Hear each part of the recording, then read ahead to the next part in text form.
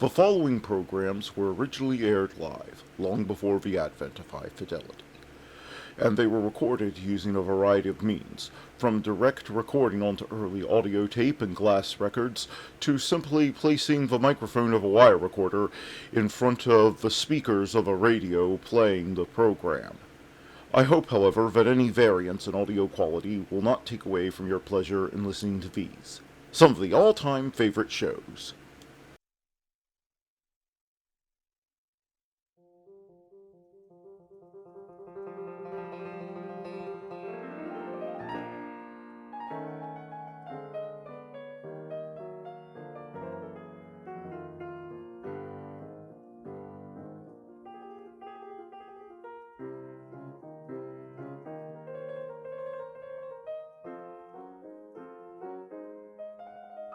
Hey man, you don't have to worry about Josh anymore. I can solve that problem.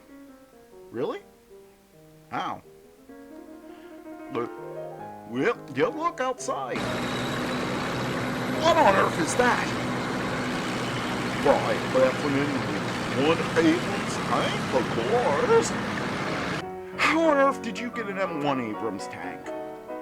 Oh, good. I just went to the local military base, told them Josh was Russian, I was Ukrainian, and they sent one right over. Oh my goodness. I am so getting kicked out of the Homeowners Association. Now what was that? Well, don't worry, they're just practicing. They have to do that, you know. Well, do whatever it takes to get them to calm down. I have to take care of this day in history, and worry about what happens when somebody notices the flipping battle tank on my front lawn. Alright. Hey guys, knock it out. We're trying to record in here. Alright. It's March the 21st, 2024. And in 1349, Black Death Massacre. Between 100 and 3,000 Jews are killed in Black Death riots in Erfurt, Germany, part of a wave of program across Western Europe. In 1804, Napoleonic Code adopted in France stresses clearly written and accessible law. In 1871, journalist Henry Morton Stanley begins his famous expedition to Africa. In 1975, Ethiopia abolishes its monarchy after 3,000 years. In 2014, Russia formally annexes Crimea amid international condemnation. In 1940, Rebecca, based on a book by Daphne du Maurier, directed by Alfred Hitchcock and starring Lawrence Oliver and Joan Fontaine, premieres in Miami, Florida. Oscar Best Picture, 1941. In 1961, Beatles' first performance at the Tavern Club in Liverpool. And in 1984, NFL owners passed the infamous anti-celebrating rule. And that was this day in history. Well, let's get on with the shows.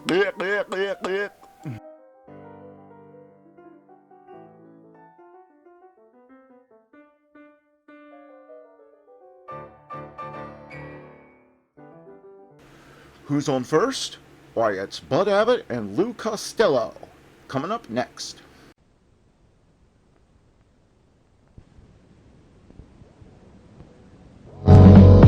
Welcome back. I'm Stan Freeberg, and this is When Radio Was. Bud Abbott and Lou Costello moved to radio from vaudeville, that is, after New York Mayor Fiorello LaGuardia closed New York's burlesque theaters in 1937 and created a national sensation when they first performed their classic Who's on First routine on The Kate Smith Show. Their radio success led to a series of films for Universal Pictures, which actually saved the movie studio from bankruptcy and made Abbott and Costello the top box office draw in Hollywood. It's time now for Bud Abbott and Lou Costello in part one of the Abbott and Costello Show, as originally broadcast April 21st, 1948. Hey, Abbott, what time is it? It's time for the Abbott and Costello Show. We're on the air here in Hollywood. Well, what are we waiting for? Let's go with the Abbott and Costello Show.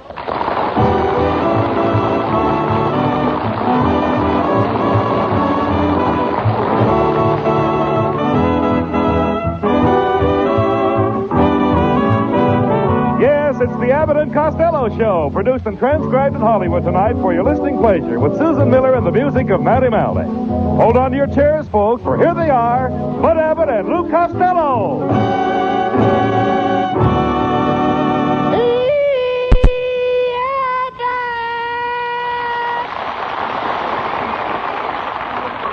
Costello, what's the matter with you tonight? Jane Russell just kissed me. Jane Russell just kissed you? Well, this smoke ain't coming out of my ears for nothing. Well, never mind that, Costello. What time was it when you came in last night? It was 12:15. It so happens, Costello, that I looked at the clock and it was 3. Well, so what about it? So Well, 3 is 12:15. Well, anyhow, did you have a good time at the party? Good time. Why, Abbott, they treated me like a king. Well, one of those high-class society affairs, you know, where they give you all to eat. And all to eat. The little crackers and sardines. That's what they give you. Little crackers and sardines. Costello, they were hors d'oeuvres. Well, I should have... They were what? They were hors d'oeuvres. Hors d'oeuvres. How do you like that? And they tasted just like sardines to me. Costello, you're getting more stupid every day. I've tried and I've tried to improve your mind, but I just can't seem to get anywhere. Why don't you face it, Abbott, and admit that you're a failure? Skip it. Why are you all dressed up tonight? Abbott, I just came from my cousin Vincent's wedding. Oh, so your cousin Vincent finally got married. Who did he marry? He married a woman. You dummy. Of course he married a woman. Who ever heard of anybody marrying a man? My mother did. Talk sense, please. What kind of a wedding did he have? It must have been a military wedding. A military wedding? How do you know? Her father was carrying a shotgun. Marriage is so romantic. Who gave the bride away, Costello? Nobody. Nobody? I could have, but I kept my mouth shut. Shut down, Costello. Who led her down the aisle? Nobody let her. She knew the way, blindfolded. Look, Costello, somebody had to lead her down the aisle to meet her spouse. To meet her what? Her spouse. Vincent is a spouse. Just a minute, Abbott. You can't call Vincent a spouse. She never touches her stuff. Okay. Then we'll say that Vincent was a groom. That's better. He was a groom before he was married. How could he be a groom before he got married? He worked in a livery stable. That's a horse on you. Oh, skip it. How'd the bride look, Costello? Was she wearing a corsage? Oh, Abbott, how can you ask me such a thing? I'm only a young boy. I'm only asking you if the bride wore a corsage. No, with her shape, she don't need one. Look, Costello, you saw the bride, didn't you? Of course I saw the bride. What kind of clothes did she wear? Oh, she had a beautiful torso. Torso? Every bride has got to have a torso before she gets married. No, Costello, you mean trousseau. Did you see her trousseau? No, he wasn't there. Who wasn't there? Trousseau! Robinson Trousseau! Listen. Well, listen, Costello, when the bride came into the church, did you notice her train? What train? She drove up in a second-hand jalopy. I'm talking about the train on her dress. With every bridal dress, you get a train. What store's giving those away? I bought a suit once and got a baseball bat and a catcher's mitt, but I never got a train. Costello, will you please listen? When the bride walked into the church, was she dragging anything behind her? My cousin Vincent. I'm talking about her dress. Did you see that long white piece of goods hanging from her dress? Oh, yes, sir, I saw that. That was her train. Oh, I tripped over that thing and tore it off. You tore off a train? How did the bride look without a train? She looked like a late freight with a loose caboose. Well, your cousin Vincent is very lucky. A man doesn't know what real happiness is until he gets married, Lou. Yes, and then it's too late. Yes. You dummy. I'm very sentimental about marriage. How well I remember my marriage. I can remember when I turned to my wife and said those words, I do. You should remember those words. That was the last time you got a chance to open your mouth. That's ridiculous, Costello. My wife and I are very happy. Why, Betty and I are inseparable. Yes, you are. The last fight you had, it took 4 people to separate you. Abbott, does it cost much to get married? No, they have different prices. Now, the preacher who married my wife and I charged according to the beauty of the bride. If the bride is very beautiful, he charged $10. If she was pretty, it was $5. If she was just ordinary, he charged $2. How much did he give you? Costello, you've got the wrong slant on marriage. All brides are beautiful. If all brides are beautiful, where do all those ugly wives come from? Look, Abbott, you're making enough money. Why don't you give the kid some dough and let him stay home? Costello, Norman is very proud. He wouldn't take charity. He'd rather steal it. Certainly. No. Look, wait a minute, Lou. Are you trying to insinuate that he's a thief? Norman is a very brilliant boy. Last week he saw a sign in the post office that said, murderer wanted. He went in and applied for the job.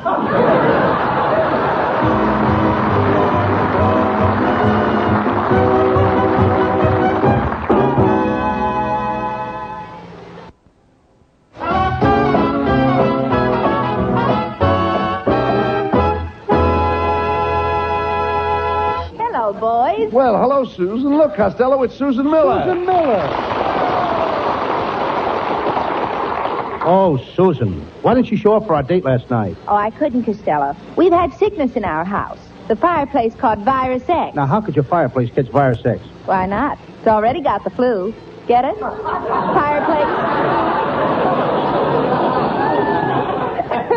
Susan, you're getting to sound more like Milton Berle's mother every day. Why don't you invite Costello to your party next Sunday afternoon? Oh, that's a good idea. Costello, you can be Cupid. Wear 3-cornered pants and carry a bow and arrow. Oh, Susan, I couldn't do that. Why not? Oh, how would it look for a guy my age to be carrying a bow and arrow? I'm going to the party, Costello. I'm going as Simple Al. Oh, don't you mean Simple Simon? Abbott's so simple he can't spell Simon.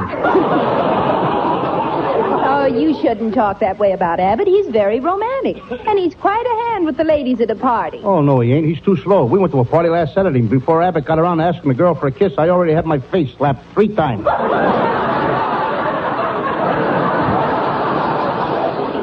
Well, you see, Costello, now, if you were married, things like that wouldn't happen to you. Susan's right, Costello. Marriage keeps a man out of trouble. Yeah, it keeps him out of trouble. He wouldn't have gotten in if he hadn't got married.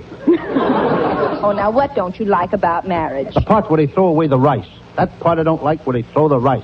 And my cousin's wedding today, they threw rice at Vincent, and it's too messy. Rice isn't messy. It is when they mix it with chop suey. Well,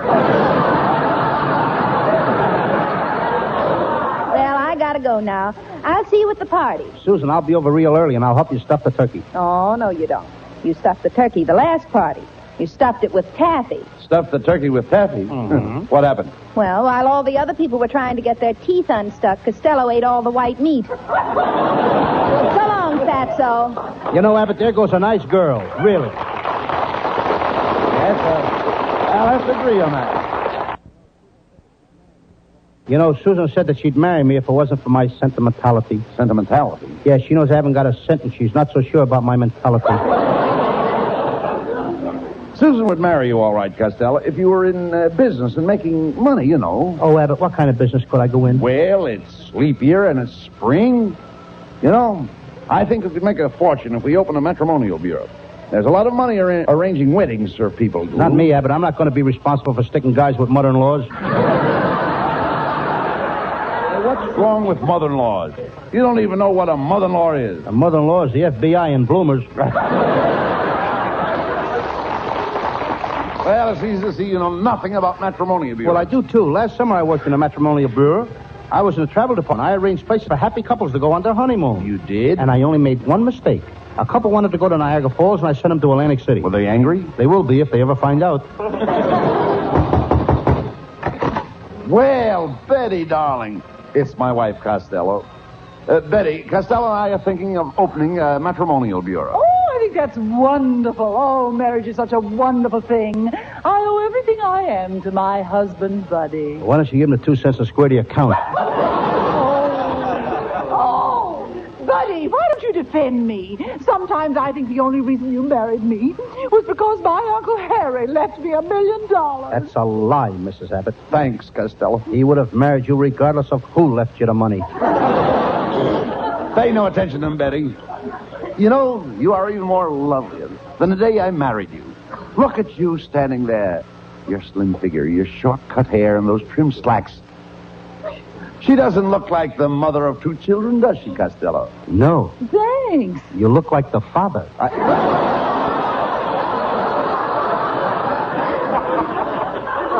Costello, I'll have you know that my wife still wears a size 16. Isn't that a pretty big shoe for a woman? Why, you bloated blubberhead. You're built like a tub. You ought to wear a girdle. I tried that once. I wore a girdle and it made my stomach disappear. Really? Yes, it sneaked around to the back and popped up under an assumed name. Why don't you cut that out, Costello? Why don't you act nice? Why don't you invite Betty and I over to your house tonight for dinner? I'm sorry, Abbott. I'm having my brother for dinner. Oh, you're lucky. We can't get any pork.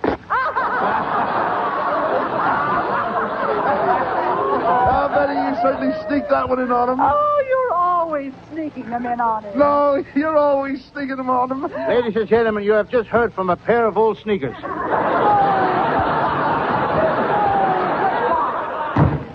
Costello, look, if we were in business, you wouldn't have time to go around insulting people. We ought to open that matrimonial bureau. You put up the money, and I'll open up the office. Oh, no, you don't. Oh, all right, I figured that. I'll open the office, and you put up the money. Well, that's better. All right. Wait a minute. That's the same thing. Well, I've got the place, the office all picked out. All I want you to do is to go around and grab some customers that want to get married. Okay, I'll grab Jane Russell. You can grab Jane Russell. Jane Russell is already married. You grab what you like, and I'll grab what I like.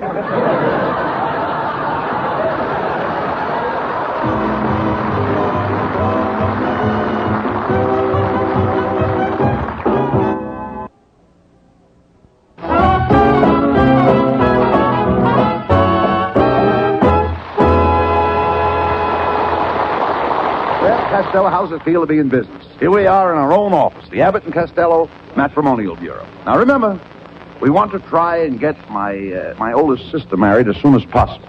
Now, there's her picture. That's her picture? Yeah, but she's got red curly hair. What's wrong with that? Lots of girls have red curly hair. Growing out of their ears? Answer that, Costello. That may be a customer. Abbot and Costello Matrimonial Agency. Be brief. I just got my penny in the payphone. A penny? You're supposed to drop in a nickel on the phone. Well, I'm calling from a Pepsi drugstore. What can I do for you? Well, I've got to have a wife. I've simply got to have a wife. I've got $2 million. If you get me a wife, I'll give her $1 million, and I'll give you $1 million for your fee. $1 million for me? Come over right away to the office, right away. Well, I can't. They won't let me out. I'm all right, I tell you. I'm all right.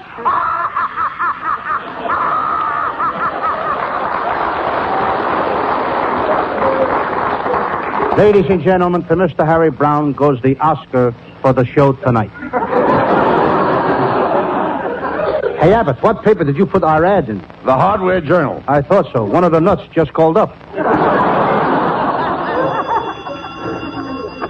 Abbott and Costello Matrimonial Agency. What kind of girls have we got?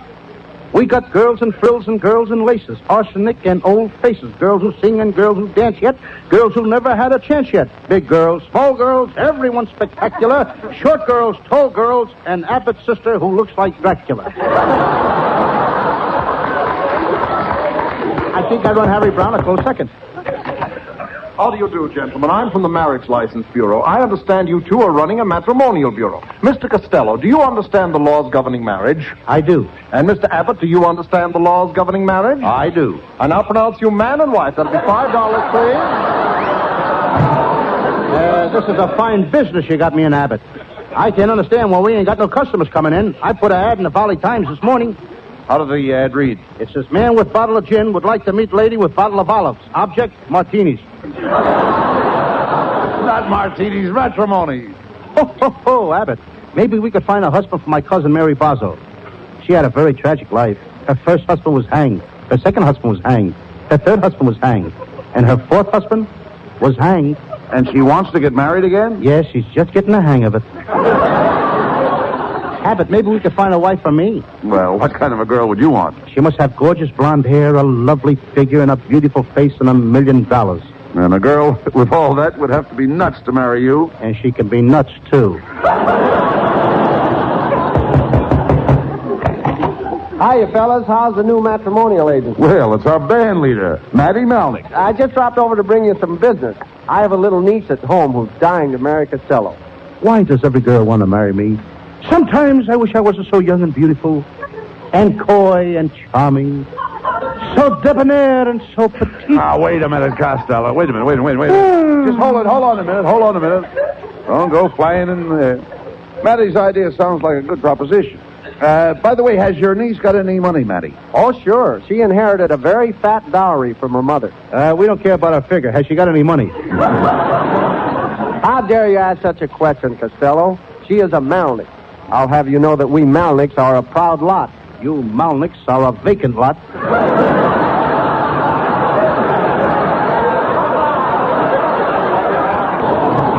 Now, Costello, take it easy. Are you really serious, Matty, about your niece wanting to marry Costello? Yes, I am. Last night, my little niece was sitting on the floor playing with her toys.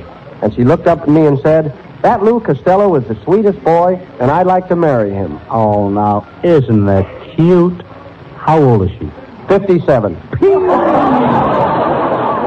Look, Matty, Costello doesn't want to get married, but we'll be glad to find a husband for your niece. That's wonderful, Bud. She's right out in your waiting room. Shall I bring her in? You better wheel her in. Poinciana, will you step in here? Here she comes on the run. She doesn't run very good. Maybe she needs a grease job. Quiet, Costello. How do you do, Miss, The full name is Poinciana Pigeon-Pigeon. What's the hyphen for? That's for the pigeon to sit on. Miss Pigeon, I'm sure that we can find you an ideal husband. Now, if you'll just leave $100 deposit and, of course, one of your pictures. Oh, I'm afraid I haven't any pictures of myself. I did have some taken, but the photographer didn't develop the negative. He was probably afraid to go in a dark room with them alone. Miss Pigeon, have you ever been married before? Yes. My first husband snored, so I got a divorce. Now he pays me $500 a week alimony. Just because he snores? Yes. That guy's really paying through the nose. Are you going steady with anyone right now? Yes, I am. But he's a businessman, and he's always away on trips. Now, Mr. Costello, what would you do if you were in my place? Oh, I don't know. Let's go over to your place and find out. Quiet, Costello. Miss Pigeon, are you planning on marrying this man? I don't think so. I've got a hunch that he's growing tired of me. What makes you think that? He hasn't been to see me in over 10 years. Your troubles are over, Miss Pigeon. We'll find you a husband. Oh. Just give us your check for $1,000 for our fee and sign this contract. What contract? Now, I can't see so good. Broke my glasses before I left the house this morning. Well, how could you see to find your way to this office? She must have come in on the rims. Quiet, Costello, quiet. This woman is a customer. Let me handle her. And now, Miss Pigeon, if you'll come to my house 8 o'clock this evening, we'll say, I'll show you a happy family. Myself, my wife, and our little boy. Oh, this is so thrilling. I'll be there at 8 o'clock. Abbott, why did you tell that woman you had a little boy? You haven't got a little boy. Well, Costello, we've got to put this deal over. I'll have a little boy by 8 o'clock tonight. Don't worry. Abbott, now I'm convinced that does everything.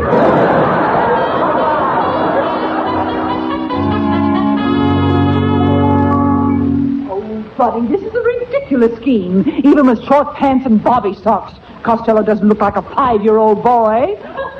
I don't? No, you look like a 3-year-old moron. Now, remember, Costello, I'm going to call you Junior, and you're supposed to be a schoolboy. I am a schoolboy, Abbott. For 20 years, I've been going to school studying reading, writing, and arithmetic, and my mother is proud to say that I am the only schoolboy that can't read, can't write, and can't count. Why is she proud? No other mother can make that statement. Oh, now there's Miss Pigeon now. Remember, Costello, you're our son, Junior. Now you answer the door, and Mrs. Abbott and I will go into the kitchen. Good evening, little boy. I'm Miss Pigeon. Hello, Miss Pigeon. I'm Junior. Pull up a clothesline and sit down. Spread your feathers. Oh, my. What a quaint little fellow. Just love little boys like you. I wish I had 14 little boys, and I wish they were all just like you. You want 14 little boys just like me? Yes. Let me smell your breath. Oh, my, how cute. Now tell me, little man, where are your father and mother? They're out in the kitchen passing the time. Passing the time? They're throwing the clock at each other. You mean they fight? Oh, you should have heard him yesterday. My mother was trying to stuff something in the incinerator, and she had an awful struggle, but she couldn't do it. Well, why didn't your father help her? He's what she was trying to stuff in an incinerator. Well, Quite a kid, hey? and Mr. Abbott told me that they were such a happily married couple. Oh, but tell me, little man, is that Mrs. Abbott, I mean, your mother's picture over there on the mantel? Uh-huh, that's her. My, that's a lovely upsweep hairdo. My father gave her that. Now, how could your father give her an upsweep hairdo? He hit her over the head with a broom. Very interesting. Tell me, is Mr. Abbott, I mean your father, good to your mother? Oh, sure. He's always buying her presents. Oh. Only this morning he bought my mama a beautiful present. A nice new carving knife. Oh, does your mother know he bought her the carving knife? Oh, no. She don't even know he's going to cut her throat. Oh, thank you, young man. You've saved me $1,000. Goodbye. Well, come on. Well, what happened? What happened? Wait. Where's Miss Pigeon? The Pigeon just flew the coop. Costello, didn't you tell her that we were a very happy family? I couldn't, Abbott. I told her the truth. Costello, why do you do these things? Every time I have a chance to swindle somebody out of money, you always gum up the works. Why? Why do you continually do these things to me? Oh, I'm a bad boy.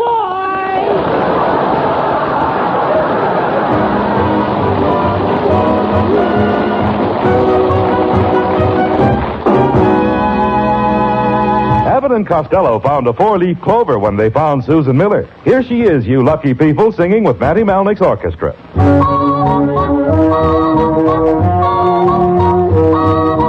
I'm looking over a four-leaf clover that I overlooked before. One leaf is sunshine, the second is rain. Third is the roses that grow in the lane. No need explaining, the one remaining is somebody I adore. I'm looking over a four-leaf clover that I overlooked before.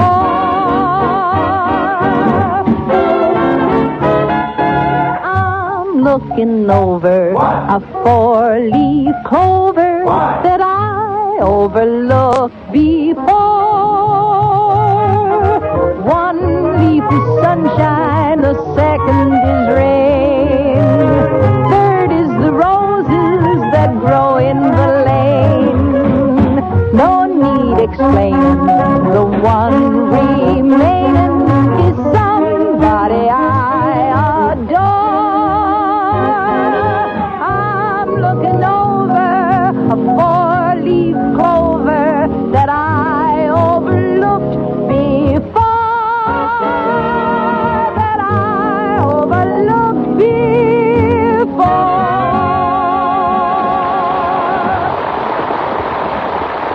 And here are Abbott and Costello with the final word. Well, Costello, we've done a lot of joking about marriage. And I want you to tell the audience that you know that marriage is a serious thing. Are you kidding? Anybody that's married knows that. Costello, I don't believe you even know what it takes to make a marriage. Oh, sure I do. It takes two people to make a marriage. That's right. A single girl and an anxious mother. Oh, good night. Good night, everybody.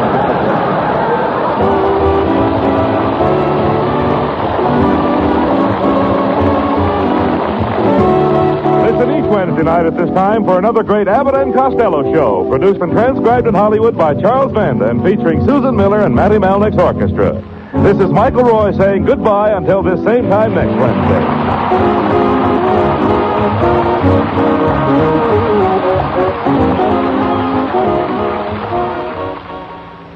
And that was the Abbott and Costello show from May 21st, 1948, starring Bud Abbott and Lou Costello. I'm Stan Freeberg. Now let's join a true legend of American comedy who also entertained troops for nearly 60 years, Bob Hope. Well, I swung. Me too. So do I. How about you? Yes, it's the new Swan Show with our great singing star, Doris Day. Well, I swung. Our special guest, Bing Crosby. The Four Hits and a Miss, the new Les Brown Band. We use one exclusively. How about you? Yes, how about you? Who, me? My name is Robert, hair of gold, eyes of blue, and muscles like Errol Flynn Hope.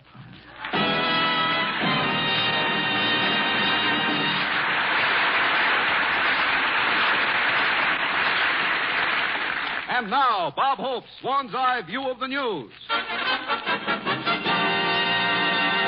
Berlin, Germany. The gap in Russian-American relations widened here this week when Germans living in the Soviet zone were forbidden to chew gum because it is too American.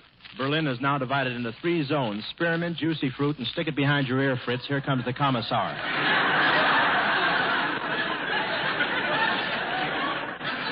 After the law was passed against gum chewing, they arrested one German because his jaws were moving.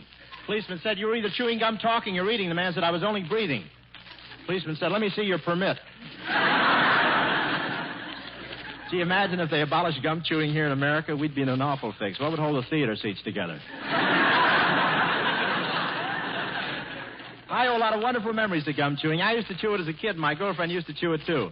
In fact, when we kissed, sometimes it lasted 3 hours.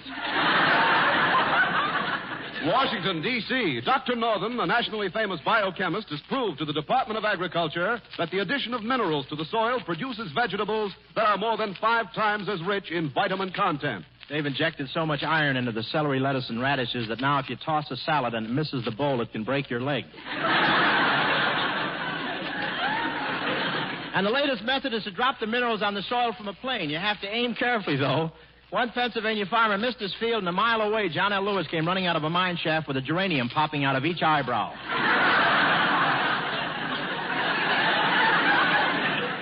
That'd be better on television, wouldn't it? All those vitamins in the soil are affecting the earthworms, too. I went fishing and put one on a hook, and the first thing I knew, the worm got a stranglehold on a trout, flipped him up in the bank, yelling, "Hey, look at me, I'm Gorgeous George." New York, New York. Generals, politicians, entertainers, and secretaries all hit the literary jackpot as this week found their books topping the bestseller lists. Everybody's writing a book about their experiences except Artie Shaw. He's still doing research.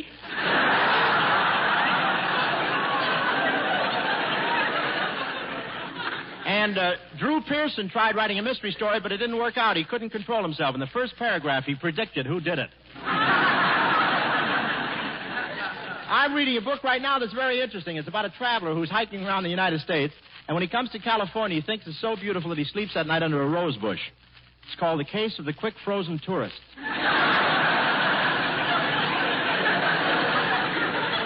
Los Angeles, California, one of the largest crowds in football history, this Saturday jammed the Coliseum to see the University of Southern California score the major football upset of the year by holding Notre Dame to a 14-14 tie. I've never seen such a crowd in the Coliseum. The stands filled at capacity, and some of the fans even more so. There were 100,000 people at the game, including me. People were sitting so close together that when I got up, I was wearing a blanket, 3 fraternity pins, open-toed gold sandals, and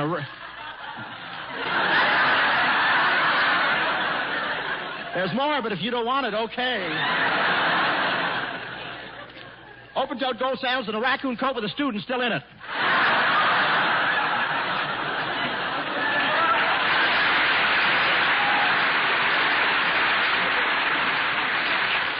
Oh, you're so impetuous.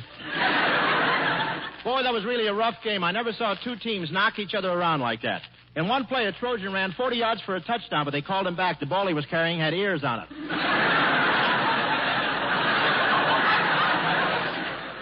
Polytech University. Professor Capstaff, noted psychiatrist, made the statement that his experiments have proven that inanimate objects can think. Hi. Inanimate objects can think? Well, that's right, Bob. So yesterday I went to a psychiatrist, and you know what I did? I took a cake of Swan soap with me. The first 4 rows better move back as he warms up. Small bubbles come out of his eyes. Well, sir, Bob, the psychiatrist put that cake of Swan on his couch and asked what was troubling it. And that little cake of Swan looked up at him and said, well, nothing's troubling me. I'm happy. I'm happy because I'm the newer, better white floating soap. I'm wonderful in the bath. I don't leave you with a taut, soapy feeling because I rinse away so completely and leave your skin soft and smooth. I know. I use it on my hands, and they're getting so soft my fingers look like 5 peeled bananas.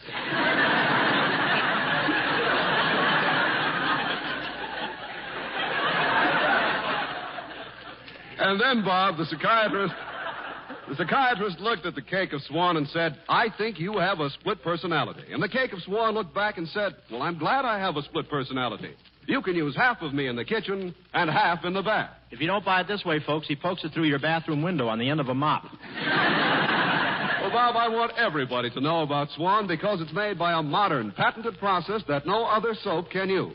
That's why when you use it anywhere in the household, you'll agree that Swan is better for bath, better for dishes and hands, better for baby.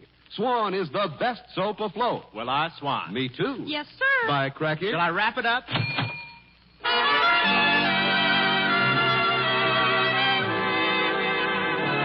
Here is the cover girl of modern television and radio magazine, Miss Doris Day with Les Brown and his band. Miss Day, please.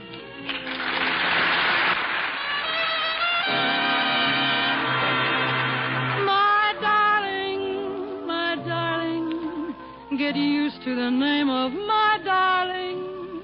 It's here to stay. Till a moment ago, we were Mr. and Miss, discussing the weather, avoiding each other's eye. Till a moment ago, when we happened to kiss, and we kissed the Mr. and Miss goodbye. Now at last I can my darling, I've wanted to call you my darling for many and many days. My darling, I fluttered and flared like a starling. My courage just melted away. Now all at once kissed me, and there's not a thing I'm sane enough to say, except my darling, get used to the name of my darling. It's here to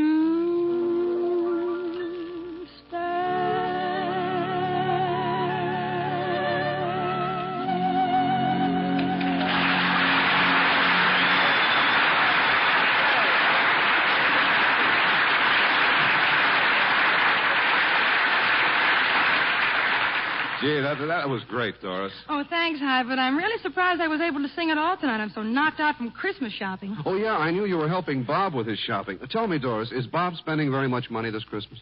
Well, he said he was going to take it very easy because he lost a lot of money in the market. Oh, did he have some of that amalgamated tin just before it went down? No, he got caught with 52 airmail stamps when they dropped to 4 cents. Well, that shopping tour, that tour must have been some experience. Oh, you said it. I was waiting for him in front of Woolworth's. He was 10 minutes late, and I was getting very impatient. Gee, I better get going or I'll be late, but this is so interesting. I just can't tear myself away. That girl is so beautiful, and she's looking right at me. She smiled at me, and now she's winking. Gee, she's beautiful. Look, Bud, I don't mind you looking at the television, but keep your clammy nose off my window.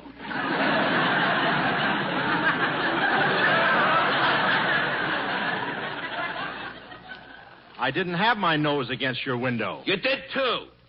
And look at those 2 spots you made with your eyeballs. I'm sorry. Okay.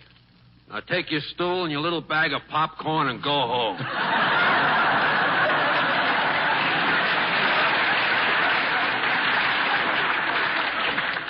All right, mister. Well, I'd better get going. Ho, ho, ho. Merry Christmas, boy. Well, thanks. And Yuletide greetings to you, Jolly St. Nick. Who's jolly? This California sunshine's freezing me to death. My feet are killing me, and this morning my unemployment check bounced. Gee, are things really that bad? Things are nauseating, boy. They're horrible. Merry Christmas, everybody. Put some money in the pot, boy.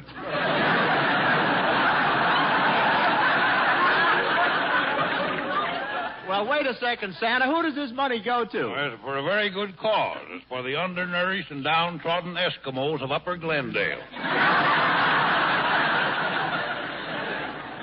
Now, wait. There aren't any Eskimos in Glendale. Can you prove it? No. Put some money in the pot, boy. Well, I got to meet somebody right away or I'll be in trouble. He's got troubles. Boy, I'm married to the most miserable, mean, and ornery woman that was ever allowed out of the snake pit.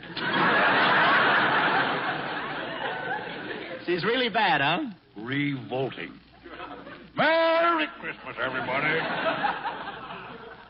Boy, my wife's so homely, she's got a face like a plate of mashed potatoes with a lump still in it. Put something in the pot, boy. Okay, here's some loose change. Thanks. You know, I only get 10% of what I take in. Last week, the organization made $20, and all I got was $150. Well, just a second. If you only get 10%, how come they got $20 and you made $150? Oh, I don't know. Just lucky, I guess. Merry Christmas.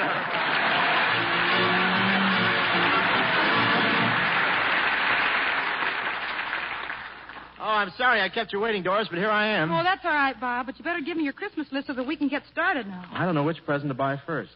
Well, you should always buy the first gift for the person you love the best. But, Doris, I've got everything.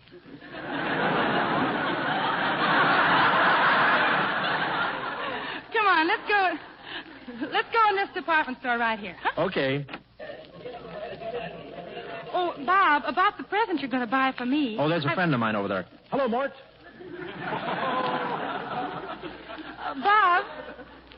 Bob, when you buy a gift for someone, don't you agree that you should buy them something they really want? Oh, naturally. Good. Well, I want either a real emerald and ruby bracelet and a full-length ermine coat trimmed with mink, or a platinum diamond wristwatch studded with diamonds. Hello, Mort.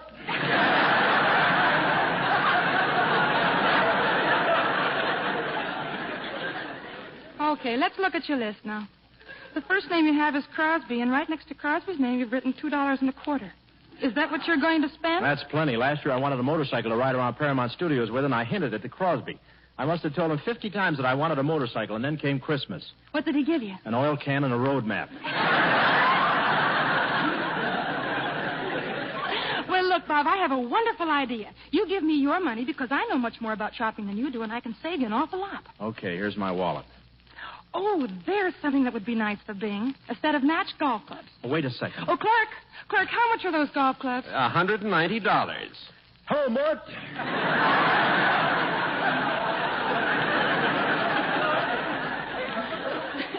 Oh, gee, I think they're wonderful. Doris, wait. And how much is that bag that goes with them? That's $200. It's just what we want. Doris, wait. We'll take the bags and the clubs. Let's see, that's $390, right? Yeah. Okay. Here's $400 and keep the change. Mort, where are you?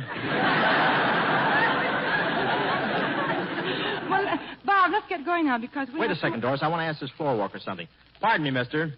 Yes, sir. Can I help you? Hey, look. It's High Everback. Yeah, get a load of him in a cutaway coat and striped trousers wearing a gardenia. All floor walkers wear gardenias. In their hair?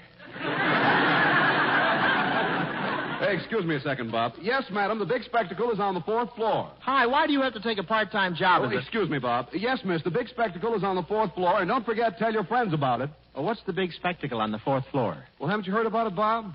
It's the most beautiful Christmas tree in town. It's 35 feet high, has 1,000 lights, and 1,500 ornaments. Are the ornaments pretty? Oh, Bob, they're beautiful. Each one is a sparkling, dazzling, shining, pure white cake of swan soap. Hello, Mort.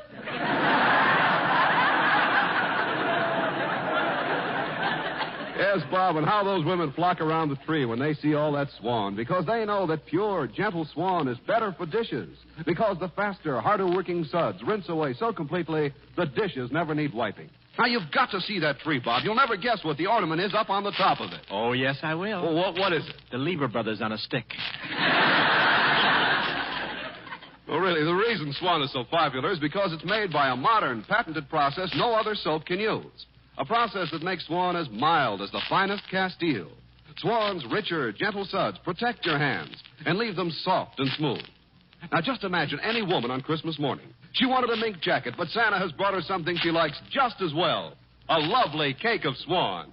Now, could a woman ask for anything more in her Christmas stocking? Well, it would be nice to find Charles Boyer in there blowing bubbles. Millions of housewives agree that for dishes, hands, or the bath, Swan is the best soap afloat. And here he is, ladies and gentlemen, the man who boiled the hot water when Al Jolson was born, Mr. Bing Crosby, right there.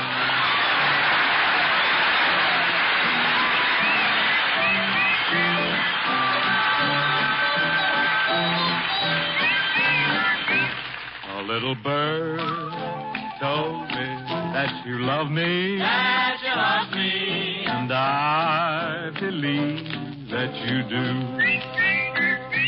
That little bird also told me I was falling. You were falling for no one but you. There's no use denying, I might as well confess. Of all the girls I know, dear, I'm sure I love you best. A little bird told me we'll be happy. Gonna be happy. And we believe that it's true. A little bird told us you'll be married.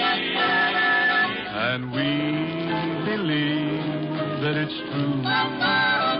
This little bird told us when you're married, we'll have a pretty cottage not too far, all fenced in like a movie star.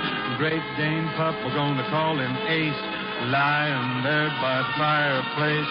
A goldfish pond and a wishing well. Everything is gonna turn out swell. A little bird told us you'll be happy. And we believe that it's true. And now we know that it's true.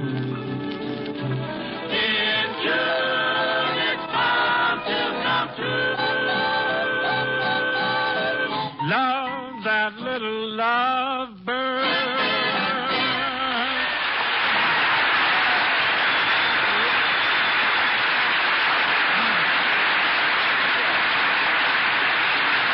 Thank you. Thank you. Thank you very much, and good night, everybody. Good night. Wait a minute, boy. Where are you going? I sang my number. I gave the show a little class. Now I'm off. Gave the show a little class. Look, you hopped-up Hildegard. You'd better stop going to that African barber. He's been shrinking your head again. Flattery will get you nowhere, Saggy. Now, come. Where's this new show of yours everybody's been talking about? Well, haven't you heard? I'm on for Swan this year. They make soap, you know. Yeah? It's too bad it's not something you use.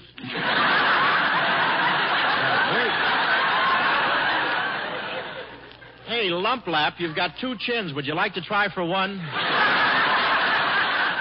Now, let's face it, Nostril King. Before I sang my song, this show was laying a large swan egg. True or false? Get him. Look, Philco Knob, last week... A large set.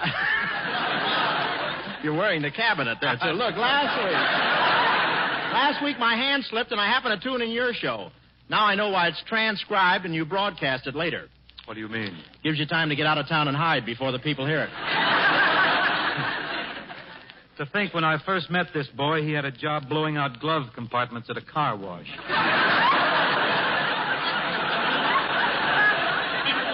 Steady, couch pouch. Now look, Ratchet Head, if I'm to...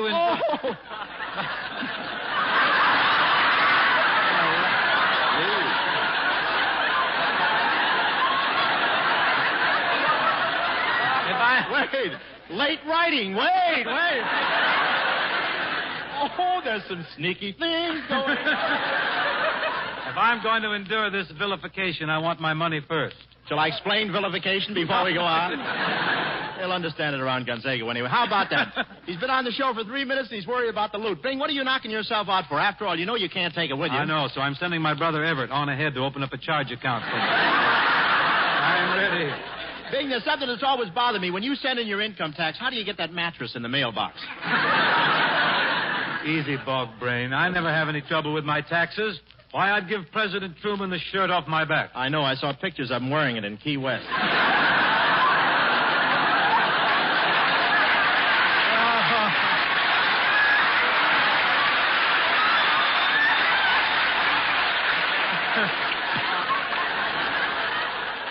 What's that you're wearing there? Tamale husk with a belt in the back? It's nice of you to slip your coat on for this anyway. Think I'm too frisky? Say, don't care for that, huh? I guess not. We'll ignore the next 6 lines. All right. New kind of radio. Just throw the whole thing away. Hey, look. You better stop being so frisky or I'll tell Abby Rents to stop souping up your wheelchair. Wheelchair, come. That's no way to talk to a man who's just reached 35. You're 35? 35 times what? Wait a minute. You're snapping your wig, my boy. If you remember at my last birthday party, I had a cake with only 35 candles on it. Yeah, but at the bottom it said continued on the next cake. But what does age matter? I saw your last picture and I thought you were great. That's a coincidence. So did I. Read that line again. There's a talent scout here tonight from the Wilson Ham Company. He's got his stamp. He'll make you grade A, I'm sure. Like the stag one, a pink one. You know, we ought to make a picture together again, Bing. I stopped over at your house last night to talk to you about it, but nobody was home. Oh, that's a shame. Yeah, I must have rung your bell about 5 times. 6 times.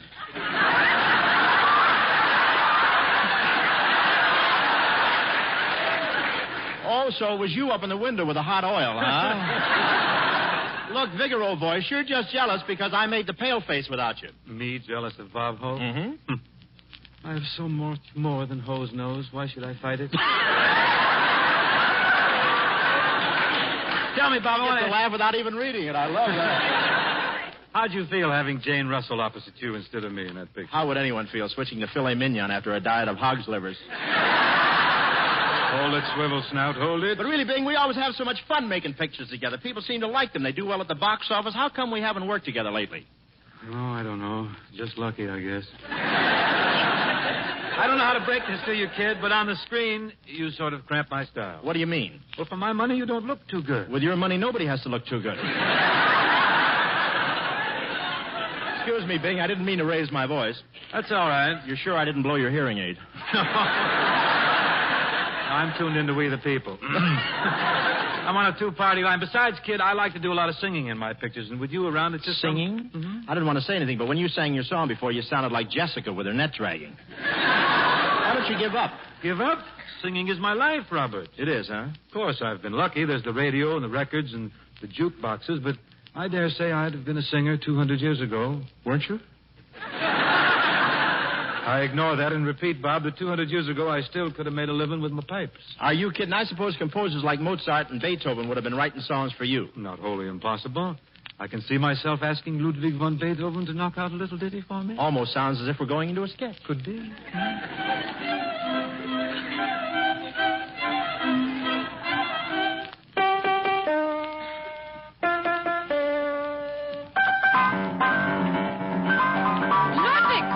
Ludwig von Beethoven, start that rocket and finish that symphony already.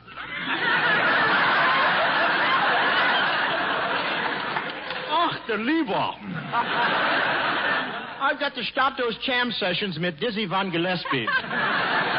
Oh, Ludwig. Ludwig. Ja, Mama. I've got the message for you. Mo called. Mo who? Mozart. Mama, have you been spiking the strudel again? Oh, Ludwig, there's somebody here to see you. Herr Bingle von Crosbein. Oh, well, send him in.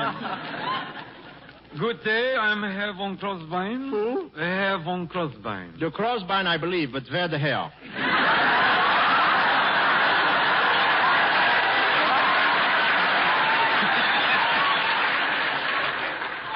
Say, tell me, is that your nose or are you eating a sausage there?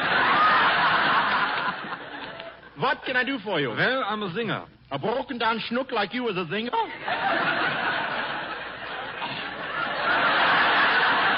Ach, du Liverwurst, this is giving me mine Charlie's. I'll have you know I'm Bingle von Crosbein, the famous singer. For 3 years I played at Schlapsy Fritz's. And I've come all the way from Unter der Linde to see you. Jawohl, auch der Lieber und unter Blitzen, you Schweinhund, you.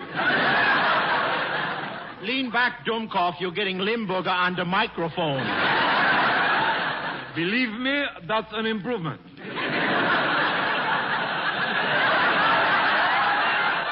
Look, Beethoven, I got a deal for you. You're a composer, I'm a singer. All right, let's try a song together. Good. Good. We try. You know, Crosbein, I dedicated this composition to that wonderful restaurant that used to be on Oberhauser Street. Oh, yeah, you mean that delicatessen place where they had those king-size pigs eating? Yeah. Heine worked behind the bar and he had a big red nose. Mo would make the Wiener Schnitzel and the sauerkraut with the minis in the middle. What a wonderful place was Heine's and more. They never would light out the lights 'cause the place would never close. Und Schultz would play a squeeze box solo with Octaliebe, such a beautiful smoke. You could blow your top in Heine's and more. Ach, wie was the gay blades in those days, eh, mein Herr? Yeah, I remember we belonged to the Wilhelmstrassen Pickled Herring and Necking Society. Sometimes we got around with a pickled herring. You fracture me, Crosbein. Oh, you stinker, you. Stonker. Has your nose always been like that, or did you have that ballpoint put on it there? What is it?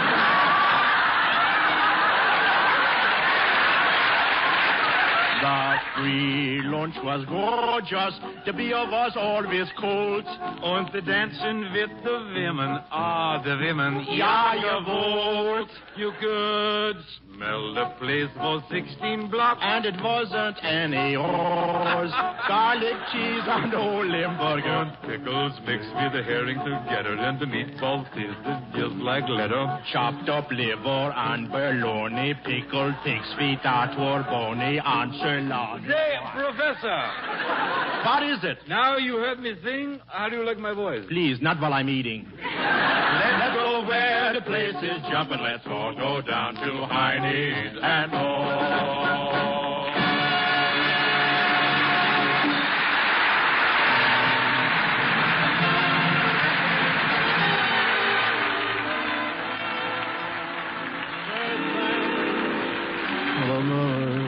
I want to thank Bing Crosby for being with us tonight. Ladies and gentlemen, we're making plans for next Tuesday's show, and we'd like your advice.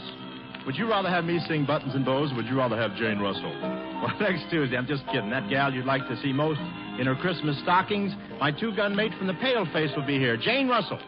And, folks, there are only 15 more shopping days before Christmas, which is still plenty of time to remember the scientists who are looking for a cure for arthritis. If you want to help, write to Arthritis, Box 1200, General Post Office, New York, New York. Millions of people have arthritis. Millions of dollars are needed. So don't forget the address. Arthritis, Box 1200, General Post Office, New York, New York. Thanks, and good night, everybody.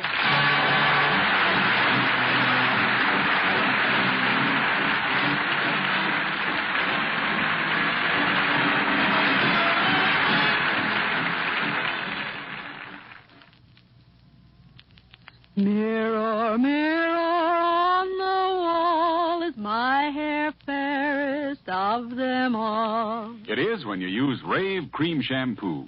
Rave leaves your hair so clean, so soft, so easy to manage. Easy to manage because the pure lanolin in Rave is specially blended with other important ingredients to make hair behave, even on shampoo day. Try Rave Cream Shampoo. R-A-Y-V-E. Rave Cream Shampoo. This is NBC, the National Broadcasting Company.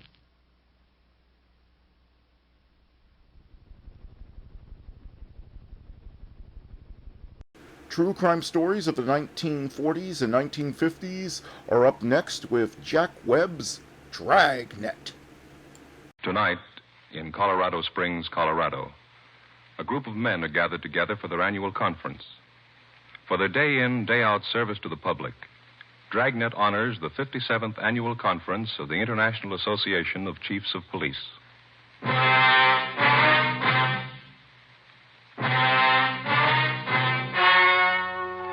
The story you are about to hear is true. Only the names have been changed to protect the innocent. Fatima Cigarettes, best of all long cigarettes, brings you Dragnet.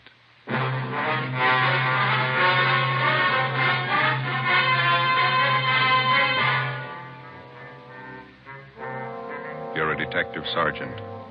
You're assigned to burglary detail. A man posing as a doctor is burglarizing homes in your city. You have his description. Your job, find him.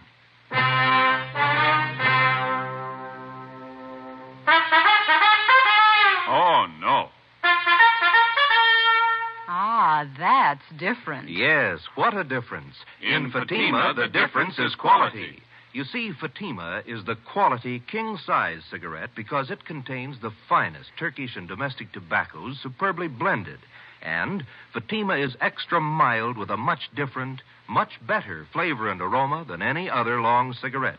Because of its quality, its extra mildness, its better flavor and aroma, Fatima has more than doubled its smokers coast to coast. Fatimas cost the same as other long cigarettes, but your first puff will tell you... Ah, that's different. Yes, in Fatima, the difference is quality. Ask your dealer for Fatima, the quality king-size cigarette. Best of all, long cigarettes. Start enjoying Fatima tomorrow.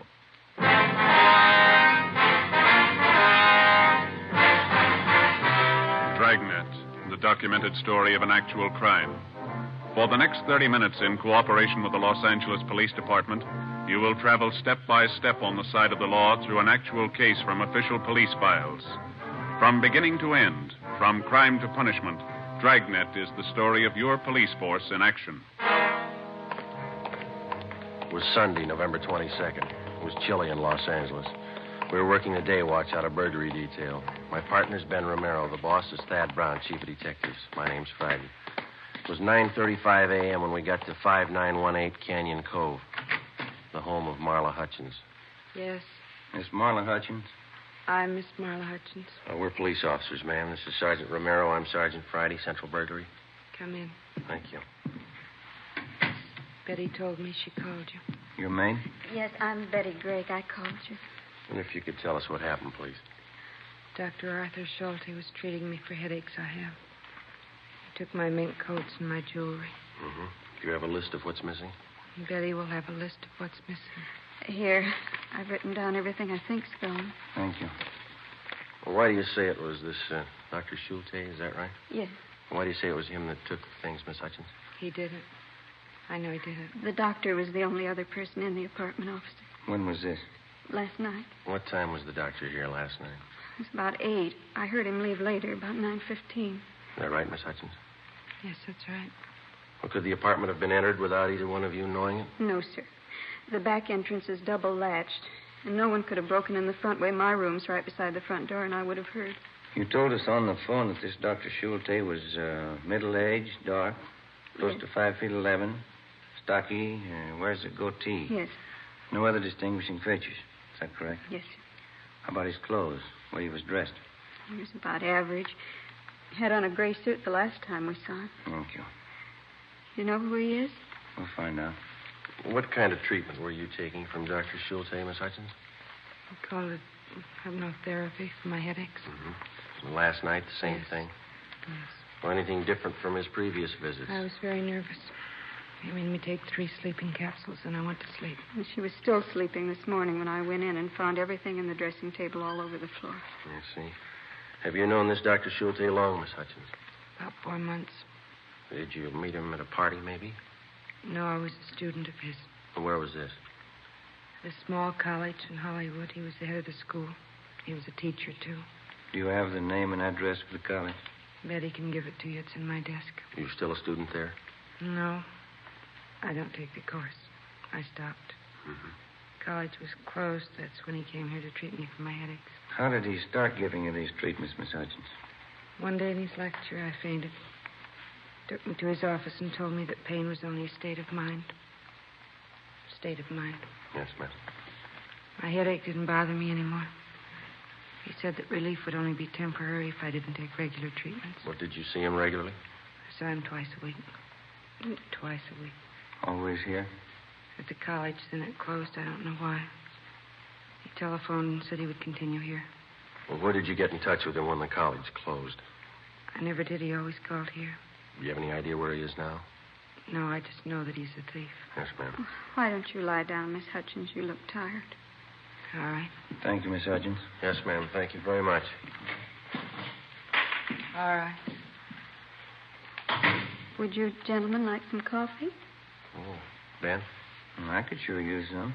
Well, it'd be very nice, miss. Thank you. Officer, Yes, ma'am. if this man's just a common thief, the treatments he's been giving Miss Hutchins couldn't have been very good, could they? She's still got the headaches, hasn't she? 11:50 a.m. We checked the apartment for physical evidence. There was nothing to indicate that the place had been broken into. We put in a call to Latent Fingerprints to send a man out to check the closet and dresser. We completed the crime report, and Betty Gregg, the maid, gave us the name and address of Dr. Schulte's college, the Los Angeles College of Psychotherapeutics and Psychiatry at a Franklin Street number in Hollywood. Ben and I got out a teletype to Sacramento asking information on the chartering of the school that Dr. Schulte was supposed to have headed. We checked on Betty Gregg, the maid, and found that she was a Los Angeles girl, parents still living in the city. She had a good reputation. 2:35 p.m., we went to the address where the college had been. It was a big brown clapboard house with several dormer windows facing the street. It was vacant. The front door was boarded up. A rental agency sign was stuck up on one of the pillars on the front porch. Joe. What room there? Must have been where they had classes. Rows of chairs nailed down, you see? Yeah, let me look. Yeah. I don't see any papers inside, no mail. Hi. Yep. My name's Tom Thompson. You interested in the place? You the agent? No, I just live next door. I'm a dry cleaner myself, but I sort of promised the real estate agent I'd keep an eye peeled, see if I could be of help if anyone came around shopping. Police officers. We're just checking. Oh, is there something wrong? Somebody break in? Did you live next door when this was a school here? Yeah, that psychology bunch here about, 10 months, maybe less. I always thought it was kind of a shoestring operation. How do you mean? Oh, not much dough. They're just making ends meet, no clash, Always just adults? Well, classes used to be mostly during the day I was at work. The wife used to tell me. No kids that she ever saw. Did you know the man that ran the school? No, but he was a middle-aged guy with a kind of a pointed beard. Had a pal, though, a younger guy. Never stopped to talk. They're pretty tight-mouthed guys, like I said. Why, what'd they do? Routine investigation, Mr. Thompson. Do you have any idea where they might be contacted now? No. The real estate agent said they skipped without paying last month's rent for him. He's been trying to find them. Do you remember their names? Well, let's see. Wait a minute. The older guy, the guy with the beard, was named Schultz or something like that. I can't remember the young fellow, though. But hey, wait a minute. I got their door. How's that? I got their door. The agent let me have the front door. I'm building a patio porch in the back of my house, and the glass that I took out of the door's got their names lettered on it. Well, that's fine. Come on. I'll see if I still got it in the garage. It's right around here. Okay. A little chilly today, huh? Yeah, a little. Want to stand back there? I don't want to hit you. Watch the door, Ben. Yeah. Here we go. I like to keep a nice, neat garage. Sure looks nice. Oh, thanks. Say, did these men live in the house, Mr. Thompson, or did they just use it for the school, do you know? Oh, best I know, just for classes. Like I say, they're pretty tight-lipped guys. Not very friendly. They're real quiet. Mm-hmm. Yeah, here it is. I got it. Just leave it right there. We'll come over there. You won't have Okay. to move it. Let's see. Los Angeles College of Psychotherapeutics and Psychiatry. Dr. Arthur William Schulte. Schulte. DAA, PhD, SCD. Well, that's close to Schulte. Dr. Leo George Donaldson. DV, PhD, SCD. Mm-hmm. I got it, Joe. Okay, fine. We're much obliged, Mr. Thompson. Here's our card. If you hear anything regarding these men, we'd appreciate you calling us. Oh, sure. I'd be glad to. Wait a minute. Here. Here's my card. Oh? Ideal Cleaners over in Ivar. If you get around that way, why, drop some stuff off. I'll see it gets special attention. Well, thank you very much, Mr. Thompson. No, it's okay. I'm sure glad I didn't throw that glass away. Brother, look at all the letters after the names, eh? Wonder what it takes to get a lineup of degrees like that. Paintbrush in about 10 minutes. 5 p.m. Ben and I drove back to the office. There was a report from latent fingerprints. Nothing but the prints of the two girls had been found in the Hutchins apartment. We checked what information we had on Schulte and Donaldson through to the FBI on the teletype. A check of doctors registered with the Los Angeles County Medical Association and the American Psychiatric Association failed to turn up anybody named Dr. Schulte. We had our I Bureau and Stats Office make runs on Leo Donaldson and Schulte and a rundown on the reports where the burglar had posed as a psychologist. The Stats Office turned up a couple of dozen new suspects. We pulled the mug shots and headed for the Hutchins apartment. Looks like something doing at the Hutchins apartment, huh? A lot of cruiser cars, huh? Let's have a look.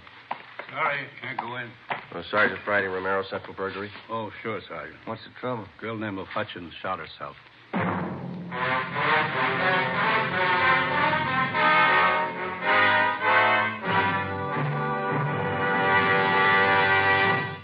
You are listening to Dragnet, authentic stories of your police force in action. Oh, no. Ah, that's different. Yes, what a difference. There's a difference you can hear, there's a difference you can see, but the difference in Fatima is quality. Yes, friends, when you compare long cigarettes, you'll find that in Fatima, the difference is quality. Quality of tobaccos. The finest Turkish and domestic varieties, extra mild and superbly blended to give you a much different, much better flavor and aroma than any other long cigarette. Quality of manufacture. Smooth, plump cigarettes rolled in the finest paper money can buy. Quality even to the appearance of the bright, clean yellow package. Carefully wrapped and sealed to bring you Fatima's rich, fresh, extra mild flavor. Fatimas cost the same as other long cigarettes, but your first puff will tell you... Ah, that's different. Yes, in Fatima, the difference is quality.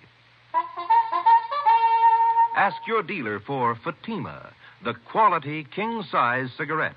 Best of all, long cigarettes. Start enjoying Fatima tomorrow.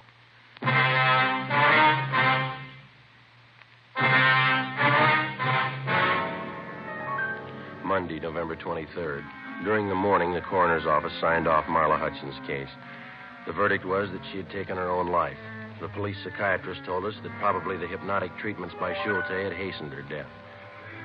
The information we'd received from the Medical Association told us that they had had complaints against the operation of the Schulte School. They had pointed out to us that it takes over 12 years in recognized medical schools to become a member of the American Psychiatric Association.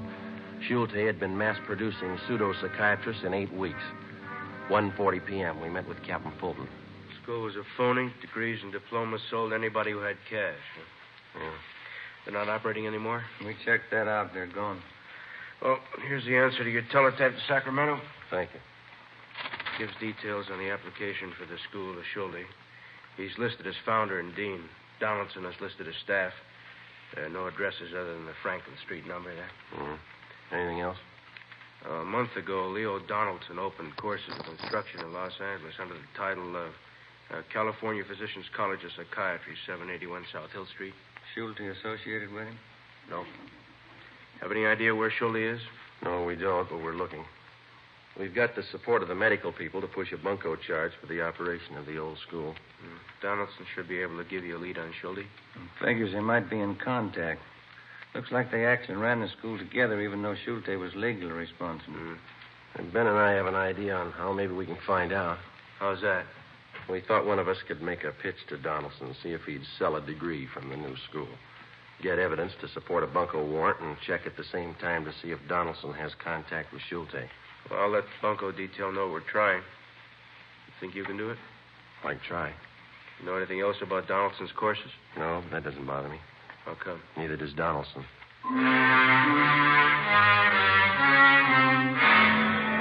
In trying to get Schulte through his former associate, Leo Donaldson, we again contacted the Medical Association. They furnished us with the name of Ralph Morse, a graduate of the Franklin Street School, who had since been killed in an auto accident.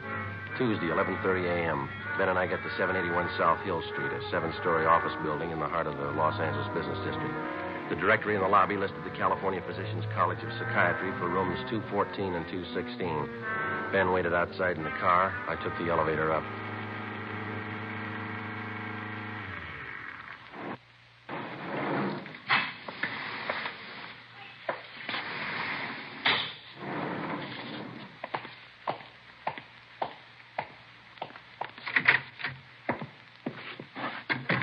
Yes, may I help you? Dr. Donaldson? I'm Dr. Leo Donaldson. May I be of assistance? Well, my name is Frank Ditton. I wanted to ask about the curriculum here. Well, we've just opened, Mr. Ditton. We're not quite ready to start classes. You understand this is very advanced instruction. Most of our students will have had considerable background in psychiatry. Oh. Well, a friend of mine, Dr. Morse, said that he was sure I'd be a good student for you. Dr. Morse? Mm-hmm. I'm not sure I place him. Well, he was one of your students at the Franklin Street School. Said that Dr. Schulte knew him quite well. Oh, yes, I remember. Brilliant man. How's he getting along? He was killed in a car collision. Oh, that's too bad. Well, frankly, what I was interested in is being able to take over his practice. Could I get the same deal he got? I think so, Mr. Ditton. What'd you have in mind? Well, take some courses and get a degree. I worked with Morse for a while. I can set up a clinic. He did okay. I figure maybe I can, too. Well, here's a list of the courses we'll offer. Thank you. We'll go over it together, and you can indicate what sphere of study you'd like to undertake. Mm-hmm. Does Dr. Schulte teach any of these courses? No, he doesn't. Now, the first semester will include painless and drugless childbirth, practical and applied psychology, autosuggestion, prenatal suggestion. Yeah. Well, look, Dr. Donaldson, straight practical and applied psychology is the specialty that I want. I see. What degree do I get, and how much will it cost? Well, the least expensive is a doctor of psychotherapy at $450. A doctorate of philosophy and psychology is $500. For all purposes, if you can afford it, Mr. Ditton, is a doctorate of science. That's $800. Oh.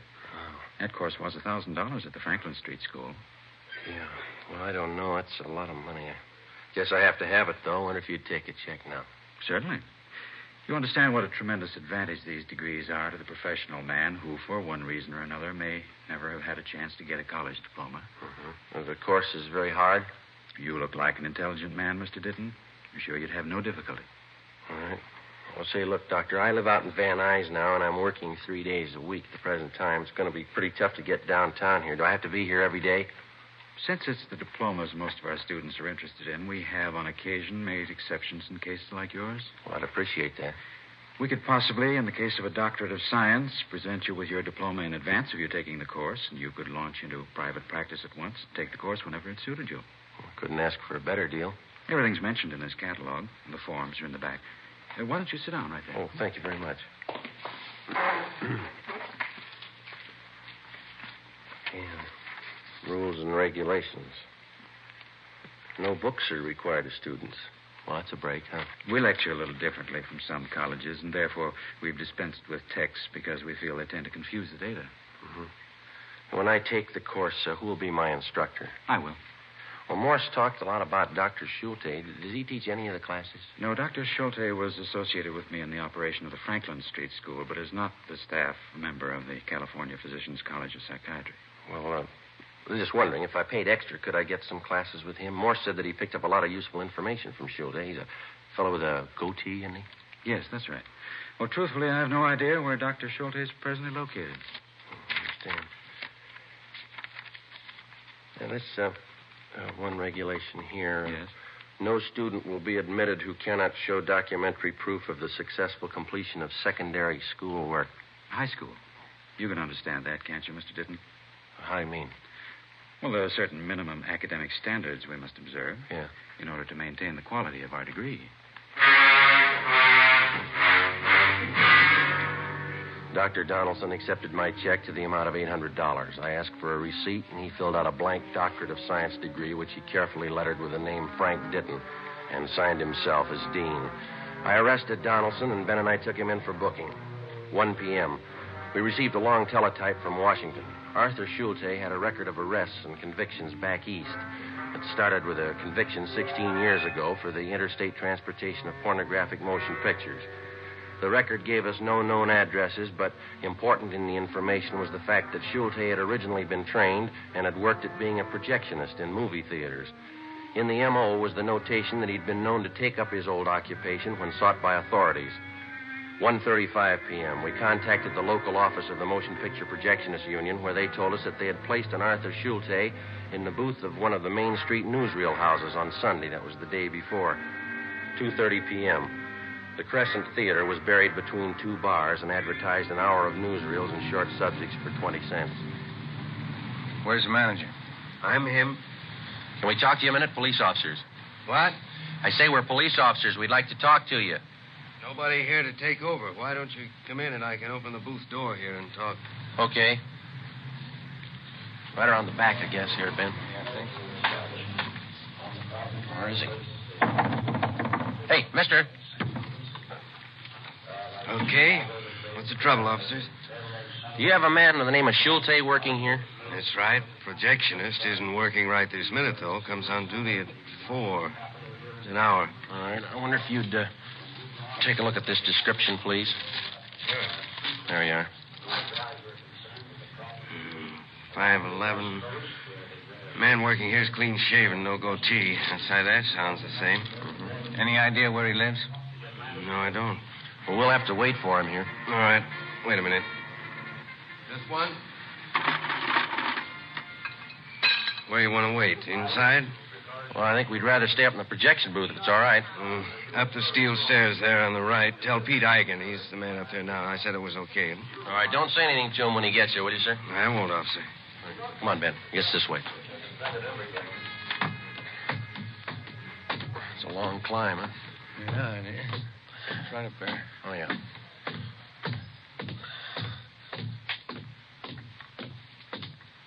This must be it. Hey, mister! Mister! Yeah? Police officers. Anything wrong? We're going to have to wait here. The manager said it was okay. Wait for what? We want to talk to your relief man. You mean the doc? You know him? Well, just since yesterday. Why do you call him the doc? Oh, you know, speaks kind of fancy for a projectionist. What'd he do? Oh, we just like to talk to him. Okay, you know the guy doesn't come on for about an hour. Yeah, they told us. You want to look at the picture? You can both sit by the observation port on the film safe, sir. Yeah, thanks. Yeah, sit over here, Ben. This all right here? Yeah, that's fine. Huh. Well, what's the matter? I've seen this newsreel. 5:45 p.m. Schulte was nearly 2 hours late. Ben and I were worrying about whether somehow he'd been tipped. Usual for a man to be this late for a shift. Not in a house like this. Bigger house would be different. Way it is with a doc being late like this just cost the boss a couple of bucks. How do you mean? I got more dough. I'm over my maximum hours. If the old guy'd stay away long enough, I'd be on Golden. Golden? What's that? Yeah, double and a half time. Boys in the business call it Golden time. Oh. Most dough you can get is double Golden. You get that working over maximum number of hours after midnight on a Sunday. Uh-huh. That's double Golden. Never happened to me, though. How do you stand it? What do you mean, the money? The noise. You get used to it. Don't pay any attention after a while. Don't you get tired of hearing the same soundtrack over and over? No, you just know it's there. It never registers. What they're saying, I mean. Just if it stops when it shouldn't. Get used to it over the years. You've been doing this long? 11. It's a long time. Excuse me. I gotta make a switch over. What'd you say? I said I gotta make a switch over. I've been watching you do that all afternoon. How do you know when to turn the other projector on? Marks on the film, up in the right corner on the screen, usually a black dot. Look through the window. Look, Ben, right here. Mm-hmm. The first dot tells me to start the other projector. When the second dot hits, I cut this one, turn on the other one. Now watch. Okay. See, the first one. Uh-huh. Now the second dot, see? Uh-huh.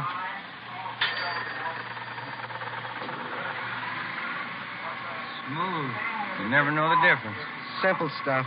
People never seem to notice the switches. Just a minute. Hi, Doc. A little late. Sorry, overslept. Your name, Schulte? That's right.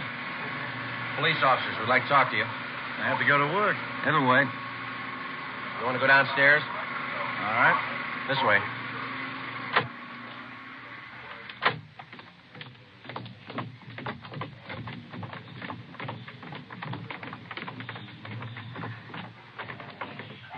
All right, this will be fine right here.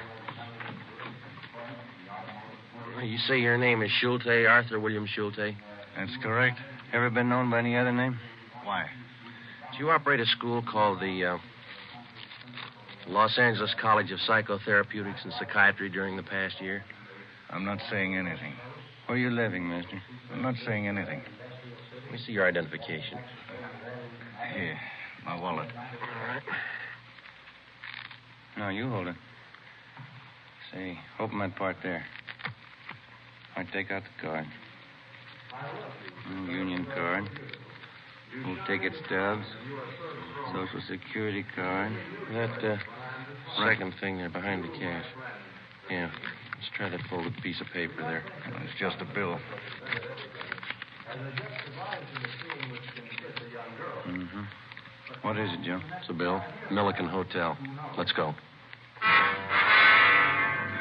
We drove to the Milliken Hotel, about 6 blocks from the theater in the same Skid Row district. We got the key from the room clerk and went up to Schulte's room. It looked like any dingy hotel room. A small footlocker sat at the end of the bed on the baggage stand. 2 suitcases were over by the closet, and sitting on the floor alongside the bureau were 2 waist-high stacks of books. You got the key to the small trunk? I don't have to submit to this. Let's open it up. Open it yourself. Here's the key. All right.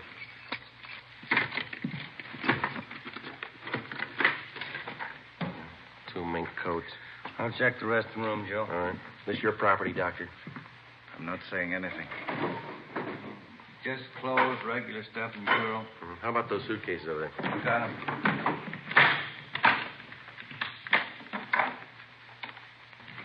What do you got? How about this? It's a cigar box. It's taped shut. What's inside, Doctor? Nothing you'd be interested in. I'll open it, Joe.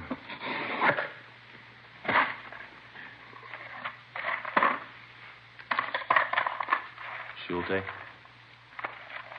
Bracelets, rings, matched earrings. Fit our stolen property reports. These were gifts. People say you took them. They're sick. I've done them a lot of good. They know. They thank me this way. Well? People I get these things from, they know I've helped them. The way you helped Marla Hutchins.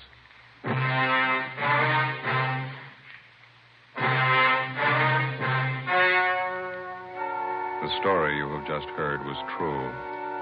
Only the names were changed to protect the innocent. Arthur Schulte, free on bail pending trial, died of natural causes on June 15th in Fresno, California. Leo Donaldson was tried and convicted of grand theft and served a term prescribed by law in the state penitentiary. And now, here is our star, Jack Webb. Thank you. When the rookie policeman becomes a full-fledged member of the department, one of the first things he becomes aware of is the time-worn tradition of the peace officer. He has pride in the men he works with, pride in his job. The men who make Fatima take great pride in their job. They, too, uphold a tradition. The Fatima tradition of quality. You see, Fatima contains the finest Turkish and domestic tobaccos superbly blended. And pack after pack, they're extra mild. If you're a long cigarette smoker like I am and have not yet enjoyed Fatima, buy a pack tomorrow. Compare Fatima with other long cigarettes. You'll find they cost the same, but in Fatima, the difference is quality. Smoke Fatima.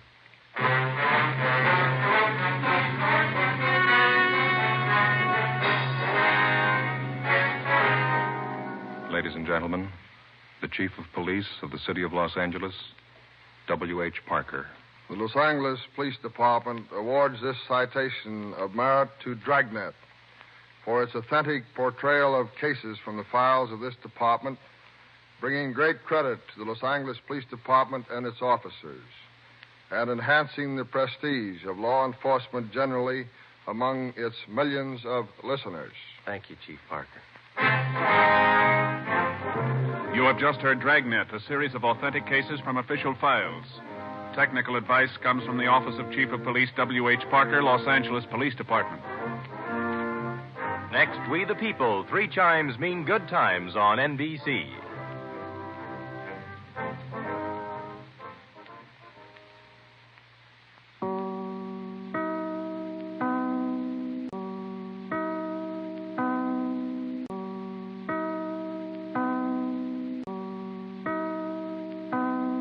Now it's time to pay a visit to Duffy's Tavern. Again this week, during the Danny Kaye absence, we present another great comedy cast. Tonight, we take you now to Duffy's Tavern.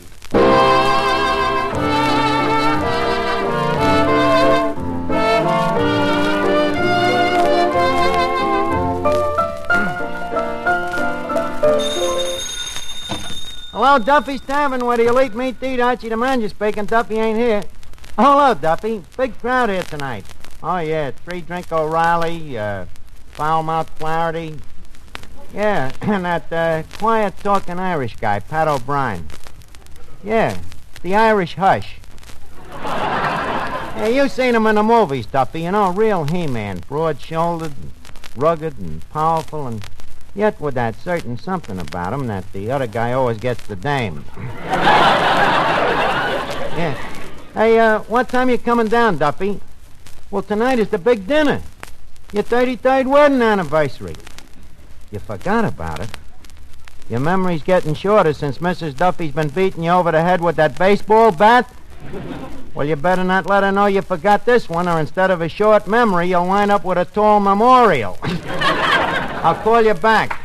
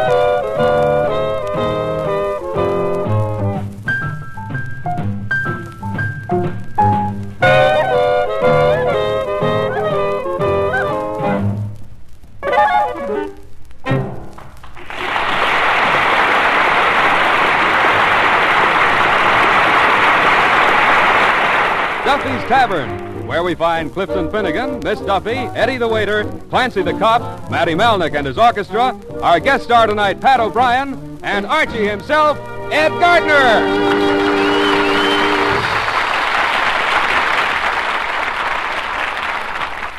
Okay, Eddie, we got to get ready for the Duffy's party now. Let's slip this sandbag on top of this beer keg here. Right. Good. Now we add to it this 300-pound sack of flour. Let's see, altogether it's 400 pounds. Ready? Lift. Woo! That ain't no use, Mr. Archer. That beer keg just won't hold 400 pounds. Where is Mrs. Duffy gonna sit?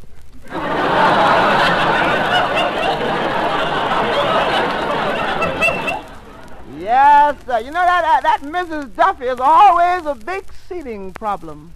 And every year the problem gets bigger. What a big behemoth. I wonder what she does weigh. Just a second, Archie. Maybe Mama is a little heavy, but she's built in perfect proportion. Look what rode in on a broom here. Miss Duffy, your mother has perfect proportion? Certainly. She has fat hips and fat legs, but don't forget that's balanced by the fact that she has a very fat face. Oh. Eddie, do you think my mother looks so very fat? Well, Miss Duffy, I'm in no position to say. What do you mean in no position to say? Well, if I say it, I won't have no position. Look, will you stop about your mother, Miss Duffy? You can't make a zephyr out of a heifer. Holy cat, their 33rd anniversary. You know, it's hard to believe that with so many people in the world that them two married each other. Now, just a second, Archie. It was true love from the day they first met in Ireland. Oh, they met in Ireland? I never knew that. Yeah, at Blarney Castle. Blarney Castle, huh? Yeah. Papa and some friends had gone to visit the castle, and that's where the whole thing started. Yeah, huh? Yeah. Papa thought he was kissing the Blarney Stone, and it turned out to be Mama. How quaint. Well, look, Eddie, we better get busy with the anniversary party. Did that new chef finish the cake yet? Yeah, he finished it. Well, how is it? Well, it started, I started, oh, hey, that gives me an idea. What? That's what Mrs. Duffy can sit on. On the anniversary cake? Well, it's an idea, but first maybe we better blow out the candles, huh? Now, come on, let's get busy. We still got a lot of loose ends here. Heart. Well, hello, Finnegan. Welcome to the party. What did you do? Come stag? No, I walked. Finnegan, stag means a guy that ain't got a girl. The stag's a guy that ain't got a girl? Well, you know, it's a figment of speech. Real stag looks like that moose head over there. No wonder he ain't got a girl. Oh, forget it. What do you got under your arm there? Oh, that's an anniversary present for Duffy. Oh, and did you bring one for Mrs. Duffy? Why, is it her anniversary, too? Well, naturally. Boy, she horns in on everything. Hey, Art, look, will you take a look at this present I bought? I want to ask you something about it. Okay, let's see it. Nice present. What'd you want to ask me about it? What is it?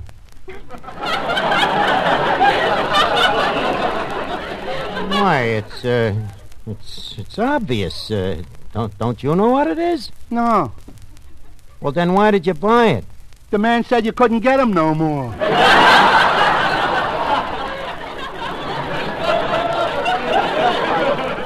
Well, that's very interesting. Eddie, look, did you ever see one of these? Sure. That's a waffle iron. Hey, you see, Finnegan, it's a waffle iron.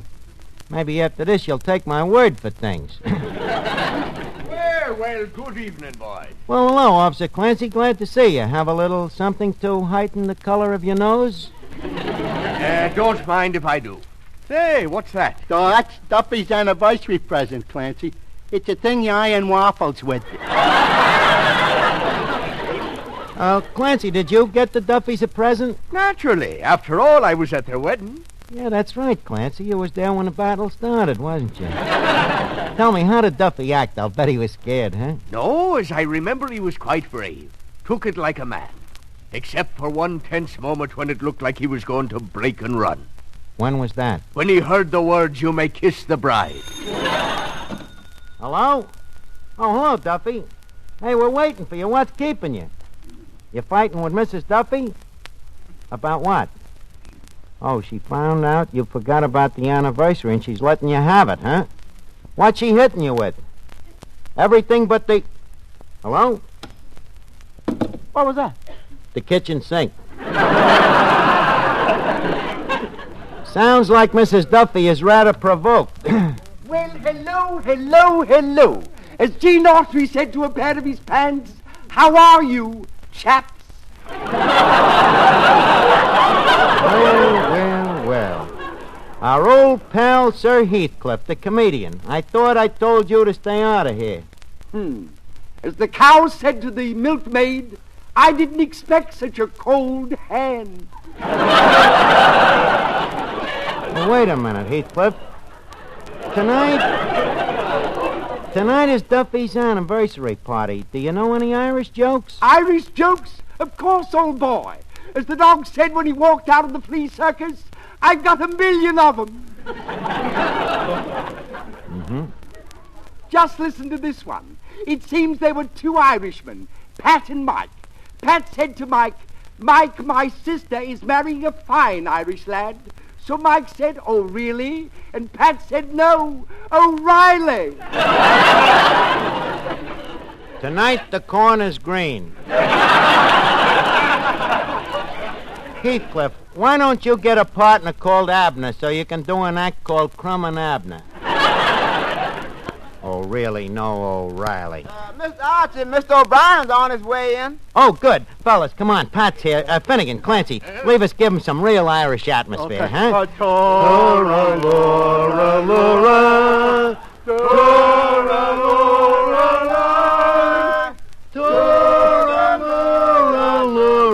That's my wild Irish roll. Finnegan! Oh, yeah.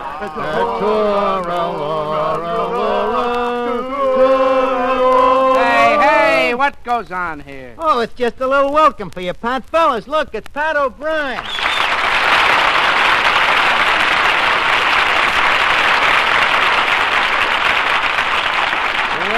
Well, Pat, the top of the Mavournin to you. Thank you, and the back of Macushla to you. Well, I'm glad you finally got here, me fair spalpeen. You ain't been down here to the tavern in quite a while. How come? Let's call it the luck of the Irish. Pat, that is no way for an Irishman to talk. After all, don't forget, you're one of Duffy's own lancemen. Yes. By the way, where is Duffy? He's home. He's smart. Now, wait a minute, O'Brien. The way you wrap this joint, I'm wondering if you're an Irishman at that. How would you like a healthy punch in the nose? Don't evade the question. Are you sure you're Irish? Yes, I'm Irish. Then why wasn't you in Going My Way?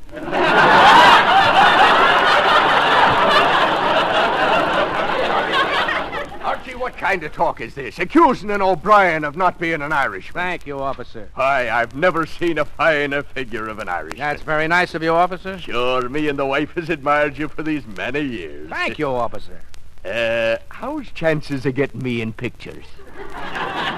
You in pictures, Clancy? And why not? They always have them parts in pictures, them thick-headed cops. Why should they hire actors when in a man like me they can get the real thing? No, that would be carrying reality too far. Where's me club? Archie, explain that remark. Now, Clancy, I merely meant that you would be perfect as a thick-headed cop. Oh, well, that's different. Your apology is accepted. Oh, it's Mr. O'Brien. Yeah? Archie, where do these things come from? Out of the woodwork? Well, sometimes. Other times we just drop them from the chandelier. That's right. By the way, Mr. O'Brien, that Margaret O'Brien, is that your wife? Penny. Margaret O'Brien, she's only 7 years old. Yeah, they said the same thing about Shirley Temple, and what did she turn out to be? A married woman. You got a point there. Hello, Mr. O'Brien. I'm Miss Duffy, my parents' attractive daughter. Brother, this joint is a nest of them. Mr. Archie, the phone. Yeah, okay, I'll be right with you, Pat. Hello? Oh, hello, Mrs. Duffy. No, he didn't come down here. What's the matter? You sound scared. He did? Well, I'll see if I can find him. Oh, sure. Well, keep a stiff upper chin. Hey, Eddie, Duffy has disappeared. Mrs. Duffy says he threatened to go out and kill himself. Now, I don't believe it. Why? Why should he go out to kill himself when Mrs. Duffy could render him the same service at home? Well, you never can tell about that guy. I better see if I can find him. Let's see. I'll call his lodge.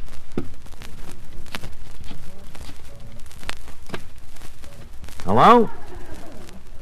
County Cork Culture Club? Is Duffy there? A bald guy. No, huh? Maybe he was blackballed. Will you cut out the crummy jokes, Heathcliff?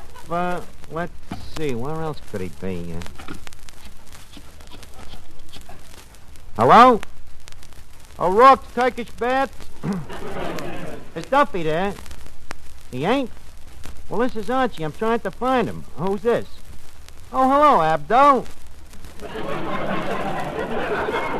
Huh? Yeah, I know, but I'll be in. Well, I've been kind of busy lately. Huh? Oh, no, I ain't taking no bets no place else.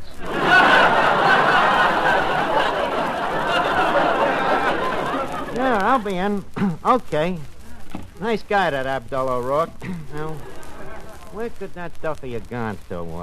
Say, Archie, not that it all hasn't been horrible, but it's getting late and... Oh, look, Pat, you can't leave. Now, I'm going to need you. No, I'm sorry, Archie. Look, if I tell you a secret, will you promise not to tell it to another human being in this joint? Not even if I meet one. Man, listen. Duffy has disappeared. Who? Duffy, the owner of this place. He's planning to kill himself. The only decent thing for him to do. Hey, Archie, when do we eat? You hear that, Pat? We got to start the dinner. Now, these guys is all Duffy's loyal friends and bought him beautiful presents, and if we don't give them the dinner, they'll all take their presents home. So, what do you say, Pat? Will you help me? What do you want me to do? Well, I want you to stay for the dinner and read a poem that I wrote. Poem that you wrote? Yeah. Okay, show me the wall. It ain't wrote on no wall. It's wrote here on a hunk of paper. Here, look it over. Say, Archie, when do we eat? In a minute.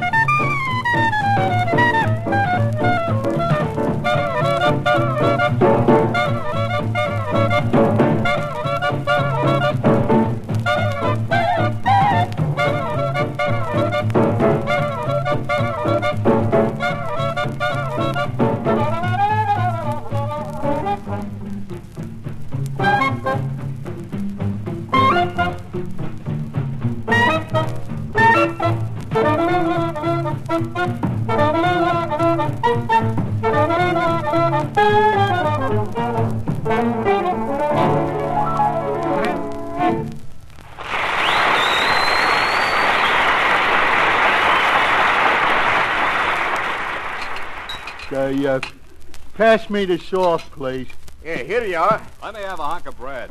Here, would you mind to pass me the butter? Here. Finnegan, that's no way to eat celery. Sorry, Arch. Hey, this pig's knuckle looks beautiful. Finnegan, let's go of me hand. Fellas, will you please watch your decorums here? Hey, Pat, you're not eating. Want me to wind up in Forest Lawn? Come on. Try them pickled pig's feet. They're our specialty. Finnegan, pass Mr. O'Brien a pig's foot. The pig's foot? What'll you have, Mr. O'Brien, a left or a right? Well, see if you can get him to walk by, and I'll decide. Hey, Eddie, any word about Duffy yet? No. Oh, I can't. There's one more call I could make, but well, I guess I gotta. Hello? City Morgue? Look, have you got a rigor mortis there named Duffy? No, huh? Thanks. Well, he ain't there yet. Wonder where the guy can be. Well, we can't hold it up no longer. We better start the speeches. Okay, quiet, folks. Now, I want to welcome you one and all to Duffy's 33rd anniversary party. The Duffys ain't here yet, pending their lack of arrival. However, they are represented by their lifelong daughter, Miss Duffy.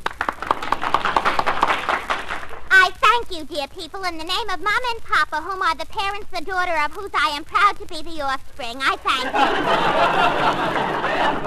you. A lovely sentiment, Miss Duffy. Now, our next speaker will be Sir Heathcliff Batterswick. I have never met Mr. Duffy personally, which reminds me of a story. It seems there were two Irishmen named Pat and Mike. And now, our next speaker... Our next speaker will be that brave and fearless mignon of the law, Officer Clancy. Ladies and gentlemen, I have known Mr. Duffy for the last 40 years. And I can truthfully say that in this whole neighborhood, there is not one man that I've known longer, I thank you. Clancy, that was really a beautiful tribute. And now a word from one of Duffy's loyalist employees, Eddie the waiter. Ladies and gentlemen, I worked for Mr. Duffy for a good many years. Now, he ain't the sort of man who throws money around or wastes it or even spends it. But underneath it all, he's got a good heart, I suppose. I thank you. I hope Duffy's hearing all of this wherever he is. And now another one of Duffy's admirers, Mr. Clifton Finnegan.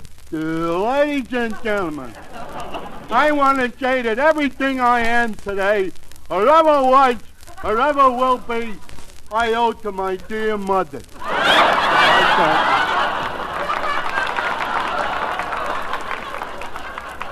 Yes?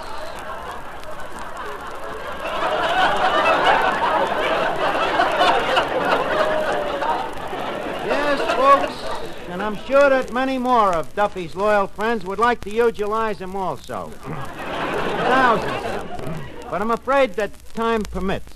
So we will proceed to the big piece of resistance of the evening, a poem wrote by me and recited by Mr. Pat O'Brien. Happy anniversary, Mr. and Mrs. Duffy. Yous have weathered weather both stormy and roughy. Through sunshine and foul, in sickness and rain, for 33 years, yous have stuck as a twain. You love your wife, Duffy. I've oft seen you hug her, although she might kiss you back with a Louisville slugger. She's still your whole world, although when you did mate her, she was not quite so lumpy around the equator.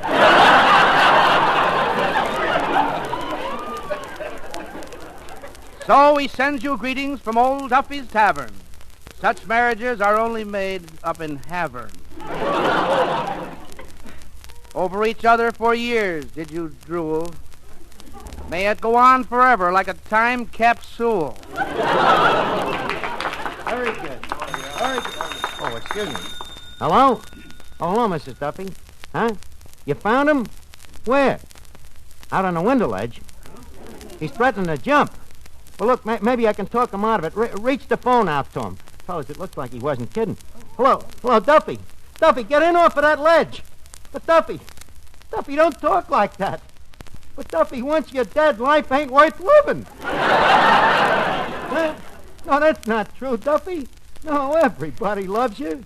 Well, so what if a person's wife does slug him once in a while? She's got to have some fun in life, too.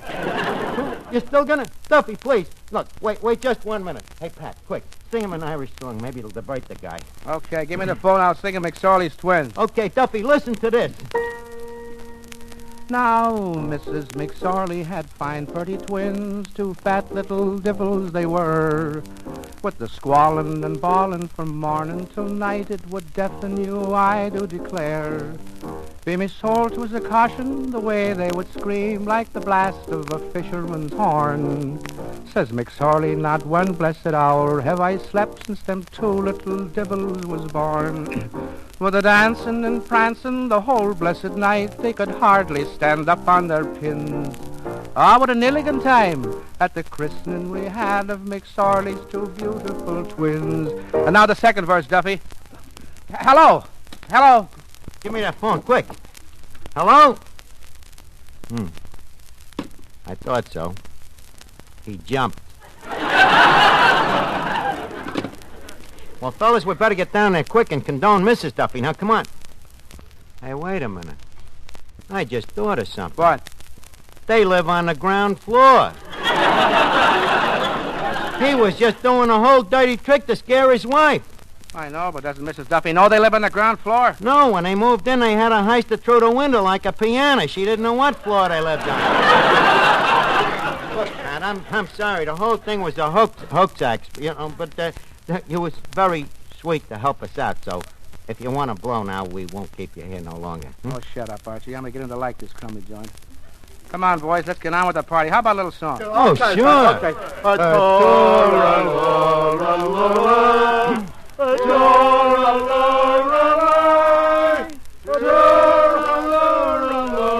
Where the river Shannon flows.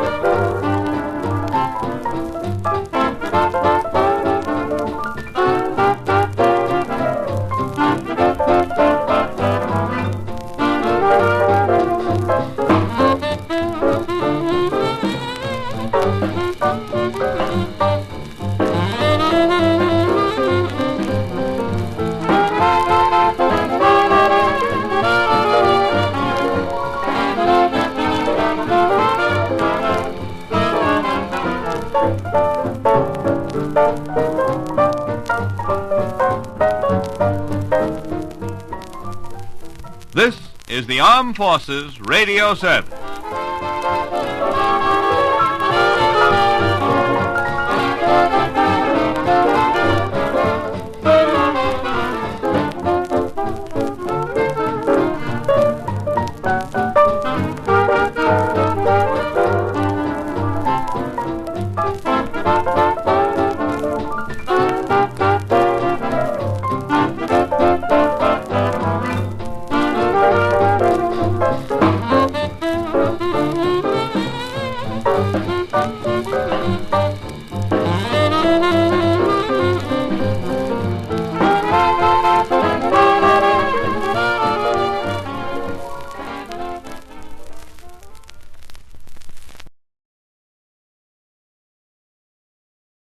Another exciting tale of escape is up next. are alone on a desert island with a tribe of hungry cannibals who think you are a god. A tribe of natives who would eat you rather than let you escape.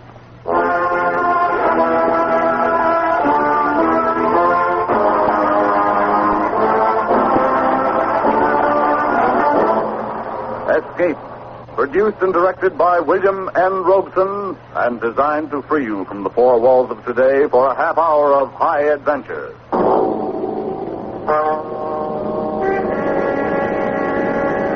Tonight we escape to the South Seas and a cannibal kingdom in H.G. Wells' famous story, Jimmy Goggles, the God.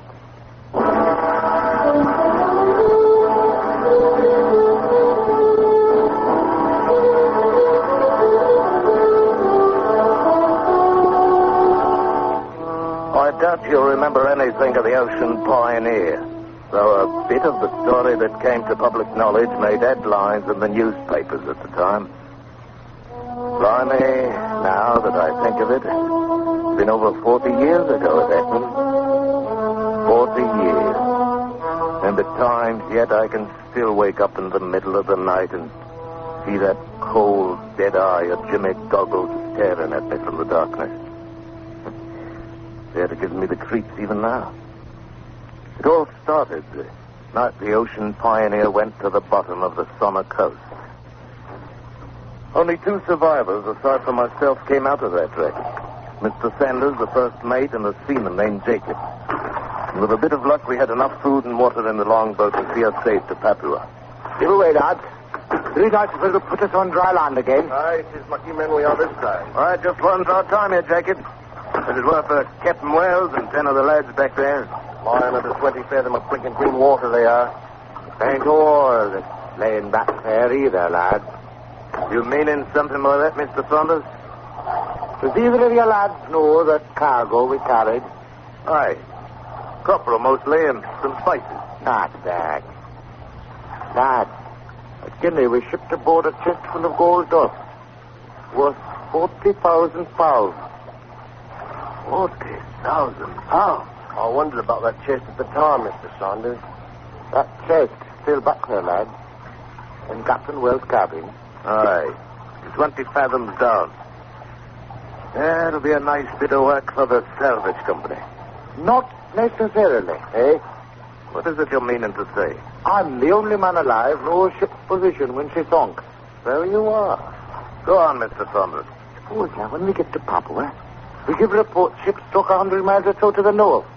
Then the salvage ship goes there, we come here, and pick up a tidy fortune for ourselves. And how do we come here? My brother-in-law has a brig in the Sydney trade. He'll come in with us. Well, lad, are you in or are you out? 40,000 pounds. I'm in. Aye, 40,000 pounds. A bloomin' fortune there for the taking. Of course we went in on it.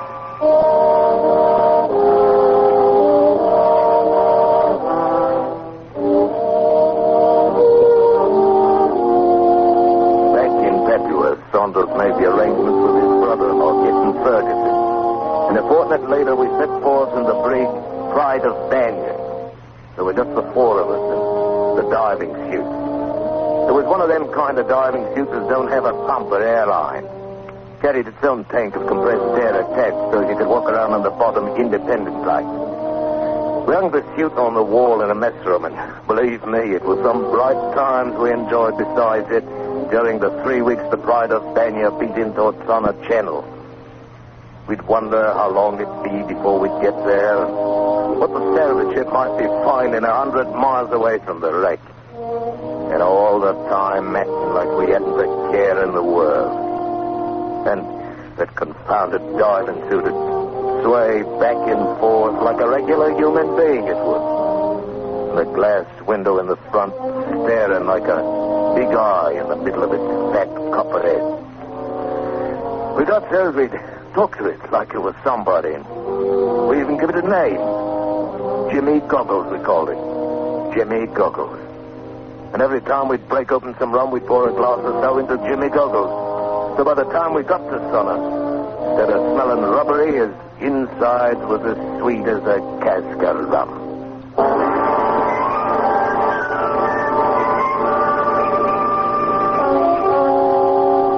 When we found the place, we was afraid to take the brig into the rocks where the wreck was lying.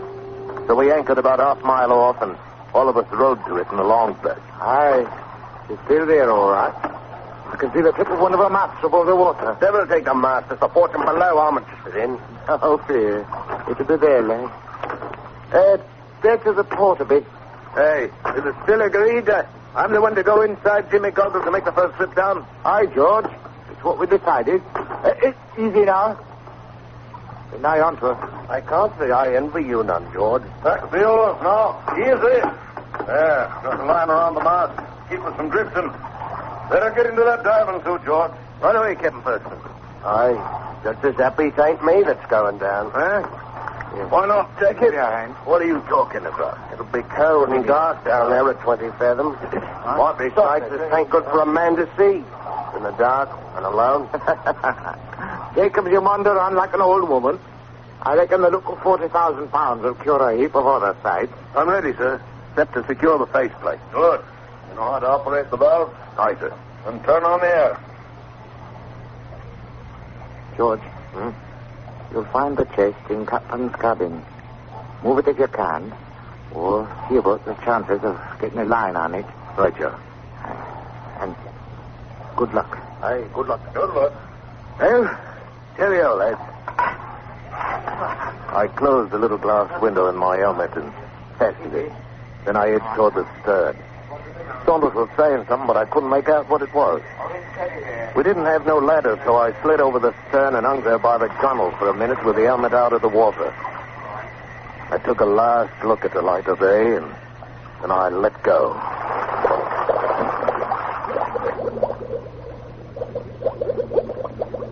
Slow it was. I sunk down through that green water. The only sound was the air bubbling out of the helmet valve. That valve, you understand, was the only way you had of controlling the descent of old Jimmy Goggles. You opened it up, down you'd go. If you clamped it fairly tight, the suit would get full of air, and up you'd pop as fast as a man could care to. Full 5 minutes or more it took to sink that 20 fathoms. And them ghostly sea ferns went slithering past like snakes, and big purple and red clumps of jagged coral. And the light from the surface getting dimmer and dimmer. So as by the time I hit bottom, it was pretty near dark. I was happy to find myself come right down on the deck of the old Ocean Pioneer. And a familiar sight she was, saving for the crabs skittering around her planks, the bloomin' fish swimming past my head and goggling in through the window of my helmet.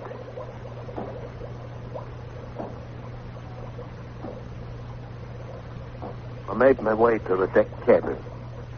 Right before the door, I stumbled onto a blinking skeleton, lying there on the deck as peaceful as you please.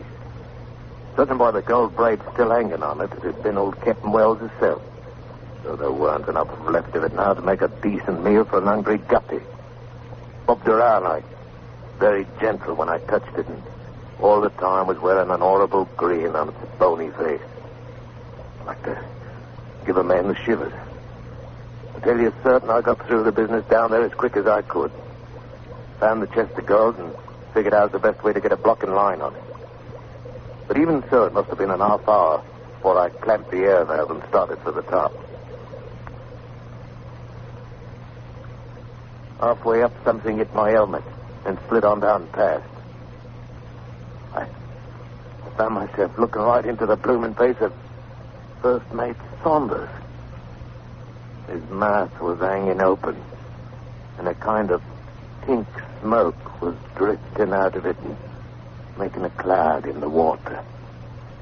I saw he had a spear run through his neck from one side to the other, and he was dead on the mackerel. He sunk on past out of sight, and then Jacobs drifted down from above, and I could see his head was all twisted to one side like and his neck was broken. He was dead, too. Then it hit me. The lads on top had been massacred by a boatload of them bloomin' heathen savages. And like as not, if I felt my head out, the same would happen to me. Oh, blimey. I cracked open the helmet valve and shot down toward the bottom. I sat down there on a sunken rock for nigh on to 15 minutes, I guess, trying to figure out what to do. But any way a man would look at it, there weren't but one answer. So finally, crazy as it seemed, I got up and started out to walk ashore.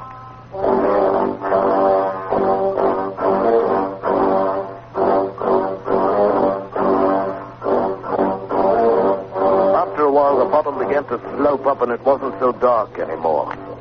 Finally, my helmet poked up out of the water. I saw the beach about 50 yards away with dark jungle right behind it. I sloshed on through the water and came out on the sand. Then I opened the faceplate in Jimmy Goggles' head and cut off the air from the tank and took a deep breath of the natural kind. That's when I saw them. At least 100 blinking savages painted up like banshees. It stepped out of the brush and started moving toward me, slow, beating soft on a couple of drums and growling low and evil-like. Well, George Herbert, you're in for it now, I tells myself. Half a mile of underwater walking and you're still forgetting your bloomin' throat cut. I snapped the faceplate partway shut and cracked the air valve a bit. The diving suit swelled up like a blatted frog. And I started walking toward them. When I got close, they moved back along two sides of a kind of path, and I walked right down the middle of it. It led back into the jungle, and pretty quickly come out in a little clearing with a glass hut standing in the middle of it. And sitting in front of the hut was an heathen idol, carved out in koa wood. He was grinning about as hideous as you ever hoped to see. And the idea hit me. I was in a spot. It couldn't be much worse, and maybe it was worse. The natives seemed to be awed by Jimmy Goggles already. So I reached out and gave the idol a great push. Expecting any second to feel a spear through my gullet. I looked up. Blimey, if them heathens weren't down on their faces worshipping like mad. It had worked. Oh, not me, you understand. Except in the manner of speaking. It was Jimmy Goggles with his copper head and his one glass eye, with me inside him. They'd seen him walk up out in the sea, and they figured he was a god. Old rum-soaked Jimmy Goggles. A regular bloomin' god.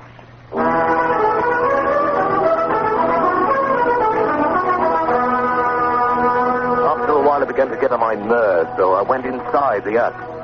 They stayed outside and didn't follow me, but they didn't go away, neither. In a couple of hours, it started to get dark, and I was wondering if they meant to spend the rest of their lives out there bowing on the ground. Finally, a tall native, painted up like a circus clown, stepped inside the door and stood there, just grinning like old Satan himself. Blimey, if I had me a pistol, my beauty, I'd have you grinning on the other side of your face. Oh, would you now? Huh? What? You're speaking mighty bold for a man who's had a lot of luck. Depart unworthy mortal, for I'll smite you with light. Oh, relax, Wine. I've been some time around plantations in Papua. Learned thing or two I did, including English language. Jumping, Christopher. What the devil are you doing here? Taking advantage my simple brethren. Something else I learned at Papua. My name, Mamala. I'm high priest, witch doctor, call it whatever you want. Oh, I'm happy to know you. Mine's George Herbert, officer of the English brig Pride of Banyan. The lace brig, you might say. Boys burned it a couple hours ago. Burned it? What for? Aye. Why was it you attacked us in the first place? Oh, a bit of go like that once in a while keeps boys feeling joyful like, George. It's harmless in manner of speaking. Harmless, is it? Not for my boys, it weren't. Oh, well. What were you diving for out there, anyhow? Pearls. So it now, mate. You are looking over that wreck down there on the reef. What's aboard her? All right, Mamala. She was carrying 40,000 pounds in gold dust. 40,000 pounds? Know where it is? Aye. We could use 40,000 pounds, couldn't we, George? I'm listening. We might make deals. You keep on being the god, and I be your high priest. You can't talk their language anyway. Between us, we'll have him eating out of our hands. Meanwhile, we'll figure a way to raise gold off the bottom. Gold off? You mean I gotta go on wearing this blooming suit all the time? Only if you want to stay alive. They found there was man inside it. They tear you to pieces. Oh, Brom, ain't been all it's cracked up to be being a god. At least you're alive, mate. And we'll both be rich. Aye. Are you going to spend the night out there? We'll be leaving after ceremony, except for guard of honor. I understand you. What's the ceremony? Oh, a little piece of business with owner of brig. We captured him alive, you know. Captain Ferguson? What kind of business? A bit of this, a bit of that. When they get done, they cook him, of course. Cook him? Well, now, you wouldn't expect boys to eat him raw. Wouldn't be civilized, you know. See you in the morning, George.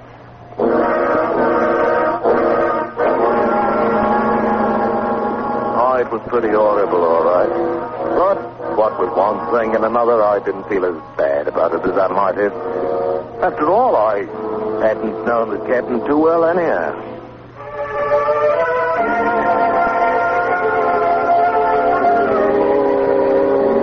Nearly a month went by in mighty uncomfortable fashion. And all the time, Mamala was trying to figure some way to get that gold out of the wreck. I was right in with him at first.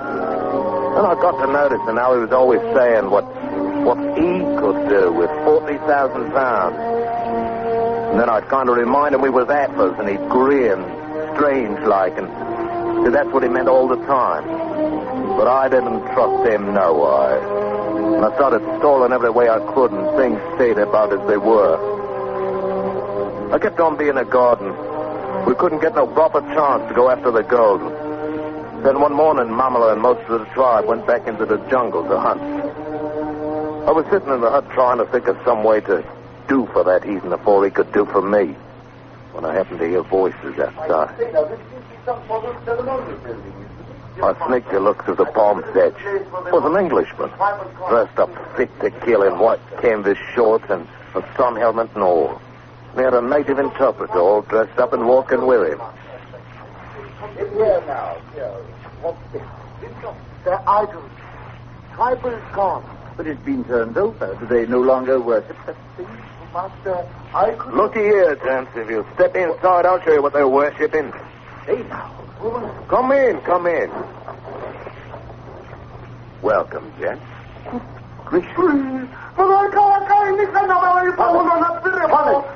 Stop that easy pattering. I'll touch you better. Oh, now take it easy, lad. Nothing but a diving suit, you know. Yes, of course. I saw that. Who are you, anyway? Yeah, no, let's not be asking names, seeing as I didn't ask yours. Well, I have no objection to telling you, sir. It's Bender. I'm with the Royal Anglico-Baphuan Missionary Society. No, not really. Please, no profanity. You might be a bit. How'd you get here? By sailing cutter, down coast of the Bankeel Residency. Well, you've had a bit of luck. If the boys was here, you'd be in a proper fix by now. Oh, I dare say we'd be in no danger. No danger, huh? What is it you'd call being cooked like a pork tenderloin? Have they done it to one of my friends? An adventurer, no doubt. But the natives are well aware that if anything happened to me, there'd be a gunboat here from the residency in 48 hours. Oh, that's how the wind blows, is it? It is indeed. And may I ask for your masquerading in that diving rig? Aye. To keep from getting myself killed, that's why. The natives think this blinking rubber union suit's a regular god. I see. And you've been preying on their childish credulity. Childish it may be, Mr. Bender, but they've got full-grown teeth. Oh, and I've seen them in action. Well, you'll simply have to take your chances, because I'm going to expose you. You know, you can't be doing that. Well, if they was to find out I was a human being, they'd do me in for fair. Well, I'll help you as much as I can, but you should have thought of that before you tried exploiting them. But you can't let it happen to a fellow Englishman. Then why don't you leave now while they're away? You'd likely be able to get aboard the ship that's working a mile or so down the coast. What ship? One salvage vessel looking for a wreck. They think it might have drifted down the channel from the north. Oh, it just might have it there. They might find it. Mr. Bender, I make a proposition. I won't promise anything, but I'll listen. Leave here now and sail down the coast a ways and stay till nightfall. Then come back as soon as it's dark, and I'll let you expose me to your heart's content. In fact, you might say, Mr. Bender, I'll even welcome it.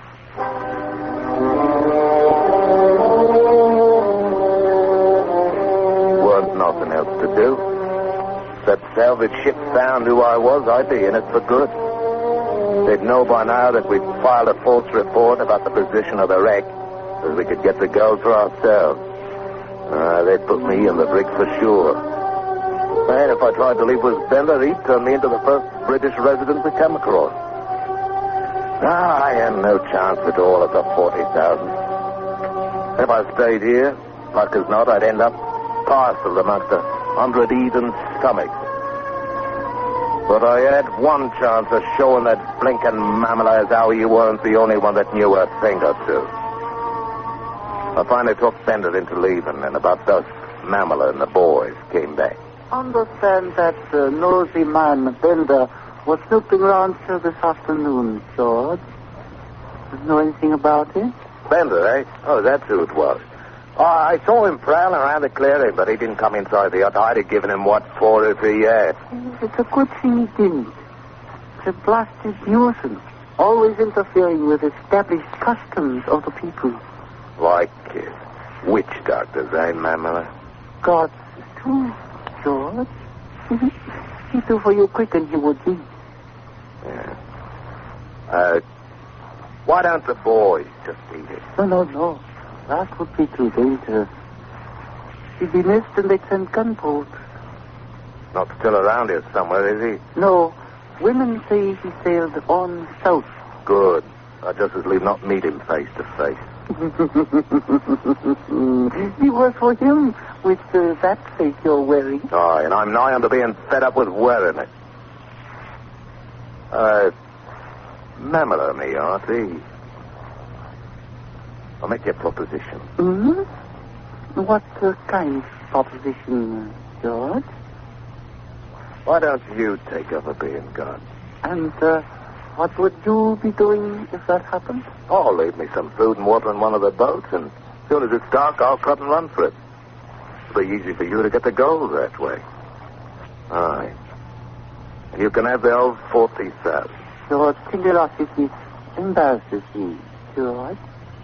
Anyways, supposing I was up and died sudden like, how'd you explain my body to the boys? I have been thinking about that, but I hadn't figured it out yet. I was wondering if you hadn't been. You know a thing or two, don't you, George? Enough to know you weren't going to share with me unless you had to. Frankly, you're right. This may be best way. I'd have my little brethren right under my thumb. You out of my way with no need for explanation. All right, George.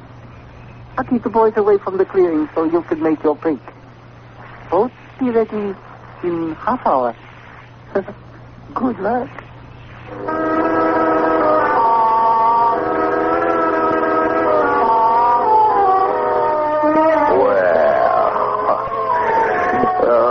Working out just as nice as you please. I made my break all right, but I wasn't heading for any boat. No, sir, not me. Leastwise, not yet. I hid myself in the jungle at the edge of the clearing. Then I waited.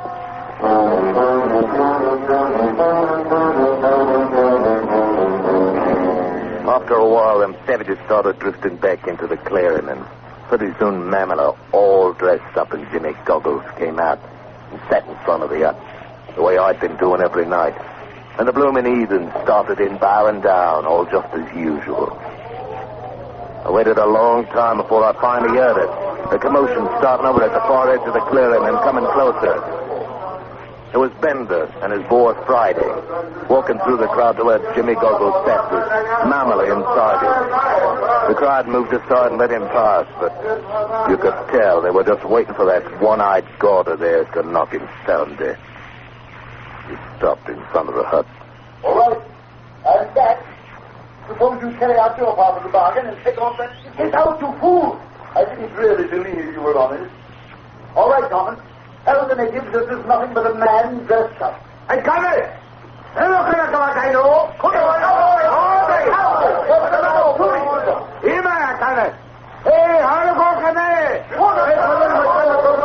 Blimey, Bender didn't jump on the Mamela and start standing at the front of the diving chute. And all the time that heathen witch doctor kept trying to fight him off.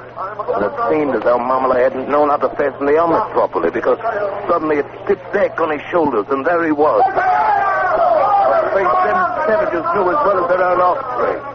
And they didn't like it even one little bit. Aye. They'd been taken in by one of their hometown boys, so to speak, and they weren't for having any. They didn't harm Bender none, but they shoved him off to one side. They made one grand rush from Memphis. And they got it. And blimey, what happened then wasn't downright uncivil.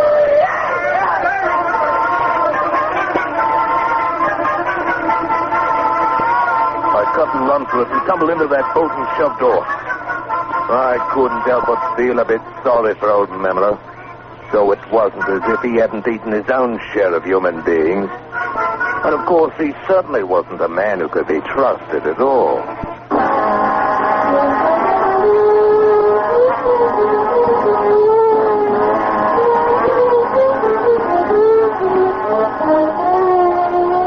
Well, it was a long time after, before I heard how Mr. Bender made out. Seems as though he couldn't get them bloomin' heathens to listen to him at all. Then one day he hit on the idea of climbing into that diving chute. And from then on he had a crowd around every time he'd open his mouth. As far as I know, old Jimmy Goggles may still be down there summers. With his battered copper head, and his rummy smell, and his one glass eye. He may still be doing business. Right down there at the same old stand.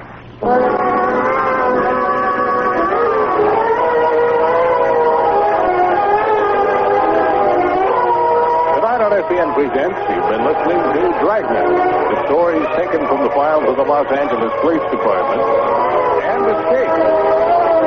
Join us again tomorrow night at the same time. FBN Presents Suspense. Secret Mission. Until tomorrow night at 9:05, this is Navy journalist Dan Jurgens.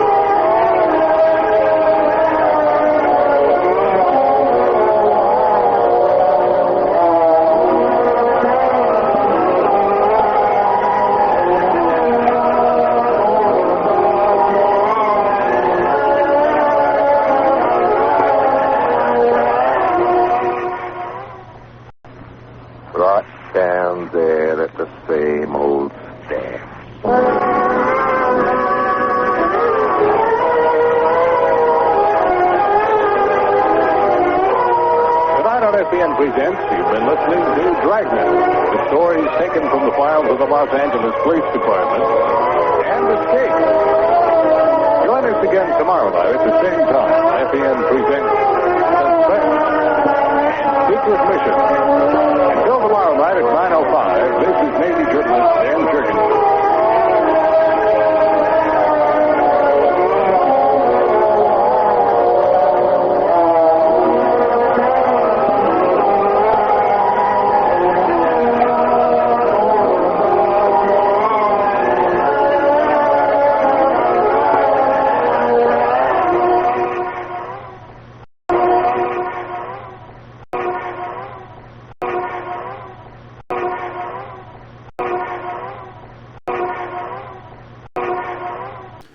Now let's see what Fibber, Magee, and Molly are up to.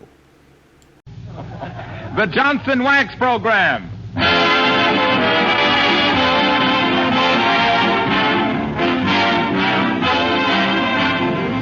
The makers of Johnson's Wax and Johnson's Self-Polishing Glow Coat present Fibber, Magee, and Molly, incident number 258, written by Don Quinn, with music by the King's Men and Billy Mills Orchestra. The show opens with The World is in My Arms.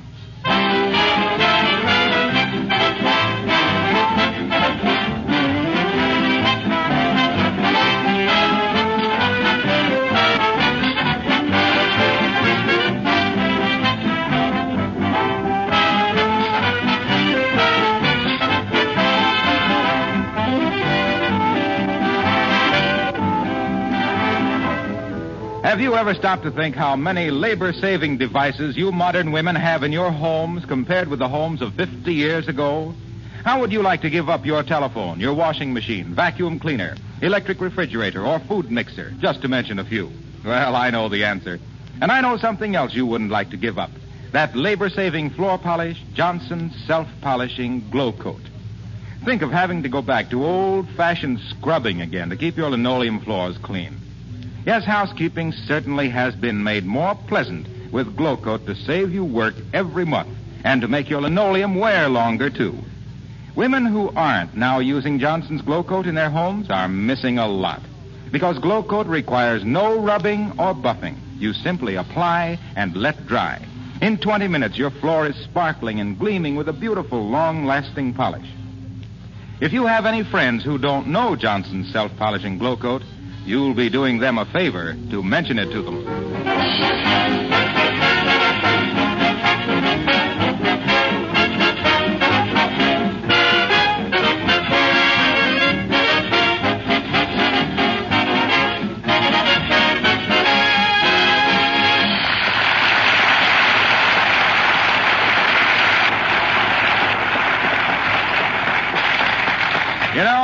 You know, there's nothing like a handyman about the house, is there? Oh, is there? Well, Fibber would be a handier man if he could keep track of his screwdriver. He thinks it's in his tool chest, so he brought the tool chest up into the living room, which is no place for a tool chest. And here, emptying things out of the tool chest, we find Fibber, Magee, and Molly.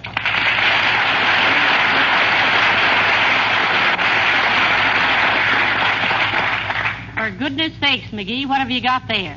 A tool chest. You heard what the man said. Well, did you bring that up out of the basement just to look for a screwdriver? Yep. Too dark in the cellar. The light socket's busted. Why don't you fix it? Can't find my screwdriver. Well, use the blade of your jackknife. I can't. The point's busted off. How'd you do that? Using it as a screwdriver. Now, let's see. Bicycle sprocket. Auto crank. Wood-burning outfit. What's that book there under the broken alarm clock? This? Well, that's Helpful Hints on Home Handicraft by Henry Horace Epplewhite. It's great stuff, too. Yeah.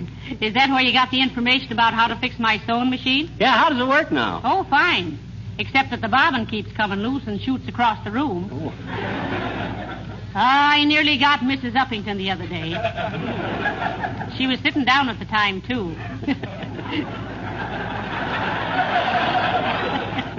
Which wasn't very sporting of me. Umbrella handle. Bear trap. Let that bear trap lay there, Molly. We might catch Gildersleeve in it. Oh, hey. Here's that old shotgun I was going to fix the trigger spring on. Oh.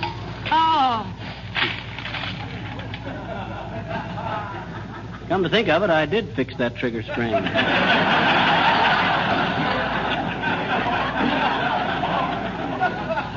Now, isn't that nice? Now you can fix that hole in the ceiling, too. Mm-hmm. Or make it a little bigger and install a brass pole, and then we'd have a nice guest room for visiting firemen. You wouldn't be getting sarcastic, would you? No. And incidentally, what do you want the screwdriver for? No, I'm going to fix something, Molly, and I don't want to tell you. I want to surprise you. Who's that? Uh-oh. It's Mrs. Uppington, the front bumper of the station wagon set. The queen of Wistful Vista society, and wouldn't you love to crown her? Come in. Oh, how do you do, Mrs. Uppington? How do you do, Mrs. McGee? And Mr. McGee? Hi, Uppy. I just stepped into... Oh, what have I stepped into? Well, you stepped into an old camera, Mrs. Uppington. But don't feel badly about it. He never used it anyway. Oh, I was going to fix that camera when I got time. What was the matter with it? Well, when you looked into that ground glass plate, everything was upside down. I got so dad-ratted tired of standing on my head to take pictures that I just... Really? My, how awkward. Yeah. Oh, no, he rather enjoyed it, Mrs. Uppington. He was always a bit of a pixie with a brownie. Well, you simply must allow me to pay for the damage. I insist on making the loss good. Oh, well. Why? It was no good and it's no loss. Why, Molly? How can you be so mean to Mrs. Uppington? You want her to have this thing on her conscientious? You want her to go through life with the guilty feeling that she's broke up a man's hobby with them big clumsy feet of hers? Magee! And don't worry about paying for the camera, Mrs. Uppington. Oh, I wouldn't insult Mr. McGee by offering him money. Huh? Oh. No. It's just that I feel so badly about interfering with your artistic pursuits. Oh, well, sure. So I shall send you over a little box of watercolors that I have had ever since I was a slip of a girl. Well, I must be going now. Look out! Look out for that bear trap! Are you hurt, Mrs. Uppington? Why should she be? She ain't caught in it. I am.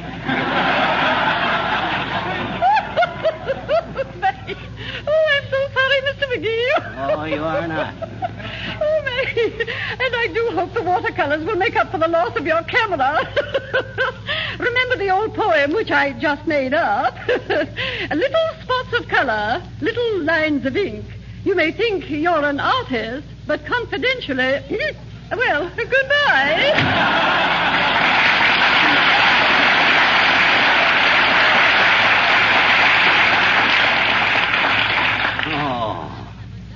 Oh, I do I? Hey, Molly, open this dad-ratted bear trap, will you? Well, how? Well, take a screwdriver. Oh, my gosh, no screwdriver. Hey, wait, I can do it. Boy, is that a relief. Well, how on earth did you get it open, dearie? Oh, just use a little logic and common sense. I says to myself, now keep cool, McGee. Sure, I says. Now, what kind of a trap is this? Well, says I, it's a bear trap. Yes? Of course, I says. So what's the logical way to open a bear trap? Why, shucks, I says, with your bare hands. Oh. Oh, dear. Well, I'm glad it wasn't a mouse trap. You'd have had to give yourself a Mickey. Now, hurry up and get that junk off of my floor. Molly, I haven't found a screwdriver yet. I don't want to Well, for goodness sakes, run down to the hardware store and buy a screwdriver. I don't got time to... Hello, Johnny. Hello, daughter. Going to the auto show? Oh, I don't think so. Not this year, Mr. Oldtimer. Why not, daughter? Well, I'll tell you, old-timer, they've took all the fun out of it. You used to go to auto shows so you could stand on the running boards and watch the salesman show you how easy the clutch and the gear shift worked. And now, no gear shift, no clutches, no running boards. All they got left is the salesman. That's pretty good, Johnny. If a trifle exaggerated. But that ain't the way I heard it. The way I heard it, one feller says to t'other feller, say, he says, I see where Fibber, Magee, and Molly are back on the air. You hear their first two shows? Yep, says t'other feller. Sure are in the groove, ain't they? That's an understatement, says the first feller. That ain't a groove, that's a rut.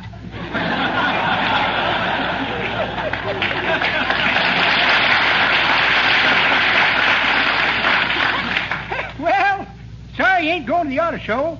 Guess I'll take my gal. She's a streamlined cutie with seal beam headlights and a choice of paint jobs. And knee action. So long, kids. Happy birthday.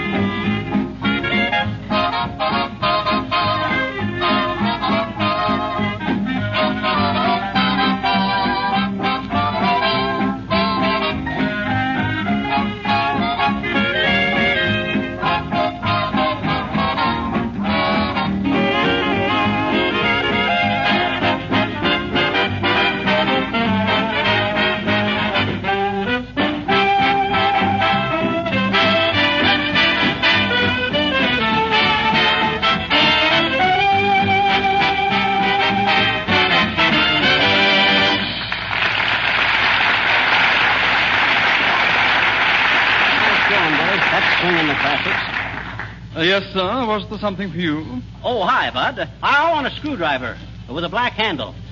We're in the hardware store now, folks. Rattle some hardware, Bud. Thanks. How about a screwdriver? With a black handle. Why a black handle? Well, why not? That's what I say. Get one with a black handle. Yes, madam. A screwdriver with a black handle. What size? What you mean, what size? You got to be fitted for them? Well, we have itty-bitty baby ones for taking watches apart, mama-sized ones for stabbing beer cans open, and great big papa ones for wheel work.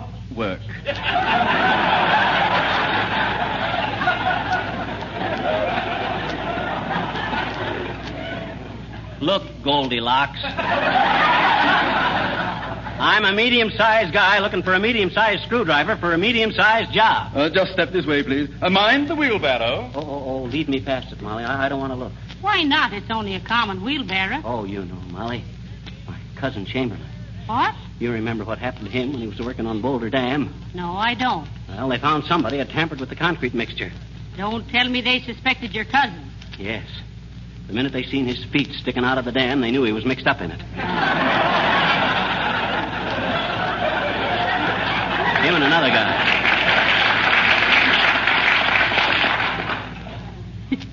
That must have been the foreman. The poor lad told us he was getting in solid with the boss. You can open your eyes now, dearie. We're past the wheelbarrow. Thanks. Okay, Bud, where's the screwdrivers? And make it snappy, because I want to hurry back. Hey, hardware man, come over to my house right away. What's the matter, Mr. Flanagan? Every time I try to sail my toy boats in the sink, it overflows. Well, why don't you use the bathtub? What? And get the coal all wet? Hurry, will you? Screwdriver, Bud. Remember? Oh, yes.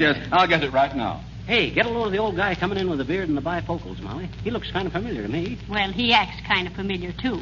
He just winked at me, the dear old thing. Oh, he did, eh?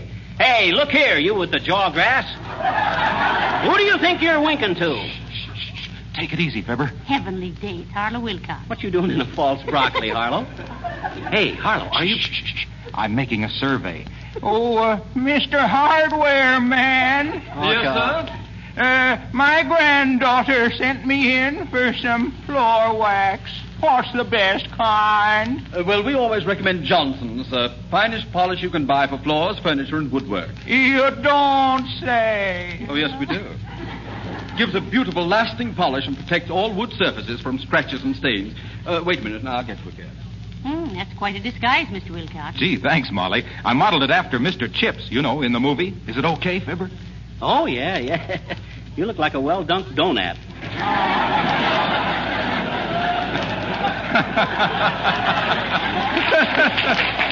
That's the worst disguise I ever... There you are, sir. Johnson's wax.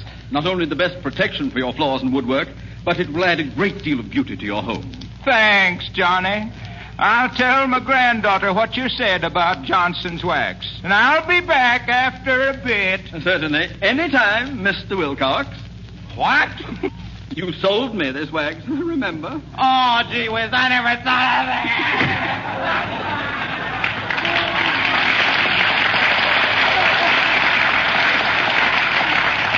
Now then, was there something for you, sir? A screwdriver. Remember me, Bud? The fellow that wanted to buy a screwdriver with a black handle? Oh, yes. Now, here's a wonderful screwdriver, 12-inch shaft, patented grip, non-skid tip, and transparent handle. He wants one with a black handle. But, Madam, the transparent handles don't come in black. Dad, rat it, Bud, who wants a transparent handle? All I want is a simple black handle. Hello there, Skipper. You got a good, strong, comfortable broom? Why, yes, we have, Madam. Here's one, 75 cents special today. I'll take it. Where shall I have the broom sent, Madam? Don't send it, Sniffles. I'm buying it for Halloween, and I'm riding it home.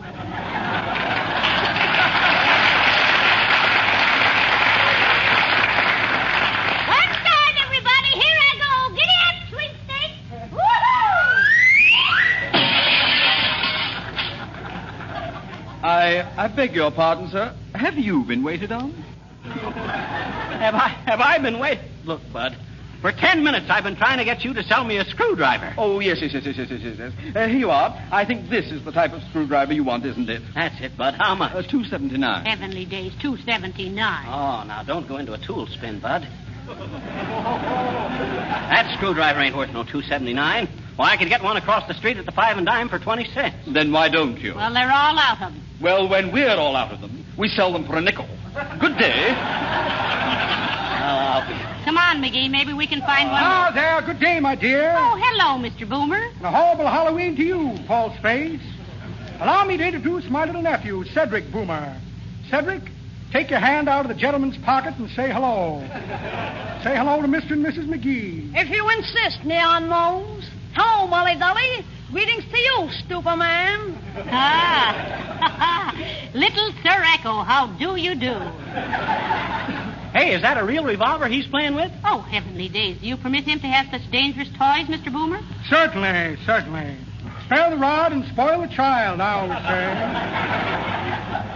say. Put the heater away, Cedric, before I kick your teeth down your little pink epiglottis. You lay a knuckle on me, Boomtown, and you'll wind up in a forest lawn mud pack. Well said, Cedric. Spirited lad, isn't he? Yes, indeed. Well, I'm sorry we can't stop for a little more conversation, Mr. Boomer, but we have to go home and hunt for a screwdriver. These people want $2.79 for one. $2.79? Why, that's an outrage. I'll sell you one for only 37 cents myself. Shortcake. Always carry a few tools with me for one reason and another. 37 cents, eh? Okay, Boomer, it's a deal. Let's see it. Of course. Now, let me see. Screwdriver. Where'd I put that screwdriver? Here's a letter from the draft board asking me to report in the morning. Dated October 15th, 1917. Yes, indeed. I should have dropped in some time ago. Postcard from Jefferson City Mo. Poor old Mo. You should have seen the police report they had on him. Reading time, 20 minutes. Doing time, 20 years. Glass eye with a sentimental gleam. Ah, what's this in my hip pocket? A small grimy hand with arm attached. Oh, it's you, Cedric, my lad. Trying to follow in your uncle's fingerprints, eh? Perhaps you know what became of the above-mentioned screwdriver. Of course. Let me see. Screwdriver. Where did I put that screwdriver? Here's a wad of bubble gum that had a blowout. I must remember to have it vulcanized. Boy Scout knife. What am I carrying that for? I wouldn't knife a Boy Scout. The butt of a chocolate cigar. License plate off a hot tricycle. And a check for a short root beer.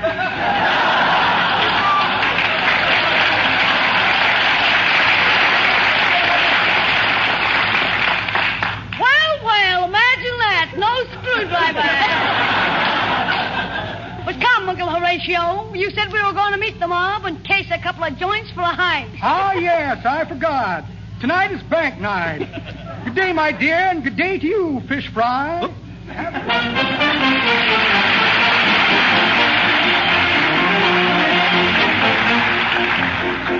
The King's Men sing Sawing a Woman in Half.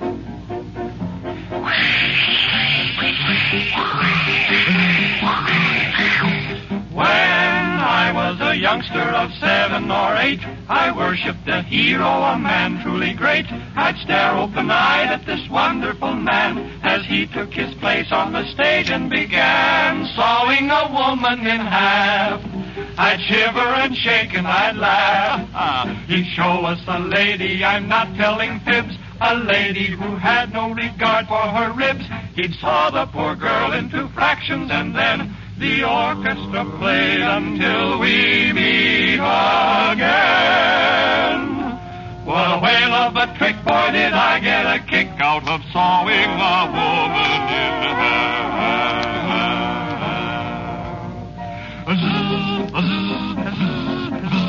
Right through the middle, the saw quickly goes. until it had parted her head from her toes. The crowd got excited when she was divided. They stared and they strained every muscle. They said it was magic, but I thought it tragic to sever her hat from her bustle. And I don't mean maybe, if I was that baby, I'd raise up a flock of objections. The act spoilt her chance for a lovely romance. Who'd marry a lady in sections? Sawing a woman in two was never the right thing to do. In decent society there should be a law to keep him from tickling her ribs with a saw. To settle the question I asked for a date, and when she said yes, I hardly could wait. I was nervous, you bet, to see which half I'd get. When he saw that woman in half.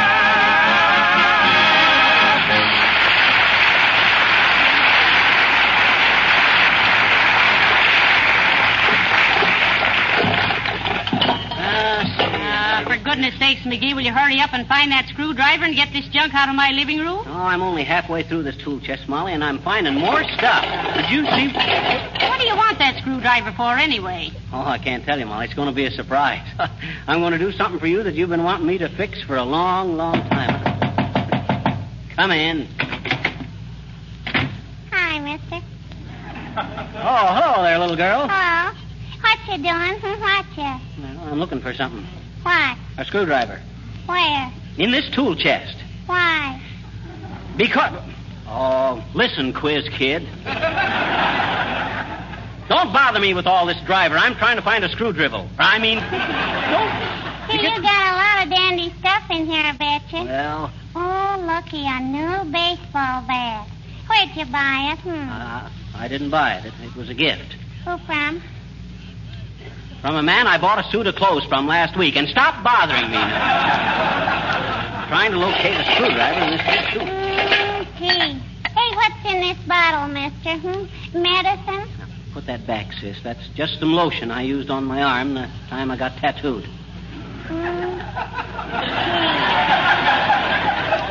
Did you get tattooed, mister? Oh, let's see it. No. I don't want it. It didn't turn out good. Oh. Come on, mister, please. Let me see your tattoo. Well, okay. If you don't tell anybody about it. Wait till I roll up my sleeve. There. See? See, that's a dandy tattoo, I bet you. Oh, I don't think it's right. Who's it supposed to be, J.P. Morgan. Why? Well, the guy that tattooed me was a little deaf, that's why. I told him I wanted to anchor, and he thought I says a banker.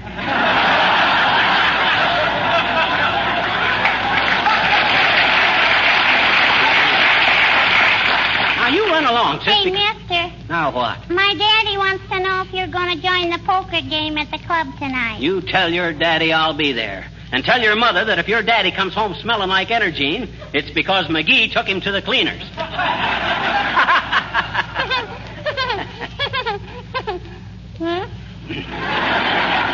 I says, tell your old man I'm going to take him for his role. I bet you won't, I bet you. Huh? He says you're an awful bum poker player. Oh, he does he? Yes, he does he? He said you always played a full house like you were afraid it was haunted. That's all, mister.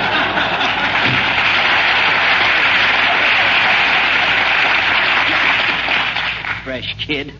She can cause more trouble than a bee in a coupe. Now, let's see if I don't get...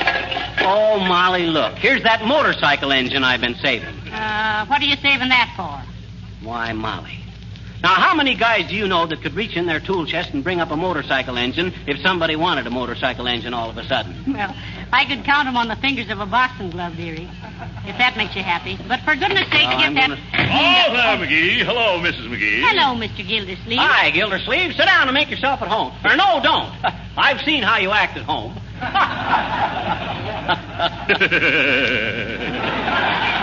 Isn't he a card, Mrs. Magee? He's a card, all right. And to think that I drew it. Sure tossing ringers. What is all this stuff, Magee? You mean the stuff in this tool chest? Well, I was looking for... Magee, if you're thinking of starting a junkyard here, I'll complain to the authorities. This is a residential zone. Well, is it any of your business? Yes, it's my business. Well, what's your business doing in a residential zone? Stop this bickering, the both of you. He's just looking for a screwdriver, Mr. Gildersleeve. Well, I'll help him look for it. What does it look like, McGee? Oh, it's about this long with a black handle, and it's got TPG carved on the handle. TPG, eh?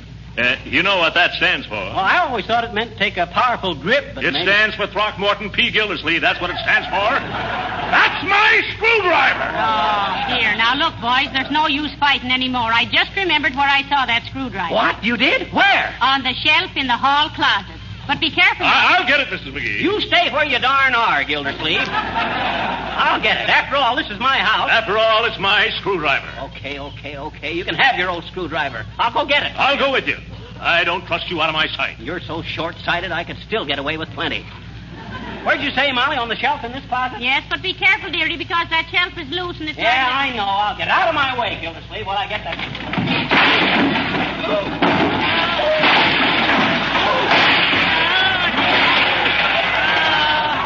Oh, my goodness. McGee, I warned you about that loose shelf. I know you did, but I had to get that screwdriver. What did you want the screwdriver for? I wanted it to fix that shelf.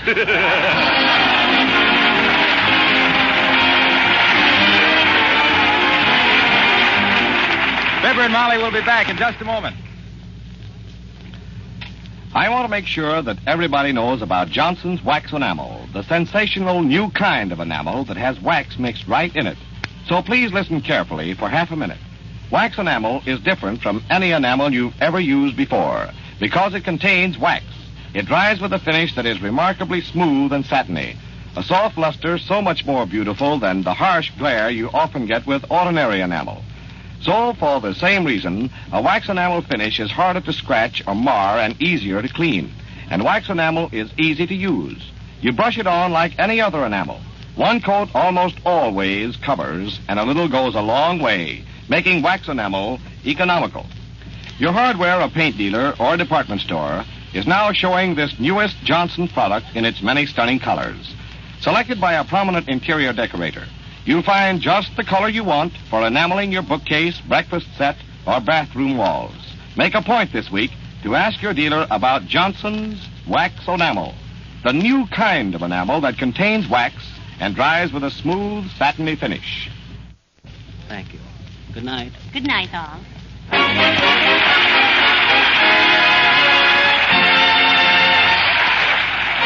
This is Harlow Wilcox reminding you that when you buy any one of the Johnson Wax products, you get your full money's worth in satisfaction. Be sure to ask your dealer for Johnson's self-polishing glow coat for your linoleum, Johnson's Wax for your floors, furniture, and woodwork, and Johnson's Car New for your car. All these superior products are manufactured by S.C. Johnson & Son Incorporated, Racine, Wisconsin. Well, we hope you'll be with us again next Tuesday night, same time, same station. Good night. This is the National Broadcasting Company. Flash Gordon is going to be taking you on an intergalactic adventure next.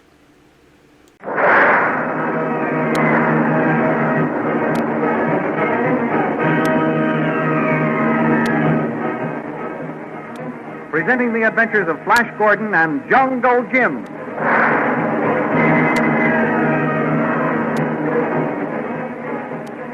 Last week, Flash Gordon reconciled Dale Arden with his explanation of why he kissed Azura. And Dr. Zarkov, the scientist, declared they would hold the Witch Queen as hostage until they could bring Tal to terms. Back at the palace, Tal sees Khan running toward the castle from the hills and rides out to capture him. But Khan, with a ray pistol, captures Tal and forces him to break his sword. Then the two men fight hand-to-hand in a battle to the finish. Tiring of all this danger and uncertainty, Dale Arden tries to persuade Flash to leave Mongo and return to the Earth. But Flash, with victory apparently within his grasp, refuses. At that moment, a blue magic scout patrol overtakes them, and Queen Azura surprises them all by declaring Flash Gordon king of Kira and the cave world. However, the patrol commander warns them that in their absence, Tal has seized the throne. These thrilling adventures come to you as they are pictured each Sunday in the Comic Weekly, the world's greatest pictorial supplement of humor and adventure. The Comic Weekly, each page printed in full colors, is distributed everywhere as an integral part of your Hearst Sunday newspaper.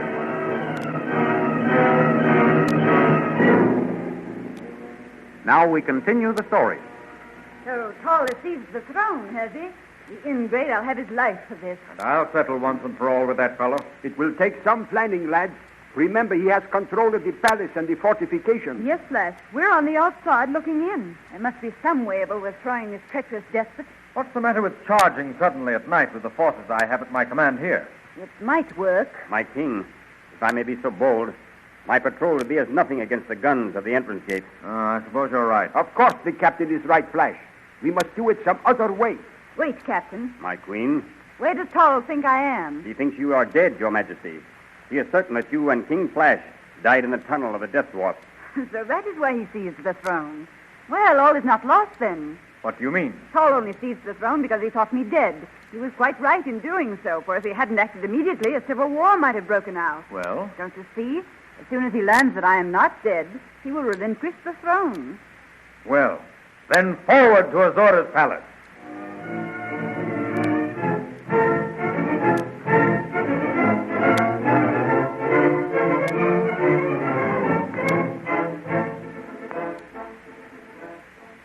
Meanwhile, back on the plains before the palace walls, Tall and Khan fight hand to hand for supremacy. Not a word do they speak as they exchange blows. Only their labored breathing and a grunt from one or the other is heard as a punch finds its way to a vital spot. Suddenly, Tall breaks through the tiring Khan's guard. Khan falls backward. Tall straightens up, wiping the sweat and blood from his brow as a squad of soldiers ride up. At last I put you out of the way. General, your majesty, are you all right? Yes, this fellow and Flash Gordon are dead. We shan't have any worries from them. Yes, that's right, your majesty. How did this Khan get the pistol with which he held me up? One of the sentries on the top tower said he saw another figure with the ex-prisoner going towards the hills a while ago, your majesty. Then that explains it. Khan was rescued by his friend, that earth wizard, Zarkov. But we haven't seen any sign of Zarkov, your majesty. Oh, he must have gotten by you somehow, fool. But he couldn't have, your majesty. We'll see about that. Come back to the palace. Squad forward. Gallop.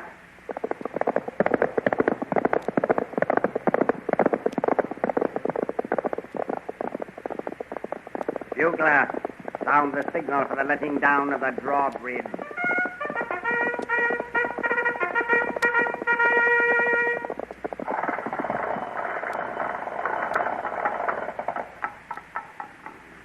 Squad, patrol this gateway. I shall go in the palace. And remember, this time I'm to have a signal no matter who comes within range of your vision. Well, guard. What happened to you? Your majesty, it wasn't my fault. What wasn't your fault? The girl. What girl? Dale Arden. Rode up to the gate and asked to be taken to Flash Gordon. I started to lead her to the captain of the guards. Yes, sir. When my rifle was snatched from my hand and I was attacked. The girl. So that's how Khan got free, eh? No, your majesty. Well? I heard that earth scientist's voice, although I couldn't see him. That earth wizard. Some more of his magic. He was invisible like Flash Gordon. Yes, your majesty. When I came to, I was stuffed into a closet and all bound and gagged. Yes. My comrades just found me. Good. I'm glad you were saved in time. Thank you. Thank you, your majesty. So Zarkov and Dale Arden are still alive, eh? Men, scour the lane for them. Bring in their heads.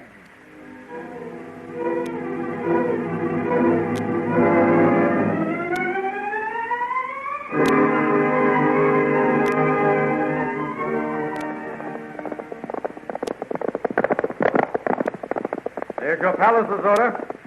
But what are the soldiers patrolling in front of it for? I don't know. That's odd. It must be some of Tal's orders. Oh, Flash, we're going to be taken prisoner again. Now, don't worry, Dale. We're in no danger anymore. I see a rider coming from the palace. Perhaps we'd better stop and find out what's happened. All right. Coming in. Halt! Major, Your Majesty?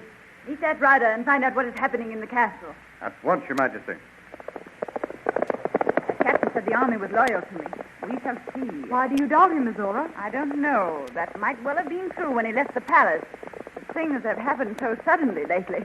The loyalty of the soldiers may have swung to General Tall. The Major has met the rider. They are motioning towards us. Then pointing back to the palace. What can he be saying? The Major's coming back. We'll know in a minute. If the army has deserted me, I don't know what will happen. Or the soldiers might turn on us and kill us right here. Please don't worry, Dale. Zarkov and I will stand them off if we have to. You bet we will, lads. Come, Zarkov. Let's go and meet that rider and get the news. A very good idea. If it is bad news, we can see that it does not get out. Well, Major, what's the news? The ex-prisoner Khan has been killed, Your Majesty. Poor Khan. That's terrible. He was a brave and loyal soldier. And Tall has issued orders that his men are to scour the country for Dr. Zarkov and Dale Arden. These soldiers patrolling the gate are watching for you, Dr. Zarkov. Ah, he thinks you are dead, lad, along with the Queen. Yes? Well, here's where we fool him. How? You'll see. Azora, Dale. Yes. Come here, please. Zarkov, those soldiers are going to let us in the castle without a challenge. You called us? What is it, Flash? Tall thinks you and I are dead, Azora. Oh. He has issued orders to capture Zarkov and Dale here. Oh, we'll see about that. Hold on, Azora. That's just what we're going to let him do. What? Azora and I will wear robes borrowed from the soldiers. Zarkov, you, and Dale will ride at the head of the column. The guards will be so glad to see you, they won't notice us. As soon as we get inside the gates, we'll throw off the robes and take possession of the throne.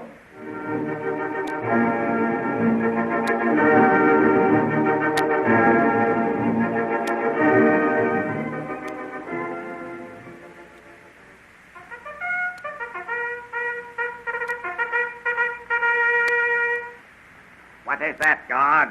The sentry gate, Your Majesty. Zarkov and Dale Arden have been sighted approaching at the head of a company of scouts. They have been captured? Good, excellent. See if they are brought here directly. Gentlemen, rejoice! The Queen lives! What's that you say, Major? The Queen lives, saved by Flash Gordon. She's coming here directly. She can't be alive. She can't be. I am king. I'll kill her. Quiet, fool. You speak treason. Treason, is it? If this be treason, I'll make the most of it. You'll take this. Death to the traitor. Long live Queen Azora. What has happened here? Look, Tall lying on the floor. He must be dead. Is Tall dead? Forgive me, O Queen, but he wanted to kill you. So I shot him down. Oh, there is nothing to forgive, Major. You did your duty, and you shall be rewarded. And now, soldiers, salute your king, Flash Gordon. It is my wish and my command. Present arms. Thank you, men. Dismissed.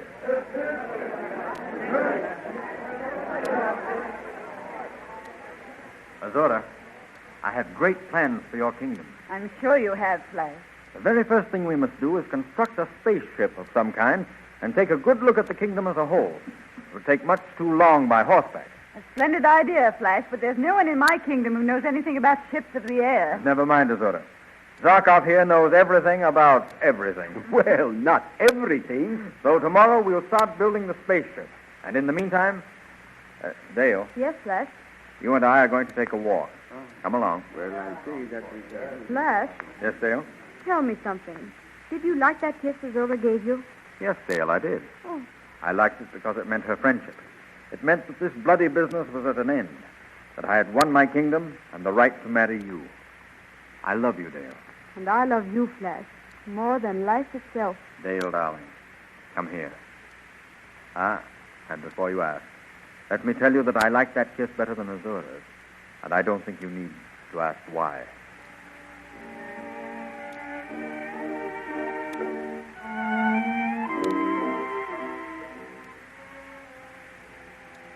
After a time, Dr. Zarkov completes the building of the spaceship. With the entire army drawn up and Queen Azura present to see them off, Zarkov, Dale, and Flash climb aboard. Everything is ready, Flash. Good. You're sure you won't come with us, Azora? I prefer to stay on the ground, Flash. But I hope you have a nice trip and get a good survey of our kingdom. I'll do my best. Well, goodbye for a while, Azora. Goodbye. Come, Dale. Stand back, everyone. Here we go. Bye. Goodbye, goodbye, goodbye. It feels good to be in the air again. You bet it does. Don't you think so, Dale? Yes, Flash. But where are we heading, Dr. I am Zarkov? going to test the ship for altitude. Then we will just cruise over the kingdom and map it for Azura. Goodness, how quickly the palace disappeared. Yes. This is a much faster machine than the rocket ship, isn't it, Zarkov? Much faster, lad. It was a good thing we managed to salvage the instruments from the old wreck of Ming's spaceship. We can calculate our position by them in my new directograph. This ship is certainly well equipped. Why, we can do all the mapping and surveying on this one flight. Yes, lad. It will certainly save time and energy. What is the reading on that dial? 500. What does that mean? Flash, we are going 500 miles per hour. No one has ever attained that speed in the air before. Why, it doesn't seem as though we're moving at all. Well, that's because we haven't any stationary objects to indicate our speed, Dale. Watching trees and poles fly past would make you more conscious of the rate we're traveling. Flash, what was that? Huh? We seem to be falling. So we are. Zarkov, do something. Yes. Why, the controls refuse to work. And look at the dial. The speed is increasing. 650, 700, 750, 900, 1,000. We're falling at 1,000 miles an hour. Oh, Flash. Don't be frightened, Dale, darling. I'm with you. Oh, but we'll be killed. Well, let's hope not, Dale. Can't you do something, Zarkov? Yes, I'm trying. Let me look at the directograph. Oh, Flash, this is awful. Never mind, dear, never mind. Be brave. Well, Zarkov, where will we land? Just a minute. I want to be sure. Sure? Sure of what, Dr. Zarkov? We have, Flash, Dale. We have left the gravitational influence of the planet Mongo. Oh, what will become of us? Where are we heading? We are now being drawn towards the Earth. The Earth? Yes. But whereabouts on the Earth, Zarkov? I don't know.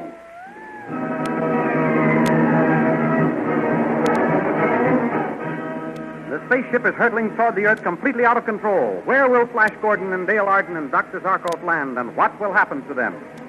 These amazing adventures which you have just heard dramatized are only one of the many thrilling features to be found in the Comic Weekly section of the Hearst newspaper next Sunday. For besides Flash Gordon, you will find that other daring American adventurer, Jungle Jim. What a thrill is waiting for you each Sunday as Jungle Jim's mysterious adventures in Malaysia, way down at the southernmost tip of Asia, are brought to you in the Comic Weekly. Then, of course, you don't want to miss those wonderful poster stamps drawn especially for you by real artists and printed in full colors every Sunday in the Comic Weekly. If you are not already saving these stamps, be sure and start next Sunday and become a full-fledged member of the new Poster Stamp Collectors Club. The official album of the Poster Stamp Collectors Club is now available at all leading stores. And now goodbye until next week at the same time when we will be back with another chapter in the amazing adventures of Flash and Jungle Jim.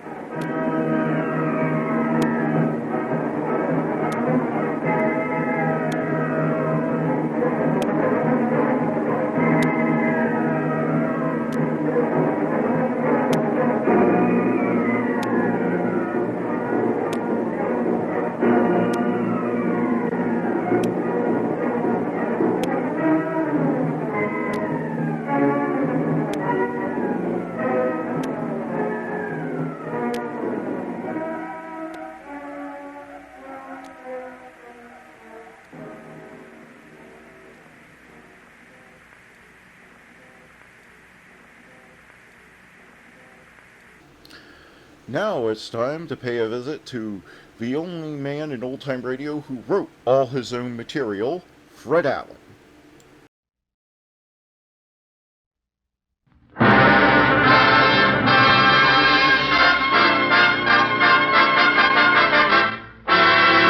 Mr. Allen, Mr. Allen. It isn't Jessica Dragnet, kiddies.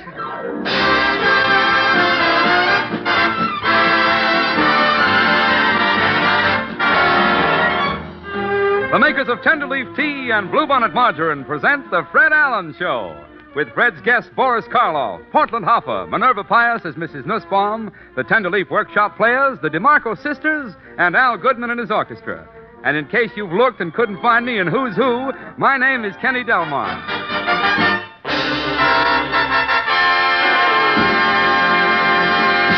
On November 15th, ladies and gentlemen, the OPA cut the retail price of grapes 15%. And speaking of grapes, tonight we bring you a guy who's one of the bunch, and here he is, Fred Allen. Thank you.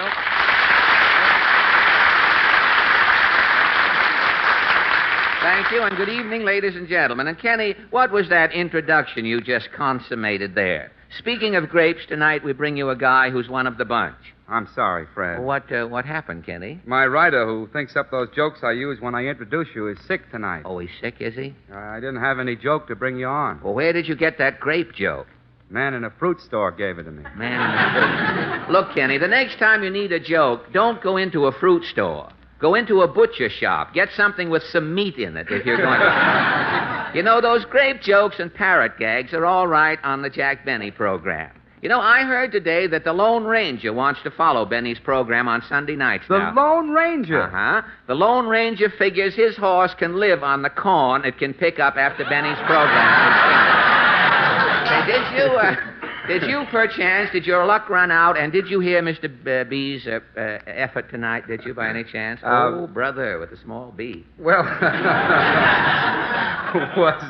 was Joe Lewis on with Jack again this week? Yes, Kenny. With those jokes Benny gave Joe, it was the first time Joe Lewis has ever put anyone to sleep without hitting him. He did it 2 Sundays in a row. I think Lewis was in here earlier in the evening from... I think, though, Kenny, that... Alan! Well, Portland, gee whiz. You know, it's too bad you missed Kenny's grape joke, Portland. You're late. Oh, I was home helping Mama fix our Thanksgiving turkey. Oh, you were? Really? Mm-hmm. There are plenty of turkeys this year. Even the turkeys can have turkey for dinner this year. It's funny. Last year we had 2 Thanksgivings and no turkey. That's true. And this year there are plenty of turkeys and no cranberries. Well, Mama's making her own cranberries. Oh, is she really? How? You know those little white cocktail onions? Yeah. Mama paints them with mercurochrome. Paints them?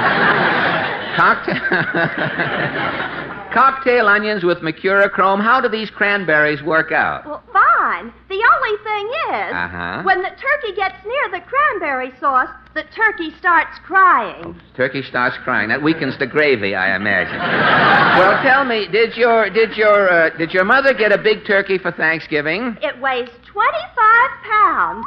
Mama's trying to make it small enough to fit in the oven. Oh, your mother should have read Mayor LaGuardia's instructions on how to get big turkeys into little ovens. You know, the mayor says all you have to do is take out the turkey spine, bend the legs up under the sacroiliac, fold both wings over the Bombay door, butter the sides of the oven, and slip the turkey in. Mama read the mayor's instructions. And she didn't like them? Mama said it would be easier to get the mayor into the oven. Not with his hat on, it wouldn't. And speaking of turkeys reminds me, Portland, it's time we took a gander at our friends in Allen's Alley. Oh, what is your question tonight? Well, the Clothing Manufacturers Association recently announced that due to the acute shortage of materials, it will be impossible to produce enough suits to supply men this coming year. And so our question tonight is this impending clothing shortage going to affect you? Shall we go? As the 2 Morse code operators said after they had made some dots, let's make a dash.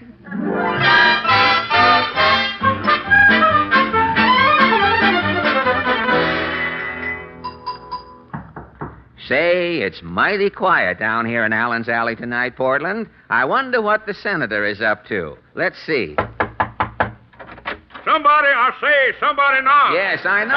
Claghorn's the name. Senator Claghorn, that is. Every week. I come from Dixie. I'm loyal to the South. You keep telling me this. I never go to a movie unless Ann Southern is in it. Well, look, Senator. On the radio, I never listen to Mr. and Mrs. North. Now, Senator. Speak up, son. Out with it. Well, I'm trying to say... You don't say nothing. You just stand there gawking. Gawking, that Well, I'm is. doing the best I can. I don't see a chance to get in here.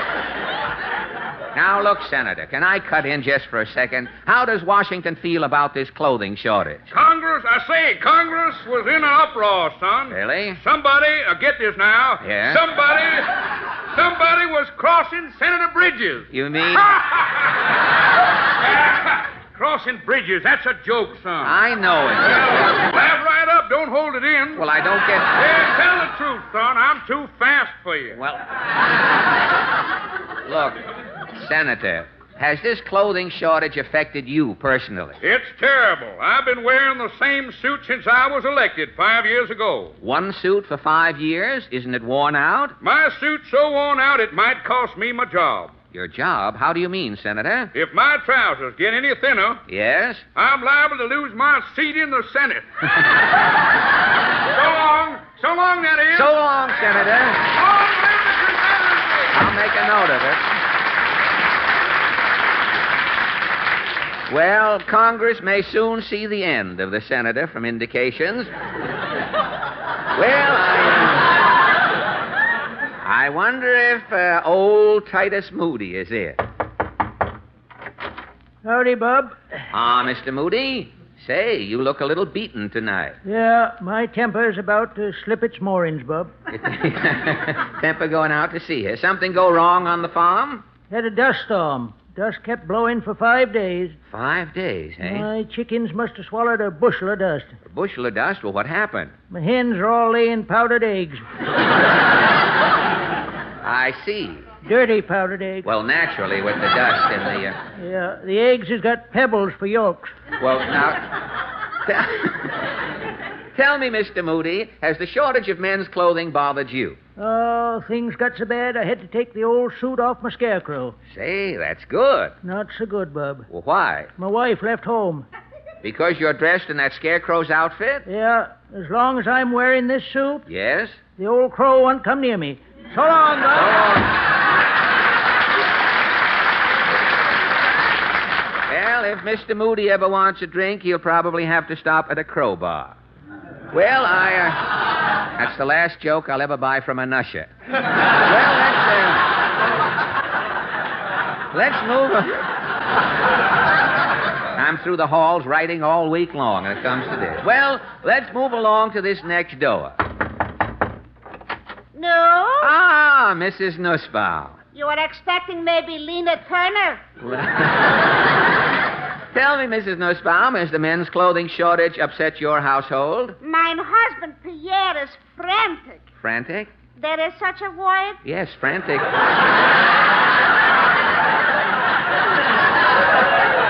Frantic is a word. I thought maybe I was making it up. Oh, no. No, when I'm least expecting it sometimes, I'm coning an expression. Oh, I can imagine. Well, tell me, has your husband tried to buy any new clothes recently? He is going to Horowitz's herringbone heaven. Horowitz's herringbone heaven, and? Horowitz is having only one herringbone left, which Horowitz personally is wearing. Well, naturally. What did Pierre do? First, he is wearing his Mickey Mouse sweatshirt with Boy Scout pants. Oh, that's some combination. Mickey Mouse sweatshirt and Boy Scout pants. Pierre must have looked snappy. He is looking snappy until the Boy Scout is taking back the pants. Oh, I see. You had to make Pierre another pair in a hurry, huh? It is an emergency. Good. I'm using the Sunday newspaper, the comic section. Oh, you made Pierre a pair of pants out of the funny papers? Yes. Down the left leg is Little Orphan Annie. Yeah? The right leg is Terry and the Pirates. And in the back? Is Dick Tracy. Ah, Dick Tracy. If you think Itchy was in a spot before, Yeah? you should see him now.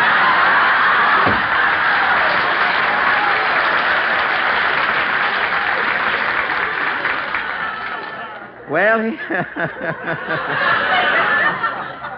here we are at the last house in Allen's Alley. I'll see what's going on in here. Oh, it's you again. Well, only one Magee tonight. Where's your partner? He's singing at a smoker. Oh, really? The faithful followers of Carmen Lombardo. Those two guys meeting again this year, are they?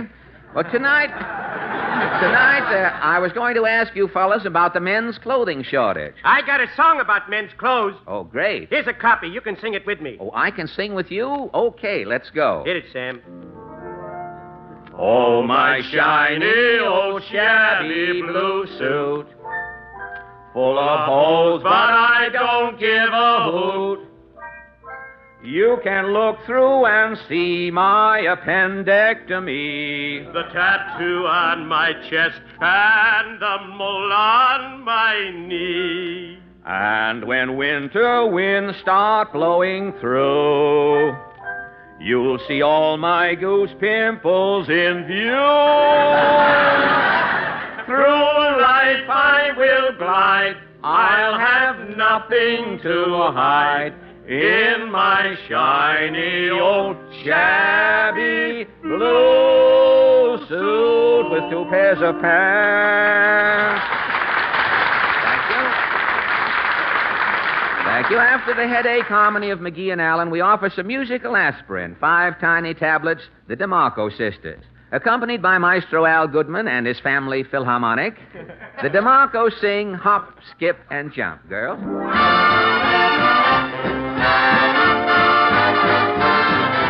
Hop, skip, and jump in my direction. I need affection.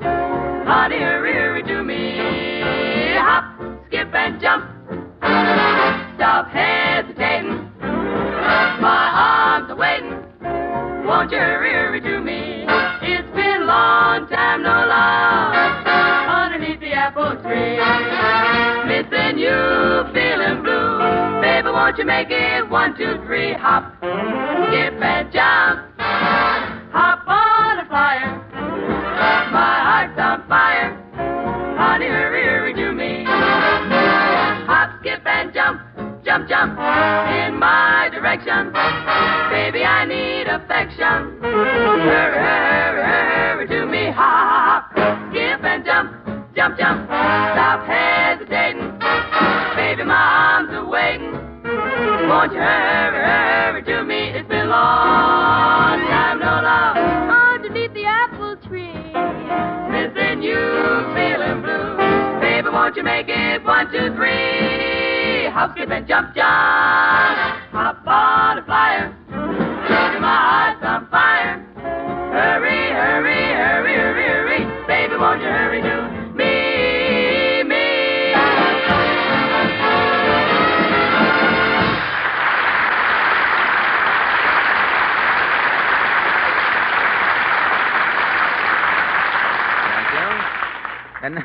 And now Kenny Delmar with a message from the world. The world has a great many good things to say about the American woman. Her charm, her beauty, her good taste, and all.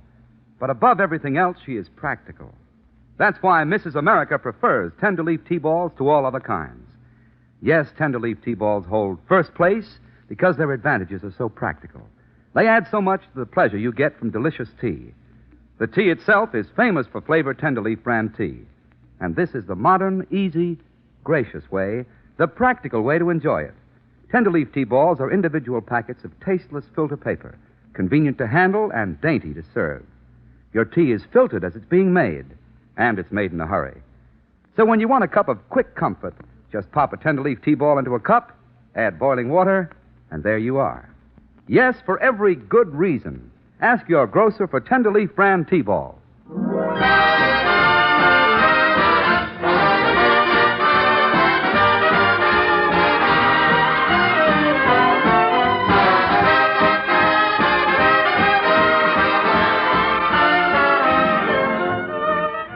Maestro Al Goodman has just completed another of his miniature concertos. He clept, I'm going to love that guy like he's never been loved before. Mr. Goodman plays just enough each week to stay in the Musicians' Union. He takes all his old weights and makes up little pauses for station identification. Say, Portland. Yes? Would you mind taking over for the rest of the program? I'm all in. I've got to lie down for a little while. Lie down? I haven't slept a wink all week. I am as tired as a violin player's middle finger after 16 bars of pizzicato. You know, I had to get out of my apartment this week. Well, haven't you tried to find a new apartment? Oh, tried. Portland, what I have been through. Yesterday, Kenny Delmar gave me the address of a rental agency over on 6th Avenue. Well, sir, I started out early in the morning.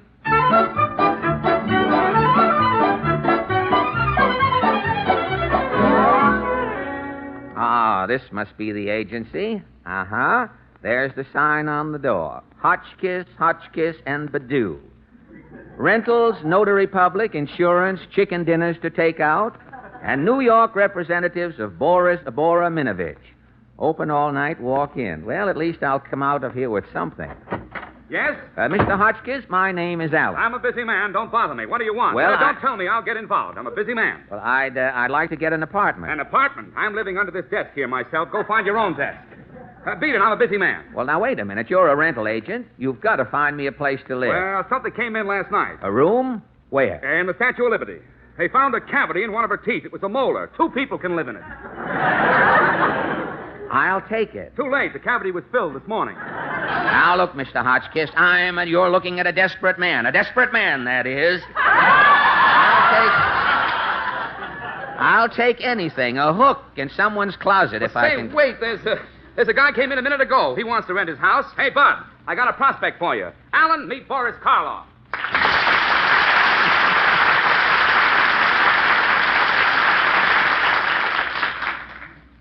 Boris Karloff. Thank you. I beg your pardon. Have we met before? Mr. Karloff, don't you remember me? Take a good look at my face. You look like something that fell out of a closet in my last picture. Mr. Karloff, I'm Fred Allen. I met you in Hollywood. Oh, yes. You were out there making a horror picture. Well, I didn't go out to Hollywood to make a horror picture. My picture just happened to turn out that way. And I may say in rebuttal, Mr. Karloff, seeing you in person is sort of a letdown. How do you mean, Fred? Well, you look human. Now, I expected to see a man who was part monster with a long, ratty tail. Suit serves to cover it nicely, doesn't it? Yes, I notice your tailor left enough room in back there in case you get happy and start wagging. But tell me, Boris, what brings you to New York? Are you going into that show, Follow the Ghouls?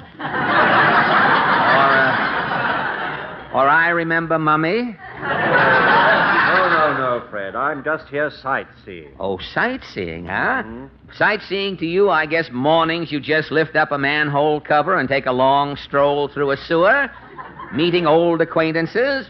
Afternoons you browse around the morgue.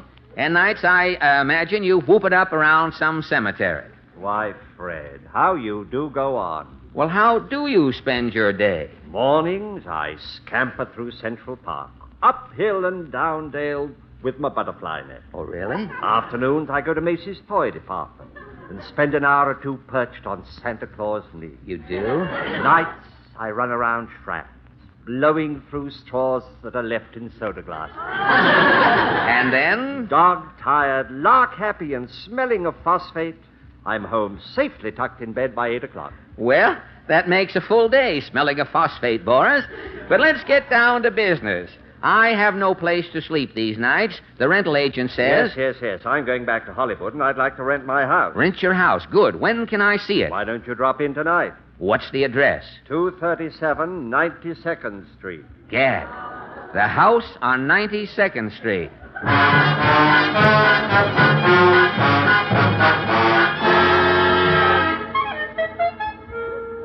Well, Portland, that night I started for Boris Karloff's house. It was pitch dark. The wind was blowing.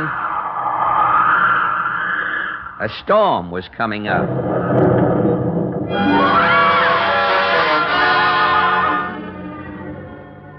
I finally found it, the house on 92nd Street. It was a creepy-looking joint. I walked up the rickety steps. I rang the doorbell.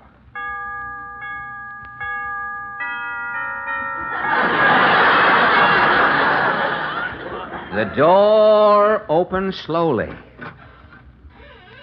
I heard an old woman say, "Come in."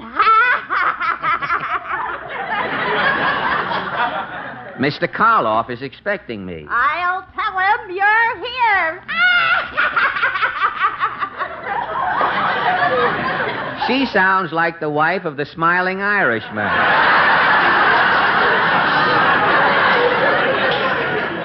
Gosh, it's gloomy in here. What's this? Gad, a human head rolling down the hall. What's up, chum? Who's that? Who's talking? It's me down here, the head. Who are you, head? I used to be called Karloff's girlfriend. What became of your body? I had a corn on one foot. Yes? Karloff told me he was chiropodist. Yes? He started cutting off my corn. Well, I fell asleep. I could feel Karloff cutting. Yes? When I woke up, my corn was gone, Karloff was gone, I was gone. You were gone? All but my head. Gad, Karloff must be mad. Karloff's mad. How do you think I feel? I can imagine. Well, I gotta go, chum. Stop me rolling, will you? In what direction? Which way can you top this? Oh, you're going to see the repeat show, are you? Well, I'll give you a head start. Here we go. Thanks, chum. Okay, Head. Gad, this place is spooky. I'm getting out of here. Where does this door go? A closet. Wow, it's dark and musty. Hello, Fred. Yipe! Oh, it's you, Boris Karloff. What are you doing in this closet? I was just hanging up an old suit.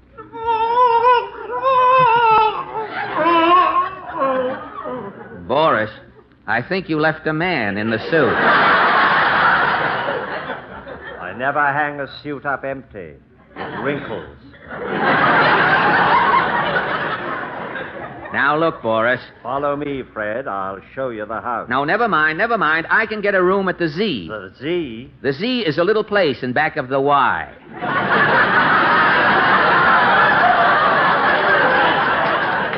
Well, I'll be getting... Here come, Fred. It's dark.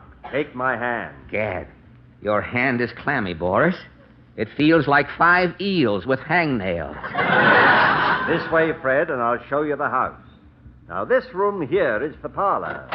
Hello, Karloff. Hello, Frankie. Fred, meet Frankenstein. Frankenstein? Go away. Leave me alone. You must excuse Dr. Frankenstein, Fred. He's frustrated. Frustrated? He hasn't made any new monsters in 3 years. Why? The war, you know. He can't get parts. No wonder Frankenstein's upset. No parts, and under the name of Frankenstein losing that election in Detroit? Well, let's get along, Boris. Now, down this hall. Say, what's this door? Don't go near that door. But I... It only leads to the basement. Well, let's take I warn you, Alan, don't ever look in there. Pardon me. There's someone at the front door. He's gone. Karloff must be hiding something in that basement. I'll open this door. Gad, the basement is filled with machinery. 2 scientists working there. They're talking. How can you keep a dead fish from smelling? Cut off its nose. What has 4 wheels and flies? A garbage wagon. 10 men under an umbrella, nobody got wet. It wasn't raining. That's enough, Professor. Start the dehydrator.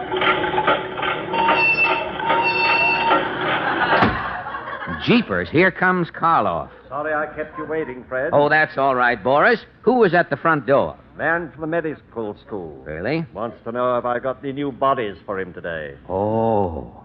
I told him to wait. Well, Boris, I've got to be getting along, old boy. Excuse me. That's the phone. I'll be right back. He's gone again. I've got to see what's going on in that basement. I'll open the door. Why do you always flirt with waitresses? I'm playing for big stakes. In 6 months, my wife made me a pauper. Was it a boy or a girl? Why does a fireman wear red suspenders? To hold up his pants. Okay, Professor, start the compressor. Gosh, if I didn't know that Abbott and Costello were in Hollywood, I'd swear... Here comes Karloff. Alan, did I see you near that basement door? Basement? Why, no, Boris. Who was on the phone? Dracula. He's been drinking. Dracula's off on a bat again, hey? Come, Fred, I'll show you the rumpus room.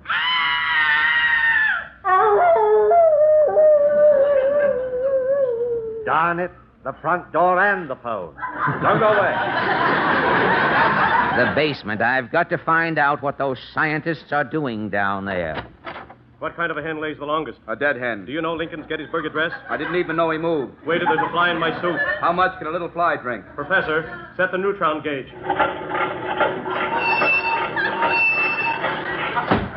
Neutron gauge. I think I understand. Oh, you do you? Carlo! Alan, I saw you open the door to my basement. But I only... I warned you. I told you the man who looked in there would never live to tell what he saw. Karloff, put down that knife. Alan, your time has come. You're insane, Karloff.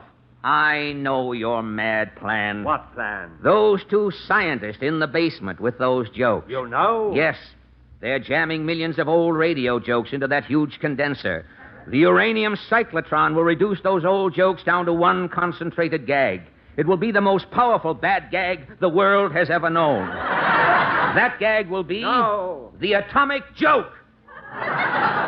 If that joke is ever spoken into a microphone, Karloff, it will blow up all of radio. Yes, my atomic joke will destroy radio and benefit humanity. You are crazy, Karloff. Your atomic joke will never succeed. The atom can destroy everything. Everything but radio.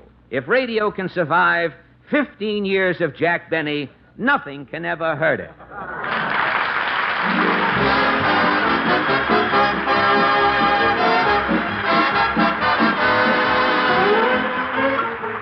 And now, Kenny, with just a thought about thinking. You'll be thinking about food a good deal this week, so here's a step in the right direction.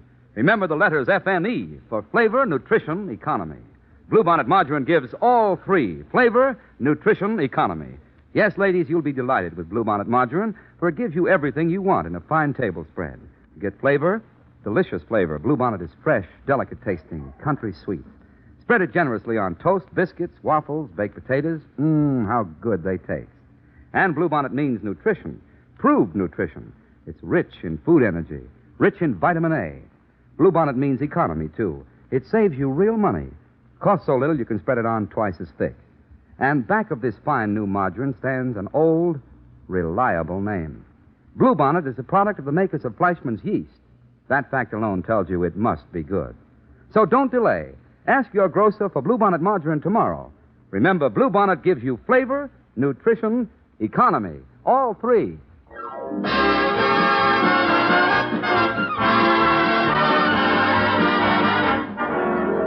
Ladies and gentlemen, by doing your part in the current Victory Loan Drive, you'll be bringing the boys home and helping them find their way back to civilian life. Bonds can be purchased at motion picture theaters, banks, post offices, and many retail stores, or through the payroll deduction plan. 4,445 employees of Standard Brands, the makers of Bluebonnet Margarine and Tenderleaf Tea, are participating in this plan. And in helping our country, they are assuring themselves of a share in its future. Thank you for joining us tonight. This is the National Broadcasting Company.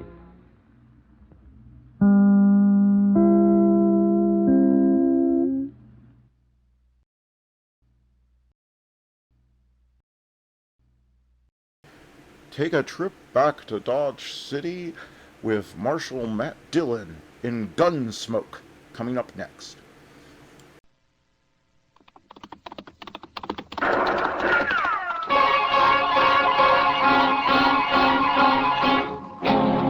Around Dodge City and in the territory on west, there's just one way to handle the killers and the spoilers, and that's with the U.S. Marshal and the smell of Gunsmoke.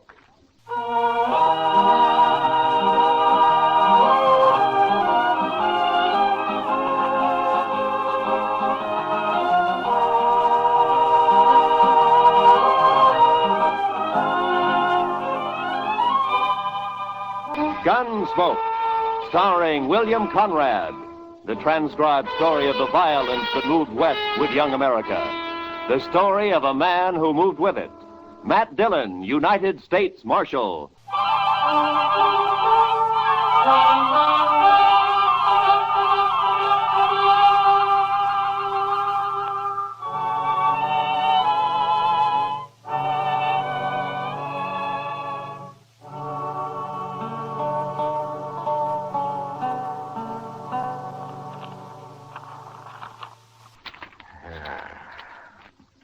Is this everything, Chester? Well, there might be more later when they finish sorting the mail. Hey, where's that telegram? Oh, what telegram? I thought I put it right on top. Let me take a look. Oh, yes. Here it is. Might be important. Oh, we'll soon see. Oh, that's from Bill Hickok. Up in Abilene? Yeah. What'd you say, Mr. Dillon? Teeters and Gridler headed for Dodge. Keep them there, but don't arrest them until I get there with murder witness. Or I'll write Washington all I know about you. Signed Hickok. Oh, then Mr. Hickok's coming here, huh? That's what he says. Well, how'll you recognize those two men, Mr. Dillon? I expect I'll recognize him all right. Oh, you know them. Yeah, we've met. Teeters and Gridler are gunmen, Chester. The kind who kill as easy as most men shake hands. Just about as often. Too bad you can't just put them in jail. Yeah. Well, we'll start meeting the trains. There's one in at noon, sir. Good. Then we'll meet it.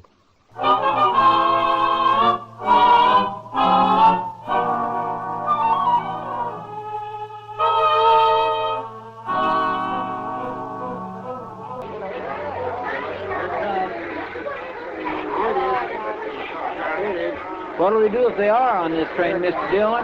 Nothing, Chester. I'll find them later and talk to them, but not in a crowd like this. Yes, sir.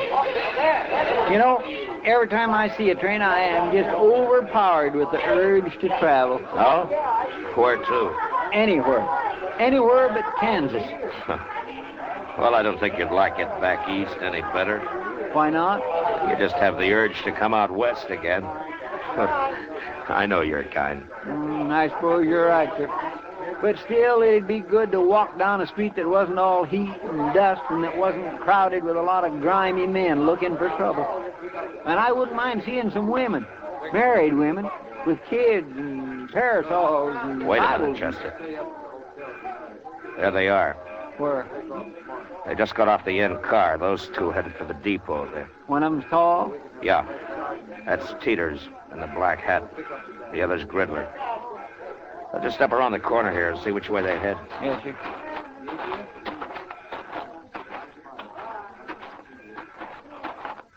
There they are. Yeah. Looks like they're going to the Dodge house. Now, let's follow them.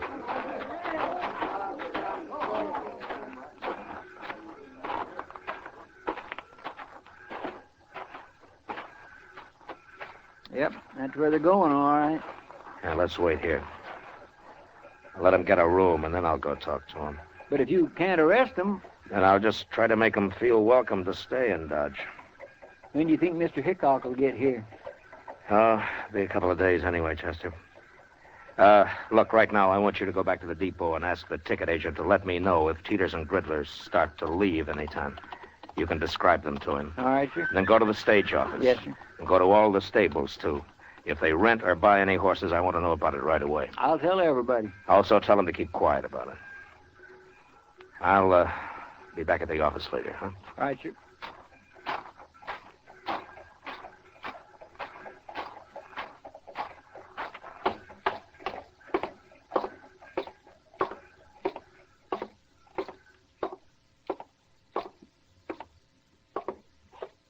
What can I do for you, Marshal? Two men came in here just a minute ago. One of them was tall, black hat. Well? Well, what, Marshal? You were here. Did you see him? Those were gunmen. I could tell. The tall one's Teeters and the other one's Gridler. Those the names they gave you?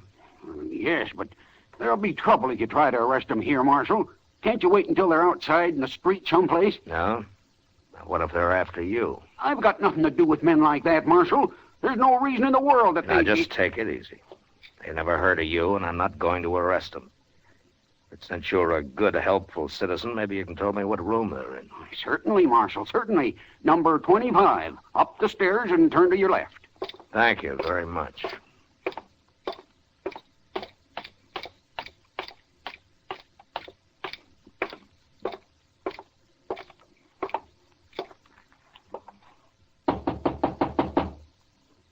Who is it?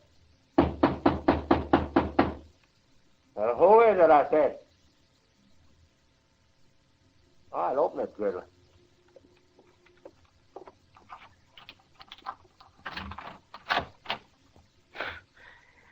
You can put your gun away, Gridler. I just came for a little talk. Then make your talk, Marshal. No, I ain't polite, Gridler. Let him in. Watch him better inside, anyway.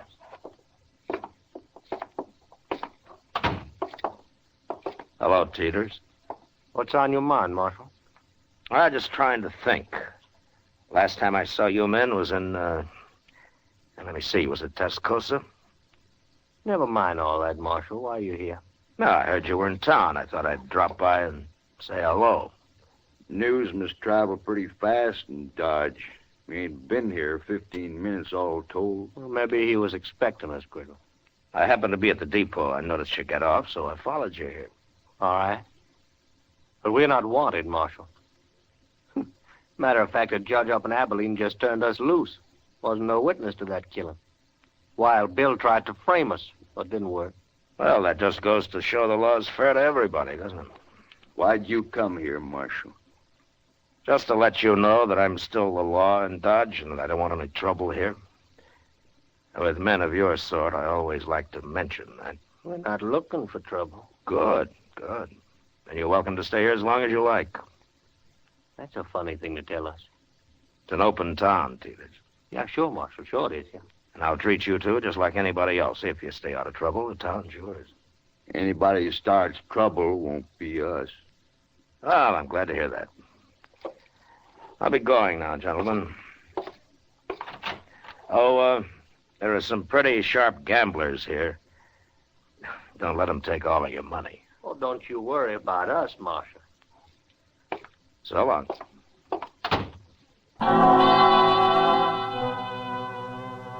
There was no way of figuring how long Teeters and Griddler might stay in Dodge. If they took a notion to do some gambling, it might be a week or two, or they might move on in an hour. That night, however, they were still in town, Buck and Pharaoh at the Alafraganza. Everything looked fine until Chester came into the office about 10 o'clock. They're fixing to leave, Mr. Dillon. First thing in the morning. Oh, how do you know? Jim Bunch at the stage office. He just told me they came in and paid their fare to Sharon Springs on the morning stage. Sharon Springs, huh? And then they're headed for Denver. Looks like it, sir. All right, Chester. Go tell Jim that I'm going to be on that stage tomorrow, too. If he likes, I'll ride shotgun for him. One of the boys can have a little time off. I'll tell him, sir. But are you going all the way to Denver? I'll follow him all the way to San Francisco if necessary. You can tell Hickok that when he shows up. Too bad he won't be here before they leave. And it'll be another day before he can get here. But that won't be too far behind us. Stage leaves at 8, right? Yes, sir. I'll be there to see you off, Mr. Dillon. Fine. We'll meet at the Dodge House for breakfast if you like. All right, sir.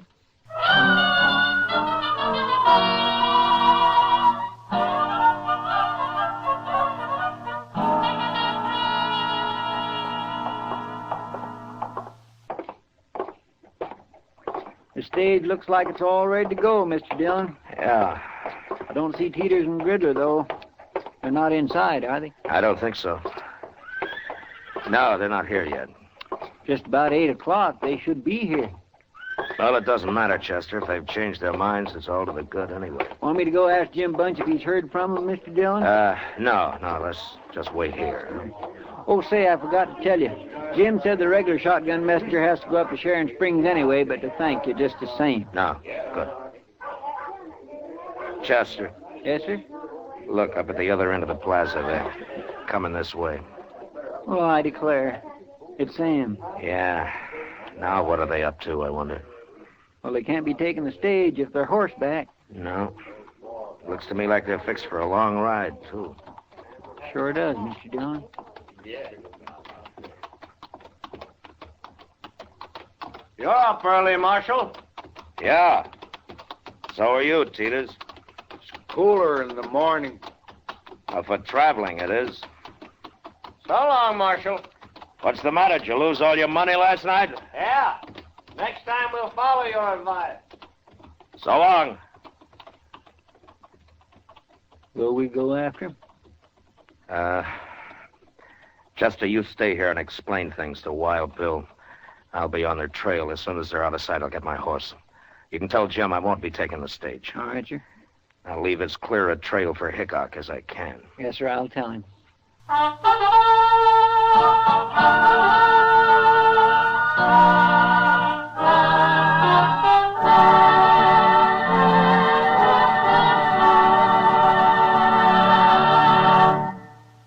We will return to the second act of Gunsmoke in just a moment. But first, Young women are needed to enroll as student nurses and to take their places as graduate nurses in an ever-expanding field where opportunity unlimited awaits.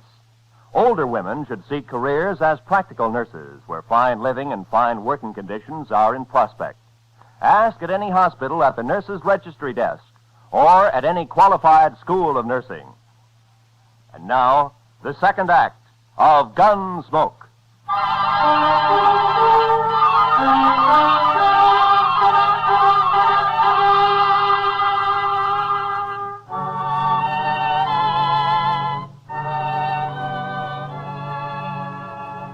I did my best to stay out of Teeter's and Gridler's sight. But if they had suspicions of being followed and were watching their back trail, they'd have known I was there, all right. The land was flat, and we frequently crossed great patches of powder-dried dirt that smoked the air with dust under the horses' feet. After an hour, they began to swing slowly north. And by noon, it was clear that for some reason they were riding in a great half-circle.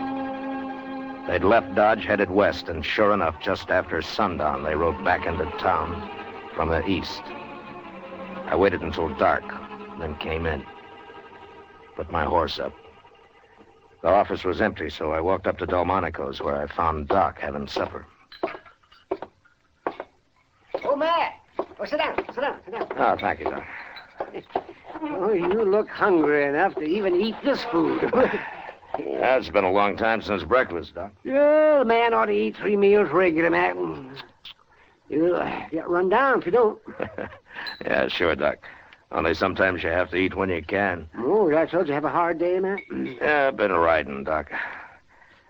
Riding around in circles. Oh, is that what the government pays you for? Oh, I'd like to have your job, man. I wouldn't be too sure of that, Doc. It isn't always this easy. Yeah, I know, Matt. Chester told me. What happened? You lose them?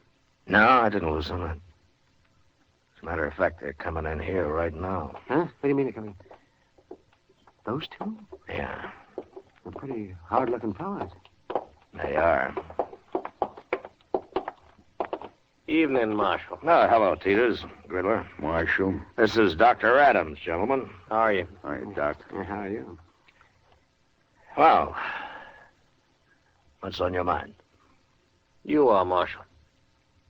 What? That was you trailing us all day, wasn't it? Yes, it was. Why? I didn't want you to get lost. That's a lie. Then let's say that I didn't want you to get into any trouble. You going to tell us what it's all about, Marshal? Well, you're not exactly the most reputable citizens in Kansas. I just wanted to have an eye on you, that's all. You sure do. Because like I told you, you keep out of trouble, and you're welcome to stay here. Just remember one thing, Marshal. There's 2 of us. And next time you follow us, you might not come back. Well, taking chances like that's part of my job, Mr. Teeters. It's a poor job, then. Yeah, sometimes I think so, too. Come on, Teeters, let's get out of here. Yeah. Well, they're not very polite, are they? No, but they're smart. Smart enough to figure something's wrong, anyway. Well, you think they might bolt, Matt? It depends on how smart they really are, Doc. Right now, they're so curious they might stay around just to see what it's all about. Oh, Mr. Dillon? Oh, hello, Chester. Oh, Pull up hi, a chair. Doc. Pull up a chair, Chester. I won't have time. We better get right over to the depot. Oh, why? What's happened? Well, sir, I saw them ride back into town. The first thing they did was go to the depot and ask about a train. Oh, were you there? No, sir, the agent came and told me like he'd promised. Train goes at 7:30, doesn't it? Yes, sir. And it's just about that now. I've been looking everywhere for you. Doc, if that waiter ever does come around, tell him to hold a steak for me, will you? I might just be back for it. Sure, Matt. Yes, sir. And good luck. Yeah, thanks, Doc. Come on, Chester.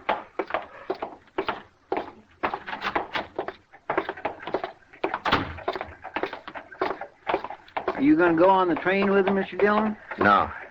Hickok's sure to be here in the morning, Chester. If I can keep him off this train tonight, I doubt they'll try anything else till tomorrow. Yeah, but you can't arrest him. Yeah, I know. Well, then, I'll how just you... face him off, Chester. So keep your head up. Yes, sir.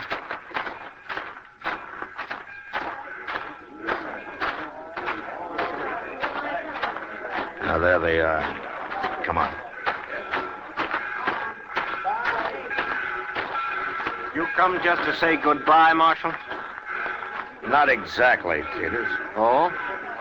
You can take the train tomorrow if you like, but not this one. Why tomorrow? Well, I've got orders to keep you in sight till then. Orders from who? It doesn't matter. But you have your choice. You can have the run of Dodge tonight, or you can spend it in jail. No, you talk pretty loose for just one man, Marshal. Your friend there doesn't look like a gunman. Well, now, you can't always tell by looks, mister. I can. You said you didn't want trouble, Marshal, but you sure starting it. There won't be any trouble. You do what I tell you. And if we don't? I'll kill the first one of you that moves for that train. You can die that way, Marshal. Maybe. But you won't both get on that train. Gridler. You know me. You know I'll do it. We can still make it, Gridler. No. It's not worth it. We can go tomorrow. All right.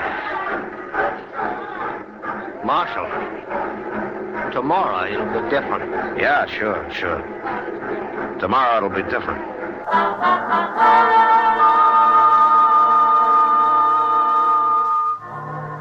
Chester and I met the noon train next day.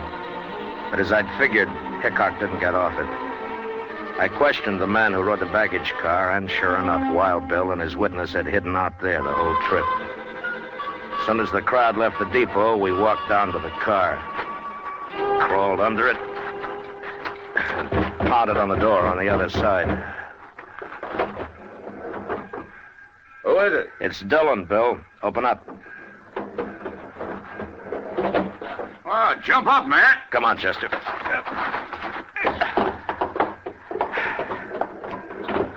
Oh, Matt, how are you? Oh, fine, Bill, fine. Oh, this is Chester Proudfoot. How do you do, Mr. Hickok? Chester. Sam, come over here. This is my witness, Sam Trimble. Howdy, Mr. Trimble. Are you still here, Matt?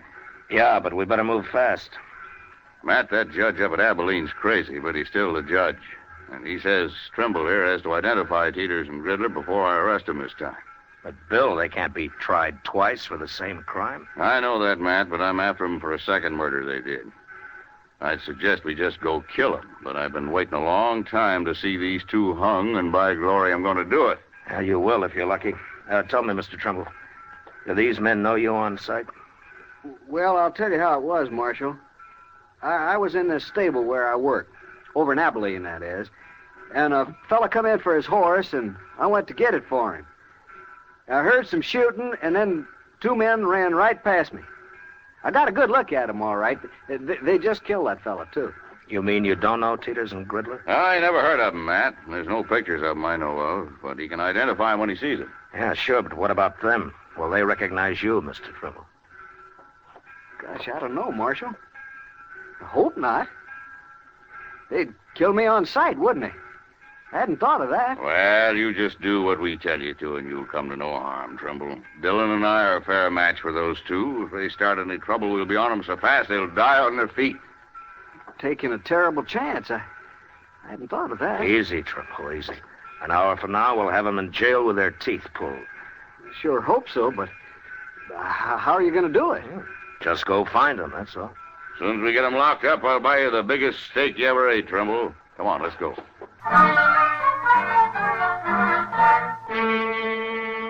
I took Hickok and Trimble over to the Texas Trail, where we decided we'd wait while Chester located Teeters and Gridler. Then we'd just walk in on them and get it over with fast.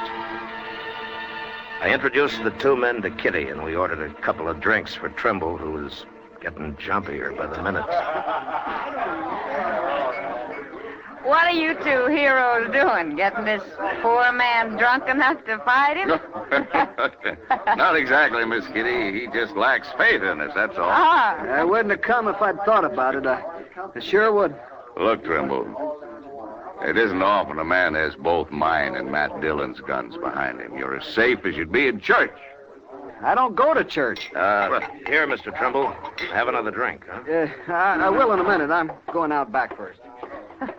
Whatever you're up to, it's making him mighty nervous. Yeah. Well, I'll admit he usually leads a quieter life. He'll brag big, though, once he's back in Abilene. Tell me, Bill, do you plan to stay in Abilene long? Oh, I don't know, Matt. Charlie Utter keeps talking to me about Deadwood. Oh, it's as dusty up in Deadwood as it is in Kansas. Yeah, I know, Miss Kitty, but Charlie thinks some of that dust is made of gold. Hey, what's that? I don't know, but I'm going to find out. I'll go with you, Matt. All right, stay in here, everybody.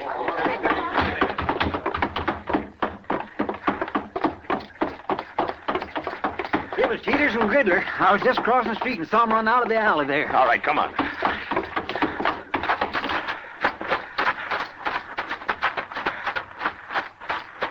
There he is.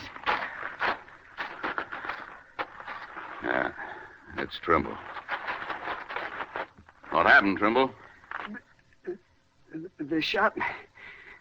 I was going to run away. And he got scared and ran right into him. Yeah, we shouldn't have let him alone at all. They said they saw me with you, Mr. Hickok. They said that's all they needed to know. And they shot me. Chester, go get the doc. Hurry. Yes, sir. Tell me, Trimble. They were the men who killed that fellow in Abilene. You recognized them all right? No. No, I never saw these two before. It wasn't them. What? I knew I shouldn't have come.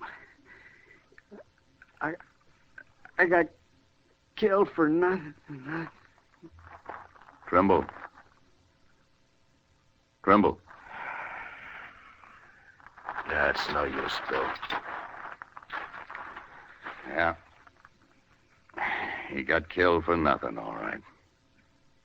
They must have figured he was a witness to some murder they did commit. Well, anyway, they'll hang for Trimble now. Let's find him before they get out of town, Matt. We'll find him even if they do. Hickok and I walked out of the alley and into the plaza. There were a couple of citizens who'd heard the shooting and had seen Teeters and Gridler run out of the alley. Told us that they'd gone into the Dodge house, and we followed. From the look on the clerk's face as we went past him and up the stairs, I knew that they were in their room. When we reached it, Bill stood on one side of the door, and I on the other. Think they'll fight, man? Well, let's ask them.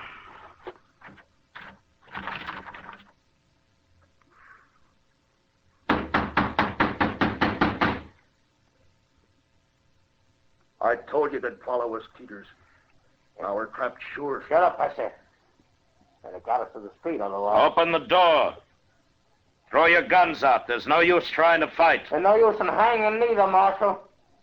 You can just take us the best way you can. No. Our chance hanging. We got off once. Then you get away from that door. I've listened to you enough. I ain't facing Dillon and Hickok both now. Relax. Hold your hands clear, let's go. Teeters, you shouldn't have...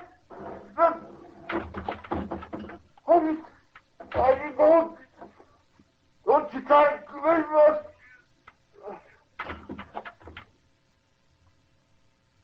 Wait, Matt. Could be a trick. No, I don't think so, Bill. Look. On the floor there. Yeah, he's been hit, all right.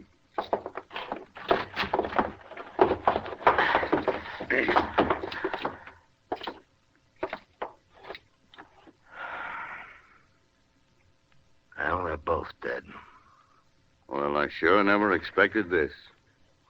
Saved us doing it, maybe. Riddler lost his nerve, blast him. Shooting was too good for these two. I wanted to see him hung. How things don't always work out, Bill. Well, they sure don't. Not lately, anyway. Matt, I think I'll go up to Deadwood with Charlie Utter right soon, after all. Maybe I can find me a little peace and quiet.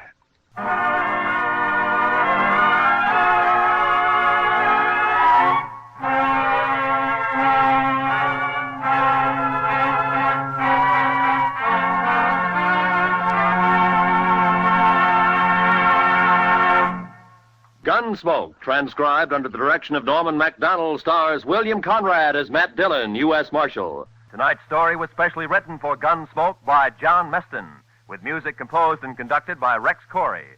Featured in the cast were John McIntyre, Lawrence Dabkin, John Daner, Joe Duvall, and Harry Bartell. Parley Bear is Chester, Georgia Ellis is Kitty, and Howard McNear is Doc. Gunsmoke is heard by our troops overseas through the facilities of the Armed Forces Radio Service. Join us again next week as Matt Dillon, U.S. Marshal, fights to bring law and order out of the wild violence of the West in Gunsmoke.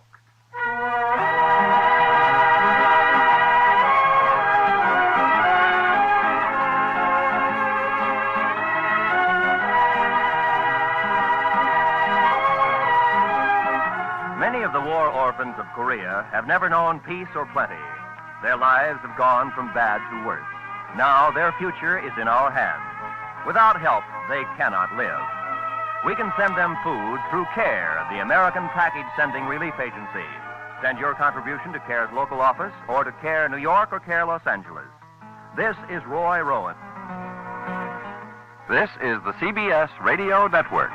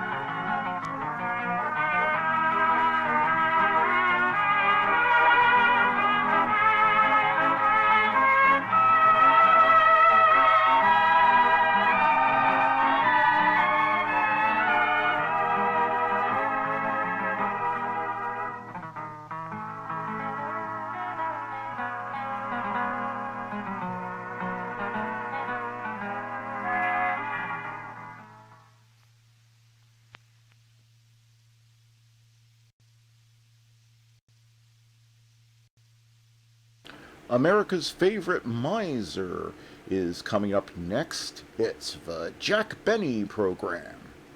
J-E-L-L-O. The Jello program, starring Jack Benny, with Mary Livingston and Phil Harris and his orchestra. The orchestra opens the program with Bojangles of Harlem from the picture Swing Time.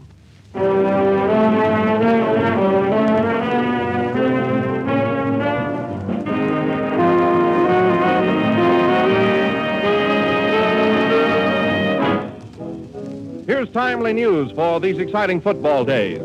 The weekly American high school magazine called Scholastic recently asked 274 high school coaches to list the foods they recommend for football squads in training. Here are the results. Milk headed the beverage list. Apples were first among fruit. And Jell-O topped all other desserts. That vote of confidence means a lot to Jell-O, for those 274 coaches represent some 245,000 high school athletes. Jell-O is good for them, but that isn't all. Jell-O also tastes good to them, extra good. And not only to athletes, but to everyone else, old and young as well. For Jell-O is luscious. Of all gelatin desserts, Jell-O and only Jell-O brings you that delicious, extra-rich fruit flavor. So if you want the best, don't accept any substitutes. Get the real thing. Insist on genuine Jell-O.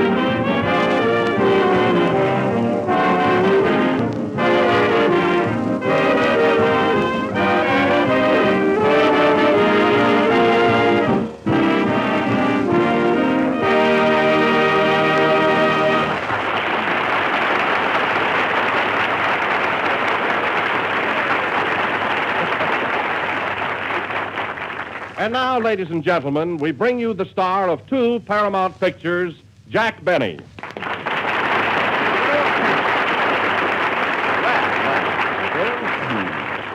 Love sends a little gift of roses Oh, Don, you got my introduction wrong. It's not the star of 2 Paramount pictures. It's the star of many Paramount pictures. Oh, sorry, Jack, my error. So now, ladies and gentlemen, we bring you the star of too many Paramount pictures, Jack Benny.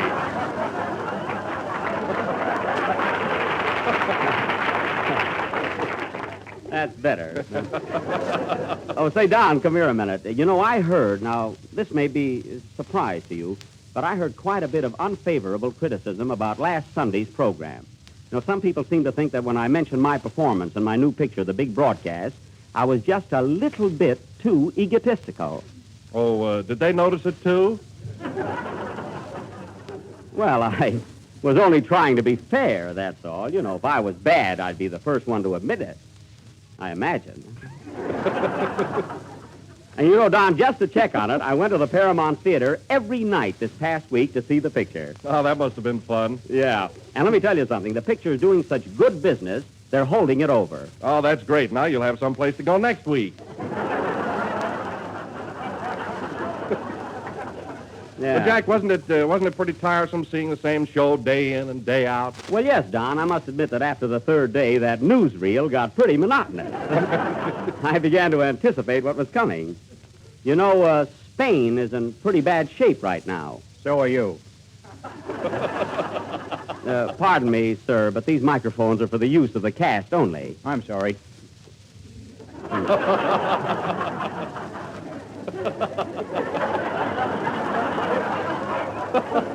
See, the way people walk around here.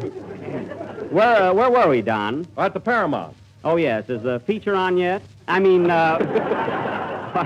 I guess we've said enough about the picture. Jack, I meant to ask you, did you hear any comment on the Anthony Adverse play that you did last Sunday? Well, yes, and incidentally, Sam Harris, the New York producer, heard the program and offered me $3,000 a week to play Anthony Adverse on the stage. $3,000 a week? Yes, and, Don, be careful. You know how fast these things get around. You know? I understand, Jack. I won't breathe it to a soul. Oh, you don't have to go that far, Don. You can tell a few friends. Okay. Yeah. Hello, Jack. What are you bragging about this week? Oh, nothing. I was just telling Don about Sam Harris, the New York producer. See, he offered me $4,000 a week to play Anthony Adverse on the stage. You know, Frederick March's part. Are you surprised, Mary? No, I was calling my dog. You know, Jack, I'm surprised Sam Harris didn't get Frederick March for the part. Now, Don, I'm sure Mr. Harris knows what he's doing. Besides, I think there's something March-like about me. Don't you, Mary?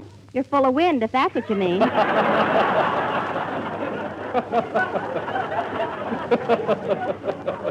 didn't mean the month of March, Miss Livingston. Anyway, I don't know what to do about the offer. Do you think you'll take it, Jack? Oh, I don't know. Say, $5,000 a week is quite attractive, you know. Gee, I can hardly believe it. Neither do I. Well, it's the truth. And by the way, Mary, remember, keep it strictly confidential, you know? Don't worry, Jack. I'll tell everybody. Thanks, kid. Showing off because Loretta Young is sitting in the audience. Oh, I forgot to tell you, Don, Sam Harris... Let's give Loretta a nice hand for all her work in the picture. You know, Don, Sam Harris wired me to select my own leading lady out here in Hollywood. Nice gesture on his part. Yeah, it surely was. See, I don't know who to pick out. I have so many favorites. Mary, who's your favorite movie star? Cary Grant. Fine. I'll look nice playing opposite Cary Grant. I mean, your favorite leading lady. Oh, I don't know. I like Universal. Universal, a movie star? Yeah, she works at Metro. That's Una Merkel. Oh. Universal. Say, she wouldn't be bad, you know? Love sends a little gift of Kenny. Hello, Jack. Oh, hello, Kenny. Tell him, Don. Kenny, did you hear about the swell proposition Jack had? No, what was it? Oh, nothing, Kenny. Sam Harris just offered me $7,000 a week to play Anthony Adverse. 7,000? What happened to 6?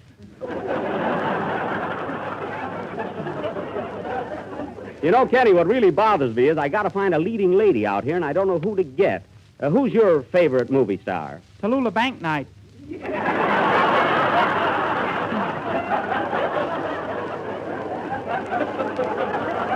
Tallulah Banknight. Kenny, you mean Bankhead. It's not Banknight. Oh, I don't care. I never win anyway. Well, what do you go for? Blonde. Woo! Why, Kenny, I'm surprised at you. That's all right. He never wins anyway. Listen, Kenny, I told you about my offer from Harris in strict confidence, so, you know what I mean. Keep it under your hat, huh? Gee, I never wear one. No, you never wear one. You ever hear of anybody wearing two? I did. Who? Amos and Andy. Well, that was my fault. Amos and Andy. Who's he? Who's he? That's Amos and Andy. They're on the radio. Oh, I thought I was. You know, Jack, that Kenny gets dopier every day. Oh, he does not. He does, too. He does not. Don't listen to him, Mary. Why, Kenny, what's the matter with you? I was sticking up for you. You were not. I was, too. Don't listen to him, Kenny. Oh, for heaven's sake. Play, Phil. I will not. You will, too. All right. It's the craziest mob I ever saw. You will not. You will, too. You will not. You will, too.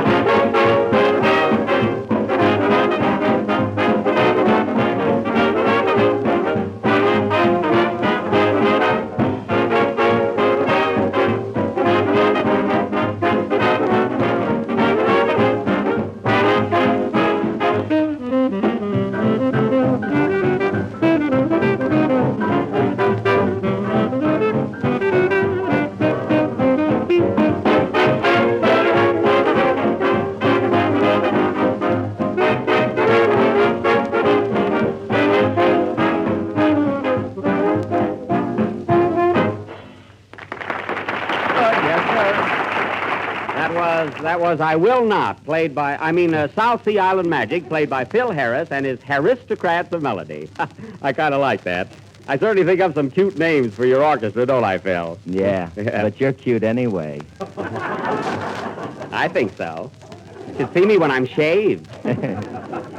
Say, Jack, I hear you have an opportunity to appear on the legitimate stage. Is that right? Oh, yes. Well, are you going to do it? Well, I'd like to. Sam Harris is a swell guy to work for, and a change is good for anybody. Of course, Phil, you'll keep this under your hat, won't you? Well, I'm sorry, but I just loaned it to Kenny. No. I never saw a program with so few hats. Mary, what are you laughing at? Knock, knock. Oh, all right. Who's there? Huh? Few hats. Few hats who? Few hats who? If you had some better jokes, I wouldn't have to knock, knock.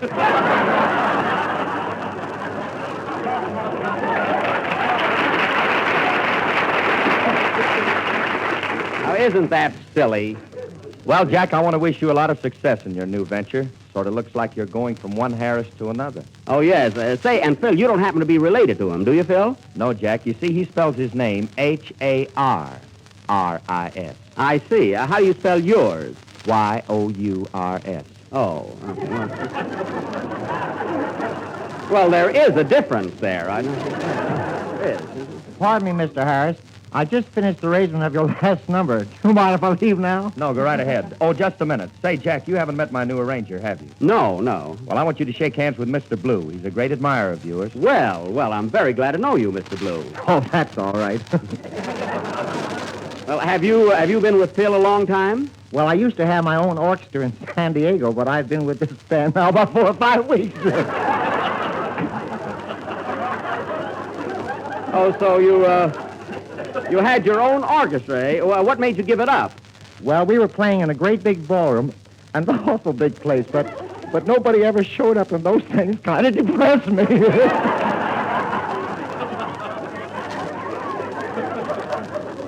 Well, that's too bad. And now you're an arranger. Are you from California? No, I'm a Texas arranger.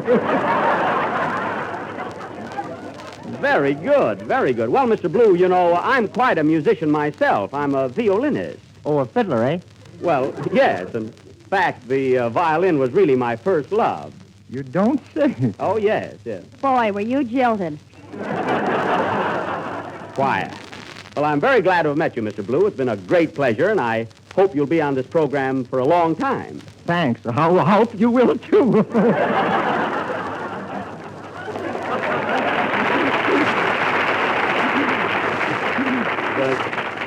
Awfully nice fellow. What do you think of him, Mary? Things like that depress me. Oh. Hey. Hey, Kenny. Where's Kenny? Here I am, Jack. Oh, it's time for your song. What's it going to be tonight? Well, Jack, I want to do something real good, so I'm going to sing Make Believe from Showboat. All right, go ahead. Oh, wait a minute. Say, Don, we're about halfway through our program. Haven't you been strangely silent? What do you mean, Jack? You know. Oh, yes, Jack. Jell-O is first in favor because it's first in flavor. So be sure to insist on genuine Jell-O, which comes in 6 delicious flavors. Strawberry, raspberry, cherry, orange, lemon, and lime.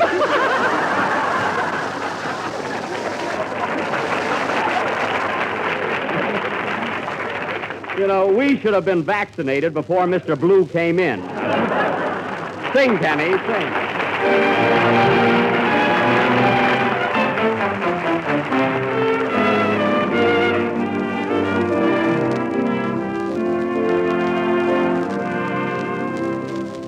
The game of just supposing is the sweetest game I know. Our dreams are more romantic than the world we see. And if the things we dream about don't happen to be so, that's just an unimportant technicality. We could make believe I love you, only make believe that you love me. Others find peace of mind in pretending. Couldn't you? Couldn't I, couldn't we make believe our lips are blended in a phantom kiss, or 2 or 3? Might as well make believe I love you. For to tell the truth, I do.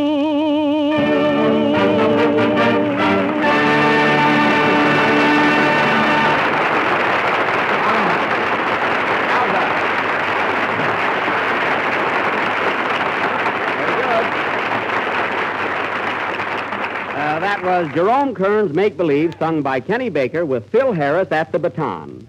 And it really was thrilling. Jack, that's swell. Thanks a lot. Phil, I meant that for Kenny. Oh. Thanks, Jack. Well, it was really swell, Kenny. It was great. It was so clear, and I don't know, your voice seemed to be so high tonight. Huh? You just noticed it because my salary's so low. Well, Kenny, next week sing Asleep in the Deep and you won't notice it. I'm going to wait for that laugh. I think it's awfully good. And now, ladies and gentlemen, before going any further with tonight's program, I feel that I must take advantage of this opportunity and announce our feature attraction for next week. I'm sure that all of you have heard of Shakespeare, and most of you are familiar with his works, especially Romeo and Juliet. Well, that's what we're going to present for your entertainment next Sunday night, our version of Romeo and Juliet. See, a double feature. Yes. Bank night, too. And I wanted to keep this a surprise, but we put so much time and thought into it that I simply cannot restrain myself any longer. Are you glad? Hooray! Thank you, ladies and gentlemen. Don't forget, Romeo and Juliet, the greatest romance of all time. A story as tender as a rosebud. As thrilling as love's young dream. As touching as a letter from home. As tempting as a dish of Jell-O. As strong as the Rock of Gibraltar. And slow as molasses. Quiet. We'll speed it up. And now, ladies and gentlemen, we will present tonight a preview of some of the highlights from this immortal classic, which we are going to offer next week. Romeo and Juliet.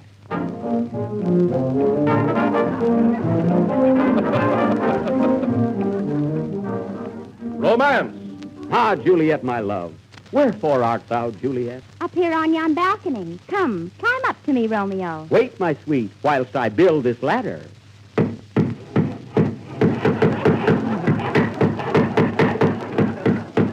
Suspense. Ah, Juliet, my betrothed. The ladder is nearly finished. Tell me, is thine father home? Yes. Gazoo. Drama. Well, children, it sure is nice to see you all this evening. And I... He said drama, not grandma.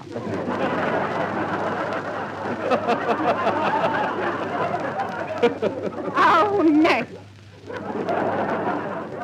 Tragedy. Ah, methinks my task is complete. I shall ascend yon ladder to my love. Ah, can this be the balcony? No, this is the mezzanine. The balcony is 3 flights up. Then I shall climb further.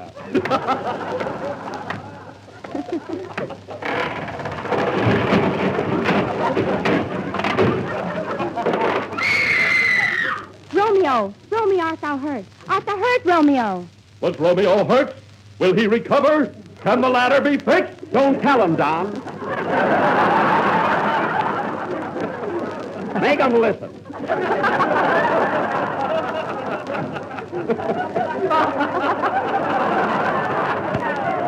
So, ladies and gentlemen, be sure and listen in next Sunday night when we offer our complete version of Romeo and Juliet. Ah, to be or not to be, that is the question. Answer the phone, Mary. Hello? Who?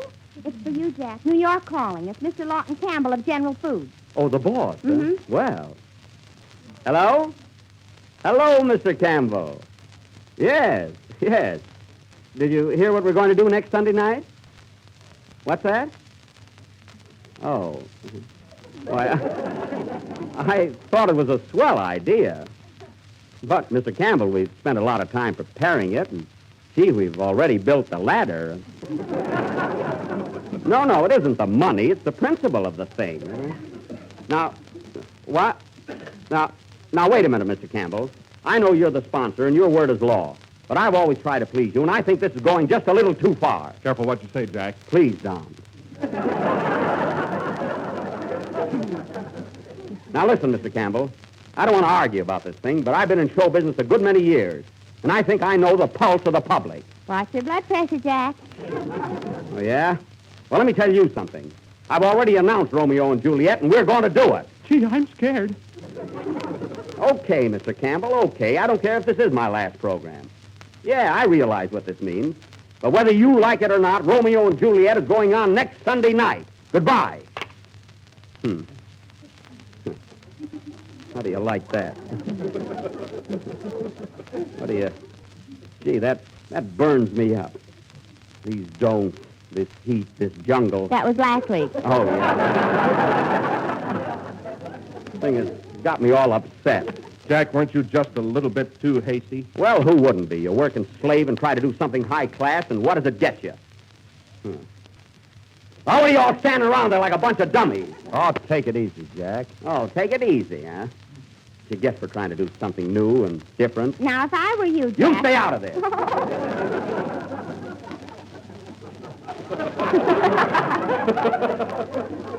It ain't Charles Lawson talking either. Now listen, fellas. We're going through with this. We'll find out who's running this program. Boss or no boss. Romeo and Juliet goes on next Sunday night. And a boy, Jack. Yes, sir. Yes, sirree. Kills me. Say, Don. Yes, Jack. Do you think there are enough people familiar with the story of this? Why, certainly, Jack. Every school child knows it. Well, I mean, do you think there are enough school children? I mean, I don't want to do something What's the matter now? You trying to get out of it? Who, me? No, but you have to be careful about Romeo and Juliet. It's a little risque, I have to watch out for the kiddies. Also your job. Yeah. Oh, it isn't that. I just don't believe in dashing into things blindly. And then, I don't know, Romeo and Juliet isn't topical. Why, it is, too, Jack. The picture is out and everybody is talking about it. That's what I mean. It's too topical. Now, listen, fellas, maybe we ought to postpone Romeo and Juliet. We can always do it. Give me the phone, Mary. Here it is. Oops. You're a little shaky there, Jack. No, I'm all right. Operator, give me long distance, please. Yeah. Say, you know what I think, Don? If we... long distance? I want to get New York City, Ashland, 8400. Yes, and hurry, please. Say, kids, you can all go home if you want to. I mean, there's no use hanging around here. There's nothing else to do. I'll see you later. Good night. Good night, fellas. So long. Hurry that up, operator. Bum, bum, bum, dee, dum, bum. Da-dum, da-ding, dum. Bum. Hello? Oh, I thought I heard someone.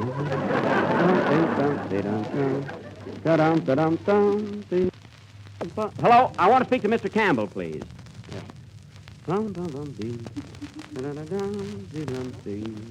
Mr. Campbell? This is Jack Benny again. Yeah. Yes.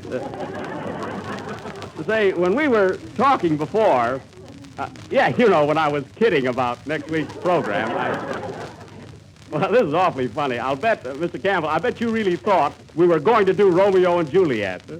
You did? That's one on you.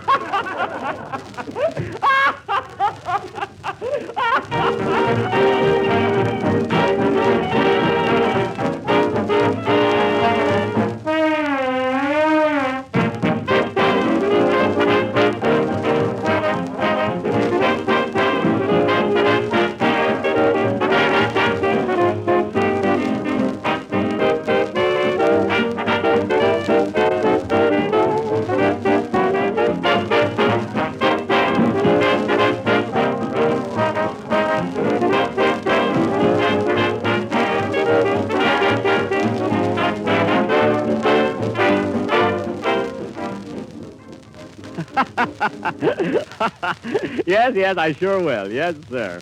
Well, look, Mr. Campbell, what would you suggest we do next Sunday night?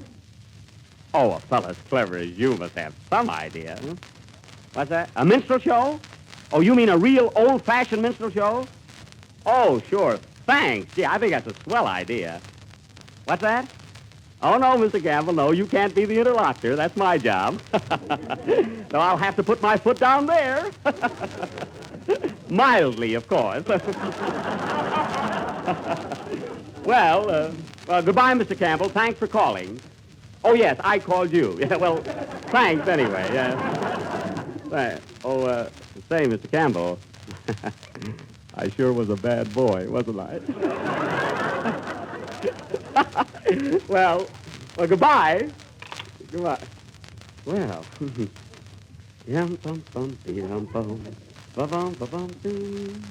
Oh, Jack. Why, Mary, I thought you went home. Well, I decided to wait for you, Jack. I was a little worried. Oh, everything is okay. And in fact, I have a surprise for you, Mary. I just thought of a terrific idea. You know what I think we ought to do next Sunday night? What? A minstrel show. A real old-fashioned minstrel show. Gee, that's swell. Do you think Mr. Campbell will let you do it? Oh, I think so. He's a regular guy. They say if he tried to stop me from doing that, I'd really blow up. Jack, what made you think of a minstrel show? Oh, I don't know. It just flashed through my mind. I guess you'd call it inspiration. You know what inspiration means, Mary, huh? Yeah, an order from the boss. You little eavesdropper. Say, Mary, if you wait a few minutes, I'll take you home. Okay. I won't be long. Okay. Play, boys. Bum, bum, bum.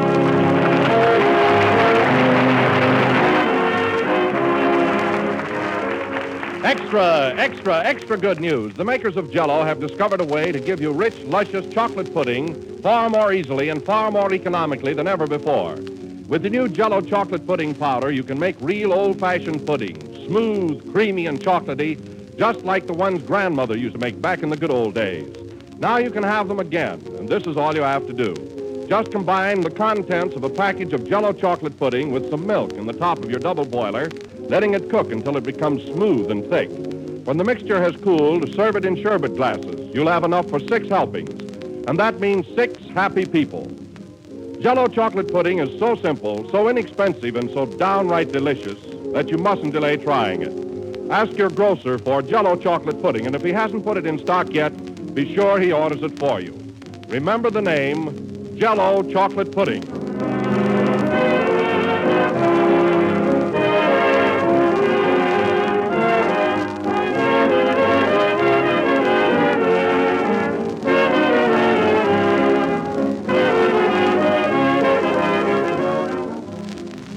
The last number of the 4th program in the new Jell-O series, and we'll be black next week with our minstrel show. Get it? Mr. Benny. Oh, Mr. Blue, are you still here? Say, I heard you talking about that minstrel show next week, and I'd like to be in it. Why, what could you do? Well, I thought that maybe I could sort of play the villain. A villain in a minstrel show. Good night, folks.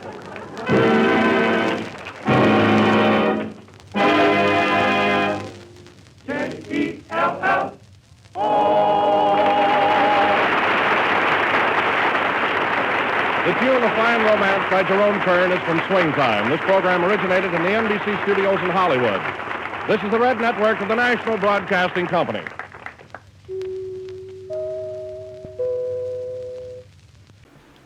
Lux Radio Theater brings you another classic story coming up next.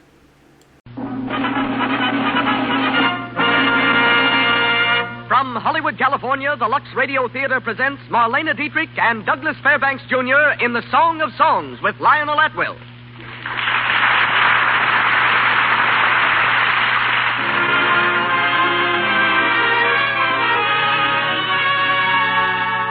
Lux presents Hollywood. We want to thank all of you for your loyalty to our product, Lux Flakes. The loyalty which makes this program possible. The lights of our marquee blaze forth tonight with the names of Marlena Dietrich, Douglas Fairbanks, Jr., Lionel Atwill, and Pedro de Cordova. And as guests, Walt Disney, creator of Mickey Mouse and the Silly Symphonies. Louis Silvers conducts our orchestra, and our entire production is under the direction of Hollywood's master showman. Ladies and gentlemen, Mr. Cecil B. DeMille.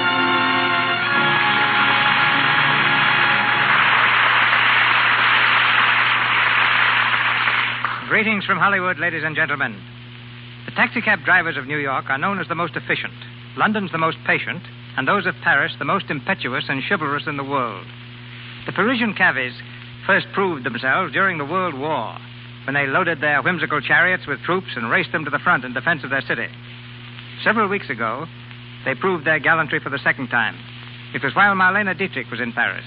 Miss Dietrich, of course, used cabs many times, but without exception, every driver refused to accept a fare or a tip. No amount of persuasion from the embarrassed Marlena did the slightest good. The drivers met her proffered francs with Gallic gallantry, smiled faintly, bowed deeply, and asked as their only reward permission to shake her hand. Each of them volunteered his services for the remainder of the day, and Marlena was unable to convince them that they had families to support and that the landlord isn't paid with handshakes. Miss Dietrich also visited London. While there, she saw the play French Without Tears and liked it so well that she asked Paramount to buy it. The result? She starts work on the picture next month. Marlena expects to visit London again next summer But then her passport will read, Marlene Dietrich, citizen of the United States. Tonight, Miss Dietrich reenacts one of her most memorable screen characterizations, the role of Lily in The Song of Songs. Solomon gave us the title, Herman Suderman wrote the book, Edward Sheldon the play, and Paramount produced the picture. Opposite Miss Dietrich, as Richard Waldo, is Douglas Fairbanks, Jr., whom I'm proud to have known since his Knickerbocker days, when he and one of my daughters did their algebra problems on the floor of my home. It's hard to believe that this young man has been in pictures 15 years. Well named the international ambassador from Hollywood, Doug has made several films in England and has also taken an active part in producing pictures. His last visit abroad was after he made The Prisoner of Zenda, but he was promptly summoned home to star with Ginger Rogers in Having Wonderful Time. He leaped across the 7,000 miles in about 6 days, including a few hours' stop in New York to see the stage play. His next RKO film co-stars him with Irene Dunn and is tentatively called Joy of Loving. From the film cast of The Song of Songs is Lionel Atwill as Baron von Meersbach. This splendid character actor, most recently seen in The Great Garrick and Lancer Spy, has been host these past few days to his brother-in-law, James Cromwell, husband of the former Doris Duke. Pedro de Cordoba will be heard as the art dealer. And now, the Lux Radio Theater delivers its Christmas present to the radio listeners of America. We raise the curtain on The Song of Songs, starring Marlene Dietrich and Douglas Fairbanks, Jr., with Lionel Atwill.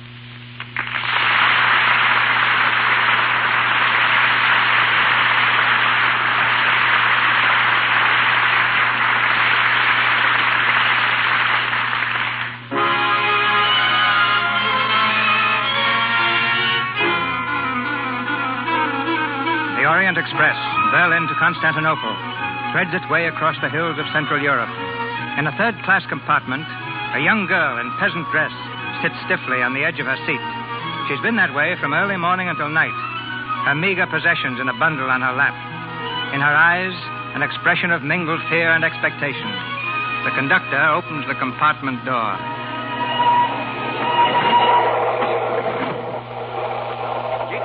Tickets, please.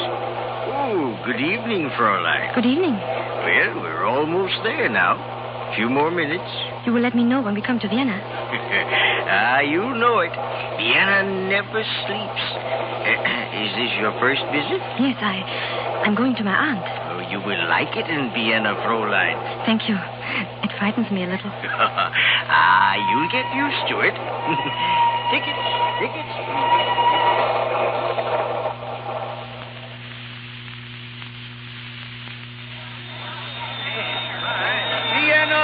Vienna, Orient Express for Budapest and Constantinople, Vienna. Take your bundle, Fräulein? Carry your bundle, Fräulein. Carry your bundle, Fräulein. Porter. Carriage, Fräulein. Carriage here, carriage, Fräulein. Carriage, Fräulein. Any place in Vienna. Right here, Fräulein. I'll take your bundle. Thank you. Where to, Fräulein? This address, please. It's written on the card. I don't know where it is. Oh, I'll find it. Don't worry about that, Fräulein. It's a bookshop. Bookshop. We'll be there in no time. Get in, Fräulein. Get in, please. Get in.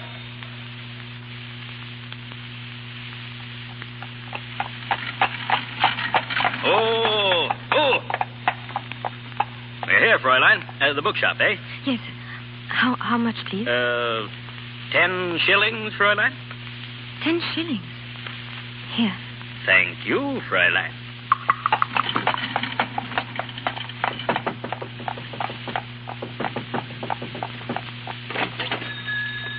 What is it? Good evening, Tante Rasmussen. Oh, so you're Lily. Come in. Did you have to arrive in the middle of the night? It was the only train I could get, Tante Rasmussen. Well, aren't you going to kiss your old aunt? Of course. Let me look at you. I'd forgotten people wore clothes like that. They're all I have. Well, come on. You'll find this room in here behind the shop. I've got it fixed for you. Go on. Thank you. What have you got in that bundle? Just a few things. Open it up. It's just a comb and my brush. What's this? A Bible? It was my father's. Is that all your scamp of a father left you? A Bible? He wasn't a scamp. He was a good man. I don't know what he was good for, dying off and leaving you a charge on your distant relations. Well, at least he taught you to read. That's something. You may be some use about the shop after all. Father was a good man. Every night these last few years since he got sick, he used to make me read to him from this. The Lamentations of Job, no doubt. No, the Song of Solomon. He loved it best. The Song of Songs. It's beautiful. Beautiful? He was a good man. All right, all right. Have you had your supper? I'm not hungry, thanks. Then you might as well go to bed. In the morning, I'll start teaching you about the books. I lock up tonight, but after this, you do it. Yes, Tante. Now, get to bed. And don't keep the lamp on all night reading your Song of Songs. I don't have to read it anymore. I know it by heart. Good night. Good night, Tante.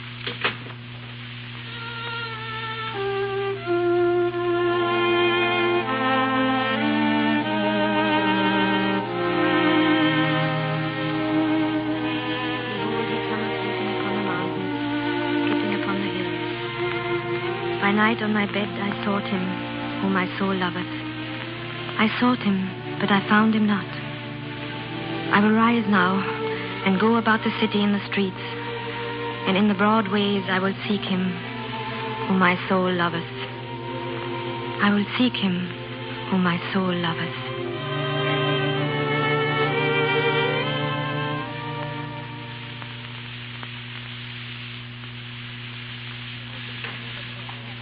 And this book is 2 shillings to buy or 1 penny a day for renting. I'll rent it, please. Yes, Frau Holden. You can charge it, I suppose? Yes, Frau Holden. Good day. Good day. Good morning, sir. You're looking for a book? Huh?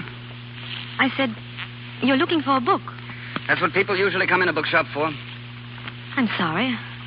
I thought perhaps I could help you. Well, you can't. No one can. I'm lost. Do you understand? Lost in a sea of... Oh. Hello. Hello? Who are you? I work here. I'm Mrs. Rasmussen's niece. I don't believe it. What? An old witch like Rasmussen couldn't have a niece like you. Who are you? I'm Mrs. Rasmussen's niece. Well, you ought to know. How long have you been here? Just a little while. What kind of book were you looking for, please? Book? What have you got on sculpturing? There's some on the shelf over here. No, I've got those. Read 'em all cover to cover. Nothing in them. Then I don't know. What I need is something inspirational. Inspirational? Yes, you know, something that'll make you work when you don't want to. I'm afraid I can't help you. No? Well, I wouldn't be too sure about that. You are Mr. Waldo, aren't you? That's right. Richard Waldo, New York, Paris, and Vienna. How did you know? I've heard some of the people talk of you. People that come in the shop. Oh, yes? What did they say? Well, they said that... Never mind. I don't want to hear it. Did you ever model? Model? For an artist, for a sculptor? Oh, no. Well, you ought to. You're beautiful. Please, Don't be so modest. I didn't say you're a beautiful woman. I said you're a beautiful model. There's a difference. Oh, is there? How would you like to model for me? Oh, but I couldn't. Don't be silly. Let me see your profile. But you don't know. Perfect. You'd be a wonderful model. But my aunt... No, your aunt's too fat. Now, look. You come to my studio, 7 o'clock. It's just across the street, 3rd floor, on your right. I think you must be crazy. Sure, that's why I'm a sculptor. I'll be expecting you then. I can't come. Good morning. Oh, good morning. You're looking for a book, Mr. Waldo? Yes. I found one. Here. You'll send that over to my studio, please? Of course. Thank you. Well, good morning. Good morning. Good morning. Good morning. What book is that? What? That book he bought. Let me see it. Embroidery and needlepoint for beginners.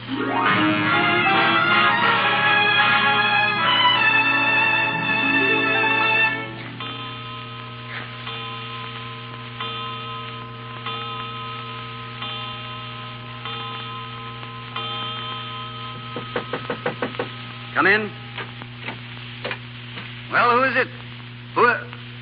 Oh. You told me to come. Of course, come in. I've been expecting you. I brought your book. Oh, that. Thank you. Sit down. No, I can't stay. Tante Rasmussen doesn't know I'm here. If she did, What's the matter? You're not afraid of her? Yes. So am I. Is this where you work? Yes, it's messy, but it's home. Look, I made some sketches of you already. Like to see them? Sketches of me? Yes, from memory. I've got a figure to do, life-size marble. These are studies for it. They're not very good. Oh, I think they're beautiful. But they're not like me. You don't think so? Oh, this one is like someone in the Bible. What's that? Let me see. You know, the girl in the Song of Songs. The way I see her. Young, very fair. She has never loved. But she knows that one day she will. And that's what she waits for. Standing so straight, her head high, listening, waiting. Don't move. What? Don't move. But I don't know what... Put your arms down, close to your sides. Palms out, head up. Up. That's it. The Song of Songs. It's perfect. Please, if you don't mind. It's just what I've been looking for. Get up on that platform over there. But I can't. What's your name? My name is Lily, Then don't argue, Lily. Now, take the same pose. Come on. Come on, we'll make a sketch first.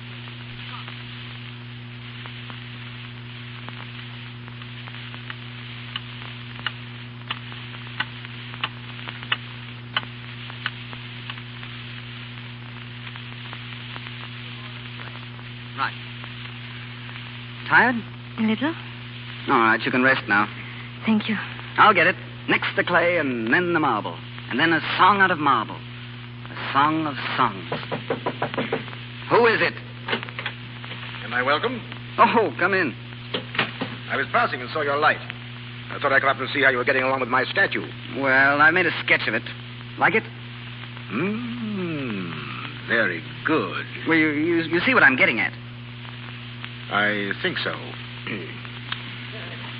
Very interesting. Aren't you going to introduce me? Oh, sorry. Baron von Merzbach. Lily. How do you do? How do you do? So you are Richard's inspiration, huh? These artists are privileged people. I think I'd better go now. Oh, please, don't run away on my account. You see, I'm not altogether an intruder. The statue our young friend is to make of you will belong to me. It's late. I really have to go. Good night. Good night. Tomorrow evening? I try. A lovely girl. Where did you find her? Oh, I ran across her. Oh, she's not a professional model? No, she works in the bookshop across the way. Why? Well, she interests me. Oh, yes?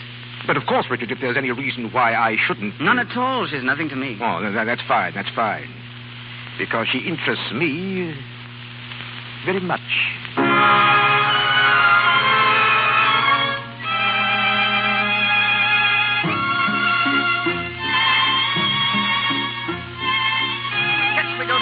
Baron. That's just a frame for the clay model. I see. Now, don't move, Lily. It's very rough yet, but in a few weeks it'll...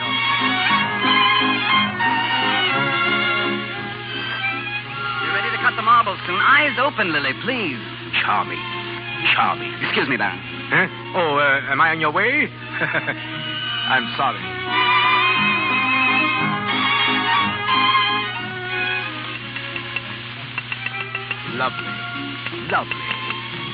Lovely. The marble is superb. And when do you suppose it will be finished? Oh, I don't know. By New Year's, perhaps. Sooner if you'd let us alone, Baron.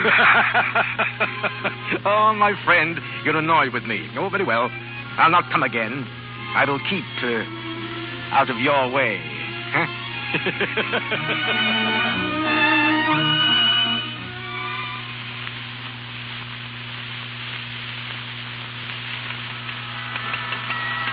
Christmas, Richard. Lily, where in heaven's name have you been? I know. I'm late. Third time this week. Oh, Richard, so many people in the shop all day, all evening. What's that got to do with me? Christmas Eve is the same as any other for an artist. I'm sorry, Richard. What have you got there? Flowers. I can see that. What are they for? I don't know. Where'd you get them? A man. What man, the Baron? No, I didn't know him. I met him downstairs in the street. You mean to say you accepted flowers from a stranger in the street? He was very handsome. What's that to do with it? Nothing. Perfect stranger, and you accept... It's indecent. Jealous? No, I'm not jealous. Throw those flowers away. I won't. Throw them away, do you hear? Give them to me. No, let me go. Come on, give them to me. Oh, you're hurting me. Oh, Lily, I didn't mean it. Look, you've crushed the flowers. And I brought them for you.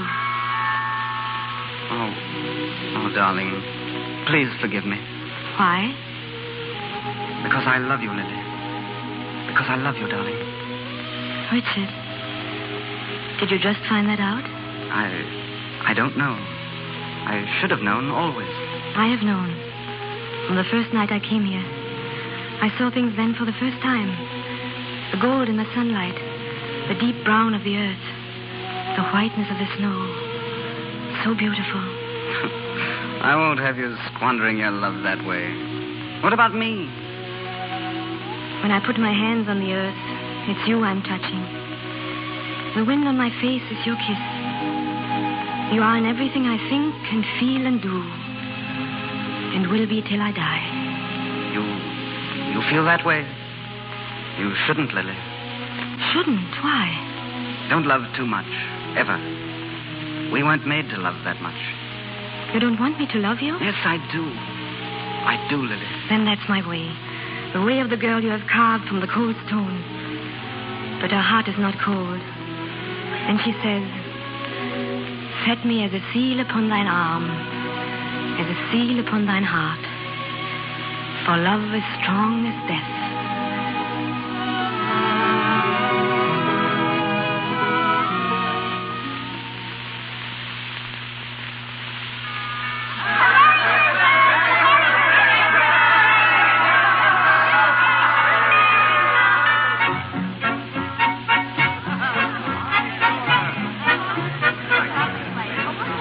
Richard? Here. No.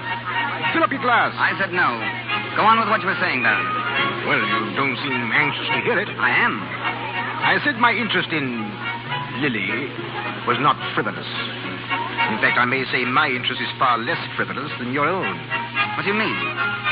You've been in love before, Richard. And why not? You're young, good-looking, talented. But where are they now, these women? In love with someone else, I hope, and very happy. You hope, but you don't know. You don't care, really. I don't want that to happen to Lily. What makes you think it will? Nothing. But it has happened before. It may happen again. And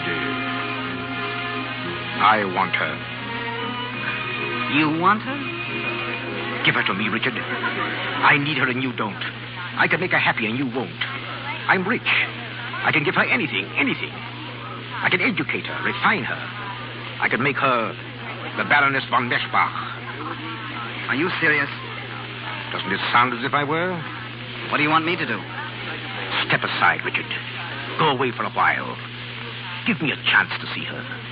What can you give her? A little happiness, perhaps? But for how long? You can't marry her, Richard. And you can't drag her down into poverty. And sooner or later, you'd have to choose between her and your career. Which will win? Which? Shut up! Oh, no. Don't be angry with me, Richard.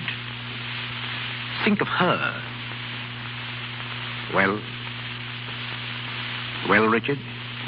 No way. Let me alone. I want to think.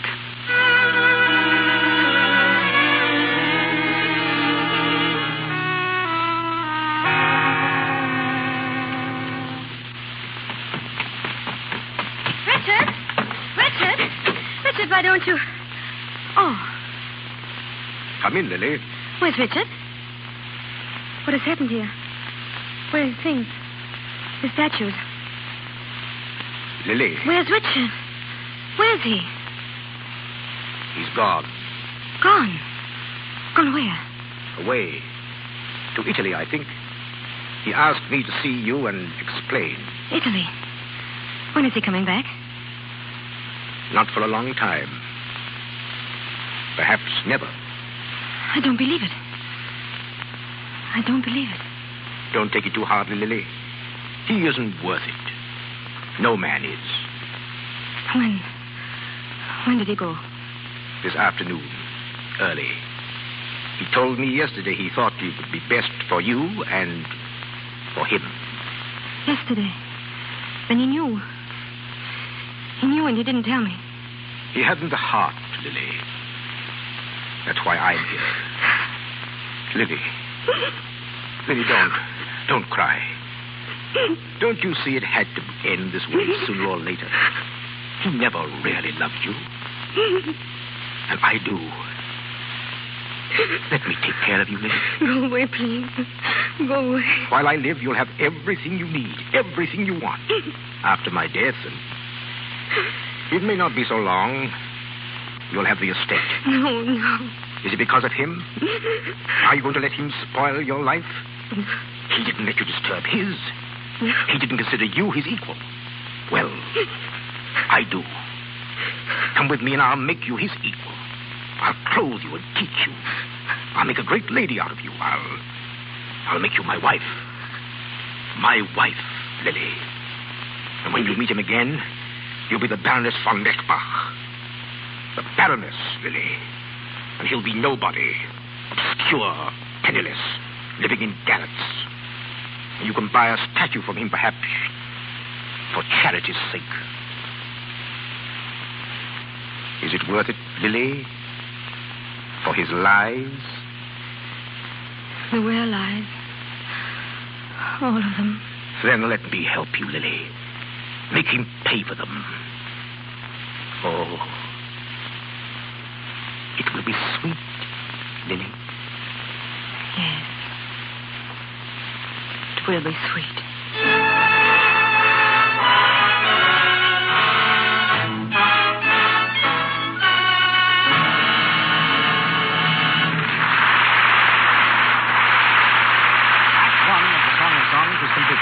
We'll take a brief intermission now and then return to Marlene Dietrich, Douglas Fairbanks Jr., and Lionel Atwell in Act 2 of our play.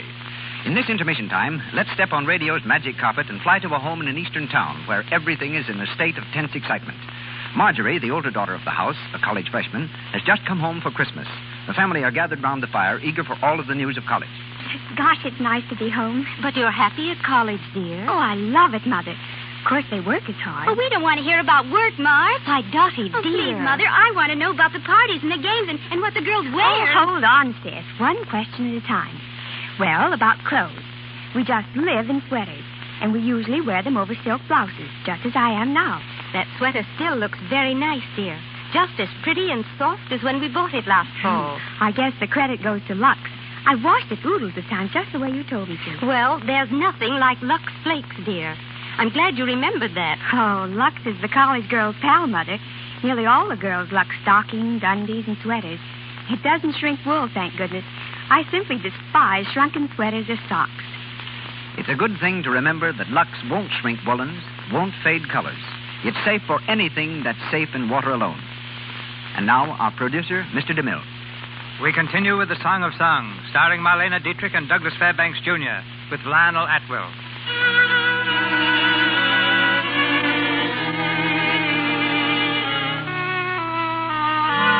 A year has passed.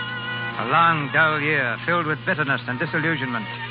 As the Baroness von Merzbach, Lily lives only for the time when she will see Richard again, to humble him with the difference in their rank. The Baron, failing in health, has grown jealous of his young wife. In the library of their country house, he stands by the window, looking out. Suddenly he turns and addresses the housekeeper savagely. Where is she? Where is she? I've told you. For the fourth time, she's gone riding. Doesn't she know we're having guests? I told her that. Riding. It was her own suggestion that she learn. Along with her French and her music and her singing, you suggested I that she didn't intend her to be out every day. No? Then perhaps you shouldn't have provided so handsome a master. What? He is handsome, your riding master. And young. Be quiet. Please remember you are my housekeeper. Nothing more. When I want your opinion, I'll ask. I've been your housekeeper for 10 years. It's only recently that I've been reminded of it. That's enough. When she comes in, I want to see her. Once. You understand? I understand. Oh. Shall we rest a while, Baroness? I think so. Oh, let me help you down. There we are. Thank you. It is very beautiful here.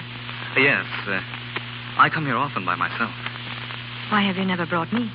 Well, it's rather silly. This place is a sort of retreat for me, a sacred resting ground. Whenever things look hopeless and black, I come here to be alone. Are things so hopeless now? Yes, Baroness. They have been for a long time. How long? Since I first came here. Since I first met you. I'm sorry you said that. I think tomorrow I shall ride alone. Because you want to, Baroness, or because you're afraid? I'm not afraid. I've watched you in that house. Your soul is dying there. I've watched you with me. I've seen you smile. It meant nothing. It did to me. Lily, I love you. Let go of my hand, please. No, you've got to listen to me. You've got to. That was not meant to hurt you. Only to prove to you that our rides together have been only that. We will not ride tomorrow.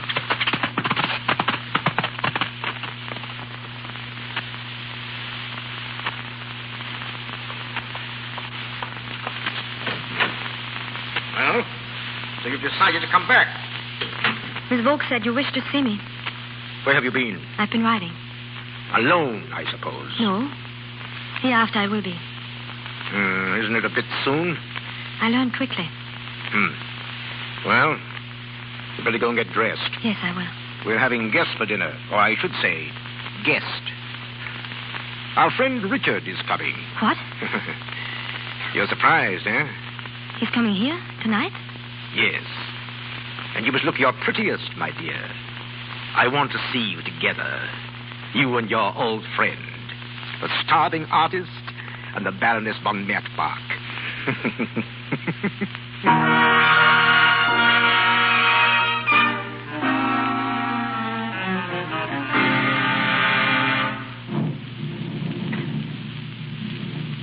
Sit down, Richard. Sit down. You arrived just in time, huh?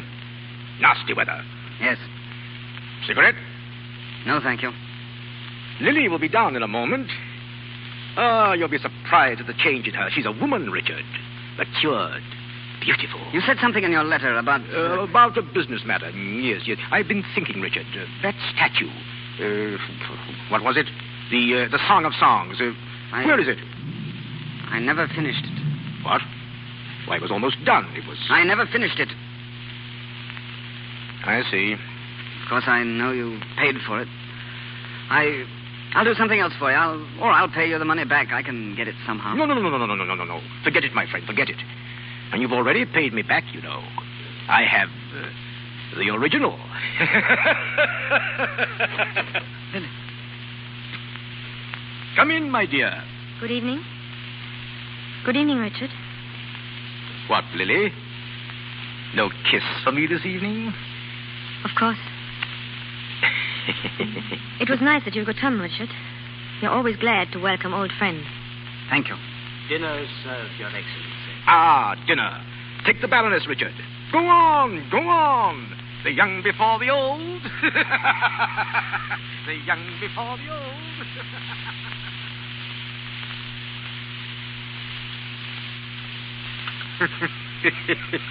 And he said he never finished it. Never finished the statue after spending months of work on it. There's an artist for you. We'll drink to him, huh? More wine, Lily. I've had enough, thank you. I see you think that I have had enough also. But tonight, I go the limit. We celebrate, huh? Isn't she lovely, Richard? Isn't she everything I said? Huh? And you must hear her sing, my boy. You'll sing for Richard, won't you, my dear? And French? She speaks French. And rides? Yes, like a real lady, Richard. A real baroness. Excuse me. And just to think, I owe all my happiness to you. You exaggerate, Baron. Not at all. You didn't know that, did you, my dear? That when I told Richard how I felt about you, he... Go on. Why did you stop? Well, because it seemed to me that Richard kicked me under the table. He must have had a reason. No, he's just modest. Likes to pretend he's a cynic. Doesn't want his good deeds known. I'm modest enough to wish we'd talk about someone else. No. I like to hear about good deeds. What did he do? Well, he stepped aside when I wanted you. Did he? Yes. With rare friendship, he gave you to me. How touching. One of the most beautiful gestures I have ever encountered. Beautiful. Yes, I can just see the scene. You two bartering as to which one should have me. Lily. And he gave me to you. Lily, don't. As if I weren't a human being, but something to be passed on from one pair of hands to another. No, you don't understand. You'll forgive me, please. I forgot for a moment that I was a baroness. A baroness has no emotions. Excuse me. Lily. Come back. Listen, Lily. Fool you. Why did you tell her that? Do her good. Do her good. Well, I'm going to tell her the truth. All of it. Lily. Lily, where are you? Lily! I beg your pardon, sir. The Baroness has gone out. Which way? Along the garden path, sir. Toward the lodge. I'm rather worried. Lily! Lily, where are you? Lily, wait! Wait! Where are you going? Let me alone. You can't go running around in the dark. Listen to me. I've had enough for one night. You haven't heard anything. You're coming away from here. I'm taking you back to Vienna with me tonight. You think I would go with you now? You've got to. You can't stay here any longer. I won't let you stay. I can see what it's doing to you. Lily. Let me go. I thought I wanted to see you again. I don't. I thought it would give me strength to see you crawl before me. Well, it doesn't. You're not even that much good to me. Lily, don't. Don't hate me so. I want to help you. Help me? That's what he said. He wanted to help me, too. Well, I don't need your help. I have everything I want. Except love, and you can't live without love. I have that, too. What? Yes, I have that, too. There's a boy here. The boy who loves me. I'm going to him now. You're lying. Am I? Do you see that light between the trees? He lives there, in the lodge. I'm going to him now. Lily, don't. Have I hurt you, Richard? Is there an ache in your throat? Do your eyes sting like fire? Mine did. I love you, Lily. Richard, don't love too much. We weren't made to love that much. Goodbye. Lily! Lily! Lily!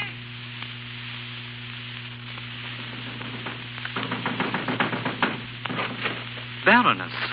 Let me in. Shut that door, please. Baroness, why did you come here? I could have come to the house if you wanted. No, I just want to stay here for a moment. But this afternoon, you said. This has nothing to do with this afternoon. I don't understand. There's nothing for you to understand. I want to stay here, that's all. I'm sorry. You may sit down. But do you think it's quite safe? If anyone saw you come here, Baroness. Someone did see me. What? I meant him to see me. He'll be gone soon, and then I'll leave. But you'll never get back if the storm breaks. That struck close. Did you feel it? I thought I heard... Stay where you are, please. Look, that light. It's fire. It struck out there on the porch. The whole place will be blazing in a minute. Come on. We can't get out that way. It's a furnace. The whole front of the lodge. Come on, the back way, quickly. We can go through the... Baroness, don't stand there. Baroness! Baroness, like a man, the whole place is going on.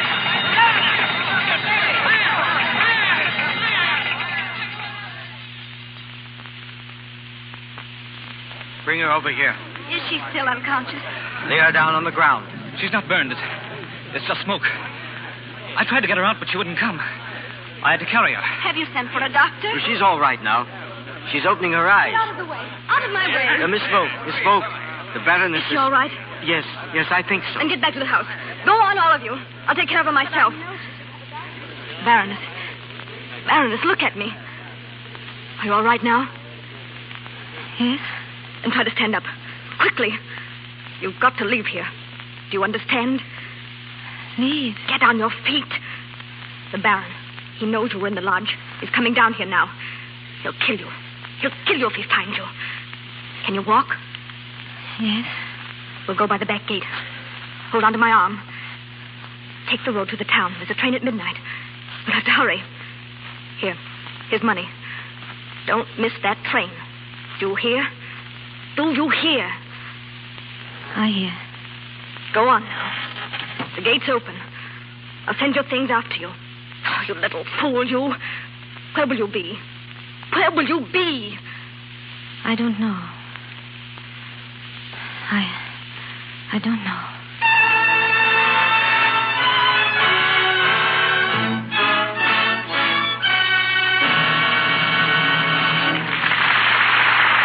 We pause for station identification. This is the Columbia Broadcasting System.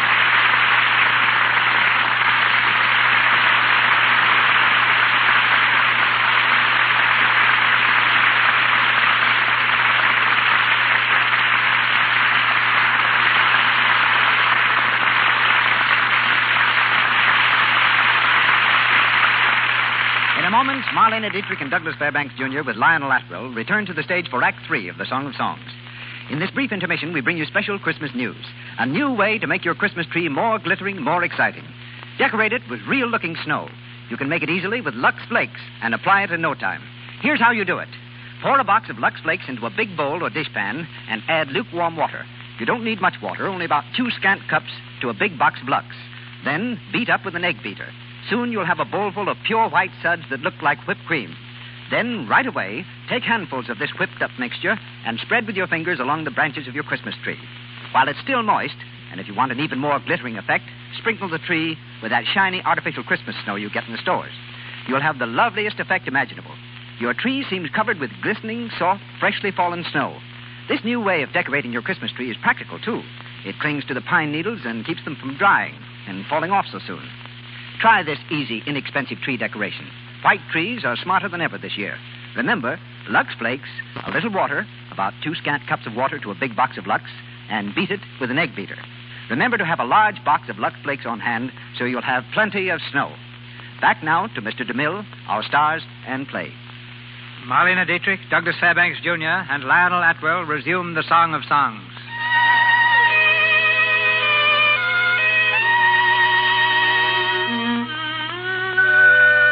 More months have passed, and Lily has vanished, lost in the maze of the city. In Richard's studio, the statue of the Song of Songs stands completed, gleaming with a ghostly radiance. Richard, looking tired and worn, exhibits some of his work to a dealer. Here's one. There's Dove here. You can have it for 10 shillings. 10 shillings?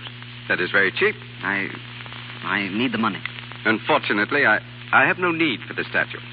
Oh, there's a mate that goes with it. With the holidays coming on, The holidays are not important in my shop. Oh. My clients are... What's this? What? This life-size marble. Is it yours? Yes. The Song of Songs.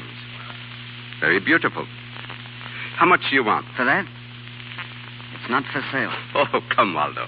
You don't have to deal that way with me. I'll give you a fair price. I'll give you 1,000 shillings. No. More, perhaps. I said no. Whom did you make it for? The Baron von Merzbach. The Baron von Didn't he die recently? I thought I read in the paper that he... You might have, but the statue is not for sale. Very well.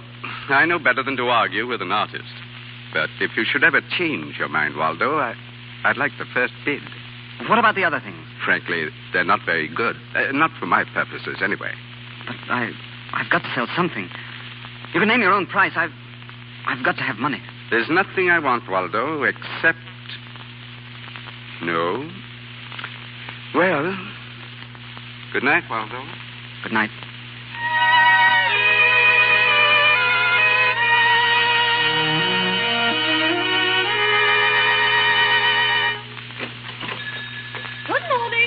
Good morning. Something for the holidays? A gift, perhaps? Oh, it's you again. Good morning, Mrs. Rasmussen. Have you any word yet? No, I haven't. I should think you'd be tired of asking. You'll let me know, won't you? Oh, I'll let you know. I don't want her on my hands again. Ungrateful little fool. She'd be on velvet now if she'd had any sense. What with him dying. But did she think of me? Did she think once of her old aunt? No. Off she went. Where? I've looked every place. They've never even heard of her. Have you tried the gutter? She may be there. If she is, I put her there. And I'll bring her back.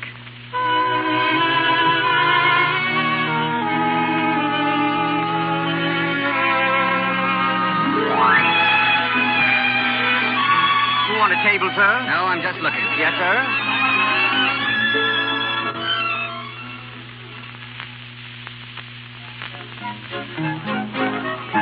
Looking? What do you mean, looking? Don't you like it? People come here to spend. Then I'll get out.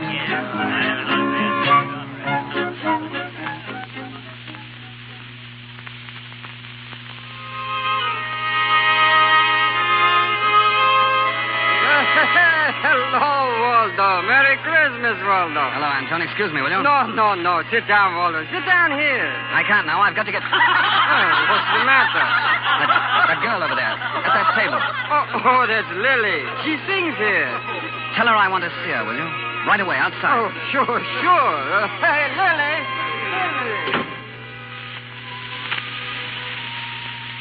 Lily. Lily. What do you want? Aren't you glad to see me? I saw you come in. What do you want? I've been looking everywhere for you. What are you doing in this place? I've had to work. You could have come to me. You know that. Why didn't you? Why didn't I? You asked me that? Excuse me, I must get back. You're not going back in there. You're coming with me now. Am I? Lily, what's happened to you? You're changed. You're hard. You're bitter. I wouldn't be a good model now. The freshness is gone. Did you expect anything else? Why have you been looking for me? Why did you come here? Did you expect to find me as I used to be? Lily, we can't talk here. Please come with me. Very well. Why not?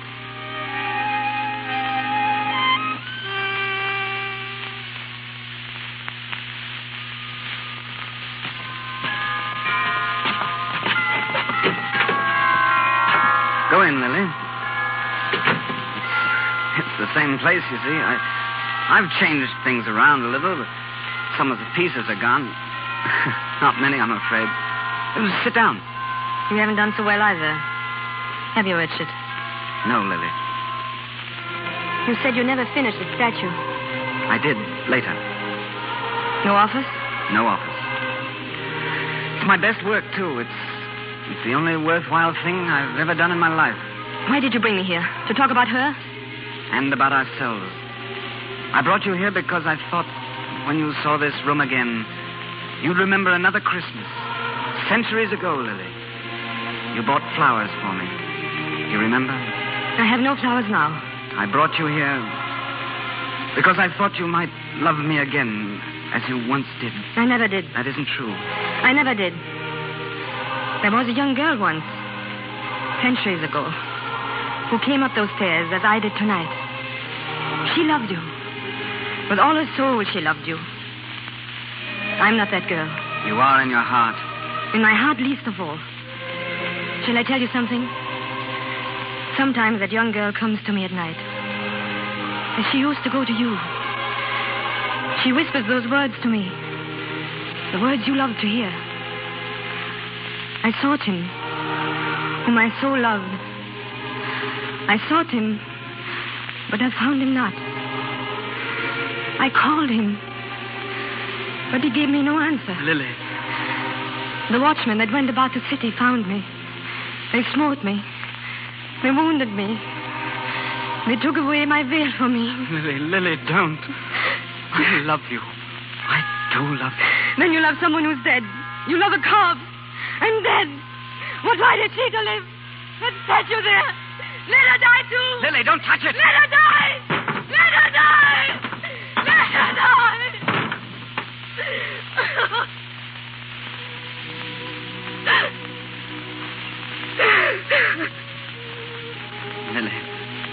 Lily, look at me. Let me go. Never, Lily. Never. Don't you see, darling? We can start again. You've destroyed her, and we can start again. She should have died, because we profaned her. And now we'll make another, you and I. Another song of songs, more beautiful than the last. Because our love is still there. It is there, Lily. We've kept it alive under everything. Richard. What was it in the song? What was it, Lily? Set me as a seal upon thine heart, as a seal upon thine arm. For love is strong as death.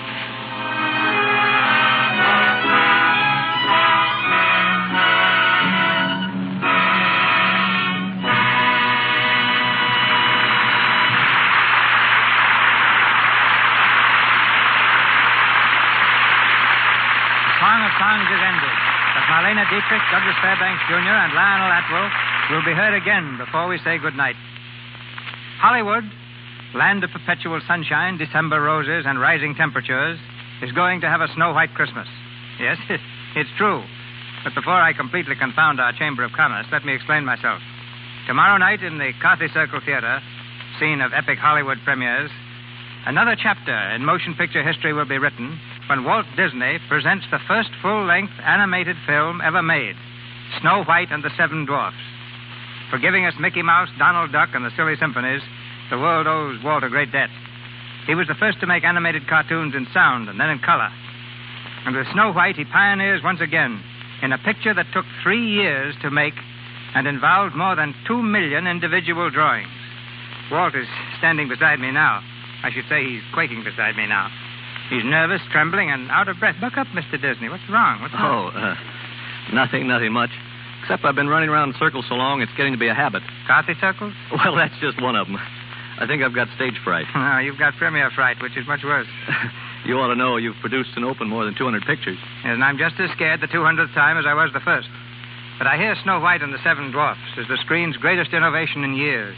Well, your own first full-length picture, The Squaw Man, was considered quite a departure. After all, people had only seen 2 reelers up to then. So I can forgive your condition tonight, even though you look as though you've done all the work yourself. Oh, far from it. If I'd tried to make this picture by myself, working 8 hours a day and going to a sanitarium for 2 weeks each summer, it would have taken me 250 years. You figured that wasn't quite fast enough. Anyway, lots of luck. Pardon me, did you say lots of Lux? I said luck. But the name Snow White suggests Lux Flakes. So, that Lux Flakes maybe played some part in your production. Well, I'm grateful to Lux Flakes. They made Snow White a household word to women who wash their own fine things, long before I ever thought of putting her on the screen. I also understand that Lux Flakes play a big part in cutting down Hollywood's wardrobe bill, which reminds me how costly a young lady Snow White was to clothe. We figure her costumes cost about $100,000. Just a minute, Walt. How do you figure that when all our costumes were made with paint and brush? But it's true, even though she wears only 2 dresses, and both of them are drawings. You take the salary of the artists and the animators, and there are hundreds of them. The cost of the paints, color, photography, and Technicolor, and little Snow White's 2 dresses add up to $100,000. The cost of our entire picture is almost as much as your own new film, The Buccaneer. And yet you didn't have to pay the salary of a single star. We who produce pictures with human beings figure their salaries alone consume 25% of our budgets. So with $1.5 million invested, I can understand in more ways than one why you may be nervous. I guess it wouldn't be normal if I weren't nervous. But Snow White is a goal we've been aiming at for 10 years. There won't be any Mickey Mouse or Donald Duck to attract the people. They'll all be brand new characters. I suppose after Snow White is successfully launched, you'll sit back and take it easy for a while. Are you going to stop work after The Buccaneer? I haven't begun to work yet. Well, we won't stop either. It's just the beginning for us. We're going to make more feature-length animated productions and try to make use of all that we've learned in the 3 years required to produce Snow White. We don't think we know so much even now, and we're using all the outside advice we can get. What sort of outside advice? Well, there's Sidney Franklin, for example, the man who directed Good Earth. He seems to think our cartoon medium is important, and he's offered to work with us in directing Bambi, the famous story, The Little Deer. We've also started work on Pinocchio. Yeah, but what's going to happen to Mickey and Minnie and Donald Duck? Oh, they'll continue to be just as important as they've ever been. We wouldn't dream of anything else. But we're growing, Mr. DeMille, and experimenting. Leopold Stokowski, the famous conductor, is going to work with us on an idea of combining fine music with animated cartoons. He wants to make great symphonies popular with people all over the world. After that, Gosh, look at the clock. I've got to start running again. Good night. I wish you the greatest success of your career, Walt. Good night.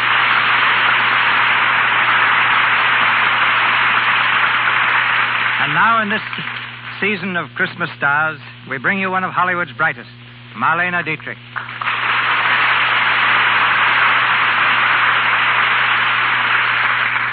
Thank you, Mr. DeMille. There's one thing I really want to say to everyone. A happy Christmas to you all. Good night. Good night, Marlena. And now will the gentlemen report. Mr. Fairbanks, Mr. Atwell. Thanks, C.B.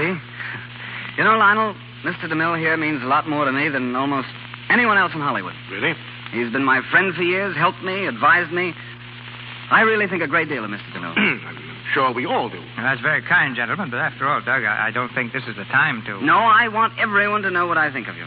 For example, you like boats. You like to get away on the water. Peace, quiet, time to think things out.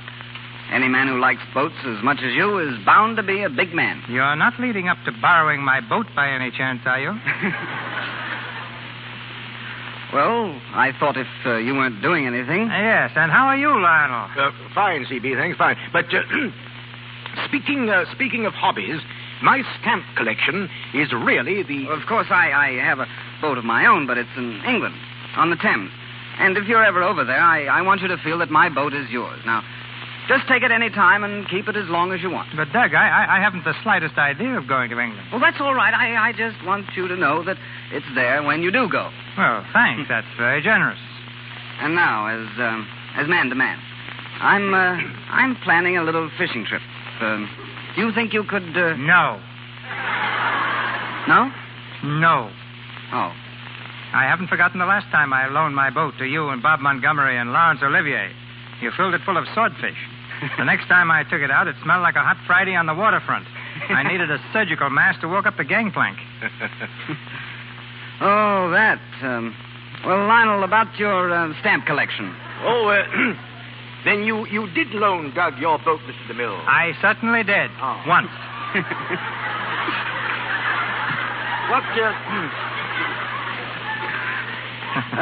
What else happened? Lionel, what were you going to say about your stamp collection? Oh, yes.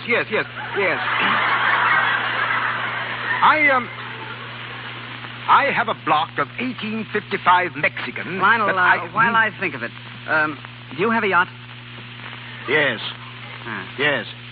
Yeah, but about those stamps, I've never seen anything like... Mr. DeMille, don't you think that Lionel's a great actor?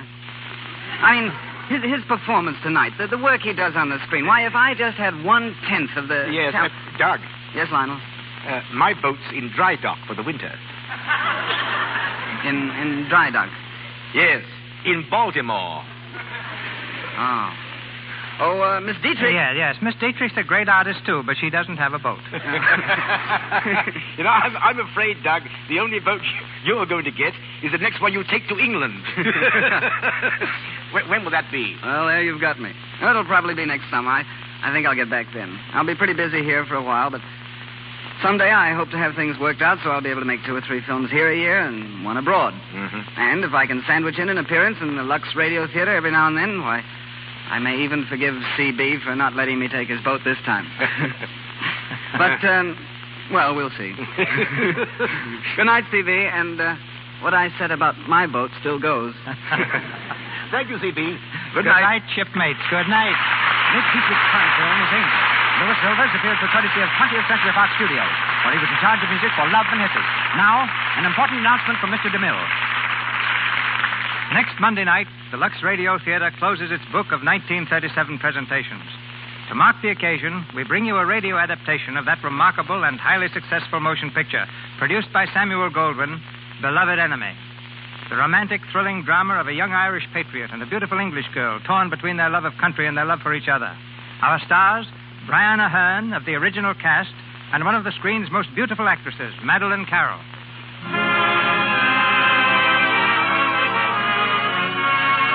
Our sponsors, the makers of Lux Flakes, join me in inviting you to be with us again next Monday night when the Lux Radio Theater presents Madeleine Carroll and Brian Aherne in Beloved Enemy. And now, before we say good night, I'd like to reach across the miles and take the hand of each one of you, whether you're man, woman, or child, in a warm clasp of friendship, and say a happy Christmas to you. We learn to care most for those we serve most. And since my main endeavor each week is assembling and staging the Lux Radio Theater production for you, I look upon you all as close friends and attentive neighbors who make it a joy for me to come on this stage every week and say greetings from Hollywood. I hope you'll have all the joys and blessings of the Christmas season. The cast and staff of the Lux Radio Theater and our sponsors, the makers of Lux Flakes and Lux Toilet Soap, join me in these greetings.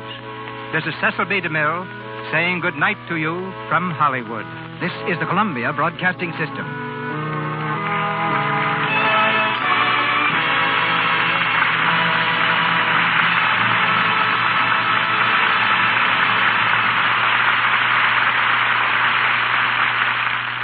The Warrior of the Woodland, Ranger Bill, is coming up next.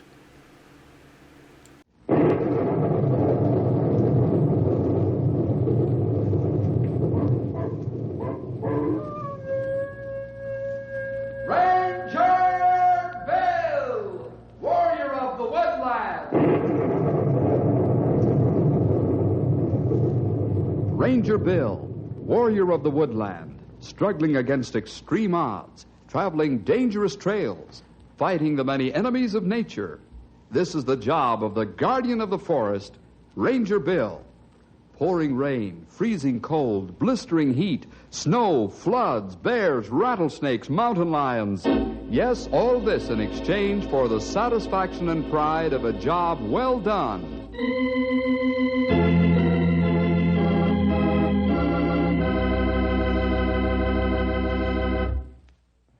You know, I often wonder why folks can't learn by other people's experience. But I guess they never will.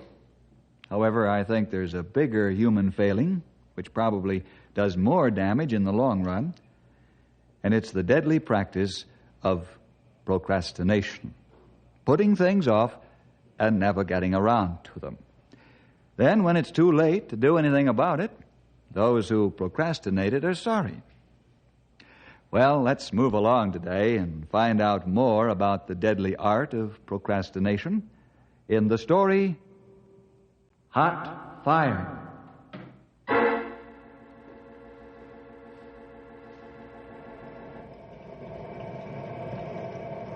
Boy, we sure been getting a good amount of rain this spring. Right, and we need it, too.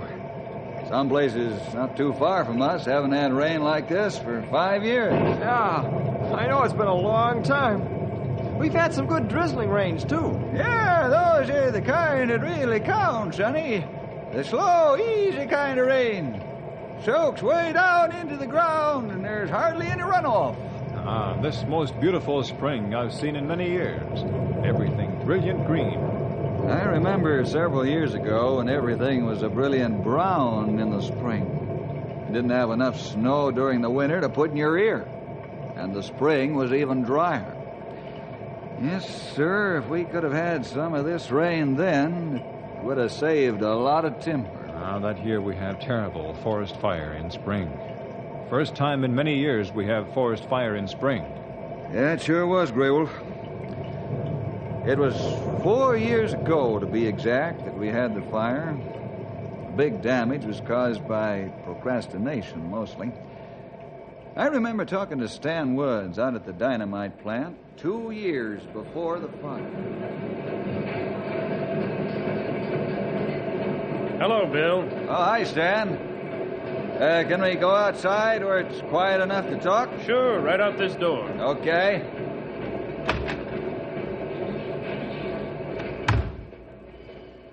Say, tell me something. If I can. This one you can.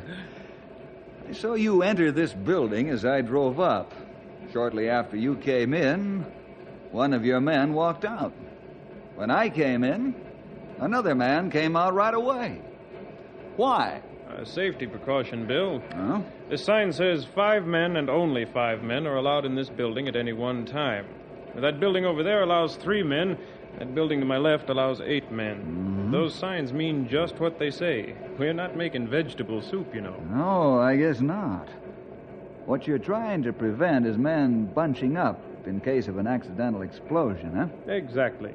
So the men automatically adjust to the limit when somebody walks in. Uh-huh. Pretty clever. Oh, just a safety precaution.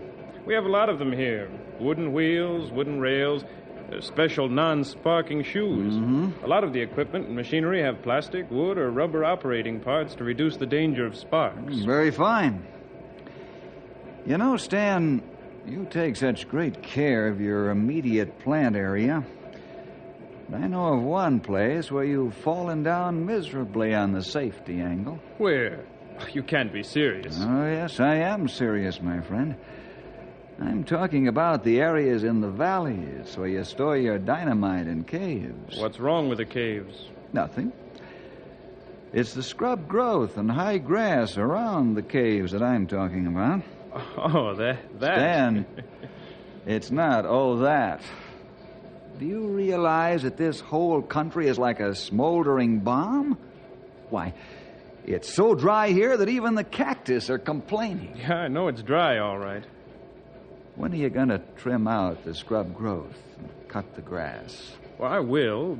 Honestly. It's just that I haven't gotten around to it. That's the same story you told me last fall. I know. It's just that I'm so busy, you know. Business is very good. When will it be done, Mr. Woods? You want the exact date? Yes, I do. And you can be sure I'll be back to check it. That I know. Well, how about a month from now? Okay, good enough. I'll be back to see you in a month.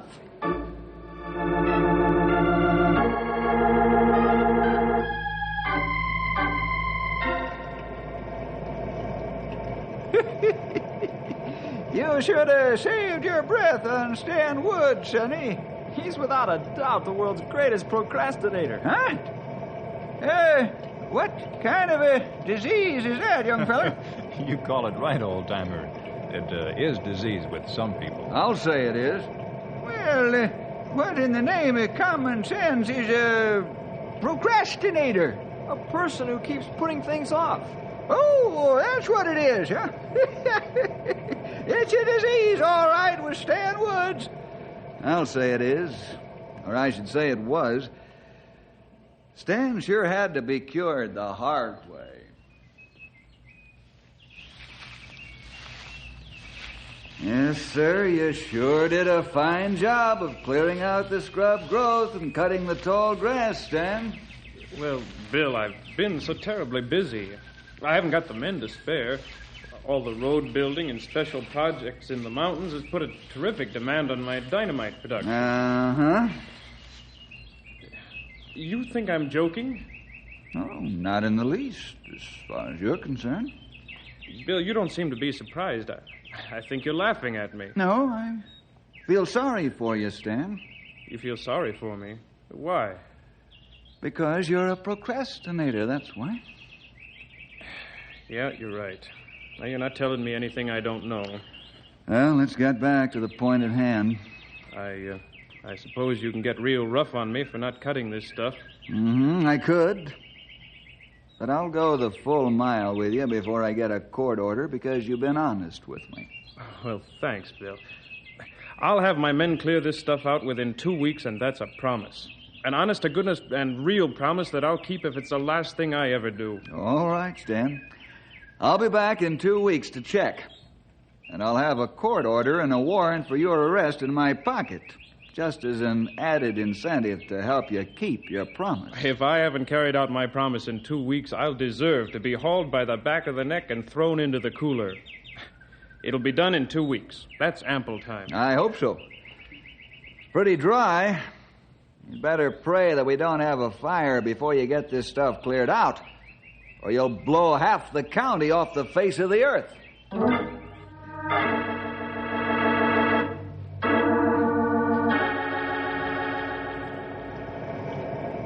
Boy, it sure was dry that year.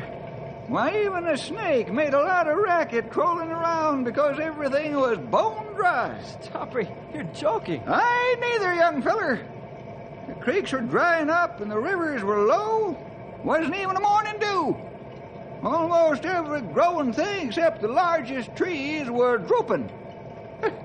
It was dry, real dry. Ah, that plenty you're right. Yes, I remember we had to put special protective covers over car and truck exhaust pipes just to avoid a backfire spark from getting out. All tourists and hunters were kept out, and anyone caught starting even a cooking fire was arrested and given a severe fine. It was dry, all right, really dry. I'm going to have to get a drink of water if you fellas don't stop reminding me. Tom and Pat are up in a Fire Tower 7 late one afternoon. I doubled all Fire Tower watches just to make sure. 4 eyes were better than 2. Oh, boy. I sure wish it would rain. I'm getting cross-eyed from watching. Yeah, I guess we all are, Pat. I sure wish we'd get a month of rain. Yeah. Pat, look over there. Where?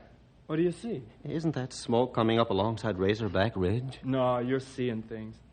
I don't see even a wisp of smoke. That's all I saw, a wisp.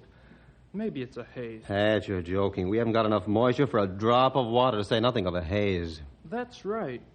I forgot for a moment how dry it is. I see it. You're right. It is smoke.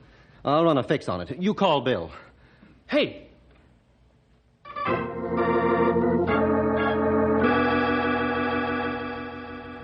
Right. Keep a close watch and retain a constant fix. Use your radio telephone setup to talk to me from here on out. Goodbye. Fire? Yes. Henry, sound the alarm. I'm going to send the fire jumpers right in. I can't take a chance. Okay.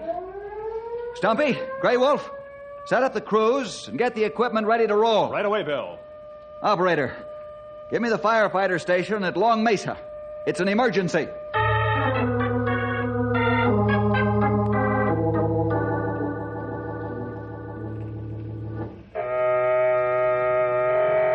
Let's go, men. On the double. Get to those planes like scared rabbits.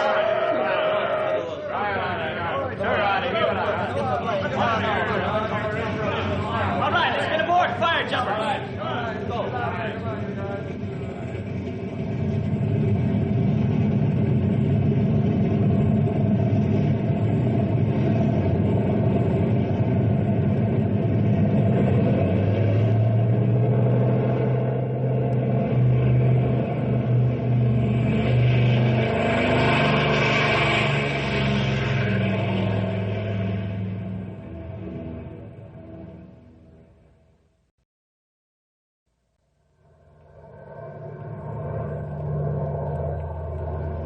This could be real nasty, Mike. And how? A real nasty one, Jack. Hey, there's the fire. Right. Tell the pilot we're going down in the first pass. No time to look it over. Bill's orders. Right. Hey, he's going down to make the first pass, Mike. Okay, boys, hook your chute straps to the wire and get ready to jump.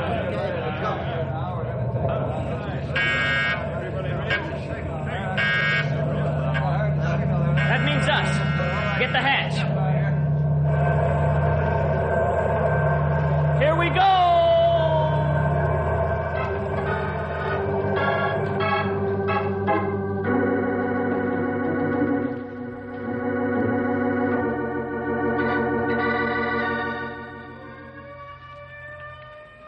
What word, Bill? I'm waiting for it, Grey Wolf.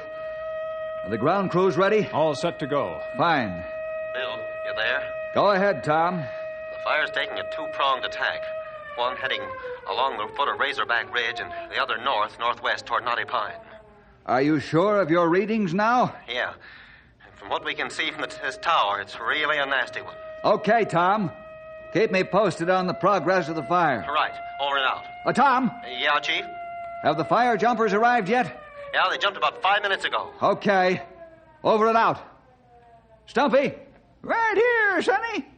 Take your crews out North Highway and approach the fire from Old Coon Road. Start your backfire at Beaver Creek and take it from there. We're on our way. See you later. Grey Wolf. Yes, Bill. Take your crews out the Old Mill Road. Go as far as you can across the mesa with the trucks, and then go on foot. Hold back the prong running along the foot of the ridge, and backfire alongside it. You can't let that prong branch out, or we'll be in real trouble. I understand. You can't let that prong of fire get away, you understand? I got it, Bill. Bill, this is Mike. Go ahead, Mike. We've got a ground and full tree fire in our hands. It's wicked. That's what I was afraid of. The fire's making a two-pronged attack. Move back and join Grey Wolf as he comes in along the foot of the ridge. Okay, I'll move my men out right away. It's getting red hot here. Okay, Mike. Over and out. Where are we going to fight this fork-tongued monster? We're going into the center of it and keep the forks separated and not let it consolidate into a solid wall of flame. All right, let's go, men.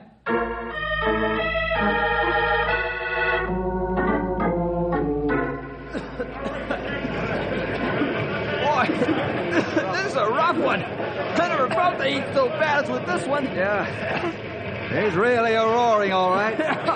You said it. Stay here by the radio, Henry. I'm going along the fighting line and see how the boys are making out. Okay, Bill.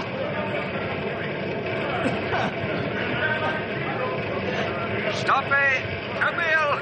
Stumpy to Bill. Come in and hurry up about it. Stumpy, this is Henry. What's wrong? Everything. We can't hold this raging maniac. Get Bill. Okay, hold on a minute. I can't wait. I'll leave a man here to take the message. Tell Bill that we've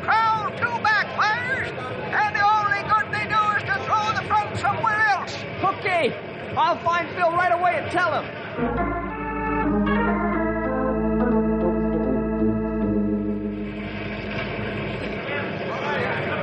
Tom, what do you see from the tower? Gray Wolf's holding fine along the foot of the ridge, but Stumpy is being pushed back and around. I saw him crown 2 backfires, but all that did is throw the fire front around to the west. The fire's now heading right for the dynamite factory that holds its present course. Yeah, a liar. That's bad. Tom, you and Pat try and stay in the tower as long as you can, safely. Then get out. You're right in the path of the fire, as you can plainly see. I'll contact you again. Over and out. Now what? Listen carefully. First call a copter for me. Then call Grey Wolf. Tell him to send Mike and his fire jumpers over to reinforce Stumpy. Also, as many of his own men as he thinks he can safely do without. I'm going to take as many men as we can spare here and send them to help Stumpy. Okay, Bill. Right away.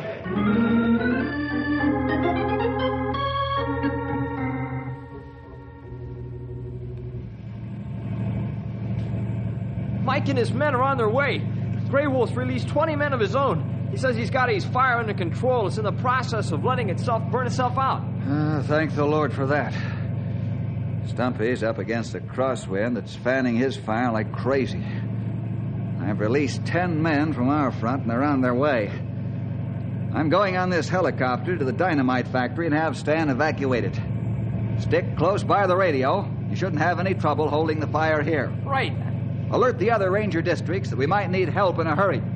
We can't let the fire get to the dynamite storage caves.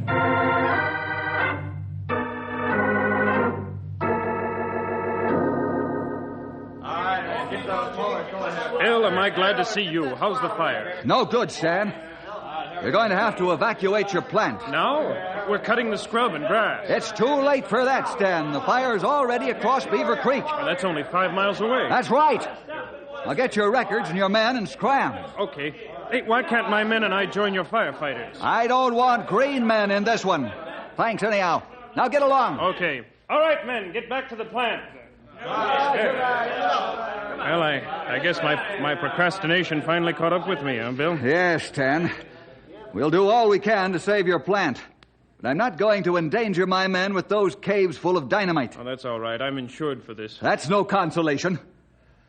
Well, I've got to get back to the fire front. Now, please do as I say and pull out of here on the double.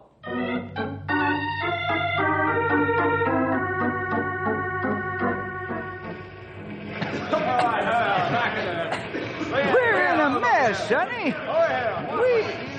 We ain't about to control this fire. Not even a little bit. Yeah, you're right, Stumpy. Getting wilder by the hour. All we've been doing is falling back. It looks like that's all we're going to do. Bill, you better take an awful beating. He's terrific. Henry, I'm going along the front and take a close look. You'll radio for reserve help. Tell Grey Wolf to get over here. Leave his crew in charge of an experienced man. Stumpy, you rest a while. I'll take over. You don't have to argue that point, young feller. Henry, call fire jumper stations 8 and 9. As soon as the men arrive, give them to the old-timer. Then he can relieve some of his own crew. Right. Boy, this looks like a battle to the last ditch.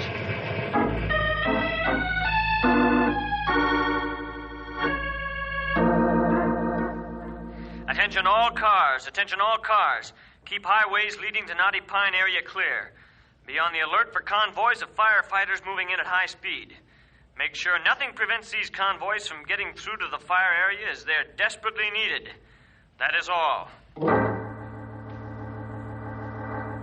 Say, conductor, why are we stopped on this sidetrack? Why, we're waiting for a highballing fast freight to come through. You mean they set the express aside for a freight? Well, this freight's carrying men and equipment to the big forest fire up north. They say it's the worst in years. Forest fire in spring? Yep. Dry up there, mister. Mighty dry. There she goes. Well, I guess we got time to make the next sighting before another one comes along. Say, must really be some fire to move men and equipment like this.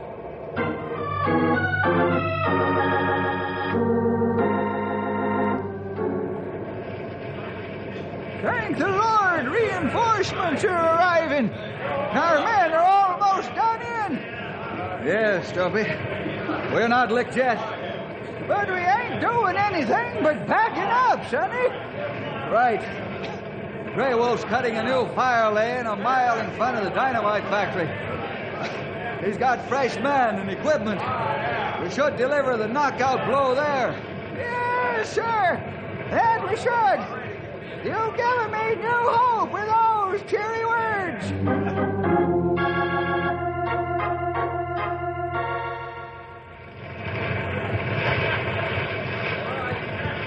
Will it hold the fire? Oh, we know any minute now. Backfire crown soon. You'd better hold or I'm going to get mad.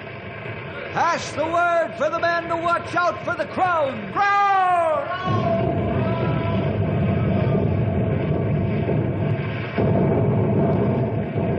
It's jumping the fire lane. The wind's too strong. Grey Wolf, stop it. Pull the men back. Keep them away from those dynamite storage caves. You said it! Let's go. Henry, call the Air Force Base and ask them to send bombers. I'll radio the bomb run position just before they arrive.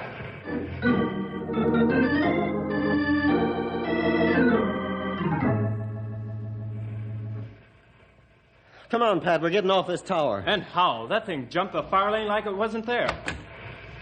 Hey, men! Who are you, mister, and what are you doing up here? I'm Stan Woods. You're the guy that owns the dynamite plant. That's right. Well, what are you doing up here? Well, Bill won't let me fight with the ground crews, so I thought I could maybe help up here. Oh, mister, you got holes in your head. We're leaving right now.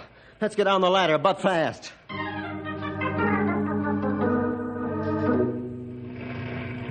We're not going to make it, Tom. I'll say we're not. We waited too long. Thanks to you, mister. I'm sorry. Seems I can't do anything right anymore. I know you was crying about it. We'll go back up the tower and radio Bill. Yeah, but we'll be killed if we stay up here. If not from the fire, from the concussion of the dynamite. That's a whole mile away. I don't care if those caves go up, so will we. Let's not argue. Come on, start climbing.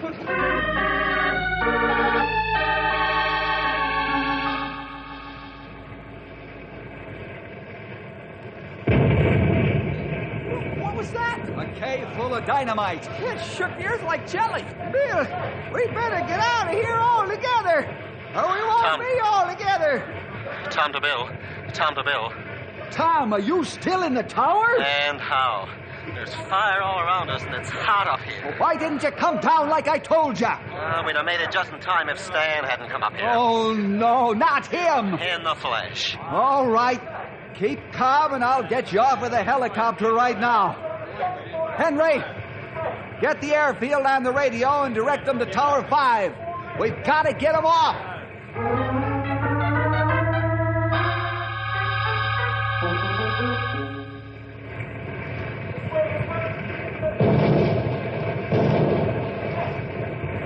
Stumpy, Grey Wolf, it's no use. Order the men back to the edge of the prairie. We'll fight it out there. Are you giving up trying to save the dynamite plant? Didn't you hear those 2 caves go up? There are 3 dozen more like it. You death trap. If we not get out now, we not get out at all. Order the men out. The bombers haven't arrived, so get them out. Squadron leader to Bill Jefferson. Squadron leader to Bill Jefferson. Hello, squadron leader. Talk to us to the target. We'll dump our eggs. Okay. Circle until we get the men out. Right. We've got lots of gas, so take your time. Pull all the men back on the double, and then stand by to clean up isolated fire after the bombers finish their run. Right away, Bill! Oh, thanks for getting us off the tower, Bill. Praise the Lord, you fellas are safe. Bill, Save it for later, Stan. Let's get back, men, so the bombers can make their run. Boy, they better make it soon.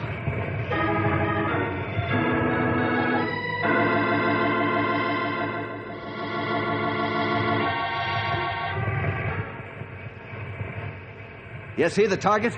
Yeah, we see the target. Is the area clear of men? It's clear. Start your run anytime you're ready. Here we come. Heads up.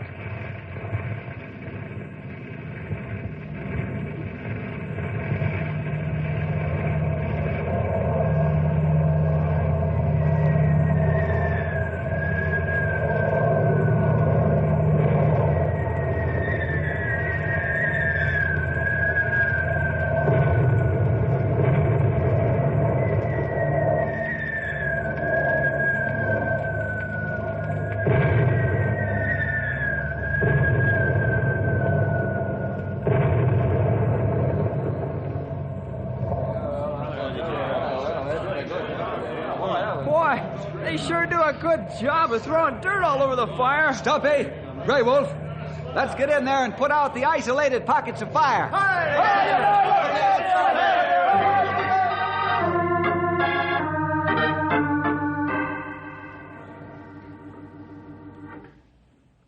Bill, I don't know how to thank you and your men for what you've done. It's our job, Stan. Forget it. You only lost 4 caves of inventory. I know, Bill. I'm never going to procrastinate again. You better not, young feller. Next time it might cost you your life. If you'd cleaned up around those caves, the fire couldn't have burned in there like it did. I know that now, Stumpy. I've learned my lesson. I'll never put off until tomorrow what can be done today.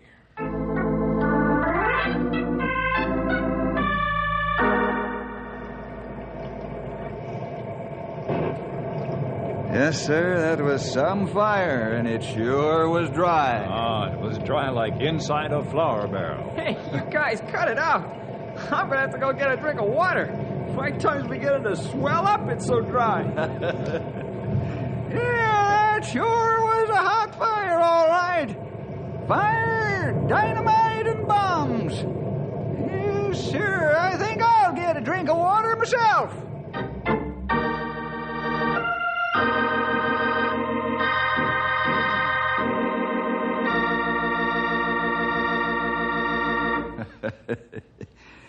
Yes, the fellas can joke about the fire now, after it's all over. Well, see you next week for more adventure with... Ranger Bill!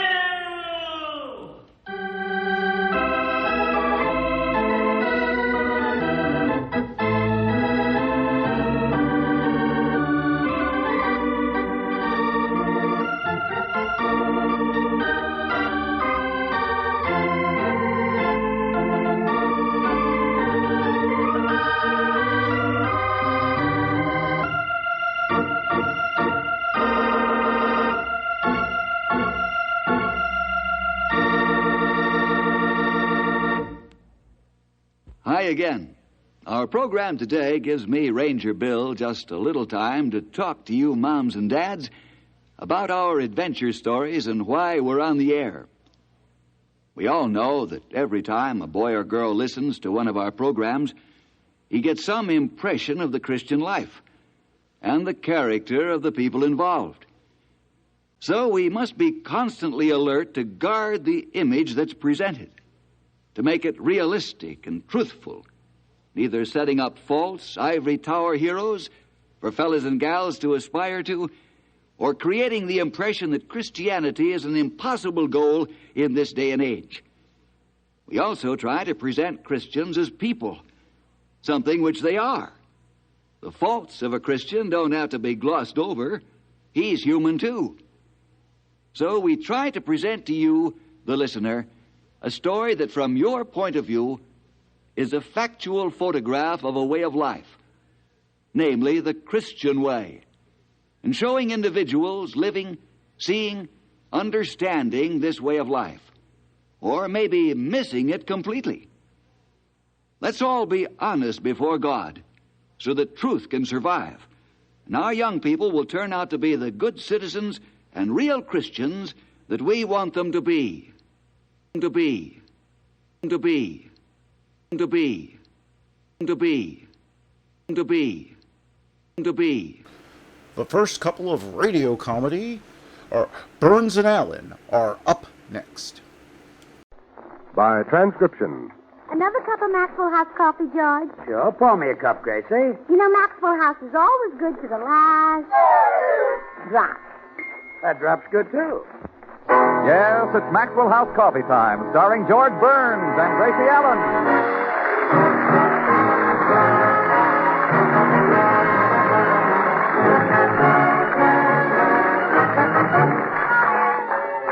With our special guest, Richard Widmark, yours truly, Toby Reed, Bea Benaderet, Joseph Kearns, Harry Lubin, the Maxwell House Orchestra, and Bill Goodwin. For America's Thursday night comedy enjoyment, it's George and Gracie. And for America's everyday coffee drinking enjoyment, it's Maxwell House. The coffee that's bought and enjoyed by more people than any other brand at any price. Yes, Maxwell House, always good to the last drop.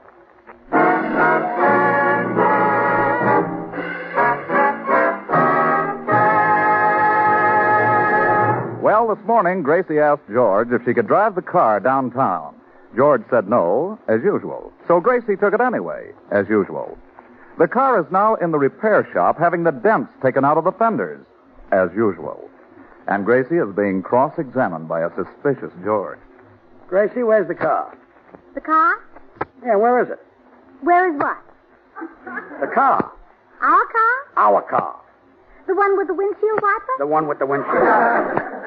Where is it? On the windshield. See you later. Wait a minute. I want to know where the car is.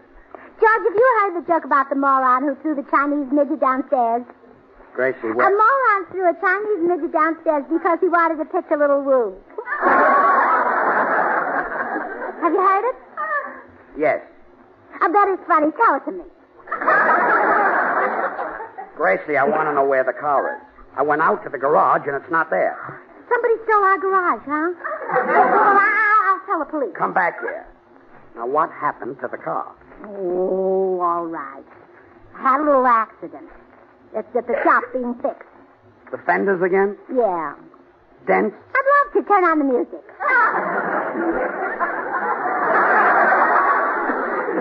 Look, I don't feel like dancing. Do the fenders have dents? Now, please. What happened? Well, I wasn't to blame, George. Another car ran right into me. Who was driving it? Nobody. It was parked. A parked car ran into you? Now, isn't that typical California driving? They can't even control their cars when they're not in them. Yes, it's simply awful. No wonder the National Safety Council says don't be a Gracie. Do you know whose car you hit? Yes, I took his name and address off the registration slip, in case I decided to sue him. Look, Gracie, the accident was your fault. Now, you go over to this man's house and settle with him. Settle with him and leave you? No, not leave me. I mean, settle for the damage you did. What's his name? Well, it's here on this slip of paper. I'll run up and change clothes. I want to look my best when I talk business with a man. What a woman. Well, let's see who she hit. Richard Widmark. Richard Widmark. Say, he's the movie villain. Killer. Hey, this gives me an idea.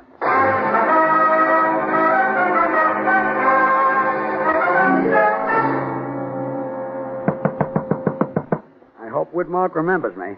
Hate to ask him for a favor if he doesn't know. Yes? Mr. Widmark? Yes, I'm Richard Widmark.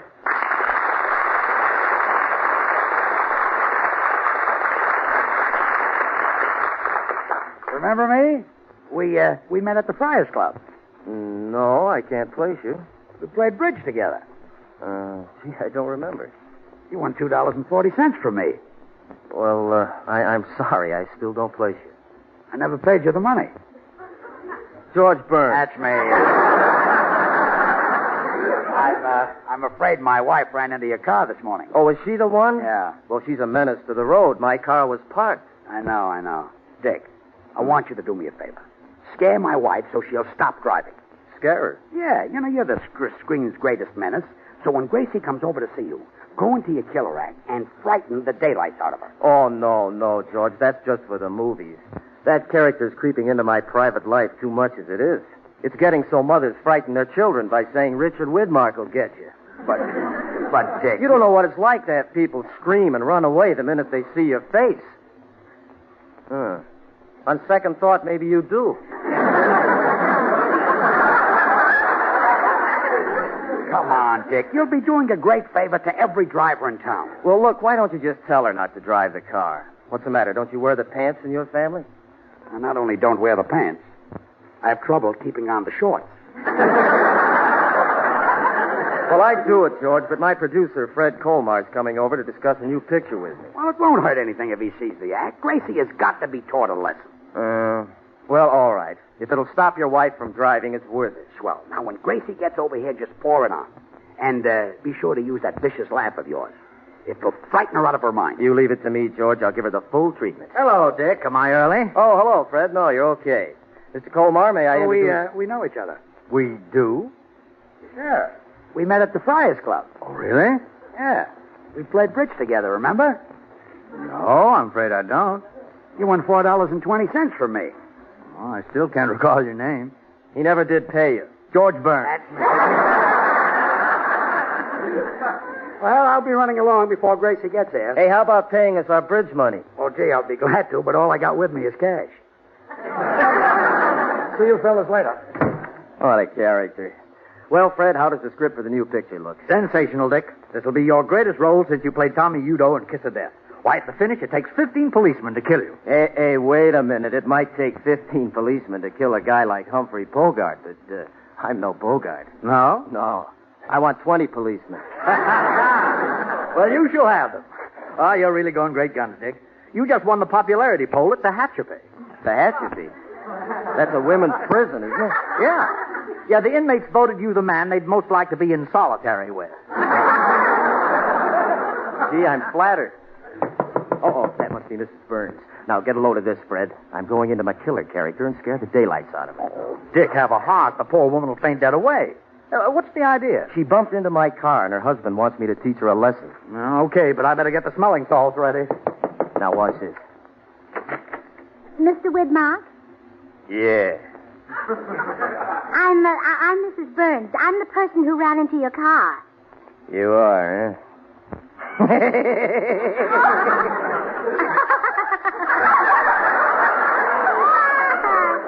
I'm glad you're not angry. Hey, Fred, get a load of the good-looking skirt. Oh, do you like it? You know, it could be a little longer, but I'm not much at sewing. The blouse is nice, too, don't you think? This is what they call a peasant blouse. Can it? Huh? Button it up. Oh, all right. Say, it does look better buttoned all the way. Oh, you certainly know a lot about women's clothes. Are you a dressmaker? Dressmaker? I knew your face looked familiar. Do you work for Adrian or Ori Kelly? Look, lady, I'm a crook. Oh, you're in business for yourself, huh? Well, how nice. Stop with that. I've had a record since I was 6 years old. That's when I made my first slip. Ma, you started sewing early. Hey, Fred, look who thinks I'm a dressmaker.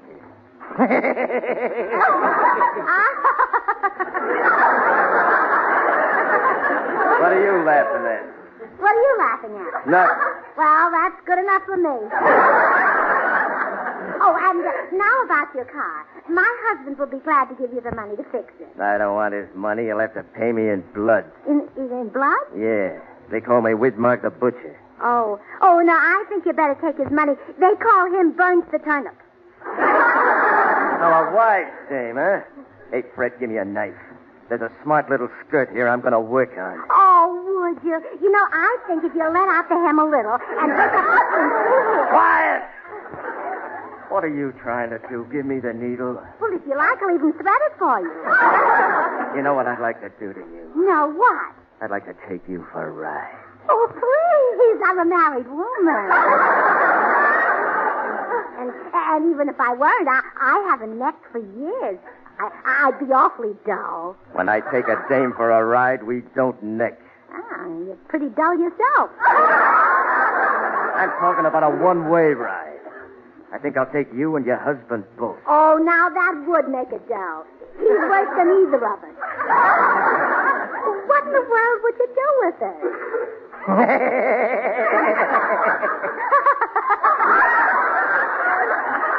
What are you laughing at this time?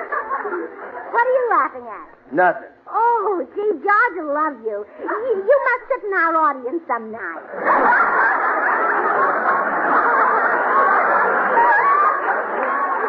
Now, listen, I guess you don't know who you're talking to.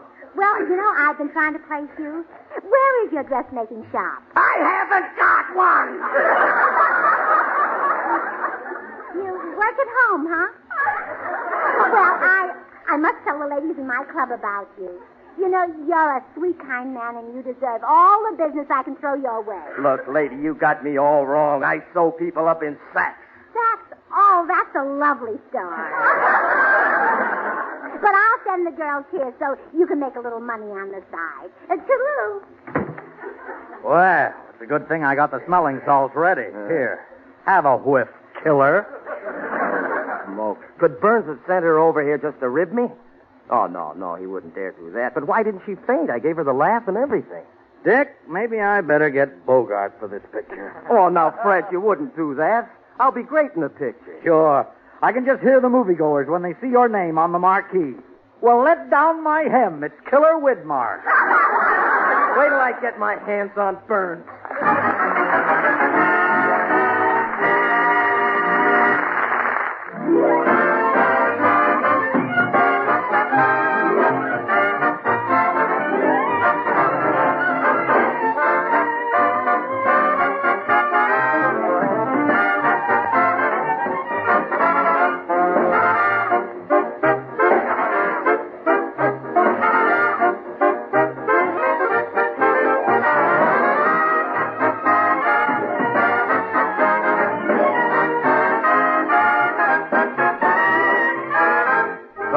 Can't you almost see the curtain going up when you hear the bright 2/4 rhythm of these unbeatable show tunes? Of course, rhythm is only one line on the conductor's score. For many musical elements must be skillfully combined to bring you the music you love at its best. Now lend an ear while we demonstrate.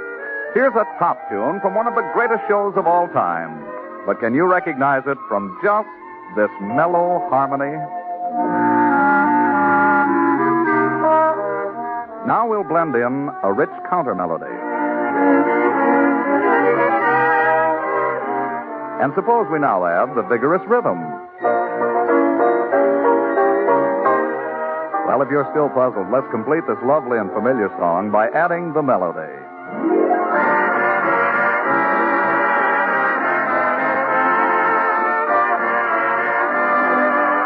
Yes, harmony, counter melody, rhythm, and melody. Not one, but many musical parts, all skillfully blended into one rich, harmonious orchestration of Jerome Kern's ever-popular Why Do I Love You? And friends, it takes the same skill in blending to create America's favorite brand of coffee, rich, heartwarming Maxwell House coffee. No other coffee but Maxwell House brings you this mellow, satisfying, good-to-the-last-drop flavor. And naturally, there's a reason. To create this world-famous flavor, our Maxwell House experts combine not one, but many superb varieties of Highland-grown Latin American coffees. With care and skill, they select fine Monticelli's coffees for mellowness. For extra richness, they add Medellins. Then for vigor, they add other choice coffees to the Maxwell House blend. And finally, for fine, full body, they add Bucaramangas.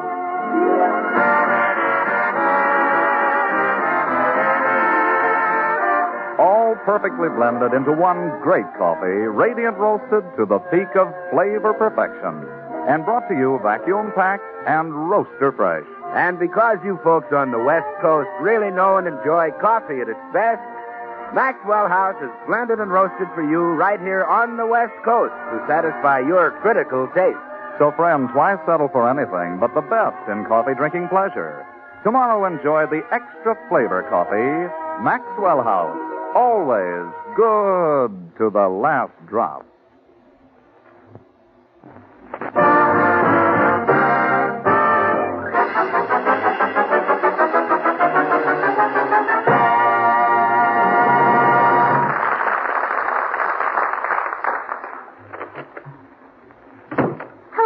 I'm back from seeing Mr. Widmark. Well, what's the matter? You look surprised. You're so calm. I expected you to shake. Oh, I'm sorry. Stick out your hand. How do? How do? Yeah. I didn't mean that. Didn't Widmark scare you? That sweet little man? Of course not. Gracie, that sweet little man scares people stiff. Well, he might scare them stiff, but he's certainly sweet when he's sober.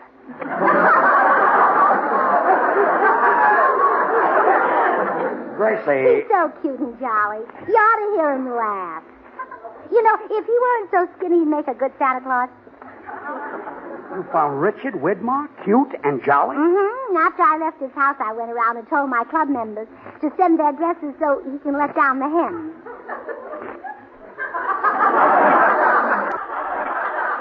Widmark lets down hem? Oh, he's been sewing all his life. Widmark? Well, that I never. Come in. Oh, hello, Dick. We were just talking about you. Say, what are you two trying to do? Ruin me? Well, no, Mr. Widmark. We're sending you a lot of business.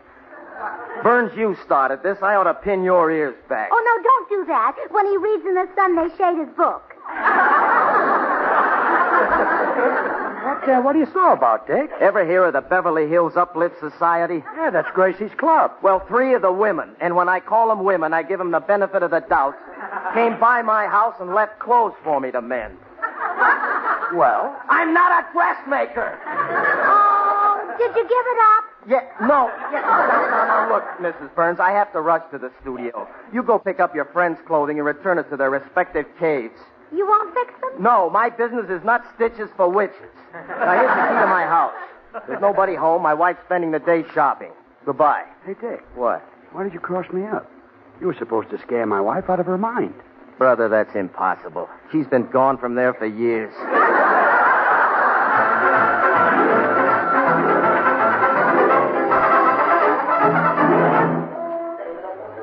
Now, where could Mr. Widmark have put those dresses? So hard to find things in a strange house.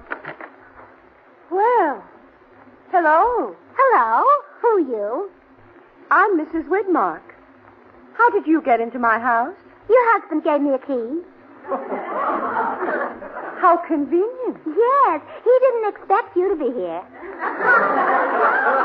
I'll bet he didn't. Well, I'll only be a minute. I just came by to pick up the clothes the girls left here. Girls left their clothes here? Mm-hmm. Why are you surprised?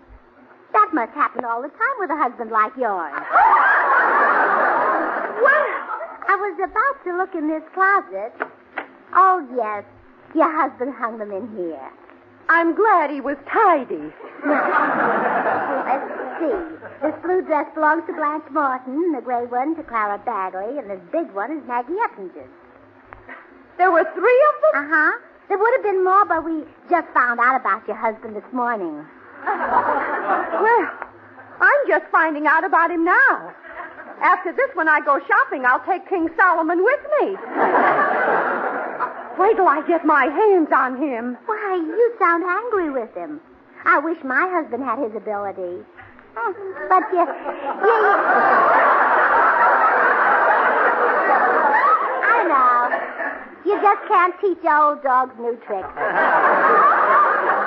Look, I think you better take these clothes and leave. All right. Tell your husband hello for me.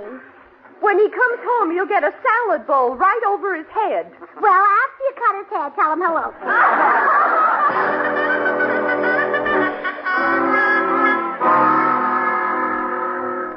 Gracie, did you straighten everything out at Widmark? Oh, yes, dear. I picked up the dresses and returned them. And I found out something about Mr. Widmark. What? His wife cuts his hair. No. Yes. She puts a salad bowl on his head. Well, good night. Yes. He must have a large head. I used a sugar bowl on yours. Yeah, well, I'm glad you fixed everything. Widmark seemed upset about something, and, come in. Oh, it's you again, Dick. Yes, it's me. Hey, you look upset. Is there anything I can do for you? Yeah, drop dead. What's the matter? Now, look, this morning I had a nice, shiny car, a good job in pictures, and a loving, trusting wife. Now my car's dented, my job's gone, and my wife won't speak to me. Oh, you poor man. If you'd come to us sooner, we might have helped you. Look, Burns, I'm a peaceful man. I've never even killed a rat. But I'm starting now. Come here. George, he's calling you. I'm not answering. I'm going to beat the stuffing out of you. Oh, that's not stuffing. That's all George. And you better not touch him. He fights like a wildcat. He does, huh? Yeah, he screams and scratches. Sick him, George. Stay out of it. Burns, I don't want to hit you in front of your wife. Let's step into the next room. I'd rather die here. Oh, George, you're not afraid of this dressmaker. Go in the den with him. Yeah. Ouch. Let go of me. You're hurting my arm. Stop dragging me. Stop dragging him, Mrs. Burns. Thanks. I'll take him in there myself. Look, Dick, let's talk this over. Now, wait a minute. Oh, George will kill him. He's as strong as an ox. And he's twice as handsome. Oh, come in. Hi, Gracie. Is George around? Yes, Bill, he's in the den having a fight. What? That little coward? George isn't a coward. He never ran away from a fight in his life. Yeah, I know. He was always carried away. Hey, you're right. Maybe you better go in the den there and help him. Well, who's he fighting with? A bill collector? No, a dressmaker. At least he used to be. A dressmaker. I can handle him with one hand tied behind me and a cup of Maxwell House coffee in the other. Wait here and catch him as he comes flying out. Bill. Don't worry, George. I'll save you from this little hem stitcher. Turn around and face me, buttons and bows. I want to give you a chance to defend yourself when I knock your teeth down your... Ooh. Richard Widmark. Yeah. So you're going to knock my teeth out, huh? You're a big man. I like big men. They bounce when they hit the floor. I fool everybody with these stilts. Stilts?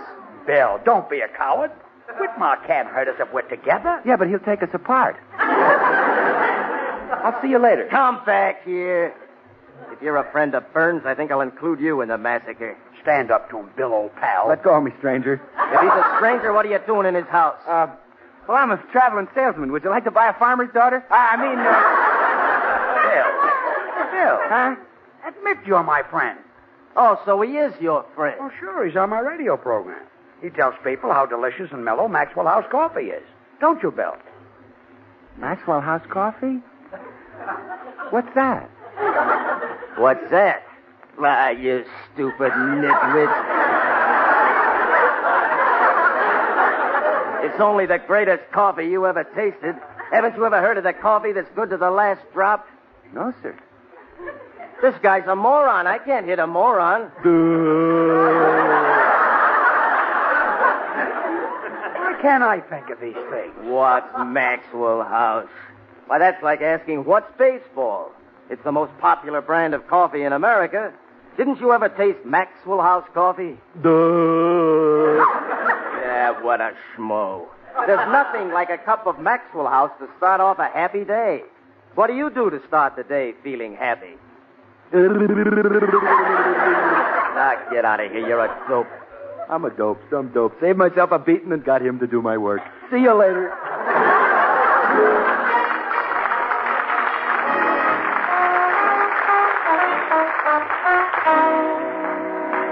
So you see, Gracie, I was lucky to get out of that alive. It wasn't until Bill left that I found out why Widmark was sore. You mean when I went to his house this morning, he was supposed to frighten me? Of course. He's the most sensational villain in the movies.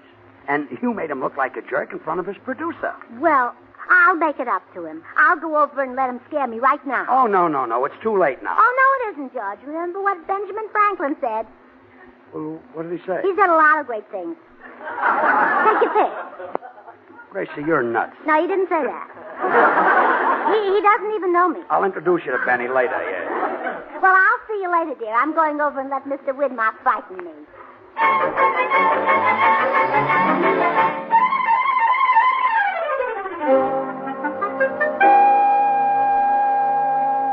Believe it or not, Fred, this whole thing worked out for the best. I'm glad I lost the part of the killer. Now maybe you'll give me a crack at a romantic role, huh? You? A romantic role? Well, sure. That's what I did on Broadway before the movies made a villain out of me. I never liked playing killers anyway.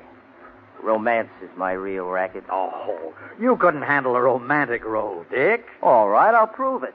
Look, here comes Mrs. Burns up the walk. She even thought I was cute when I acted mean. When I turn on the charm, she'll think I'm a doll. Now watch this, Fred. I'll make Gable look like a bum. Come in. Ah, Mrs. Burns. Who need wait for spring now that you are here? The very flowers burst into bloom, warmed by the radiance of your beauty. I kiss your hand.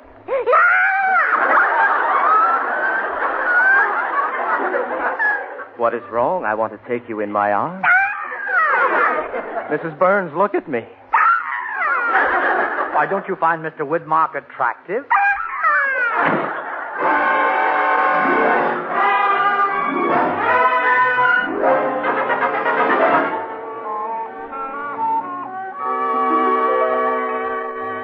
Well, George, I fixed up Mr. Widmark. Good, he's a nice fellow.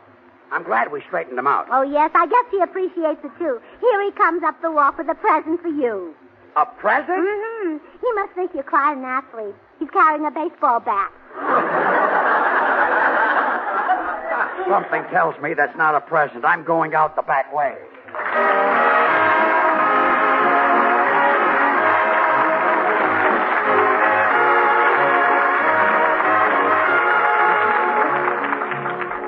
George and Gracie will return in just a moment.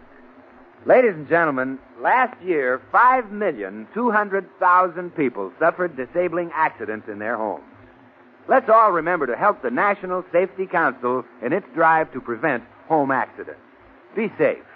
Be careful. Don't be a Gracie. Join us again next Thursday when we'll all be back. George Burns, Gracie Allen, Bill Goodwin, Harry Lubin, and the Maxwell House Orchestra, and yours truly, Toby Reed. And now, here are our stars. Well, Gracie, I talked to Widmark's producer and straightened everything out. He's back in the picture. Yes, I know. I drove him to the studio to start work. You took the car? Again? Where is it? In the repair shop. Dents again? What love to. Turn on the music. Good night.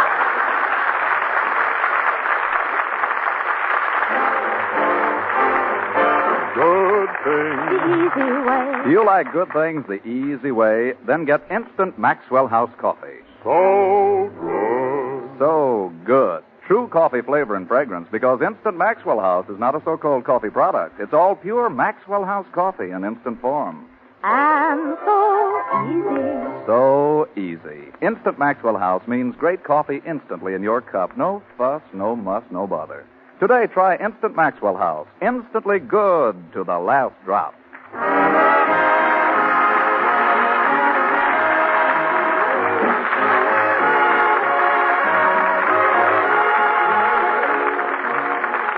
Until next Thursday, good night and good luck from the makers of Maxwell House, America's favorite brand of coffee, always good to the last drop.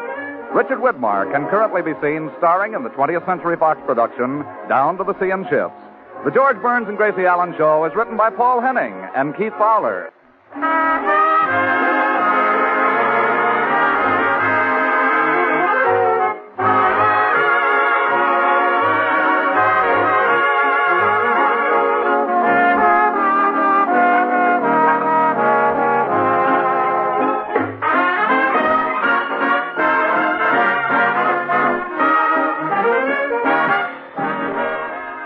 The preceding program was transcribed. Next, hunt the biggest of all game with the Green Hornet.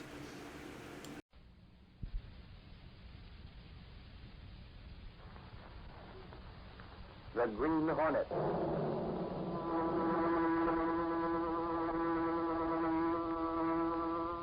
He hunts the biggest of all game, public enemies that even the G-men cannot reach. The Green Hornet.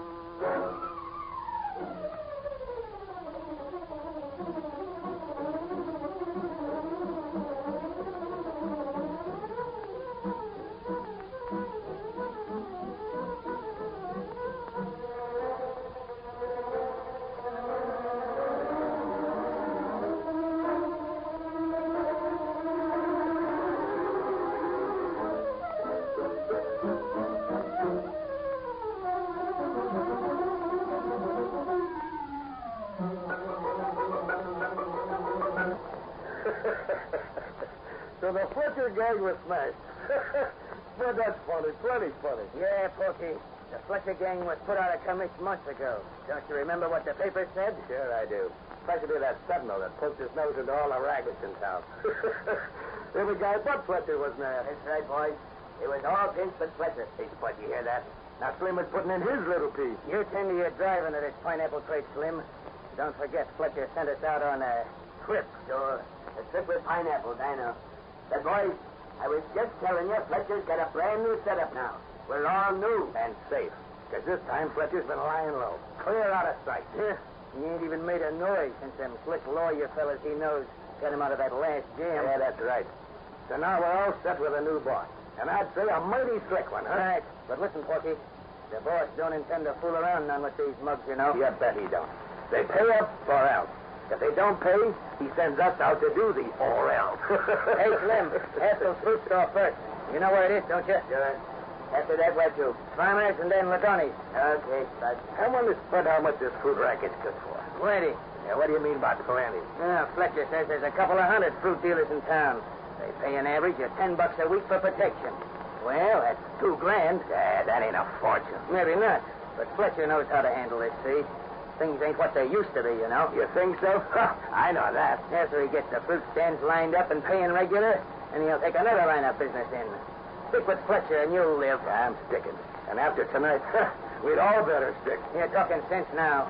We might need them alibis the boss will have fixed first. Hey, would you two guys handle the bomb? Me, I'm tossing the pineapple, Slim. And Spud takes care of the chopper. The boss said to toss pineapples at the first two joints and then rake the third with machine gun fire, along with the pill tossing. Hey, there's the first place, next corner. I see it. Think I'll unlimber the gun on that place, too. Need a little practice. Yeah, I guess it won't hurt none.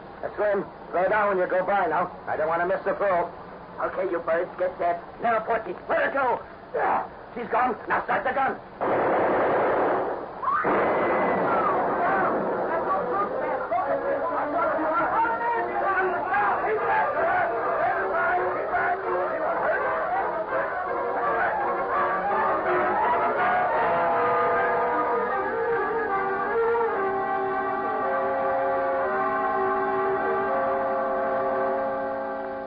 While high explosives rocked certain parts of the city, Michael Axford talked at police headquarters with his friend Moran. Sure. Because you see, Moran, it's my theory. Theories. Axford, must you always have theories when you come here? I'm beginning to think it's a disease. And what's the matter with my theory, Moran? Ain't you been saying that this guy, Fletcher, has been quiet as a mouse for a long, long time now? Yes, but that doesn't prove he's reformed. His kind would ever reform. Sure. And he should see by now that crime don't pay. But he won't. That bird's got away with murder. And why? Don't start that again. But I am. I'm asking you. Why ain't Fletcher been indicted? Red tape and lack of evidence. There's never been any evidence against Fletcher. That's the trouble. And if there had been, his lawyers would get rid of it. But anyhow, I got a hunch you won't hear no more of Fletcher. He's through, washed up. And so he says he's reformed. Reformed. Listen, Axford, he'll think up some new game. He figures he's smarter than his pals that we got in that last crooked deal. They all figure that way, till they're caught. Hey, it's flattery. Look at him come blazing in. Flattery, what's the matter with you? On your toes, you guys. There's the devil to pay this night. What's that, Flattery? Holy crow, what's ailing you? Bombings, that's what. It's bombings all over the place. A fruit stand over on 10th Street. Come on out in the wire room. Bombings, eh? Yeah, it's another racket busting loose. That's what it is. By golly, this is news. News for the Sentinel. I got to get the lowdown on this. Come on, Moran, to the wire room. Hey, there's another bomb just reported. The second one. What? Yeah, murder, too. It's another fruit store. Another fruit store? Hey, Sarge, get that phone. Got it. Hello, police headquarters. All over that report. 2 men killed by this latest bomb. There was a machine gun used, too. It's more like a tear gang, that's what. What? What's that? Okay, yeah. Goodbye. What do you got there? Listen, everybody. That was reporting the third bombing. Huh? Then come on, we move. I've got all I got. There's much behind this whole thing. Someone's there. And if he is, I bet you can't prove it. Overall, I'm going with you.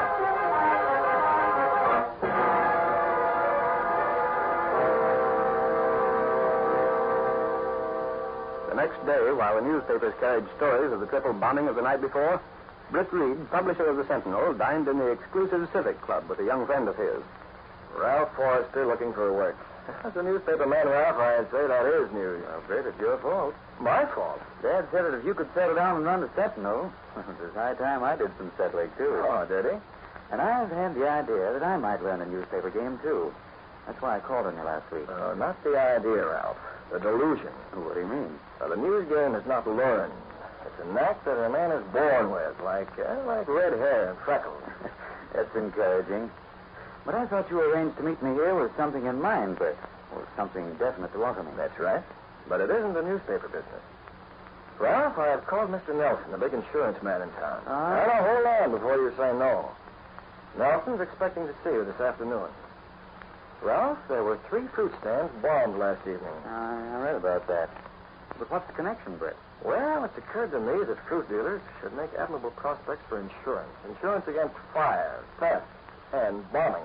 Bomb insurance? Well, something like that. A specialized form of insurance, you see. Yes, now I begin to follow you, Ben. Just a minute. Michael Axford is certain that there's an organized racket, that more places will be bombed. And you want me to call on all the fruit and vegetable dealers and peddle insurance? Bomb insurance? Yes, you're especially fitted for that. Oh. Well, you majored in Greek and Italian at college. You can talk to those people in their own language. That's true. And, Ralph, Mr. Nelson's already been approached on the subject.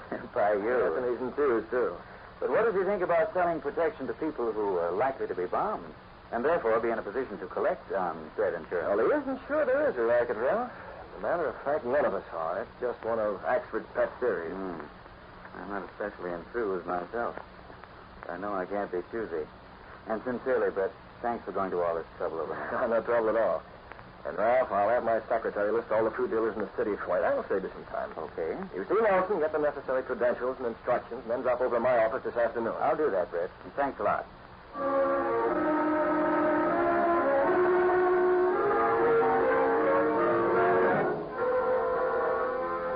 Forrester didn't suspect that Britt Reed was beginning to map out a plan that would carry the Green Hornet into a fight to the finish against the underworld racketeers that had carried open warfare into the city streets.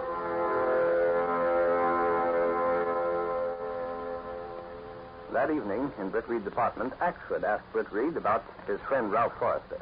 His father and mine were good friends, Axford, and that's why I want to help him if I can. By golly, Reed, that's nice of you.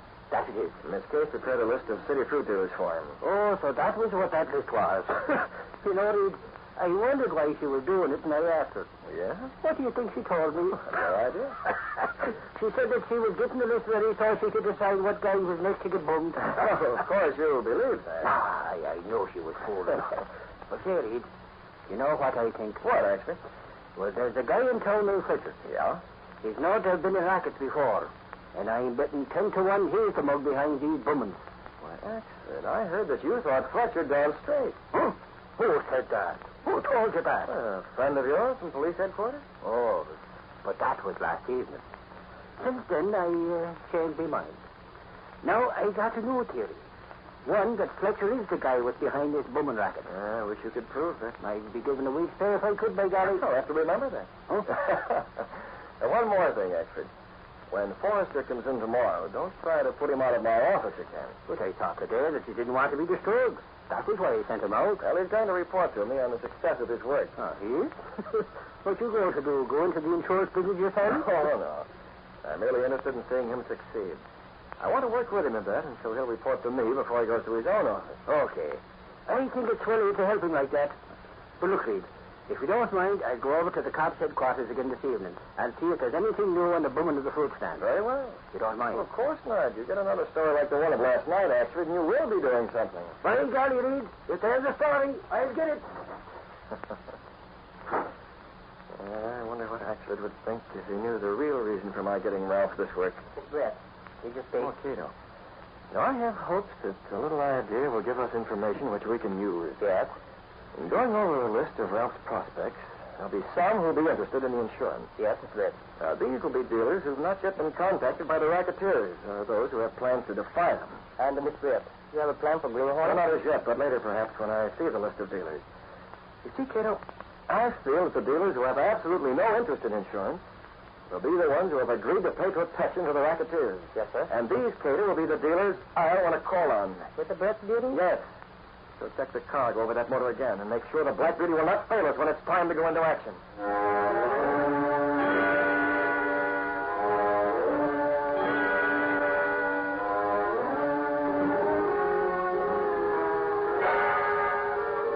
During the next few days, Ralph Forrester called regularly on Britt Reed, unaware that the young newspaperman was gathering data for the Green Hornet.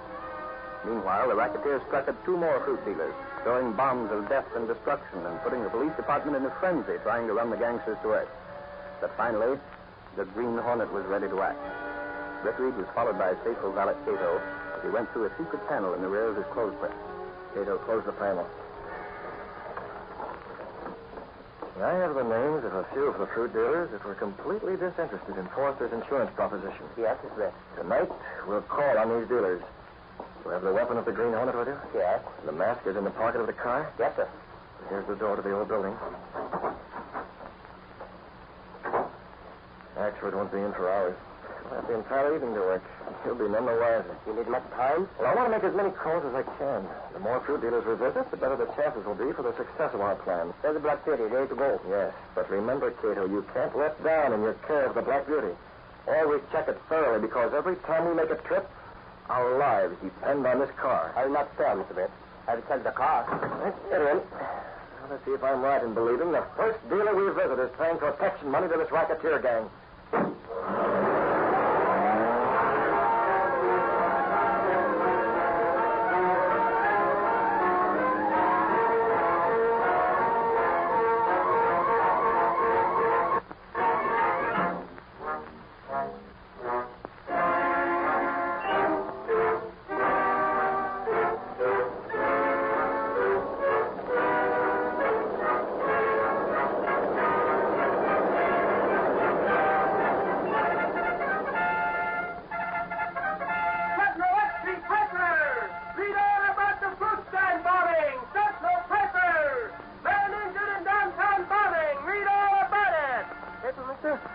Give me one, please. Here you are. Thanks. It's Tom Keesop. They ruined his stand. Tommy's in the hospital. I've got to go home and tell Laura. I may be next.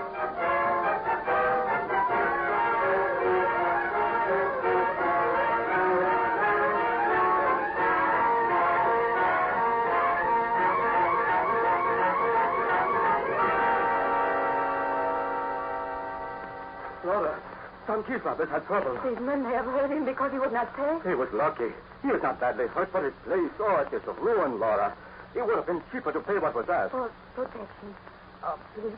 Where will we get the money to make our payment? $15 every week, $60 every month. We must pay.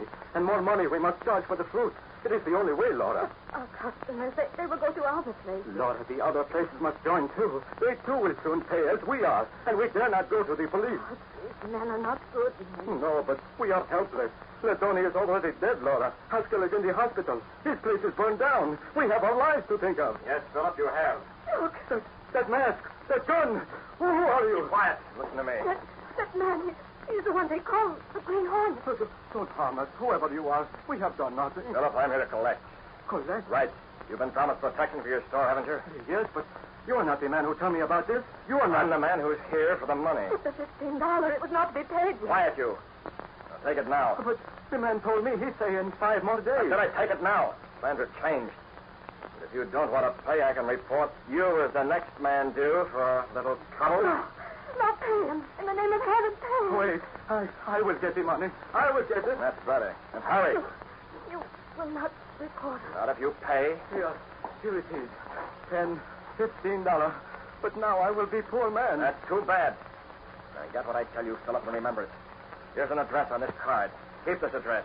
Why do you leave us this? Every day, you send $15 in an envelope to this address. You understand? Yes, but you will not come here again? No, you'll send the cash. But if you make it necessary for me to come again, Philip, I'll come in the same way that I went to the shops of Haskell and Latoni. No, do not do that. We will pay. I will send me money. I swear I will. See that you do. And one thing more. Don't tell anyone where it's to be sent. If you reveal that address, that'll be reason enough for me to call back. Remember that. Yes, I will remember. But do not harm us. Very well. I'll have no trouble unless you make it.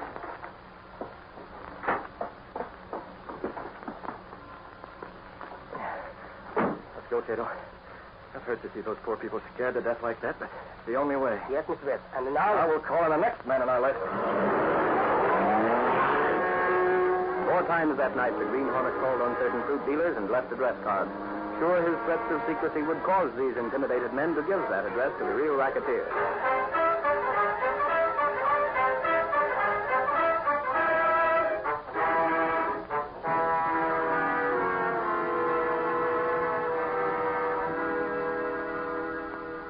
Two days later, an expensive machine parked on a side street near Phillips' fruit store. One man in that car waited for 2 companions, and when they returned... All right, you birds, let's go. Get out of this neighborhood. Sure, boss. Okay, now, where's that cash? Fletcher, we ain't got it. Hey, got it. What are you talking about? Philip's already paid. Already paid? Hey, what's coming off around here? I want that $15. Boss, what Porky says is right. Philip paid out already. To another guy. Why, you crooked double-crossers. What do you think I am to swallow that? It's true, Fletcher. True as I'm sitting here. The Green Hornet got that cash from Philip. What's that? Boss, the Hornet muscled in on our game. He told Philip that he was the big boss. And he come to that poor sap and collected in person. Why, that... Wait, boss. Look at this card. Well, what about the card? Listen, the Hornet left it with Philip, see? And told Philip he could send all the payments there every week. The Green Hornet. Boy, that dirty chiseler. Boss, we had one swell time getting that card. But Porky there, he's got ways of making a guy talk. So the cash is to be sent to this address every week, huh? I wonder who else the Hornet is called on. Oh, gosh, I don't know, boss. We'll soon find out, Porky. We'll find out. You don't think this might be a trap, do you? Yeah, trap nothing. Hasn't the Green Hornet muscled in on every racket that's been started in this town? Well, hasn't he? Yeah, sure. That's right enough. Never crossed me before. I guess he didn't figure on the tricks you guys could use to make a dumb fruit peddler talk. Fletcher, there never was a mug but couldn't be made to squawk when he seen his woman in a little danger. No, that's right. And so, starting tonight, we'll watch the place we got the address of. And we'll get that Green Hornet. This time, he slipped. He slipped plenty.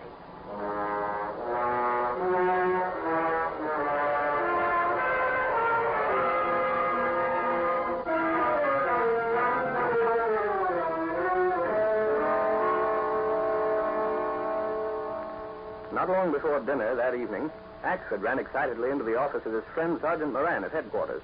He talked wildly, a letter waved from one hand. Moran! Holy cow, man! Get a load of this. It's the best tip you ever got. Well, Axford, you crazy banshee, take it easy. Tell me what it's all about. The Green Hornet, that's what. What? The Green Hornet? That's it. This here tells where at the guy can be found. It tells, too, that he's the guy with heading his fruit racket. Is this straight, Axford? Here, let me see that. You bet it's straight. And didn't I tell you all along that Fletcher wasn't the guy? What? Maybe Fletcher is the guy. Maybe he's the Green Hornet. It could be. But listen, this come into the office without no name sign. And Britt Reed, he gave it to me. It sounded like the bird who wrote it knew what he was talking about, all right. Sure. That's just what I told Britt Reed. You mean that's what he told you? But forget that. We're going there, so that address is given. That's what I was going to suggest, Moran. We'll take along Slattery and a couple of the others. No, one moment, Moran.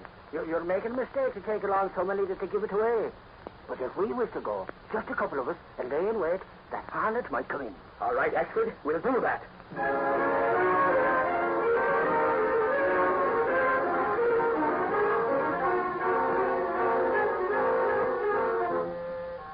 This thing it gets dark early now.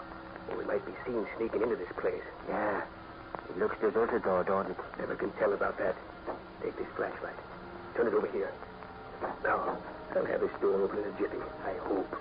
This door isn't used much. No, it ain't. But now then, shut it in.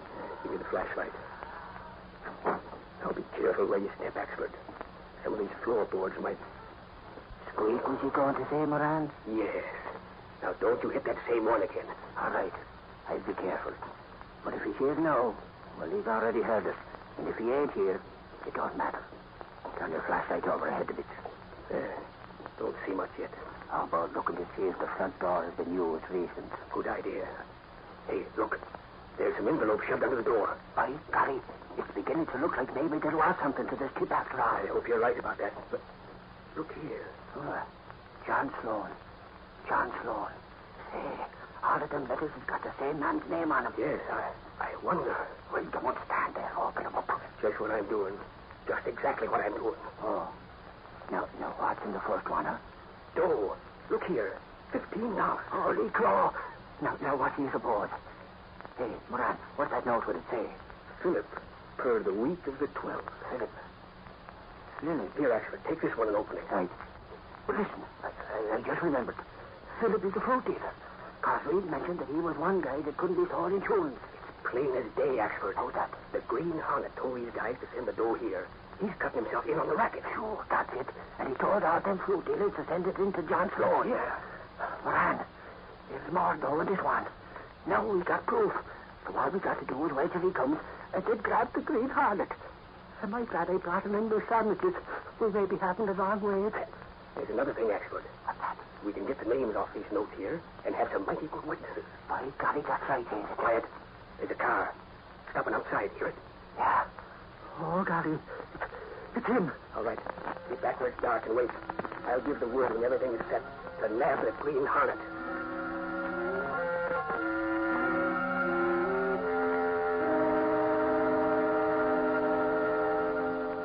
Boys, that's the house. Yeah. It's kind of deserted, don't it, Fletcher? Well, Porky, that's the way the Hornet would want his joint to look, see? Shut up, Spud. Now, come on, both of you. Get out of the car and have that chopper handy. Gosh, boss. You ain't taking no chances, are you? Of course I ain't. I want that guy mowed right down. Now, boys, on top of getting rid of the Green Hornet, we'll collect that reward that Sutton was offering for him. That won't be bad either. Just an extra $5 grand. I hope this ain't a trap of some sort. What sort of a trap could it be? I don't know. Shut up. Listen, Spud. The Green Hornet or nobody ain't superhuman. When this chopper starts talking, it'll get him like it would anybody else. All right. We're going right through the front door. But I don't think he's here right now. Suits me if he ain't. Yet. I never heard of him being out and around town so early in the evening. So we'll just wait inside. Then, when he comes... He gets the works. Bud, try that door. Sure, boss. It's unlocked. Now get ready with a chopper, Porky, just in case there's anybody here. Leave that to me, Fletcher. I'll find a light so we can have a look around there. No light, just zap. Just zap. He's outside waiting. You want him to see us? Now we Drop your gun. See, there's somebody. We got you covered. Quick, the chopper! All right, you stumpy. Take that. Oh, what a hand! Grab that gun. Turn it on them guys. Let go, mate. Let go. I got this one. Stand back there and drop your gun. What do you say for mistake? Look at me, eye. These guys are cops. Cops is right. And you fellas come here for your mate. Oh, now listen, boys. I've got it all wrong. Get the flashlight on him again. This one is Fletcher. Fletcher, is it? But maybe you're the Green Hornet. Green Hornet? Boys, you got us all wrong. We come here to catch the Green Hornet. Oh, well, no, is that so? Well, what do you do with the machine gun? We'll just take that along, too. And see if some of the bullets we've got at headquarters don't match the same gun. Now, listen. We found that gun. Found it in front of the house. I don't have to listen to you cheap crook. And you can stop your lying. Kind of like you found the machine gun in this front yard.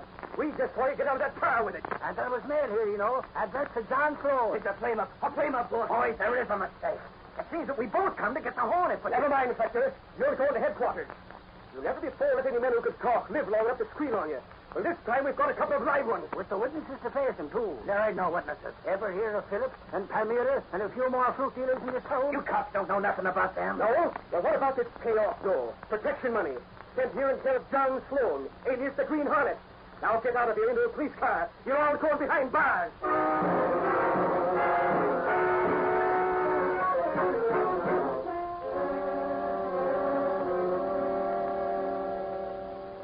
Very golly, Reed. You know, I was right both ways. How do you mean, actually? Well, Fletcher was involved in that fruit racket, and so was the Green Hornet. Oh? Porky and Spud, Fletcher's two sidekicks, they talked plenty about it. He'll take a murder rap. Good. But there's something I can't figure out. What's that? From the stories we got, it had seemed the Green Hornet was in the racket, too. But Porky and Spud swore up and down he wasn't. No? And another thing. He got cash in person from the guys that's been subpoenaed into court as witnesses, and only a couple of days before we found the letters under the door. Yeah? Well, he must have put the cash in them letters and sent them to that address for Fletcher and his pals to find. Otherwise, I guess that's the only way to explain it. But actually, tell me this. Is the racket really smashed? Suffering station, it's busted wide open. Well, that's the big thing. That's all that really counts. Sure it is, and all that. But still, I don't see how he... Oh, excuse me, actually. Hello? Oh, yes, Ralph. How are you? You what? And you say you read about the fruit racket being smashed? Oh, yes, Ralph. I'm glad, too. Just as glad as I am that you got that insurance job with Nelson.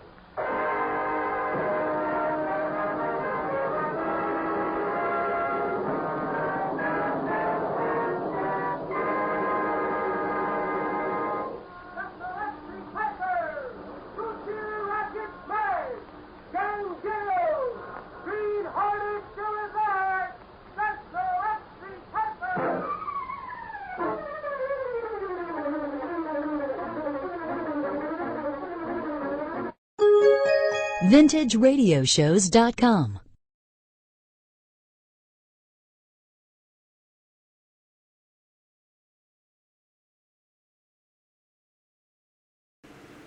Hi-ho, Silver! Away to those thrilling days of yesteryear with the Lone Ranger.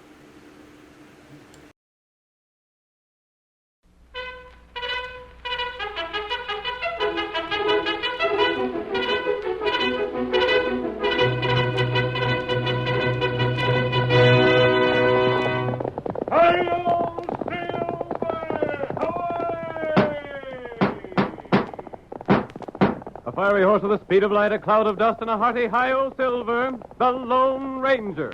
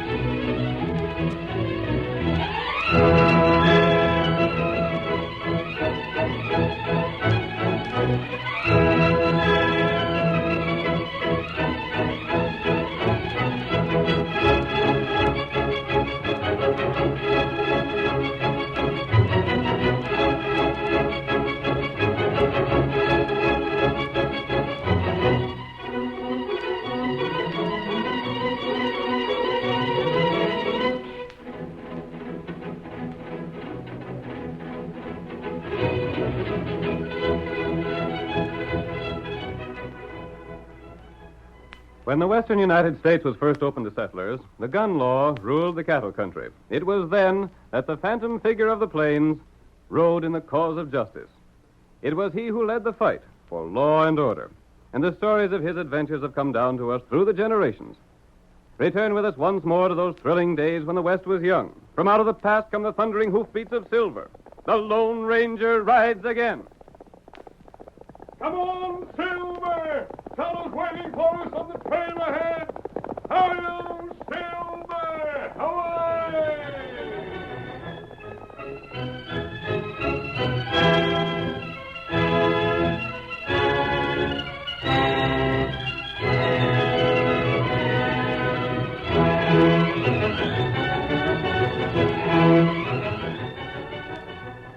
As our story opens, we find the Lone Ranger and his faithful Indian companion Tonto heading south toward the Rio Grande.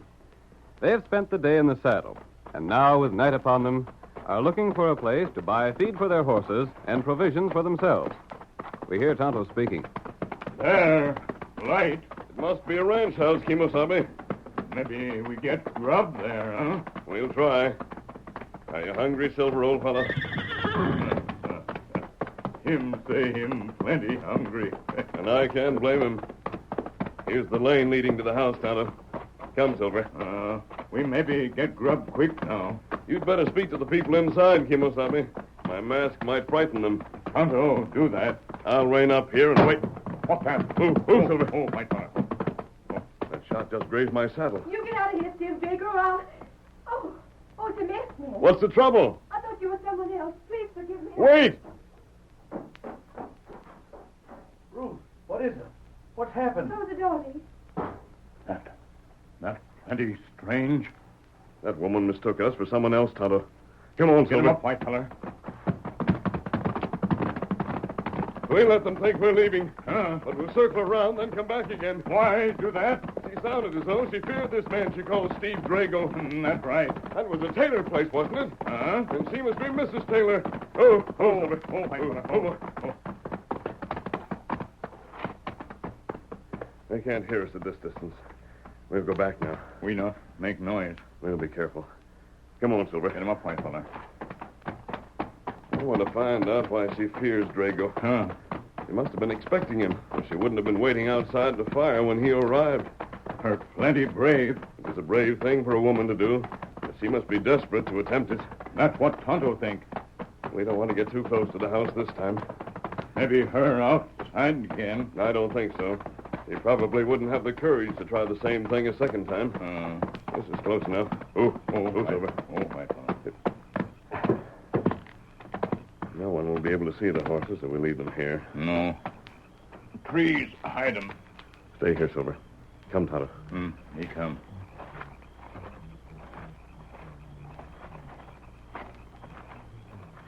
There's an open window. Tonto see inside.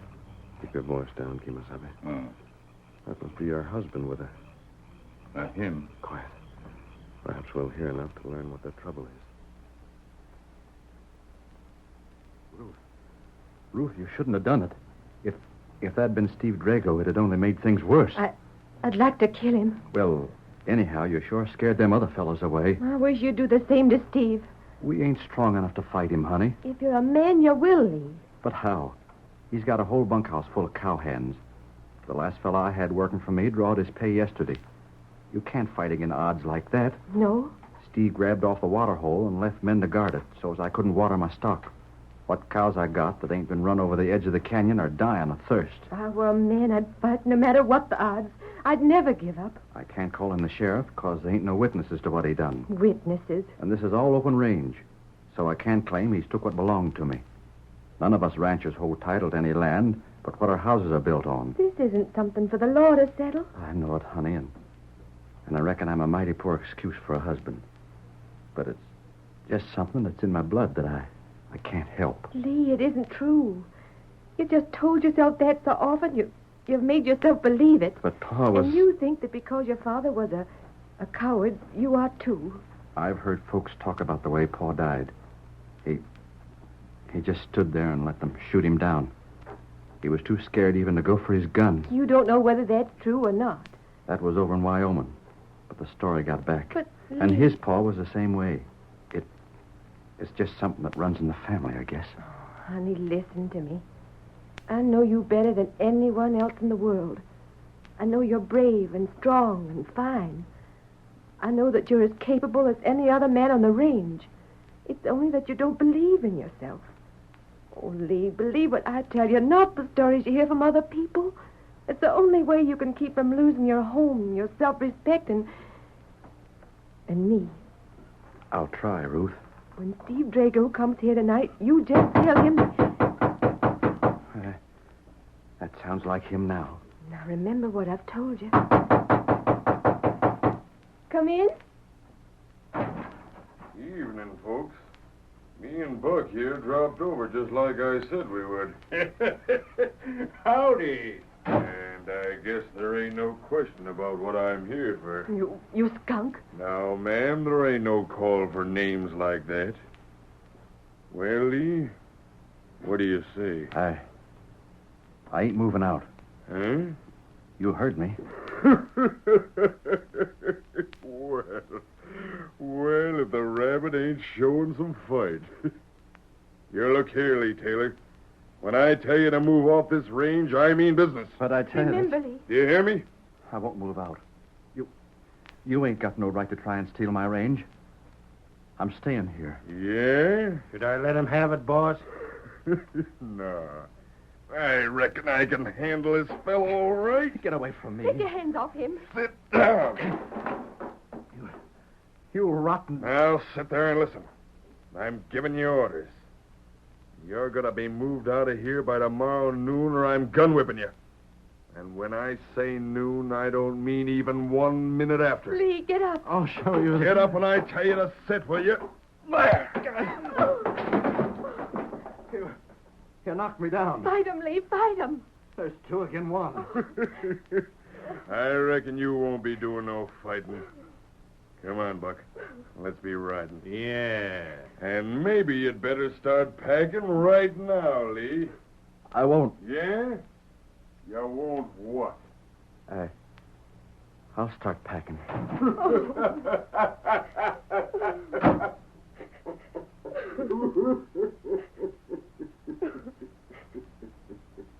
Lee. What is it, Ruth? I'm leaving you. I don't blame you, honey. I love you, Lee. And I still have faith in you.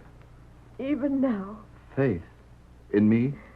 But I can't live with a man I don't respect. I said I'm not blaming you. I'll be waiting for you always. Waiting for you to prove yourself.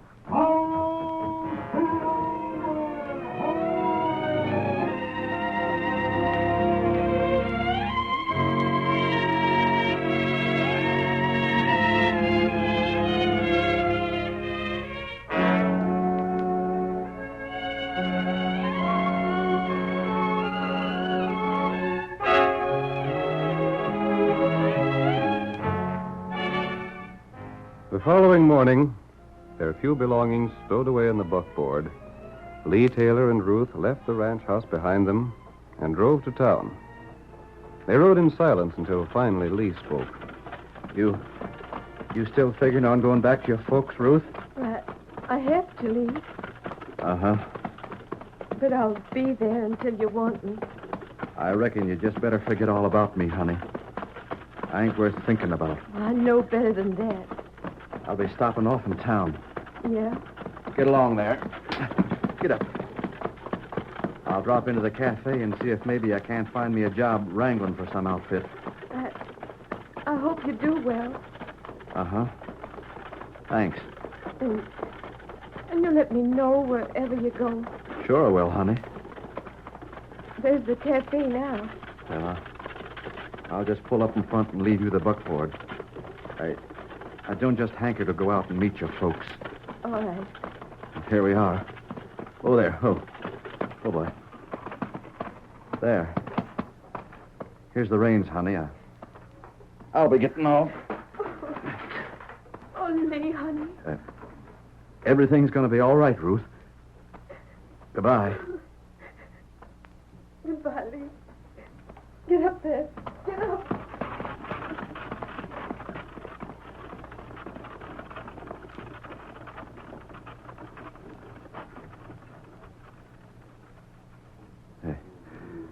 I guess there ain't nothing lower than me anywhere. And there goes the finest wife a man ever had.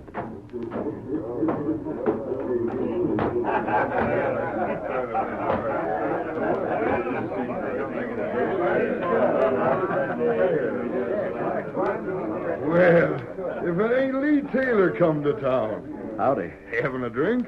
I don't reckon I will. Look here, barkeep. You don't know any outfit that's needing a top hand, do you? You looking for work? Well, man's got to eat. Well, Lee, I've always liked you, but... Yeah? Oh, doggone it. I reckon you savvy without my telling you why it ain't going to be easy for you to find a job around here. So everybody knows about me and Steve Drago, huh? Well, there's been a heap of talk. Sure I know. I'm a coward. I'm a yellow rat. I've got no more backbone than my paw had afore me. I ain't fit to eat at the same table with real men or share the same bunkhouse. I ain't... Now, take it easy, I won't take it easy. I'm sick of the whole thing. I wish I'd never been... Well, Lee, I see you moved out today like the boss told you to. You... Looking for trouble? I ought to shoot you and Steve and your whole crooked bunch. You take my advice and you clear out of this country. Yeah? Before me or one of the boys loses our tempers and takes you over his knee and spanks you. Cut out that kind of talk, Buck. Lee can't do his own fighting, huh? He's got to have you stick up for him. I've heard what you've been saying, Buck, and I'm here to tell you there ain't going to be no brawling in town while I'm sheriff. This ain't no fight, Sheriff. Lee here's too yelling. I reckon I'll be running along, fellas. Hey, who's that fella just came in? He's masked. An outlaw. I'm not an outlaw. Put up your hands. No, you won't. Look at that brawl. Like chain lightning. You can't arrest me, Sheriff, for wearing a mask. But I'll... Lee, Huh? I came here for you. What's that for me? I want to talk to you. Put down them guns. I'm the law here. Lee and I are leaving. What do you want me for? What do you... Come along. Let go of my arm. Hey, wait. Where are you taking Lee? You'll see him again soon enough. I don't have to go with you. Out that door. What's the idea? I'm going to help you. You can't help me. Nobody can. Get in that saddle. Hurry. All right. Stop it. Stop that man. Don't let him get away.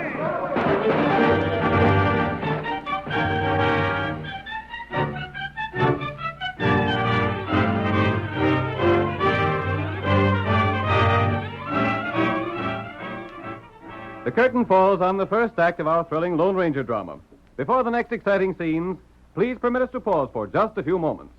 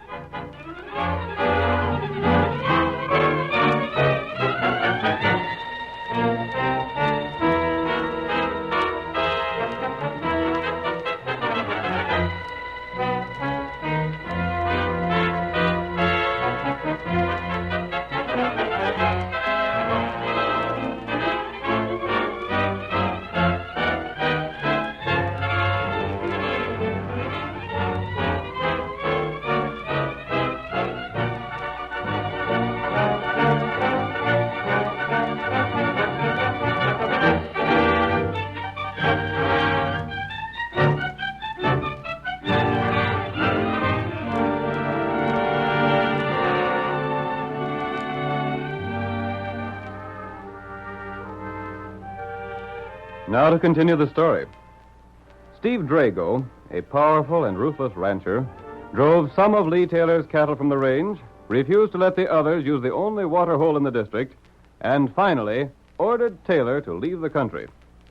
Lee, in spite of the urging of his wife, gave in to Steve, believing himself a coward because his father had been branded a coward. The Lone Ranger learned of the situation and, at the point of his gun, forced Lee to accompany him.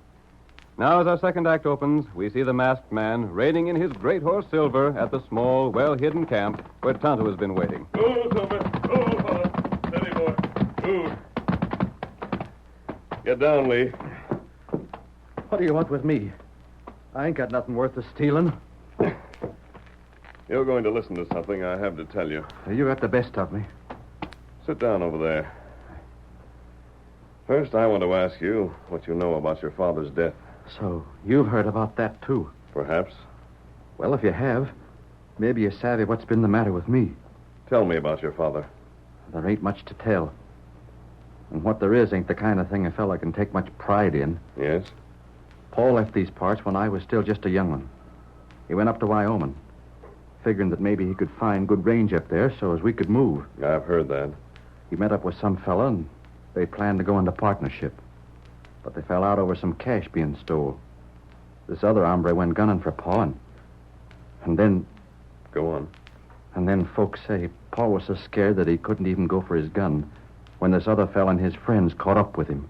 And you've let this story frighten you all these years. Like father, like son, I reckon. I suppose the first time you ran into trouble, you were scared. It's just in my blood. Don't you realize that anyone can be frightened? That doesn't mean he's a coward if he fights in spite of it. But instead, you told yourself that you must be a coward because you believed your father to be one. Well, there wasn't anything else I could think. And you've always believed what people told you of that shooting in Wyoming? Well, but why shouldn't I? Listen to me. I have a story to tell you. It's about a man who, like your father, went to Wyoming. Yeah? He went there looking for good rangeland, but the country there is rough and dangerous. And then one day, as he was riding alone along a canyon trail...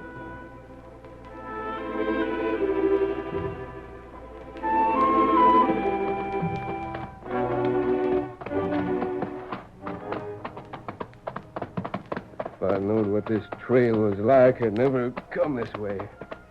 Careful there, old fella. What's that?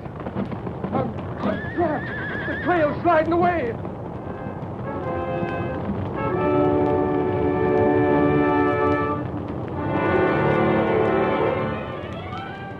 Something had started a landslide just as he rode along that treacherous path. But instead of being plunged to the bottom of the canyon, which would have meant his death, he was saved by a small scrub tree a third of the way down. He hung on. He couldn't climb back. And if he loosened his hold, he'd be dashed against the rocks hundreds of feet below. Finally, however, he managed to get his gun from its holster and fire 3 signal shots.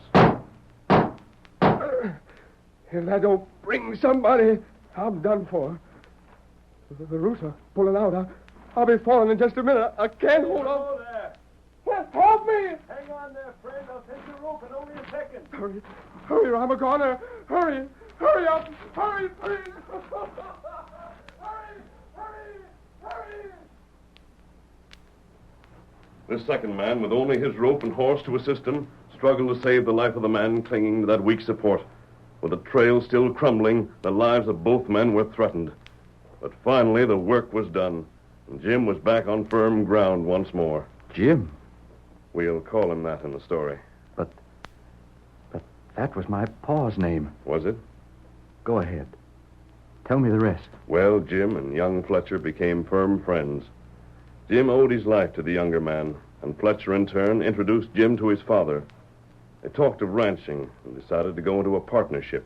That was my father. Wait. But young Fletcher liked to gamble. He soon owed more money than he could pay. He knew where his father's strongbox was kept. And then one night, when he thought everyone was asleep...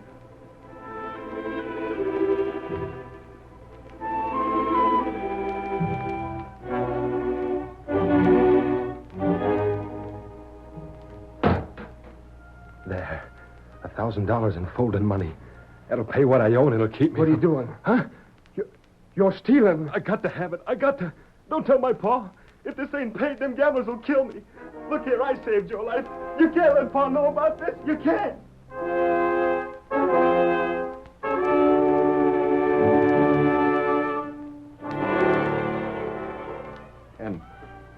And then what did Jim, do? What could he do? He couldn't tell the father of the man who had saved his life that his son was a thief. He couldn't make the boy put the money back and be killed by those gamblers.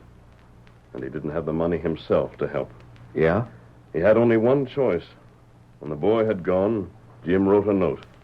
Said that he had to leave in a hurry, then saddled and rode off. But what did he do that for? He knew he'd be suspected of theft instead of the boy.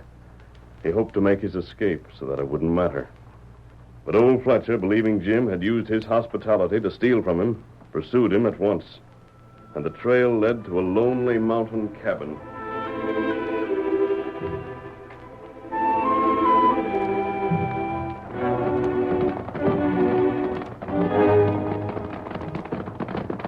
You must be there, fellas.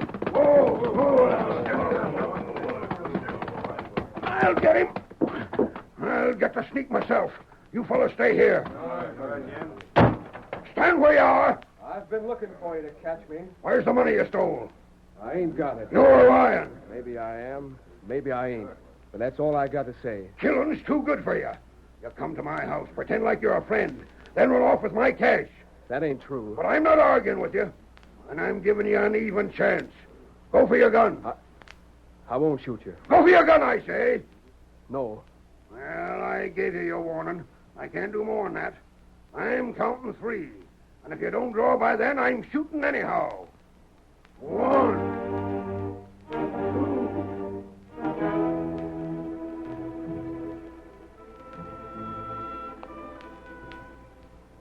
But why wouldn't he shoot? His life had once been saved by young Fletcher. But I Jim still don't... couldn't fire upon the father of the man who had risked his own life to save his. Then that's why my father didn't draw. It wasn't because he was yellow at all. Do you still believe cowardice is in your blood? Look here, stranger. My paw was braver than if he'd fought it out. And what are you going to do? I'll show you. Where's your horse? Here, Silver.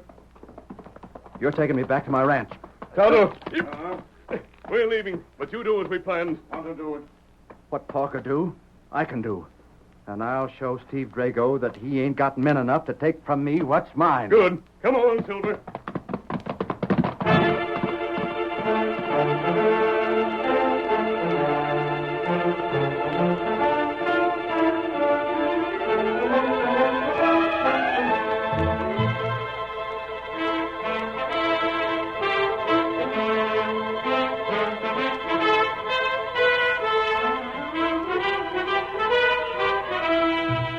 The two men raced across country to Taylor's place.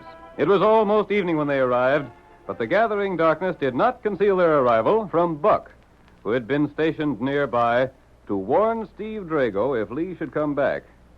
We see Buck now as he draws up before Steve's ranch house. Oh, there. Oh, there. Oh. Stand there, blast you. Boss! What's the matter, Buck? Lee's come back. Back to his ranch? Just now. He rode up with a masked fella. Why, that... Where are you going? I'm going to teach that young fool a lesson. But wait for me. I'm riding ahead alone. I don't need no help to handle that hombre. But look here, You'll get the other fellows together and ride after. And if there's anything left of 'em when I get done, you fellas can finish up.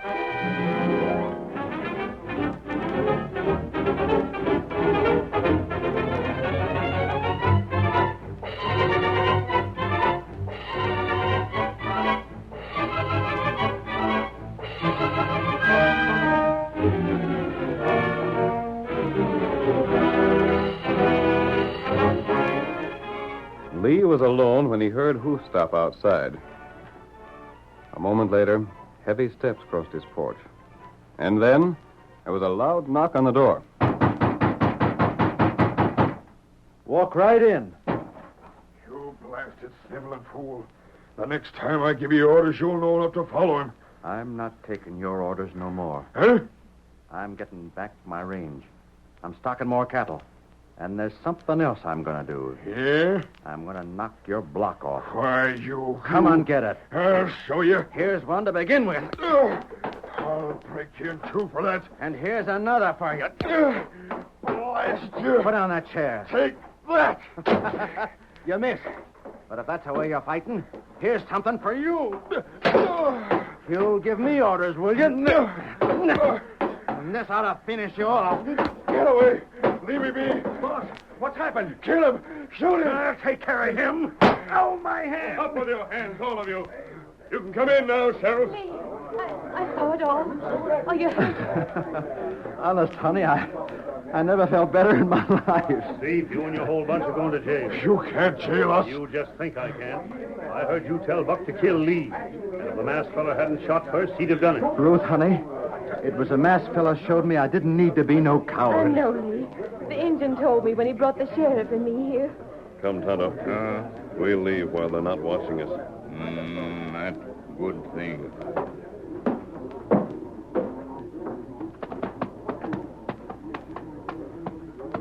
Steady, Silver, old fellow.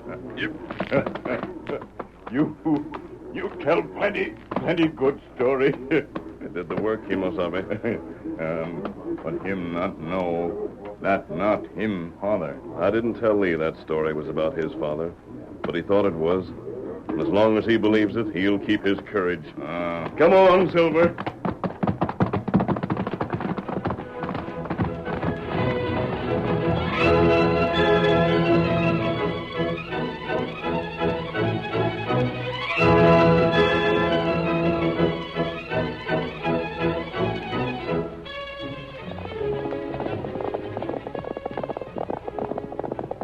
Come on, Silver, old fellow. We're heading for Jackson City. Hi-yo, Silver! Away!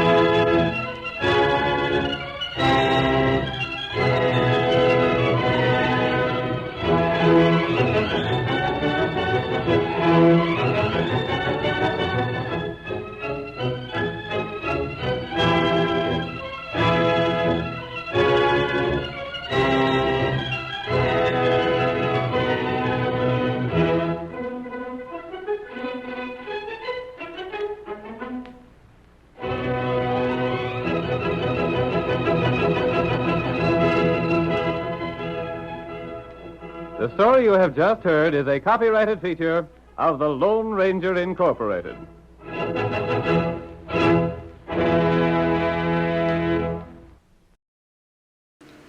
Groucho Marx meets some of the most interesting people you could ever hope to hear on radio in You Bet Your Life, coming up next. Ladies and gentlemen, the secret word tonight is grass. Grass. Really? You bet your life.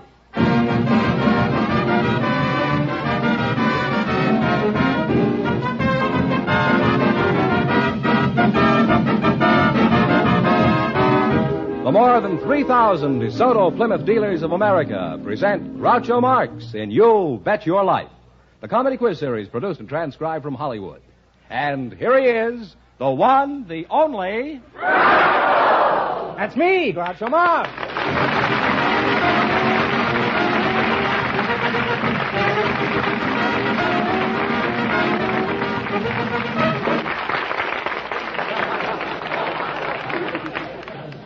Well, here I am again with $1,000 for one of our couples. George Fenneman, who's first to try for it? Well, we asked if there were any young people present tonight who'd like to get married if they found the right partner. I see. And just before we went on the air, our studio audience selected Christine Carson and Dan Metzger. Folks, meet Groucho Marx. Welcome, kids, for the DeSoto Plymouth dealers, and if you say the secret word, you'll divide $100 in cash. It's a common word, something you see every day. Christine Carson and Dan Metzger. Miss Christine Carson. Shall I call you Christine, or do you have a nickname? Well, everybody calls me Chris, and then Mother used to call me Ouija. Where are you from, Ouija? We get familiar very quickly. It's about as far as I get with my familiarity. At least it's a step in the wrong direction. Where are you from, Ouija? Didn't I say that a minute ago? I'm even bored with myself, and the show hasn't even started yet. Now, which one is Ouija? I forgot. Well, every time I holler Ouija, you throw your hand up. Now, where are you from? I'm from Oakland, California. Oakland, eh? Dan Metzger, eh? What's your nickname, Dan? Well, some call me Dan, Danny, or I have friends that call me Daniel Boone. How close do you know these people? Where are you from, Dan? Melford, Saskatchewan, Canada. Oh.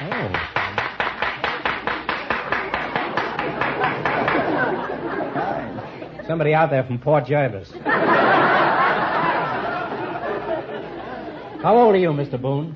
30 years old. 30 years old. Well, that's a ripe old age. And Ouija, what is your age?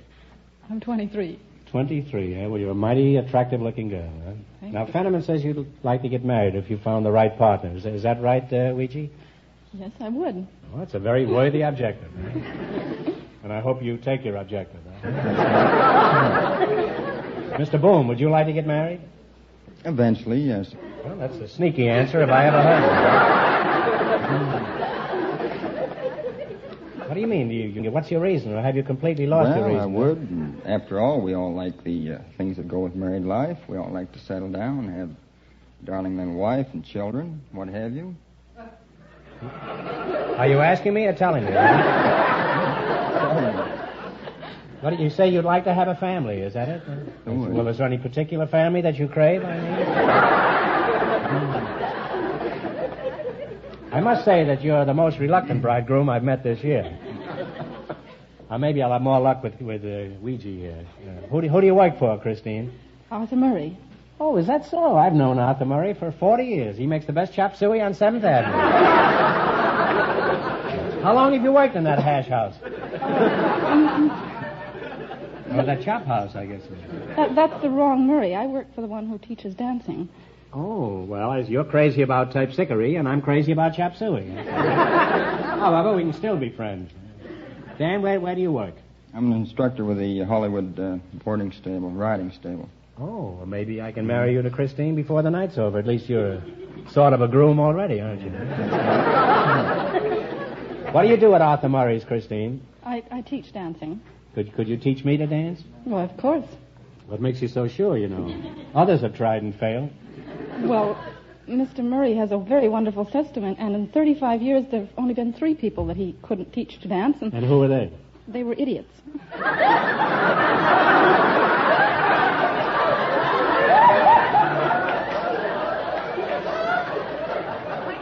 Anyone for shuffleboard?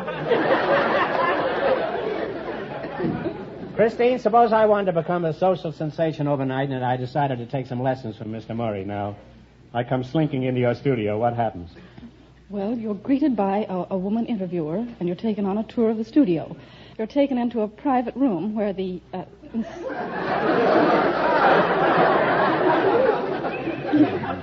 a private room, eh? Yes, so that the analysis can be made, so that she can study your character and your dancing.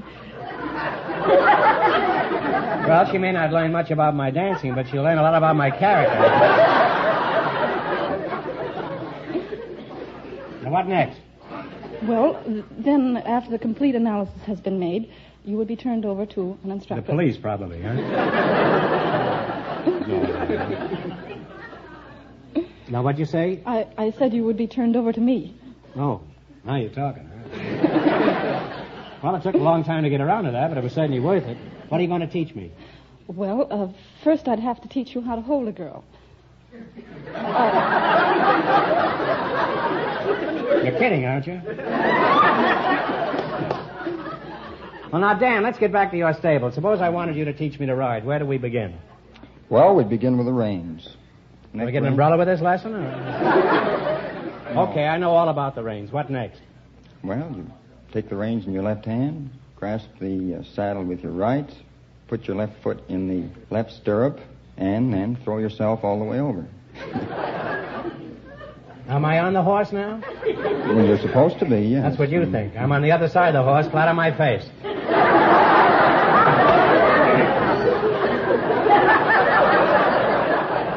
Now, Dan, what do you do? What do you look for in a good riding horse? Well, the first thing I look for is a pair of beautiful eyes, nice long mane, curvaceous neck, nice teeth. Kiss me, you fool.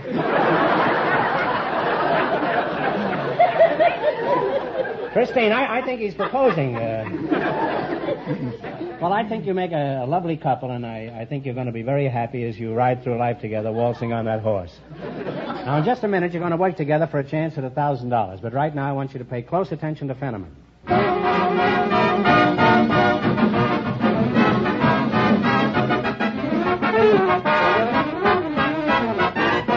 The word reliability is mighty important. And it's a mighty important word to your DeSoto Plymouth dealer, too. For whenever you need service for your car, your DeSoto Plymouth dealer wants to make sure you get reliable service. And as car owners from coast to coast know, your DeSoto Plymouth dealer also handles two really great cars, the brilliant DeSoto and the beautiful Plymouth. When you own a DeSoto, you'll enjoy the pleasure of driving without shifting. You'll thrill to the ease of DeSoto's feather-touch steering. And you'll experience the feeling of greater security when you bring the DeSoto to a stop.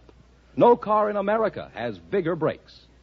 Yes, for a smooth-riding car that's economical to operate, DeSoto is the car to buy.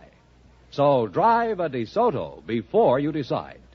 And remember, all dealers who sell DeSoto also sell Plymouth. Look for those two great names linked together. DeSoto, Plymouth. Now,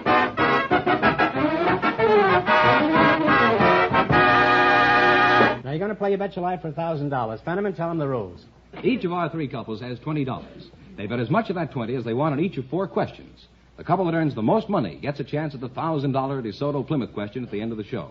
You see, our other two couples are in a waiting room off stage, so they don't know what's going on out here. Here we go. Let's see how high I can build you $20. You selected farm animals and birds as your category. Here's your first question. How much of the 20 will you try? $5. $5, all right. What kind of a farm animal is a Hereford? Hereford. That's a cow. That certainly is, huh? That's right. It's a cow. And they're on their way with $25. All right, you're on your way with $25. Remember, you're going for $1,000 tonight. Now, how much of the 25 will you risk? 10. Let's try 15. 15? 15. All right. What is a percheron? It's a horse. A horse is correct. You folks are really climbing now. You have $40. You got $40, and here's your third question. $30. How much you going to bet? $30. $30. What is a New Zealand white? New Zealand white? Yeah. It's a chicken. You agree with that? I don't know. We'll take it. Well, I'm sorry, but it's a rabbit. Oh. They taste a good deal alike, but it was the wrong answer. And they've dropped to $10, Groucho. Well, that's a shame. You dropped to $10. All right. Now, here's your last chance to beat the other couples. How much will you bet? 10. Okay. What is a leghorn? It's a chicken. A chicken is correct. And they wind up with a grand total of $20.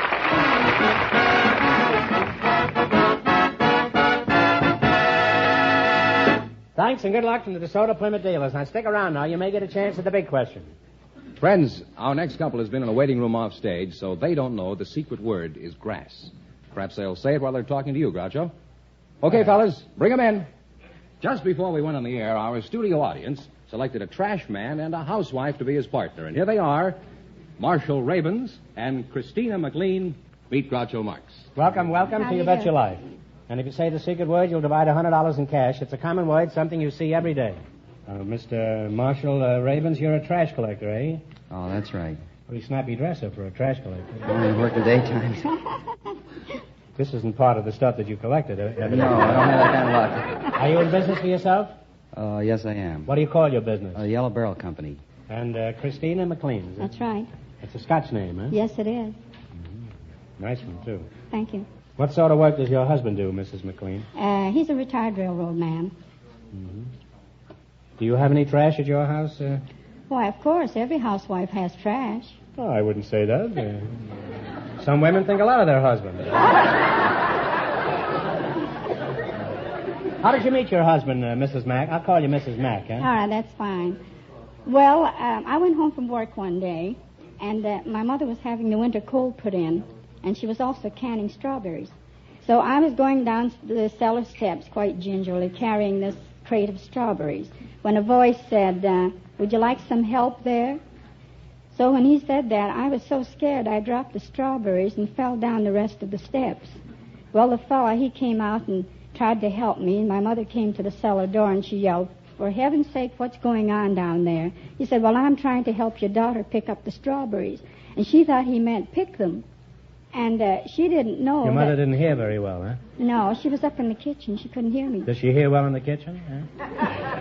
Well, I don't know. I don't know either. I don't even know your mother. Oh, you'd like her if you did. Oh, I'd be crazy about it, but we have an oil burner. So very little contact with strawberries or coal, huh? Now, Marshall, what do you think of Mrs. McLean's story? I thought it was a very fine story. Yeah. Well, you're accustomed to trash. Now, Oh, no, that wasn't nice. No, that wasn't nice. I liked the story. I thought it had a nice tender quality to it. Now, Marshall, are you employed by the city or the county? Oh, neither one. I'm a private enterprise. Private, huh? Well, you're independent. You mean you won't pick up any trash that doesn't appeal to you, is that right? That's right. He's a true collector, this fellow, huh? Now, how many homes do you service in a day, Marshall? Oh, I make about 200 pickups a day. Really? I must be in the wrong business.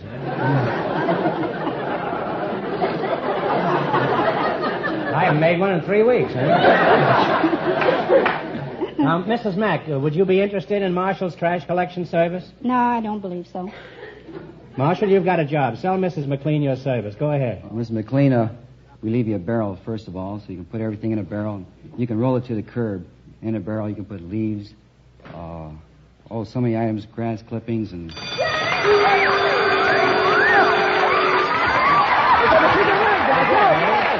Grass. That's the secret word. Grass. Grass was the secret word. Well, you word. kids have just made $100 between you. You divide this between you, huh? Isn't that grass? Isn't that wonderful, huh? It just shows if you talk long enough, anything can happen around here. Well, how about it, Mrs. McLean? Are you sold on this pitch? Yes, but he doesn't go by my house. I'm sure he could arrange that. Where is your house? In Niagara Falls, Ontario. Well, on your next trip out here, bring your trash with you, Mrs. McLean. Do your customers ever give you any trouble, Marshall? Yes. Every now and then we hear about or we catch someone in the middle of the night sneaking out of the house and carrying their trash across the street or to their neighbors and dumping into the barrel. And what a shabby thing to do, huh? Now, I think we've covered the trash situation pretty carefully, unless there's something you'd like to add. You've got anything to say, how's the trash situation at your home?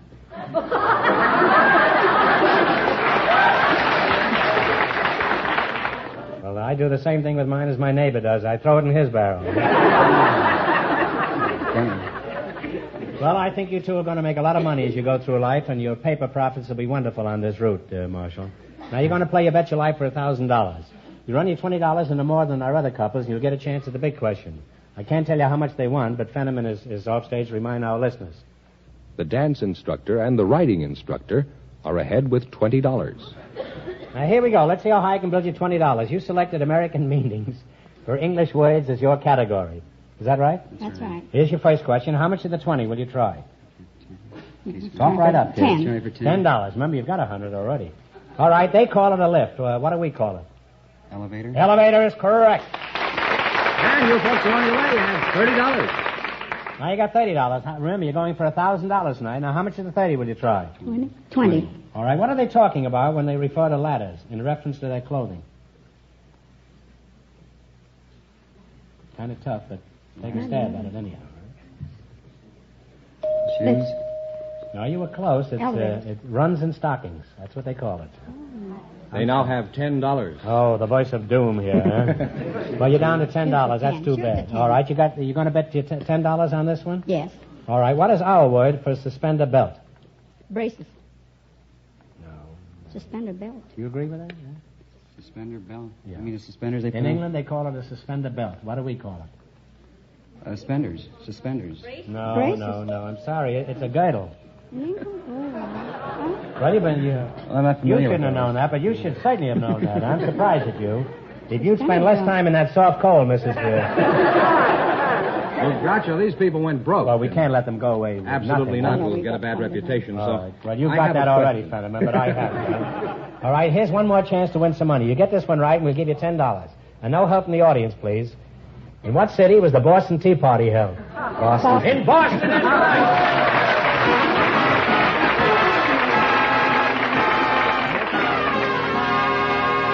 Thanks and good luck from the DeSoto Plymouth dealers. Fenneman, who's ahead? The dance instructor and the unmarried man that worked at the stable is ahead with $20. Do you know if that's true or not? No, I don't, but since you said it... He's ahead with $20. Inasmuch as you said it, I doubt it. And our next couple has been off stage, so they, of course, don't know the secret word is grass. Just before we went on the air, Groucho, our studio audience selected a young lady who works in an employment agency, Miss Mildred Harradine. And her partner is a yacht broker, Mr. Charles Beauchamp. And here they are now. Folks, come on over here and meet Groucho Marx. Welcome for the DeSoto Plymouth dealers, folks, and if you say the secret word, you'll spend $100 in cash. It's a common word, something you see every day. Mrs. Harradine, is that right? That's right. Where are you from, Mildred? Salem, Massachusetts. Mr. Beauchamp, is that... You're a Beauchamp, yacht broker. yes, sir. Beauchamp, is it? You're a yacht broker, is Yes, that right? that's my business. I thought you looked pretty crafty. Where are you from, Charlie, my boy? Iowa. Iowa, huh? Yeah. You're in the yacht business, and you're from Salem, huh? That's right. You should be from Salem if you're in the yacht business. That's right. You do Salem, don't you? Oh, yes, once in a while. I'll scratch something out of this yet, huh? Who do you work for, Mr. Beauchamp? Well, I'm in business for myself. I see. And how is business? Oh, very good. I can't complain. Well, would you if you could? Oh, I would. How many yachts did you sell today? Oh, none today. Well, aren't people hoarding yachts these days? You didn't sell any today, but business is good, eh? Yeah. How many don't you sell on a bad day? Well, you don't buy a yacht just like you go out and buy a pound of hamburger, you know. Well, if the price of hamburger gets much higher, there won't be much difference, huh? Now, Mildred, at your agency, do you fill any type of job, or do you just handle certain types? Just certain types. Would you be interested in my type, Mildred? No. Not so quick with the answer. I would have been flattered by just a little hesitation on your part. Obviously, you're not interested in handsome, dashing young men, eh? Oh, yes, I am. Something tells me my barber's been lying to me. Now, let's find out something about your business, Mr. Beauchamp. For example, just what is a yacht? Well, a yacht is a boat... that I know. I mean... from, I'd say 40 foot and running around $20,000 to $2 million. Really? And how many of these financial disasters have you sold this year? Well, I've turned over about 12. You've turned over 12 boats? Yes. And you sold them anyway? Suppose I bought a $2 million yacht now. Where could I go in it? Oh, with a yacht of that size, you'd go anywhere you wanted to. Look pretty silly going up Wilshire Boulevard now. Well, suppose I just bought a cheap little thing, say around $40,000. Where could I go in that? Well, you could go to Catalina on weekends. That's about the only place you can go around here. That's about all you could do with a $40,000 yacht, go to Catalina? Yeah. Oh, what you don't know about yachts, Mr. Beauchamp, huh? I can go fishing, too, you know. Huh? Anything unusual ever happened to a yacht broker, Mr. Beauchamp? Oh, yes, quite often. It wasn't so very long ago. I was showing a boat I just sold, and we'd been all through the boat, and he said, well, how is the running rigging on the boat? And I said, oh, it's just fine. It's all brand new. And as I said that, I leaned up against the boom, and the line just parted like that, and I fell in the bay. And did they fish you out? Well, I fished myself out. The party that was buying the boat was quite a comedian. He looked down at me, and he said, well, pardon me, can I get your hat for you? It was floating off down the bay. He wasn't a professional comedian, huh? I think he was. Well, now tell me, suppose you sell a yacht, let's say a $2 million job. Now, what do you get out of it? Oh, I get 10% off the top. You get 10% off the top? Doesn't the poor sucker even get a poop deck for his $2 million? Why would anyone need a yacht broker, Commodore? What's to stop me from going out and buying a yacht? Besides money, I mean. How do you earn your 10%? Well, first I know that the boat is all right, that there's no worms or dry rot in it, and that it's a good, clean deal. What do you mean by a clean deal? Well, no dirty bilge. What's a dirty bilge? Is that what you get at the first of the month? What's the most luxurious yacht you have ever handled? It was one that was built in the Great Lakes. It's a very modern, ultra-modern, streamlined design. There's about 10 staterooms. They're all double staterooms. And they have real deep, thick rugs throughout the boat. And, in fact, a fella could walk through that rug with a hole in his pants. You couldn't even see it. And what was that? You could walk through what? That rug. Yeah, how? With a hole in the seat of his pants, and you couldn't even see it. They're so deep. Guy buys a yacht for $2 million and he's got a hole in his pants. That fellow's not a very shrewd businessman. Now, how much a month would it cost to operate a scow like that? Oh, it would run about $100,000 a year. Mm-hmm. That's with 2 pair of pants, I suppose, huh? Now, Mildred, just how do you go about finding the right girl for the right job? Now, suppose I wanted a girl and called you up. What would you do? Well, I'd ask you some questions first. I thought there was a catch in it. I want a redhead with nice eyes and one who is a whiz at keeping her figures in line. Now, how about it? Well, does that secretary have to be a fast typist? Well, not too fast. I should be able to catch her after about the third lap.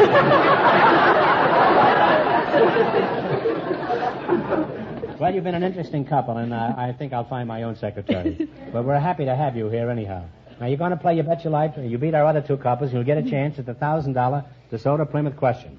Now, I can't tell you how much the other couples won, but Fenneman is off stage to remind our listeners. The dance instructor and the writing instructor are still leading with $20. Now, let's see how high I can build you $20. You selected birds and animals, male and female, as your category. Mm-hmm. Now, here's your first question. How much of the 20 will you risk? 10. All right, Mildred? 10. All right, cow is the female. What is the male? Heifer, isn't it? Bull. Bull. A bull is right. You agree with that, I'm sure. Well, you folks are on your way. You have $30. The fellow's been on a yacht. He certainly knows a lot about cattle, huh? Remember, you're going for $1,000 tonight. Now, how much of the 30 will you try? You try this time. Let's try 15. All right. What do you call a female deer? A doe. A doe is right, and you've won some right there. Huh? Yes, they're climbing now. They have $45. Well, you got a lot of dough. You got $45. Here's your third question. Now, how much of the 45? 20. 20? Okay. Are you looking at him for advice or just admiringly? What are you, $20? What do you call a female pig? Sow. A sow is correct. You're really climbing now. You have $65. She knows more about sows than cows, huh? All right, you got $65 now. How much are you going to try of the 65? You guess it this time. Let's try 25. 25. All right. What do you call a male goose? A gander. A gander is correct. And they wind up with a grand total of $90. They are the winners. That means that you, too, get a chance at the $1,000 DeSoto Plymouth question.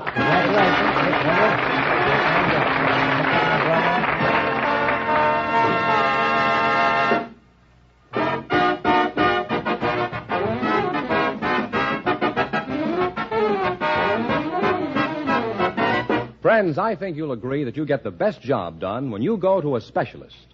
Well, when you need service of any kind for your car, take it to a DeSoto Plymouth dealer. Because there you'll find specialists in the field of service. You'll like the quick, speedy service DeSoto Plymouth dealers will give you. They have factory-trained mechanics who work with the most modern equipment. Right on hand, they have a large supply of factory-engineered and inspected Mopar parts. This means you're on your way quickly without needless waiting. So next time your car needs service, take it to the place you know you'll get the work of specially trained men. Drive in at the sign of a DeSoto Plymouth dealer.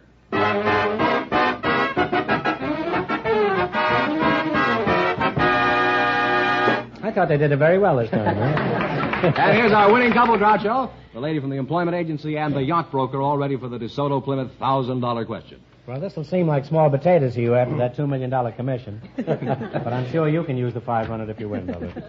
All right, here we go for $1,000. I'll give you 15 seconds to decide on a single answer between you. And think carefully, and please no help in the audience. Here it is. It's a long one. Think carefully. Just 100 years ago, a unique republic was founded. Their official language is English. They use the dollar as a medium of exchange. And the country was founded by a settlement of citizens from the United States. What country is it that is so much like our own in government?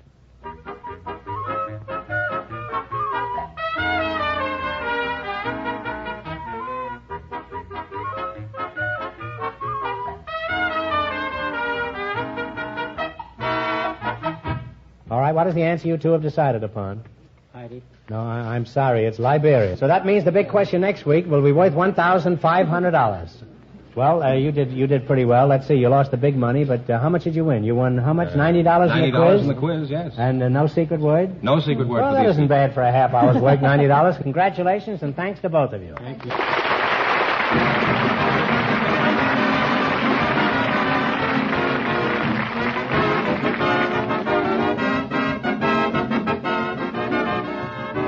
Be sure to tune in again next Wednesday night at this time for the Groucho Marx Show, when the big question will be worth $1,500. And don't miss Groucho's television show, also presented by the DeSoto Plymouth Dealers of America. And remember, all dealers who sell DeSoto also sell Plymouth. Two great cars, both products of the Chrysler Corporation. And when you drive in, tell them Groucho sent you. Just be sure to see your DeSoto Plymouth dealer.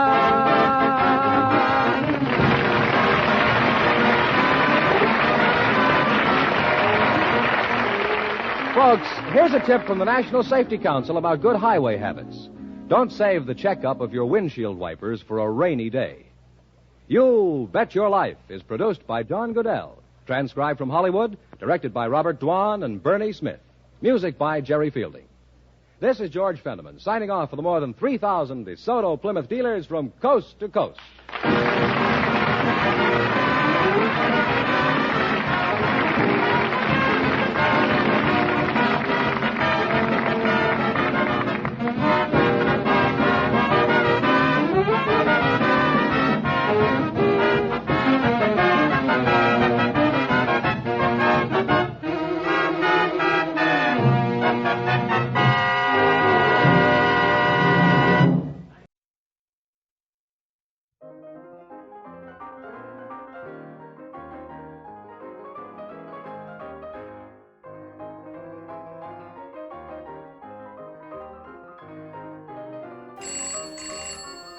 Hello?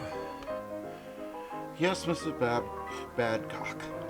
Yes, I am aware the Homeowners Association has strict rules about the size of military artillery on our front lawns, and tanks are well over that size. Yes, I'll get rid of it as soon as possible. No, you don't need to call a meeting of the association.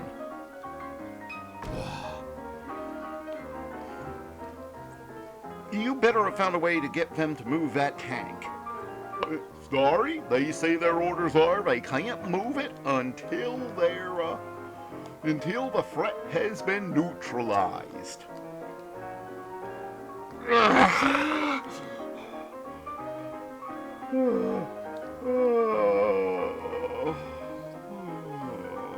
was sane once. Sanity's overrated in my book. Good night, folks.